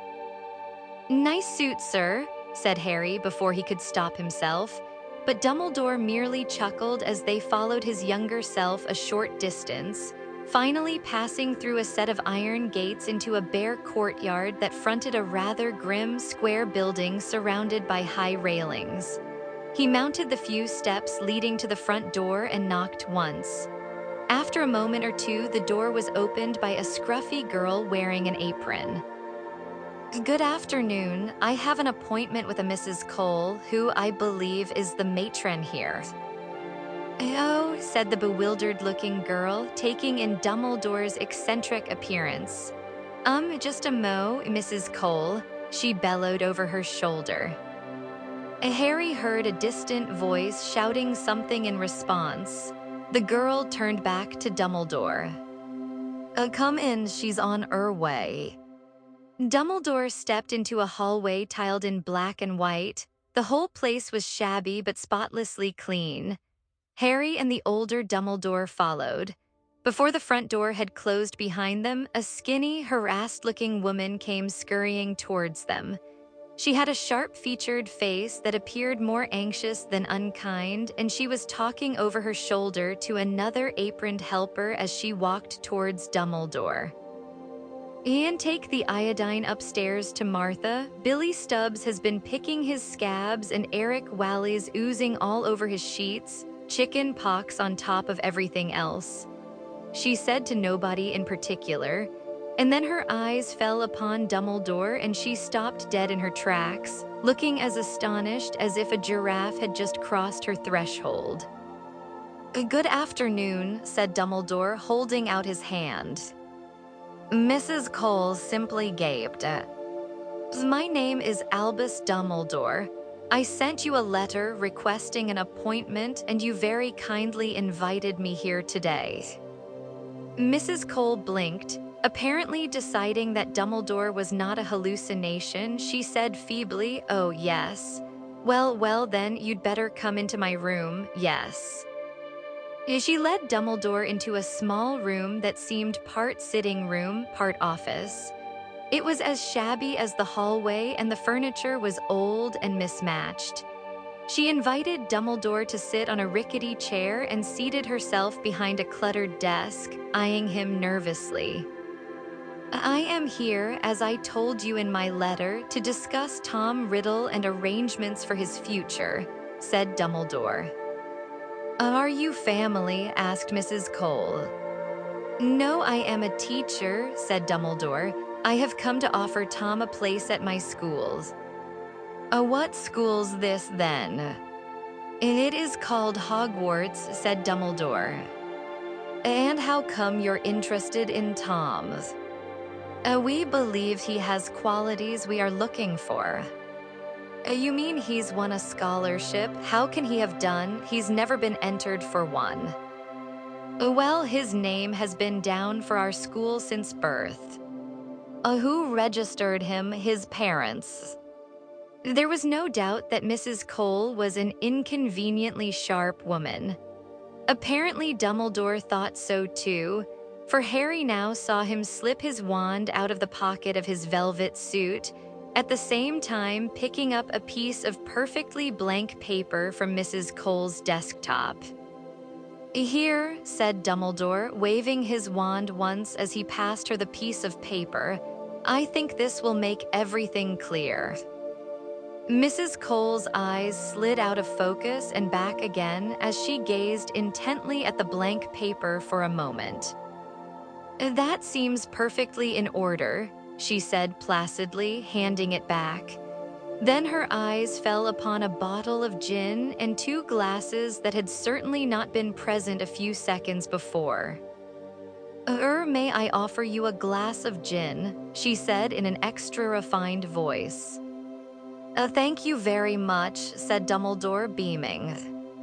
It soon became clear that Mrs. Cole was no novice when it came to gin drinking. Pouring both of them a generous measure, she drained her own glass in one.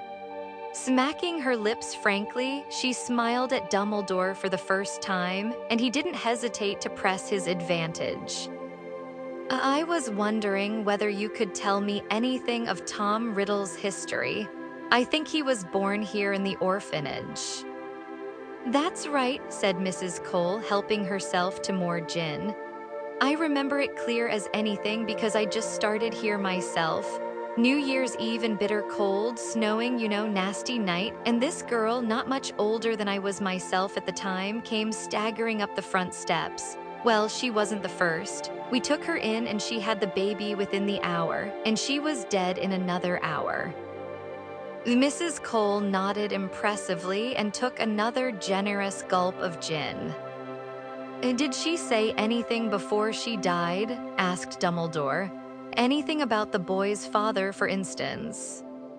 "Now, as it happens, she did," said Mrs. Cole, who seemed to be rather enjoying herself now, with the gin in her hand and an eager audience for her story. "I remember she said to me, 'I hope he looks like his papa.'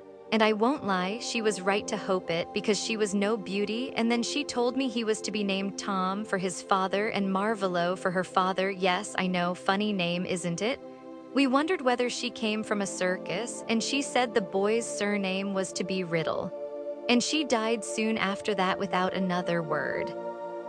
Well, we named him just as she'd said. It seemed so important to the poor girl. But no Tom nor Marvolo nor any kind of Riddle ever came looking for him, nor any family at all, so he stayed in the orphanage and he's been here ever since." Mrs. Cole helped herself almost absent-mindedly to another healthy measure of gin. 2 pink spots had appeared high on her cheekbones. Then she said, "He's a funny boy." "Oh yes," said Dumbledore, "I thought he might be." He was a funny baby, too. He hardly ever cried, you know. And then when he got a little older, he was odd. Odd in what way? Asked Dumbledore gently. Well, he... But Mrs. Cole pulled up short, and there was nothing blurry or vague about the inquisitorial glance she shot Dumbledore over her gin glass. He's definitely got a place at your school, you say? Definitely, said Dumbledore. Nothing I say can change that. Nothing, said Dumbledore. You'll be taking him away, whatever. Whatever, repeated Dumbledore gravely. She squinted at him as though deciding whether or not to trust him. Apparently she decided she could because she said in a sudden rush, "He scares the other children." You mean he is a bully?" asked Dumbledore. I think he must be, said Mrs. Cole, frowning slightly, but it's very hard to catch him at it. There have been incidents, nasty things. Dumbledore did not press her, though Harry could tell that he was interested. She took yet another gulp of gin, and her rosy cheeks grew rosier still. Billy Stubbs's rabbit, well, Tom said he didn't do it, and I don't see how he could have done, but even so, it didn't hang itself from the rafters, did it? I shouldn't think so, no, said Dumbledore quietly. But I'm jiggered if I know how he got up there to do it. All I know is he and Billy had argued the day before. And then Mrs. Cole took another swig of gin, slopping a little over her chin this time. On the summer outing, we take them out, once a year to the countryside or to the seaside. Well, Amy Benson and Dennis Bishop were never quite right afterwards, and all we ever got out of them was that they'd gone into a cave with Tom Riddle. He swore they'd just gone exploring, but something happened in there, I'm sure of it. And well, there have been a lot of things, funny things. She looked at Dumbledore again, and though her cheeks were flushed, her gaze was steady. I don't think many people will be sorry to see the back of him. You understand, I'm sure, that we will not be keeping him permanently, said Dumbledore. He will have to return here at the very least every summer. Oh, well, that's better than a whack on the nose with a rusty poker, said Mrs. Cole with a slight hiccup. She got to her feet, and Harry was impressed to see that she was quite steady, even though 2/3 of the gin was now gone. I suppose you'd like to see him. Very much, said Dumbledore, rising too. She led him out of her office and up the stone stairs, calling out instructions and admonitions to helpers and children as she passed. The orphans, Harry saw, were all wearing the same kind of grayish tunic. They looked reasonably well cared for, but there was no denying that this was a grim place in which to grow up. Here we are, said Mrs. Cole, as they turned off the second landing and stopped outside the first door in a long corridor. She knocked twice and entered. Hey, Tom, you've got a visitor. This is Mr. Dumbarton, sorry, Dunderbore. He's come to tell you, well, I'll let him do it. Harry and the two Dumbledores entered the room, and Mrs. Cole closed the door on them.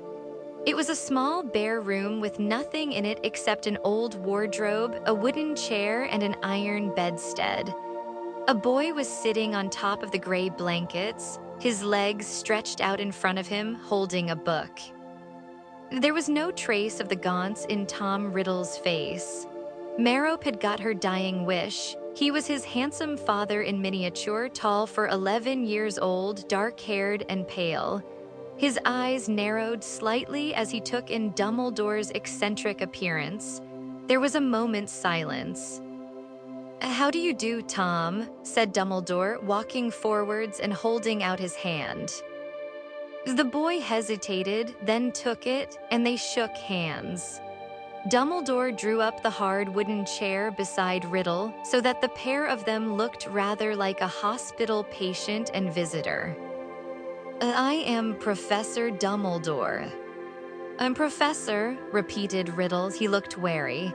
Is that like, doctor? What are you here for? Did she get you in to have a look at me?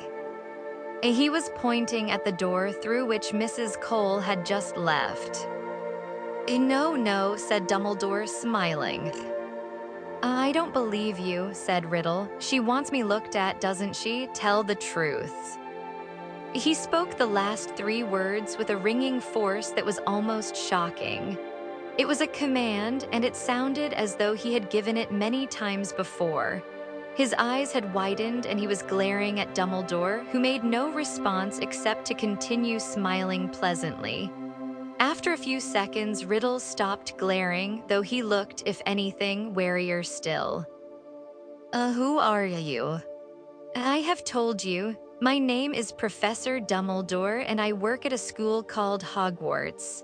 I have come to offer you a place at my school, your new school, if you would like to come. Riddle's reaction to this was most surprising.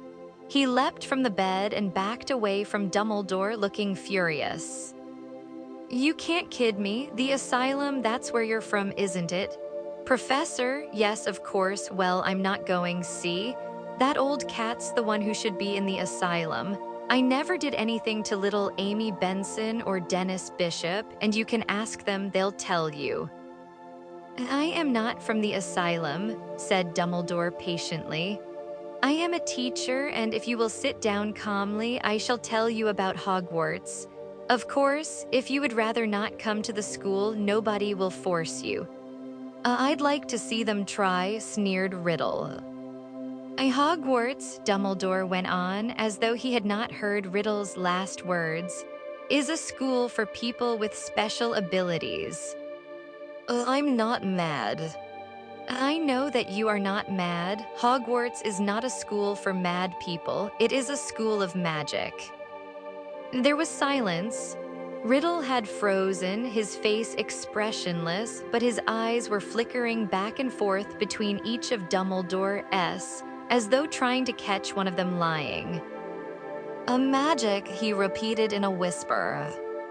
That's right, said Dumbledore. It's magic, what I can do. What is it that you can do? All sorts, breathed Riddle.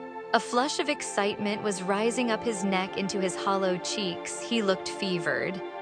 I can make things move without touching them. I can make animals do what I want them to do without training them. I can make bad things happen to people who annoy me. I can make them hurt if I want to.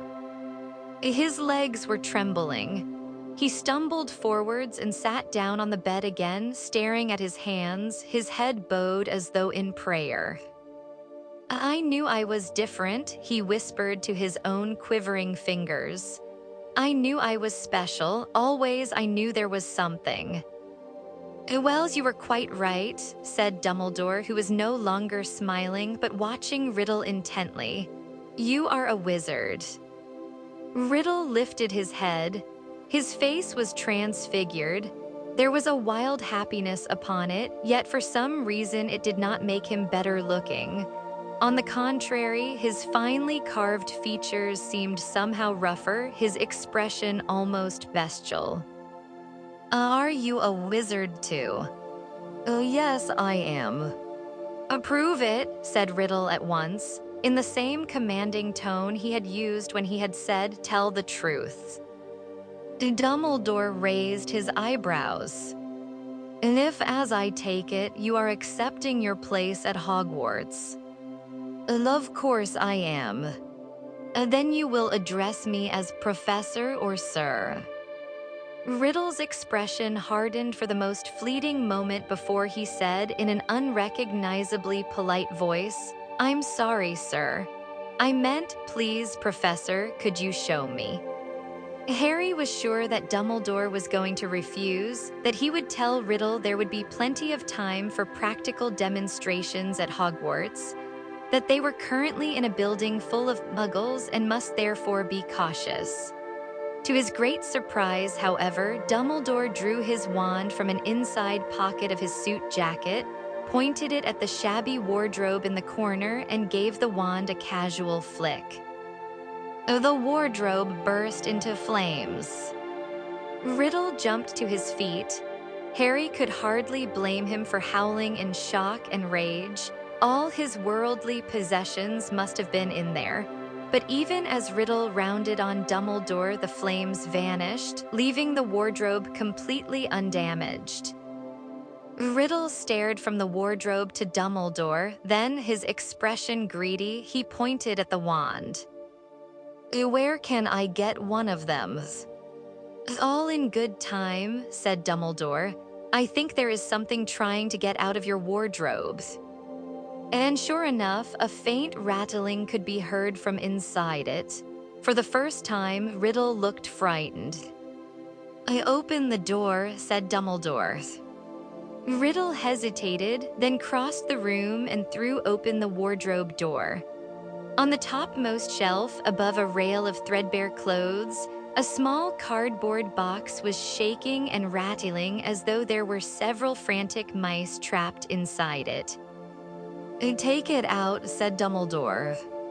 Riddle took down the quaking box. He looked unnerved. "Is there anything in that box that you ought not to have?" asked Dumbledore. Riddle threw Dumbledore a long, clear, calculating look. "Yes, I suppose so, sir," he said finally in an expressionless voice. "I open it," said Dumbledore. Riddle took off the lid and tipped the contents onto his bed without looking at them. Harry, who had expected something much more exciting, saw a mess of small, everyday objects, a yo-yo, a silver thimble, and a tarnished mouth organ among them.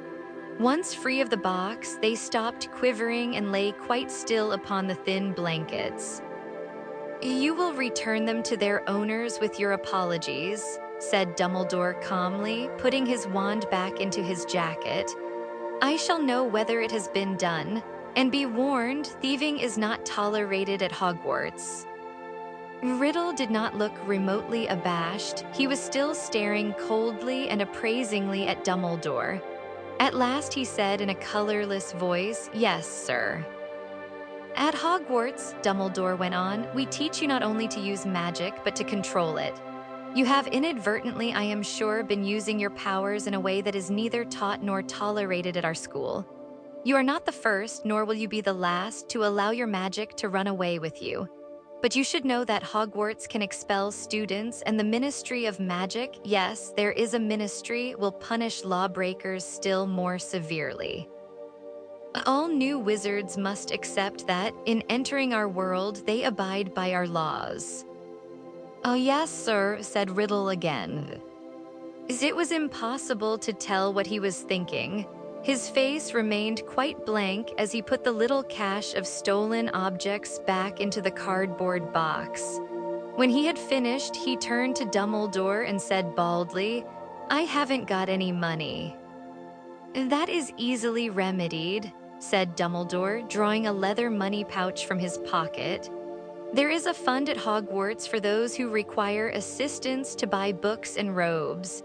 You might have to buy some of your spell books and so on secondhand, but—" "Where do you buy spell books?" interrupted Riddle, who had taken the heavy money bag without thanking Dumbledore and was now examining a fat gold galleon. "In Diagon Alley," said Dumbledore. "I have your list of books and school equipment with me. I can help you find everything." "You're coming with me?" asked Riddle, looking up. Certainly, if you—" "I don't need you," said Riddle. "I'm used to doing things for myself. I go round London on my own all the time. How do you get to this Diagon Alley, sir?" he added, catching Dumbledore's eye. Harry thought that Dumbledore would insist upon accompanying Riddle, but once again he was surprised. Dumbledore handed Riddle the envelope containing his list of equipment, and after telling Riddle exactly how to get to the leaky cauldron from the orphanage, he said, "You will be able to see it, although muggles around you non-magical people, that is, will not. Ask for Tom the barman, easy enough to remember as he shares your name." Riddle gave an irritable twitch, as though trying to displace an irksome fly. You dislike the name Tom." "There are a lot of Toms," muttered Riddle. Then, as though he could not suppress the question, as though it burst from him in spite of himself, he asked, "Was my father a wizard? He was called Tom Riddle too, they've told me." "I'm afraid I don't know," said Dumbledore, his voice gentle. "My mother can't have been magic, or she wouldn't have died," said Riddle, more to himself than Dumbledore. "It must have been him. So when I've got all my stuff, when do I come to this Hogwarts?" "All the details are on the second piece of parchment in your envelope," said Dumbledore. "You will leave from King's Cross Station on the 1st of September. There is a train ticket in there, too." Riddle nodded. Dumbledore got to his feet and held out his hand again. Taking it, Riddle said, "I can speak to snakes. I found out when we've been to the country on trips, they find me, they whisper to me. Is that normal for a wizard?" Harry could tell that he had withheld mention of this strangest power until that moment, determined to impress. "It is unusual," said Dumbledore after a moment's hesitation, "but not unheard of." His tone was casual, but his eyes moved curiously over Riddle's face. They stood for a moment, man and boy, staring at each other. Then the handshake was broken. Dumbledore was at the door. "Goodbye, Tom. I shall see you at Hogwarts." "I think that will do," said the white-haired Dumbledore at Harry's side. And seconds later, they were soaring weightlessly through darkness once more before landing squarely in the present-day office. "Sit down," said Dumbledore, landing beside Harry.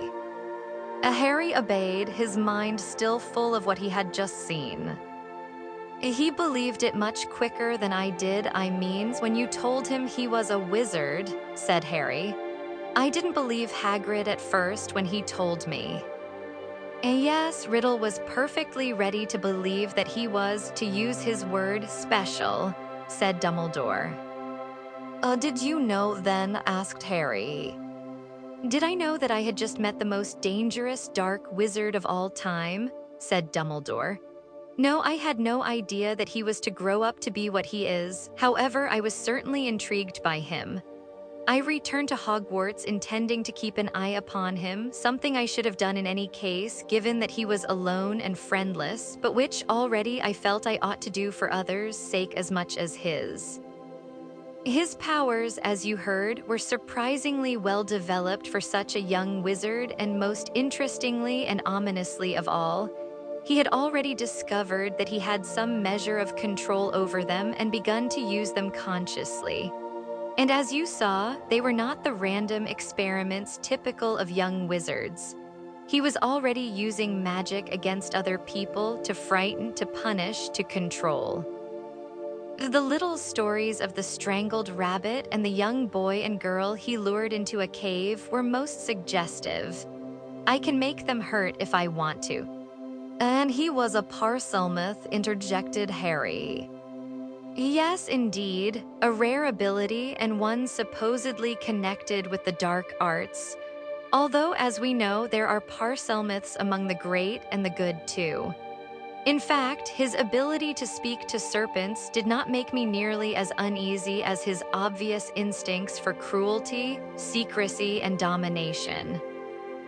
"Time is making fools of us again," said Dumbledore, indicating the dark sky beyond the windows. "But before we part, I want to draw your attention to certain features of the scene we have just witnessed, for they have a great bearing on the matters we shall be discussing in future meetings. Firstly, I hope you noticed Riddle's reaction when I mentioned that another shared his first name, Tom." Harry nodded. There he showed his contempt for anything that tied him to other people, anything that made him ordinary.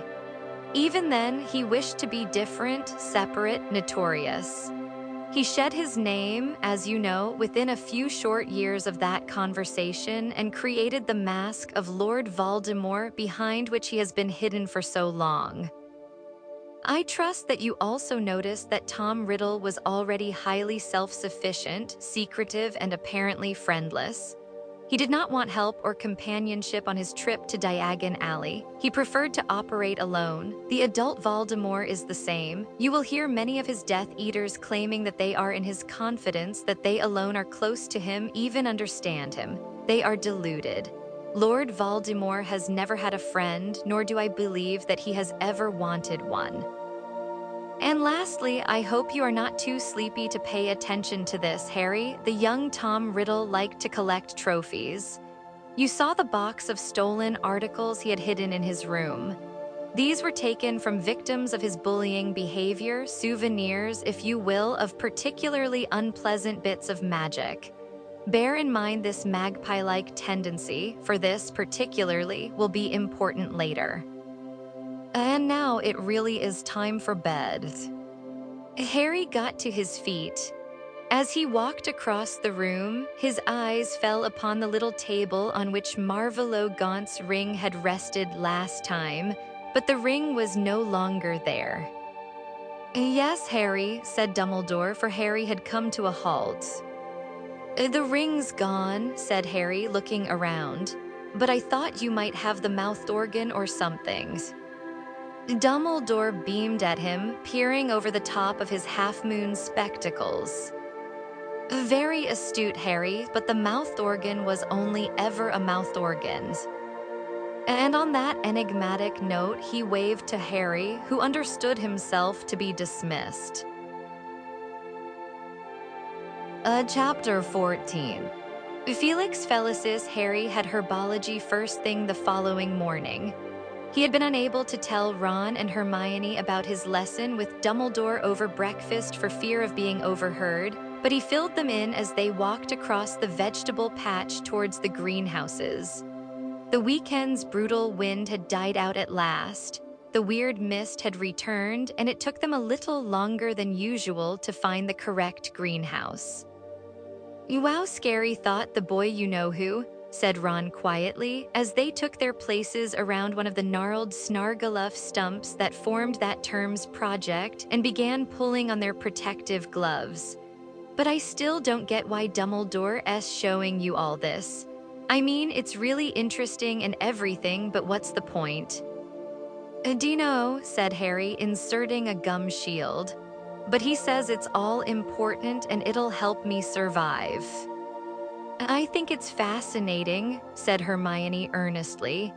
"It makes absolute sense to know as much about Voldemort as possible. How else will you find out his weaknesses?" "So how was Slughorn's latest party?" Harry asked her thickly through the gum shield. "Oh, it was quite fun, really," said Hermione, now putting on protective goggles. "I mean, he drones on about famous ex-pupils a bit, and he absolutely fawns on McLaggen because he's so well-connected, but he gave us some really nice food and he introduced us to Gwenog Jones." "Gwenog Jones," said Ron, his eyes widening under his own goggles. "The Gwenog Jones, captain of the Holyhead Harpies." "That's right," said Hermione. "Personally, I thought she was a bit full of herself, but quite enough chat over here," said Professor Sprout briskly, bustling over and looking stern. "You're lagging behind, everybody else has started and Neville's already got his first pod." They looked round. Sure enough, there sat Neville with a bloody lip and several nasty scratches along the side of his face, but clutching an unpleasantly pulsating green object about the size of a grapefruit. "Okay, Professor, we're starting now," said Ron, adding quietly when she had turned away again, "Should have used Muffly-Otto, Harry." "No, we should," said Hermione at once, looking, as she always did, intensely cross at the thought of the half-blood prince and his spells. "Well, come on, we'd better get going." She gave the other two an apprehensive look. They all took deep breaths and then dived at the gnarled stump between them. It sprang to life at once. Long, prickly, bramble-like vines flew out of the top and whipped through the air. One tangled itself in Hermione's hair and Ron beat it back with a pair of secateurs. Harry succeeded in trapping a couple of vines and knotting them together. A hole opened in the middle of all the tentacle-like branches. Hermione plunged her arm bravely into this hole, which closed like a trap around her elbow. Harry and Ron tugged and wrenched at the vines, forcing the hole to open again, and Hermione snatched her arm free, clutching in her fingers a pod just like Neville's. At once, the prickly vines shot back inside and the gnarled stump sat there looking like an innocently dead lump of wood. You know, I don't think I'll be having any of these in my garden when I've got my own place, said Ron, pushing his goggles up onto his forehead and wiping sweat from his face. Pass me a bowl, said Hermione, holding the pulsating pod at arm's length. Harry handed one over and she dropped the pod into it with a look of disgust on her face. Don't be squeamish, squeeze it out, they're best when they're fresh, called Professor Sprout. Anyway, said Hermione, continuing their interrupted conversation as though a lump of wood had not just attacked them. Slughorn's going to have a Christmas party, Harry, and there's no way you'll be able to wriggle out of this one because he actually asked me to check your free evenings, so he could be sure to have it on a night you can come. Harry groaned. Ron, meanwhile, who was attempting to burst the pod in the bowl by putting both hands on it, standing up and squashing it as hard as he could, said angrily, "And this is another party just for Slughorn's favorites, is it?" Just for the Slug Club, yes, said Hermione. The pod flew out from under Ron's fingers and hit the greenhouse glass, rebounding onto the back of Professor Sprout's head and knocking off her old patched hat. Harry went to retrieve the pod. When he got back, Hermione was saying, "Look, I didn't make up the name Slug Club." "The Slug Club," repeated Ron with a sneer worthy of Malfoy. "It's pathetic. Well, I hope you enjoy your party. Why don't you try getting off with McLaggen, then Slughorn can make you King and Queen Slug." "We're allowed to bring guests," said Hermione, who for some reason had turned a bright, boiling scarlet, "and I was going to ask you to come, but if you think it's that stupid, then I won't bother." Harry suddenly wished the pod had flown a little further, so that he need not have been sitting there with the pair of them. Unnoticed by either, he seized the bowl that contained the pod and began to try and open it by the noisiest and most energetic means he could think of. Unfortunately, he could still hear every word of their conversation. "You were going to ask me?" asked Ron in a completely different voice. "Yes," said Hermione angrily, "but obviously if you'd rather I got off with McLaggen." There was a pause while Harry continued to pound the resilient pod with a trowel. "No, I wouldn't," said Ron in a very quiet voice. Harry missed the pod, hit the bowl, and it shattered. "Reparo," he said hastily, poking the pieces with his wand, and the bowl sprang back together again. The crash, however, appeared to have awoken Ron and Hermione to Harry's presence. Hermione looked flustered and immediately started fussing about for her copy of Flesh-Eating Trees of the World to find out the correct way to juice Snargaluff pods. Ron, on the other hand, looked sheepish but also rather pleased with himself. "Hand that over, Harry," said Hermione hurriedly. "It says we're supposed to puncture them with something sharp." Harry passed her the pod in the bowl. He and Ron both snapped their goggles back over their eyes and dived once more for the stump. It was not as though he was really surprised, thought Harry, as he wrestled with a thorny vine intent upon throttling him. He had had an inkling that this might happen sooner or later. But he was not sure how he felt about it. He and Cho were now too embarrassed to look at each other, let alone talk to each other. What if Ron and Hermione started going out together, then split up? Could their friendship survive it? Harry remembered the few weeks when they had not been talking to each other in the third year. He had not enjoyed trying to bridge the distance between them. And then, what if they didn't split up?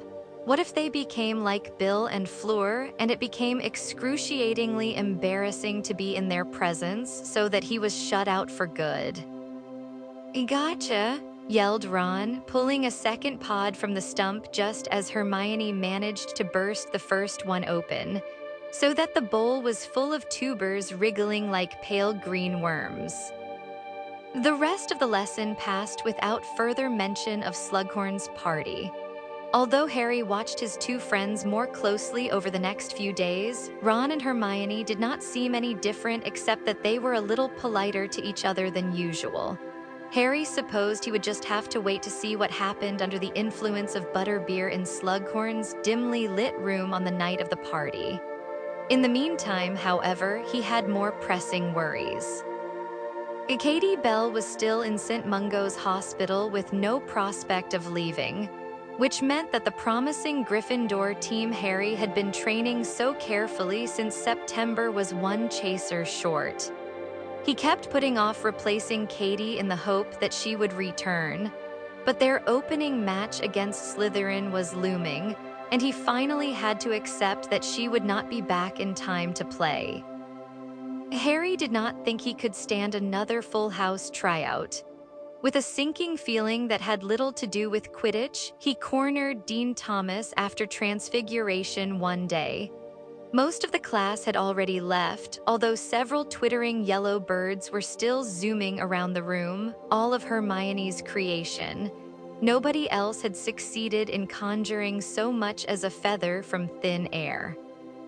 "Are you still interested in playing Chaser?" "Why, yeah, of course," said Dean excitedly. Over Dean's shoulder, Harry saw Seamus Finnegan slamming his books into his bag, looking sour. One of the reasons why Harry would have preferred not to have to ask Dean to play was that he knew Seamus would not like it. On the other hand, he had to do what was best for the team, and Dean had outflown Seamus at the tryouts. "Well then, you're in," said Harry. "There's a practice tonight, 7 o'clock. "Right," said Dean. "Cheers, Harry. Blimey, I can't wait to tell Ginny." He sprinted out of the room, leaving Harry and Seamus alone together. An uncomfortable moment made no easier when a bird dropping landed on Seamus's head as one of Hermione's canaries whizzed over them. Seamus was not the only person disgruntled by the choice of Katie's substitute. There was much muttering in the common room about the fact that Harry had now chosen two of his classmates for the team. As Harry had endured much worse mutterings than this in his school career, he was not particularly bothered. But all the same, the pressure was increasing to provide a win in the upcoming match against Slytherin. If Gryffindor won, Harry knew that the whole house would forget that they had criticized him and swear that they had always known it was a great team. If they lost, well, Harry thought wryly, he had still endured worse mutterings. Harry had no reason to regret his choice once he saw Dean fly that evening. He worked well with Ginny and Demelza. The Beaters, Peaks, and Coot were getting better all the time. The only problem was Ron. Harry had known all along that Ron was an inconsistent player who suffered from nerves and a lack of confidence. And unfortunately, the looming prospect of the opening game of the season seemed to have brought out all his old insecurities. After letting in half a dozen goals, most of them scored by Ginny, his technique became wilder and wilder until he finally punched an oncoming Demelza Robbins in the mouth. "It was an accident, I'm sorry, Demelza, really sorry," Ron shouted after her as she zigzagged back to the ground, dripping blood everywhere. "I just panicked," Ginny said angrily, landing next to Demelza and examining her fat lip. "You prat, Ron, look at the state of her." "I can fix that," said Harry, landing beside the two girls, pointing his wand at Demelza's mouth and saying a pisky. "And Ginny, don't call Ron a prat, you're not the captain of this team." "Well, you seemed too busy to call him a prat, and I thought someone should." Harry forced himself not to laugh. In the air, everyone, let's go. Overall, it was one of the worst practices they had had all term, though Harry did not feel that honesty was the best policy when they were this close to the match. A good work, everyone. I think we'll flatten Slytherin, he said bracingly, and the chasers and beaters left the changing room looking reasonably happy with themselves. I played like a sack of dragon dung, said Ron in a hollow voice when the door had swung shut behind Ginny. No, you didn't, said Harry firmly. You're the best keeper I tried out, Ron. Your only problem is nerves. He kept up a relentless flow of encouragement all the way back to the castle, and by the time they reached the second floor, Ron was looking marginally more cheerful. When Harry pushed open the tapestry to take their usual shortcut up to Gryffindor Tower, however, they found themselves looking at Dean and Ginny, who were locked in a close embrace and kissing fiercely as if glued together. It was as though something large and scaly erupted into life in Harry's stomach, clawing at his insides. Hot blood seemed to flood his brain so that all thought was extinguished, replaced by a savage urge to jinx Dean into a jelly. Wrestling with this sudden madness, he heard Ron's voice as though from a great distance away. Oh, oi. Dean and Ginny broke apart and looked around. Oh, what? Said Ginny. I don't want to find my own sister snogging people in public. This was a deserted corridor till you came butting in, said Ginny. Dean was looking embarrassed.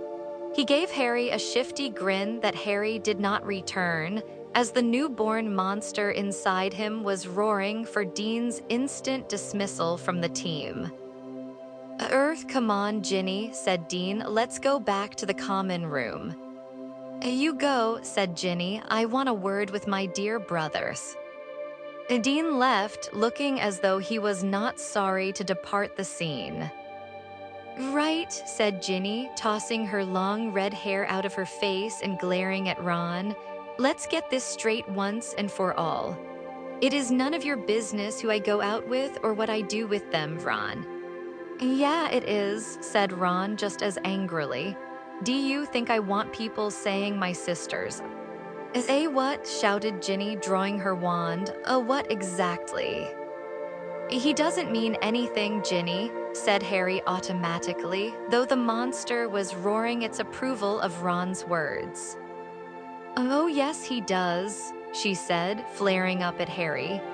Just because he's never snogged anyone in his life, just because the best kiss he's ever had is from our Auntie Muriel. Shut your mouth, bellowed Ron, bypassing red and turning maroon. No, I will not, yelled Ginny beside herself. I've seen you with Flem, hoping she'll kiss you on the cheek every time you see her. It's pathetic. If you went out and got a bit of snogging done yourself, you wouldn't mind so much that everyone else does it. Ron had pulled out his wand too. Harry stepped swiftly between them. You don't know what you're talking about, Ron roared, trying to get a clear shot at Ginny around Harry, who was now standing in front of her with his arms outstretched. Just because I don't do it in public. Ginny screamed with derisive laughter, trying to push Harry out of the way. I've been kissing Pigwidgeon, have you? Or have you got a picture of Auntie Muriel stashed under your pillow? You. A streak of orange light flew under Harry's left arm and missed Ginny by inches. Harry pushed Ron up against the wall. Don't be stupid. Harry's snogged Cho Chang, shouted Ginny, who sounded close to tears now. And Hermione snogged Victor Crumb. It's only you who acts like it's something disgusting, Ron, and that's because you've got about as much experience as a 12-year-old. And with that, she stormed away. Harry quickly let go of Ron. The look on his face was murderous. They both stood there, breathing heavily, until Mrs. Norris, Filch's cat, appeared round the corner, which broke the tension. Come on, said Harry as the sound of Filch's shuffling feet reached their ears. They hurried up the stairs and along a seventh-floor corridor. Oi, out of the way! Ron barked at a small girl who jumped in fright and dropped a bottle of toad spawn.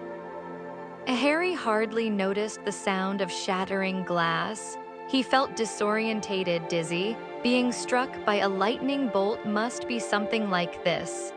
It's just because she's Ron's sister, he told himself. You just didn't like seeing her kissing Dean because she's Ron's sister. But unbidden into his mind came an image of that same deserted corridor with himself kissing Ginny instead. The monster in his chest purred. But then he saw Ron ripping open the tapestry curtain and drawing his wand on Harry, shouting things like betrayal of trust. Supposed to be my friend. Do you think Hermione did snog crumb? Ron asked abruptly as they approached the fat lady. Harry gave a guilty start and wrenched his imagination away from a corridor in which no Ron intruded, in which he and Ginny were quite alone. A what? He said confusedly. The honest answer was yes, but he did not want to give it. However, Ron seemed to gather the worst from the look on Harry's face. Dilly grout, he said darkly to the fat lady, and they climbed through the portrait hole into the common room. Neither of them mentioned Ginny or Hermione again. Indeed, they barely spoke to each other that evening and got into bed in silence, each absorbed in his own thoughts.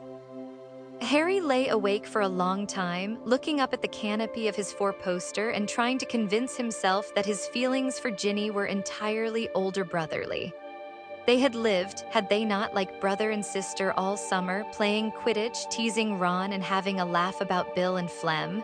He had known Ginny for years now. It was natural that he should feel protective, natural that he should want to look out for her, want to rip Dean limb from limb for kissing her. No. He would have to control that particular brotherly feeling. Ron gave a great grunting snore. She's Ron's sister, Harry told himself firmly. Ron's sister, she's out of bounds. He would not risk his friendship with Ron for anything. He punched his pillow into a more comfortable shape and waited for sleep to come, trying his utmost not to allow his thoughts to stray anywhere near Ginny. Harry awoke next morning feeling slightly dazed and confused by a series of dreams in which Ron had chased him with a beater's bat. But by midday, he would have happily exchanged the dream Ron for the real one, who was not only cold-shouldering Ginny and Dean, but also treating a hurt and bewildered Hermione with an icy, sneering indifference. What was more, Ron seemed to have become, overnight, as touchy and ready to lash out as the average blast-ended Scroot. Harry spent the day attempting to keep the peace between Ron and Hermione with no success. Finally, Hermione departed for bed in high dudgeon, and Ron stalked off to the boys' dormitory after swearing angrily at several frightened first-years for looking at him. And to Harry's dismay, Ron's new aggression did not wear off over the next few days. Worse still, it coincided with an even deeper dip in his keeping skills, which made him still more aggressive, so that during the final Quidditch practice before Saturday's match, he failed to save every single goal the chasers aimed at him, but bellowed at everybody so much that he reduced Demelza Robbins to tears. "You shut up and leave her alone," shouted Peakes, who was about 2/3 Ron's height, though admittedly carrying a heavy bat. "Enough," bellowed Harry, who had seen Ginny glowering in Ron's direction and remembering her reputation as an accomplished caster of the bat bogey hex, soared over to intervene before things got out of hand. "Peakes, go and pack up the bludgers. Demelza, pull yourself together. You played really well today." "Ron," he waited until the rest of the team were out of earshot before saying it, "you're my best mate, but carry on treating the rest of them like this and I'm going to kick you off the team." He really thought for a moment that Ron might hit him, but then something much worse happened. Ron seemed to sag on his broom. All the fight went out of him and he said, "I resign, I'm pathetic."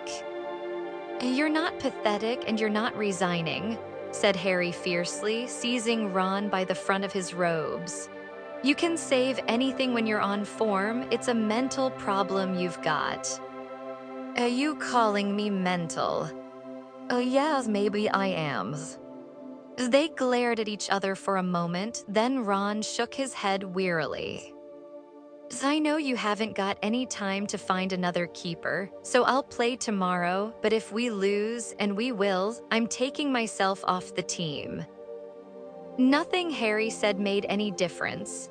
He tried boosting Ron's confidence all through dinner, but Ron was too busy being grumpy and surly with Hermione to notice. Harry persisted in the common room that evening, but his assertion that the whole team would be devastated if Ron left was somewhat undermined by the fact that the rest of the team was sitting in a huddle in a distant corner, clearly muttering about Ron and casting him nasty looks.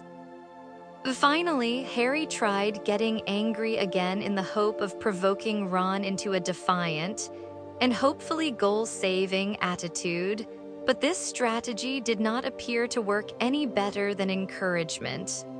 Ron went to bed as dejected and hopeless as ever. Harry lay awake for a very long time in the darkness. He did not want to lose the upcoming match. Not only was it his first as captain, but he was determined to beat Draco Malfoy at Quidditch even if he could not yet prove his suspicions about him. Yet if Ron played as he had done in the last few practices, their chances of winning were very slim. As if only there was something he could do to make Ron pull himself together, make him play at the top of his form. Something that would ensure that Ron had a really good day. And the answer came to Harry in one sudden, glorious stroke of inspiration. Breakfast was the usual excitable affair next morning. The Slytherins hissed and booed loudly as every member of the Gryffindor team entered the Great Hall. Harry glanced at the ceiling and saw a clear, pale blue sky, a good omen.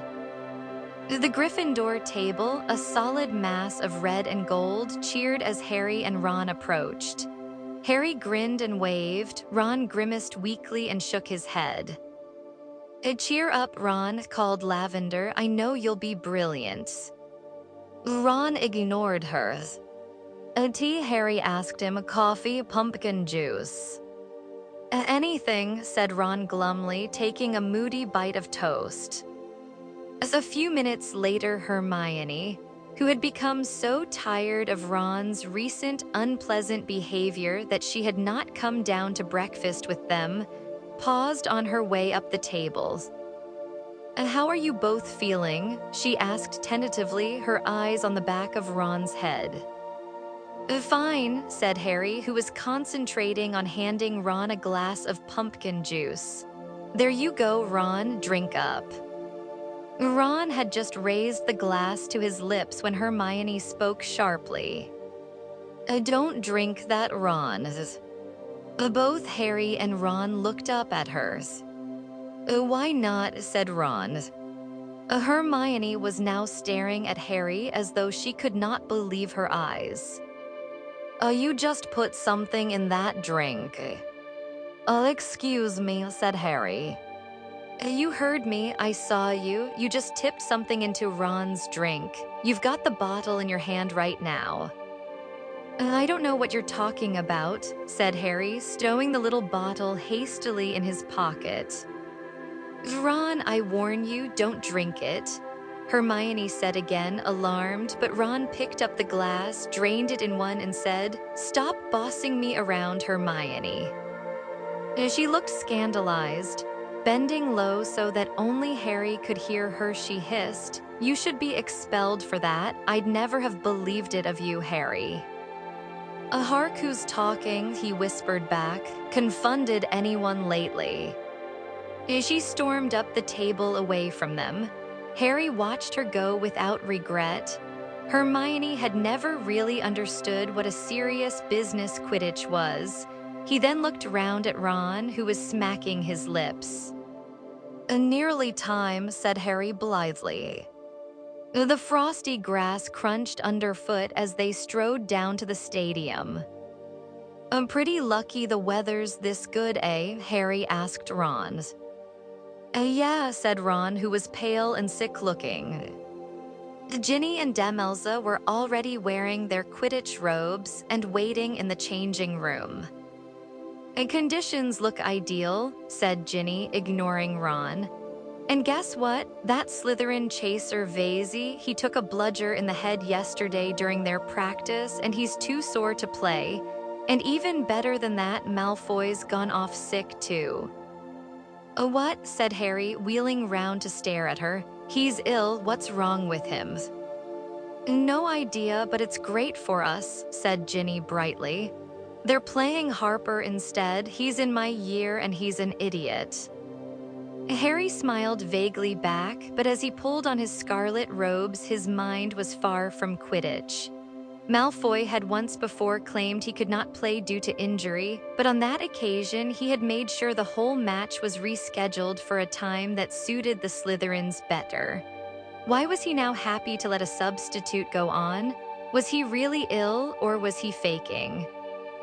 Fishy, isn't it? He said in an undertone to Ron, Malfoy not playing. Lucky I call it, said Ron, looking slightly more animated. And Vasey off too, he's their best goal scorer, I didn't fancy, hey?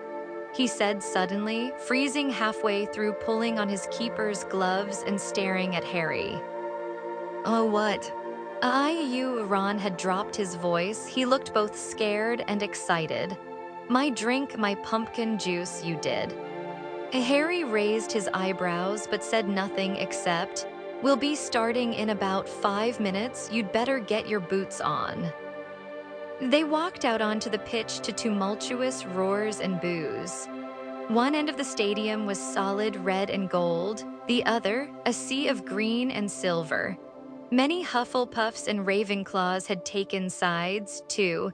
Amidst all the yelling and clapping, Harry could distinctly hear the roar of Luna Lovegood's famous lion-topped hat.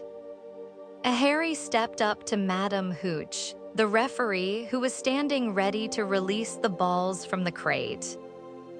Captains shake hands, she said, and Harry had his hand crushed by the new Slytherin captain Urquhart. Mount your brooms, on the whistle, 3, 2, 1. As the whistle sounded, Harry and the others kicked off hard from the frozen ground, and they were away. Harry soared around the perimeter of the grounds looking for the snitch and keeping one eye on Harper, who was zigzagging far below him. Then a voice that was jarringly different from the usual commentator, started up.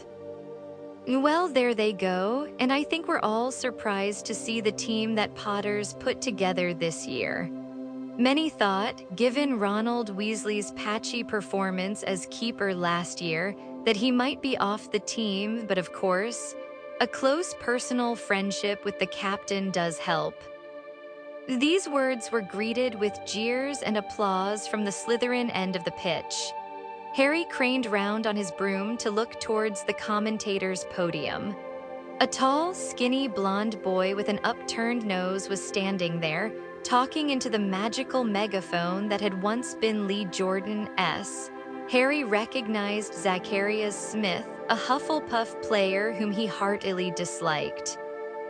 Oh, and here comes Slytherin's first attempt on goal. It's Urquhart streaking down the pitch, and Harry's stomach turned over. Weasley saves it. Well, he's bound to get lucky sometimes, I suppose. That's right, Smith, he is, muttered Harry, grinning to himself, as he dived amongst the chasers with his eyes searching all around for some hint of the elusive snitch. With half an hour of the game gone, Gryffindor were leading 60 points to 0. Ron having made some truly spectacular saves, some by the very tips of his gloves, and Ginny having scored 4 of Gryffindor's 6 goals. This effectively stopped Zacharias wondering loudly whether the two Weasleys were only there because Harry liked them, and he started on Peeks and Coot instead. Of course, Coot isn't really the usual build for a beater, said Zacharias loftily. They've generally got a bit more muscle. Hit a bludger at him, Harry called to Coot as he zoomed past, but Coot, grinning broadly, chose to aim the next bludger at Harper instead, who was just passing Harry in the opposite direction. Harry was pleased to hear the dull thunk that meant the bludger had found its mark. It seemed as though Gryffindor could do no wrong. Again and again they scored, and again at the other end of the pitch, Ron saved goals with apparent ease. He was actually smiling now, and when the crowd greeted a particularly good save with a rousing chorus of the old favorite "Weasley is our king," he pretended to conduct them from on high. "Thinks he's something special today, doesn't he?" said a snide voice, and Harry was nearly knocked off his broom as Harper collided with him hard and deliberately. "Your blood traitor, pal." Madame Hooch's back was turned, and though Gryffindors below shouted in anger, by the time she looked round, Harper had already sped off. His shoulder aching, Harry raced after him, determined to ram him back. "And I think Harper of Slytherin's seen the snitch," said Zacharias Smith through his megaphone. "Yes, he's certainly seen something Potter hasn't." Smith really was an idiot, thought Harry, hadn't he noticed them collide? But next moment, his stomach seemed to drop out of the sky. Smith was right and Harry was wrong. Harper had not sped upwards at random. He had spotted what Harry had not. The snitch was speeding along high above them, glinting brightly against the clear blue sky. Harry accelerated. The wind was whistling in his ears so that it drowned all sound of Smith's commentary or the crowd, but Harper was still ahead of him and Gryffindor was only 100 points up. If Harper got there first, Gryffindor had lost, and now Harper was feet from it, his hand outstretched. "Oi, Harper," yelled Harry in desperation. "How much did Malfoy pay you to come on instead of him?"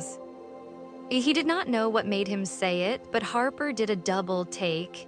He fumbled the snitch, let it slip through his fingers and shot right past it. Harry made a great swipe for the tiny, fluttering ball and caught it. "Yes," Harry yelled. Wheeling round, he hurtled back towards the ground, the snitch held high in his hand. As the crowd realized what had happened, a great shout went up that almost drowned the sound of the whistle that signaled the end of the game. "Ginny, where are you going?" yelled Harry, who had found himself trapped in the midst of a mass midair hug with the rest of the team, but Ginny sped right on past them until, with an almighty crash, she collided with the commentator's podium. As the crowd shrieked and laughed, the Gryffindor team landed beside the wreckage of wood under which Zacharias was feebly stirring. Harry heard Ginny saying blithely to an irate Professor McGonagall, "Forgot to break, Professor, sorry." Laughing, Harry broke free of the rest of the team and hugged Ginny, but let go very quickly. Avoiding her gaze, he clapped a cheering Ron on the back instead as, all enmity forgot, the Gryffindor team left the pitch arm in arm, punching the air and waving to their supporters. The atmosphere in the changing room was jubilant. "A party up in the common room," Seamus said, yelled Dean exuberantly. "Come on, Ginny Demelza." Ron and Harry were the last two in the changing room. They were just about to leave when Hermione entered. She was twisting her Gryffindor scarf in her hands and looked upset but determined. "I want a word with you, Harry." She took a deep breath. "You shouldn't have done it. You heard Slughorn, it's illegal." What are you going to do? Turn us in?" demanded Ron. What are you two talking about?" asked Harry, turning away to hang up his robes so that neither of them would see him grinning. "You know perfectly well what we're talking about," said Hermione shrilly. You spiked Ron's juice with lucky potion at breakfast, Felix Felicis. No, I didn't, said Harry, turning back to face them both. Yes, you did, Harry, and that's why everything went right. There were Slytherin players missing and Ron saved everything. I didn't put it in, said Harry, now grinning broadly. He slipped his hand inside his jacket pocket and drew out the tiny bottle that Hermione had seen in his hand that morning. It was full of golden potion and the cork was still tightly sealed with wax. I wanted Ron to think I'd done it, so I faked it when I knew you were looking. He looked at Ron. You saved everything because you felt lucky. You did it all yourself. He pocketed the potion again.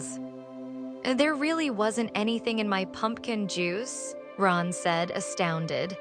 But the weather's good and Vasey couldn't play. I honestly haven't been given lucky potion.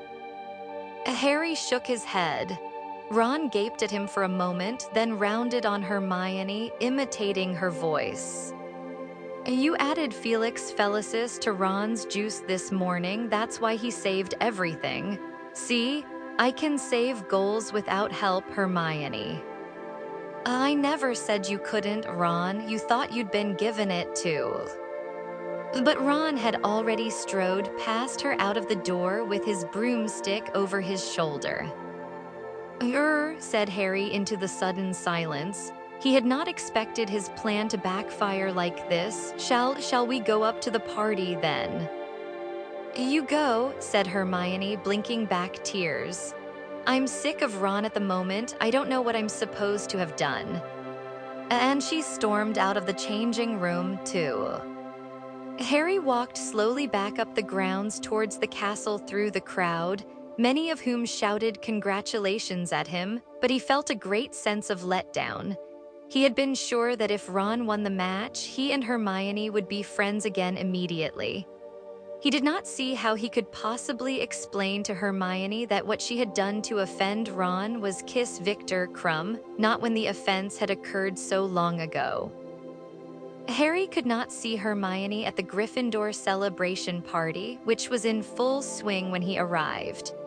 Renewed cheers and clapping greeted his appearance, and he was soon surrounded by a mob of people congratulating him. What with trying to shake off the Creevy brothers who wanted a blow-by-blow match analysis, and the large group of girls that encircled him, laughing at his least amusing comments and batting their eyelids, it was some time before he could try and find Ron. At last, he extricated himself from Romilda Vane, who was hinting heavily that she would like to go to Slughorn's Christmas party with him. As he was ducking towards the drinks table, he walked straight into Ginny, Arnold the pygmy puff riding on her shoulder and Crookshanks mewing hopefully at her heels. Looking for Ron?" she asked, smirking. "He's over there, the filthy hypocrite." Harry looked into the corner she was indicating. There, in full view of the whole room, stood Ron, wrapped so closely around Lavender Brown it was hard to tell whose hands were whose. "It looks like he's eating her face, doesn't it?" said Ginny dispassionately. "But I suppose he's got to refine his technique somehow. Good game, Harry." She patted him on the arm. Harry felt a swooping sensation in his stomach, but then she walked off to help herself to more butterbeer. Crookshanks trotted after her, his yellow eyes fixed upon Arnold. Harry turned away from Ron, who did not look like surfacing soon, just in time to see the portrait hole closing. With a sinking feeling, he thought he saw a mane of bushy brown hair whipping out of sight. He darted forwards, sidestepped Romilda Vane again, and pushed open the portrait of the fat lady. The corridor outside seemed to be deserted. Hermione. He found her in the first unlocked classroom he tried. She was sitting on the teacher's desk, alone except for a small ring of twittering yellow birds circling her head, which she had clearly just conjured out of midair. Harry could not help admiring her spellwork at a time like this. Oh, hello, Harry, she said in a brittle voice. I was just practicing. Yes, they're really good, said Harry. He had no idea what to say to her. He was just wondering whether there was any chance that she had not noticed Ron, that she had merely left the room because the party was a little too rowdy when she said, in an unnaturally high-pitched voice, Ron seems to be enjoying the celebrations. Does he, said Harry. Don't pretend you didn't see him, said Hermione. He wasn't exactly hiding it, was. The door behind them burst open. To Harry's horror, Ron came in, laughing, pulling Lavender by the hand. Oh, he said, drawing up short at the sight of Harry and Hermione. Oops, said Lavender, and she backed out of the room, giggling. The door swung shut behind her. There was a horrible, swelling, billowing silence. Hermione was staring at Ron, who refused to look at her but said with an odd mixture of bravado and awkwardness, "Hi, Harry, wondered where you'd got to." Hermione slid off the desk. The little flock of golden birds continued to twitter in circles around her head so that she looked like a strange, feathery model of the solar system. You shouldn't leave Lavender waiting outside, she said quietly. She'll wonder where you've gone. She walked very slowly and erectly towards the door. Harry glanced at Ron, who was looking relieved that nothing worse had happened. "Ah, Pugno," came a shriek from the doorway.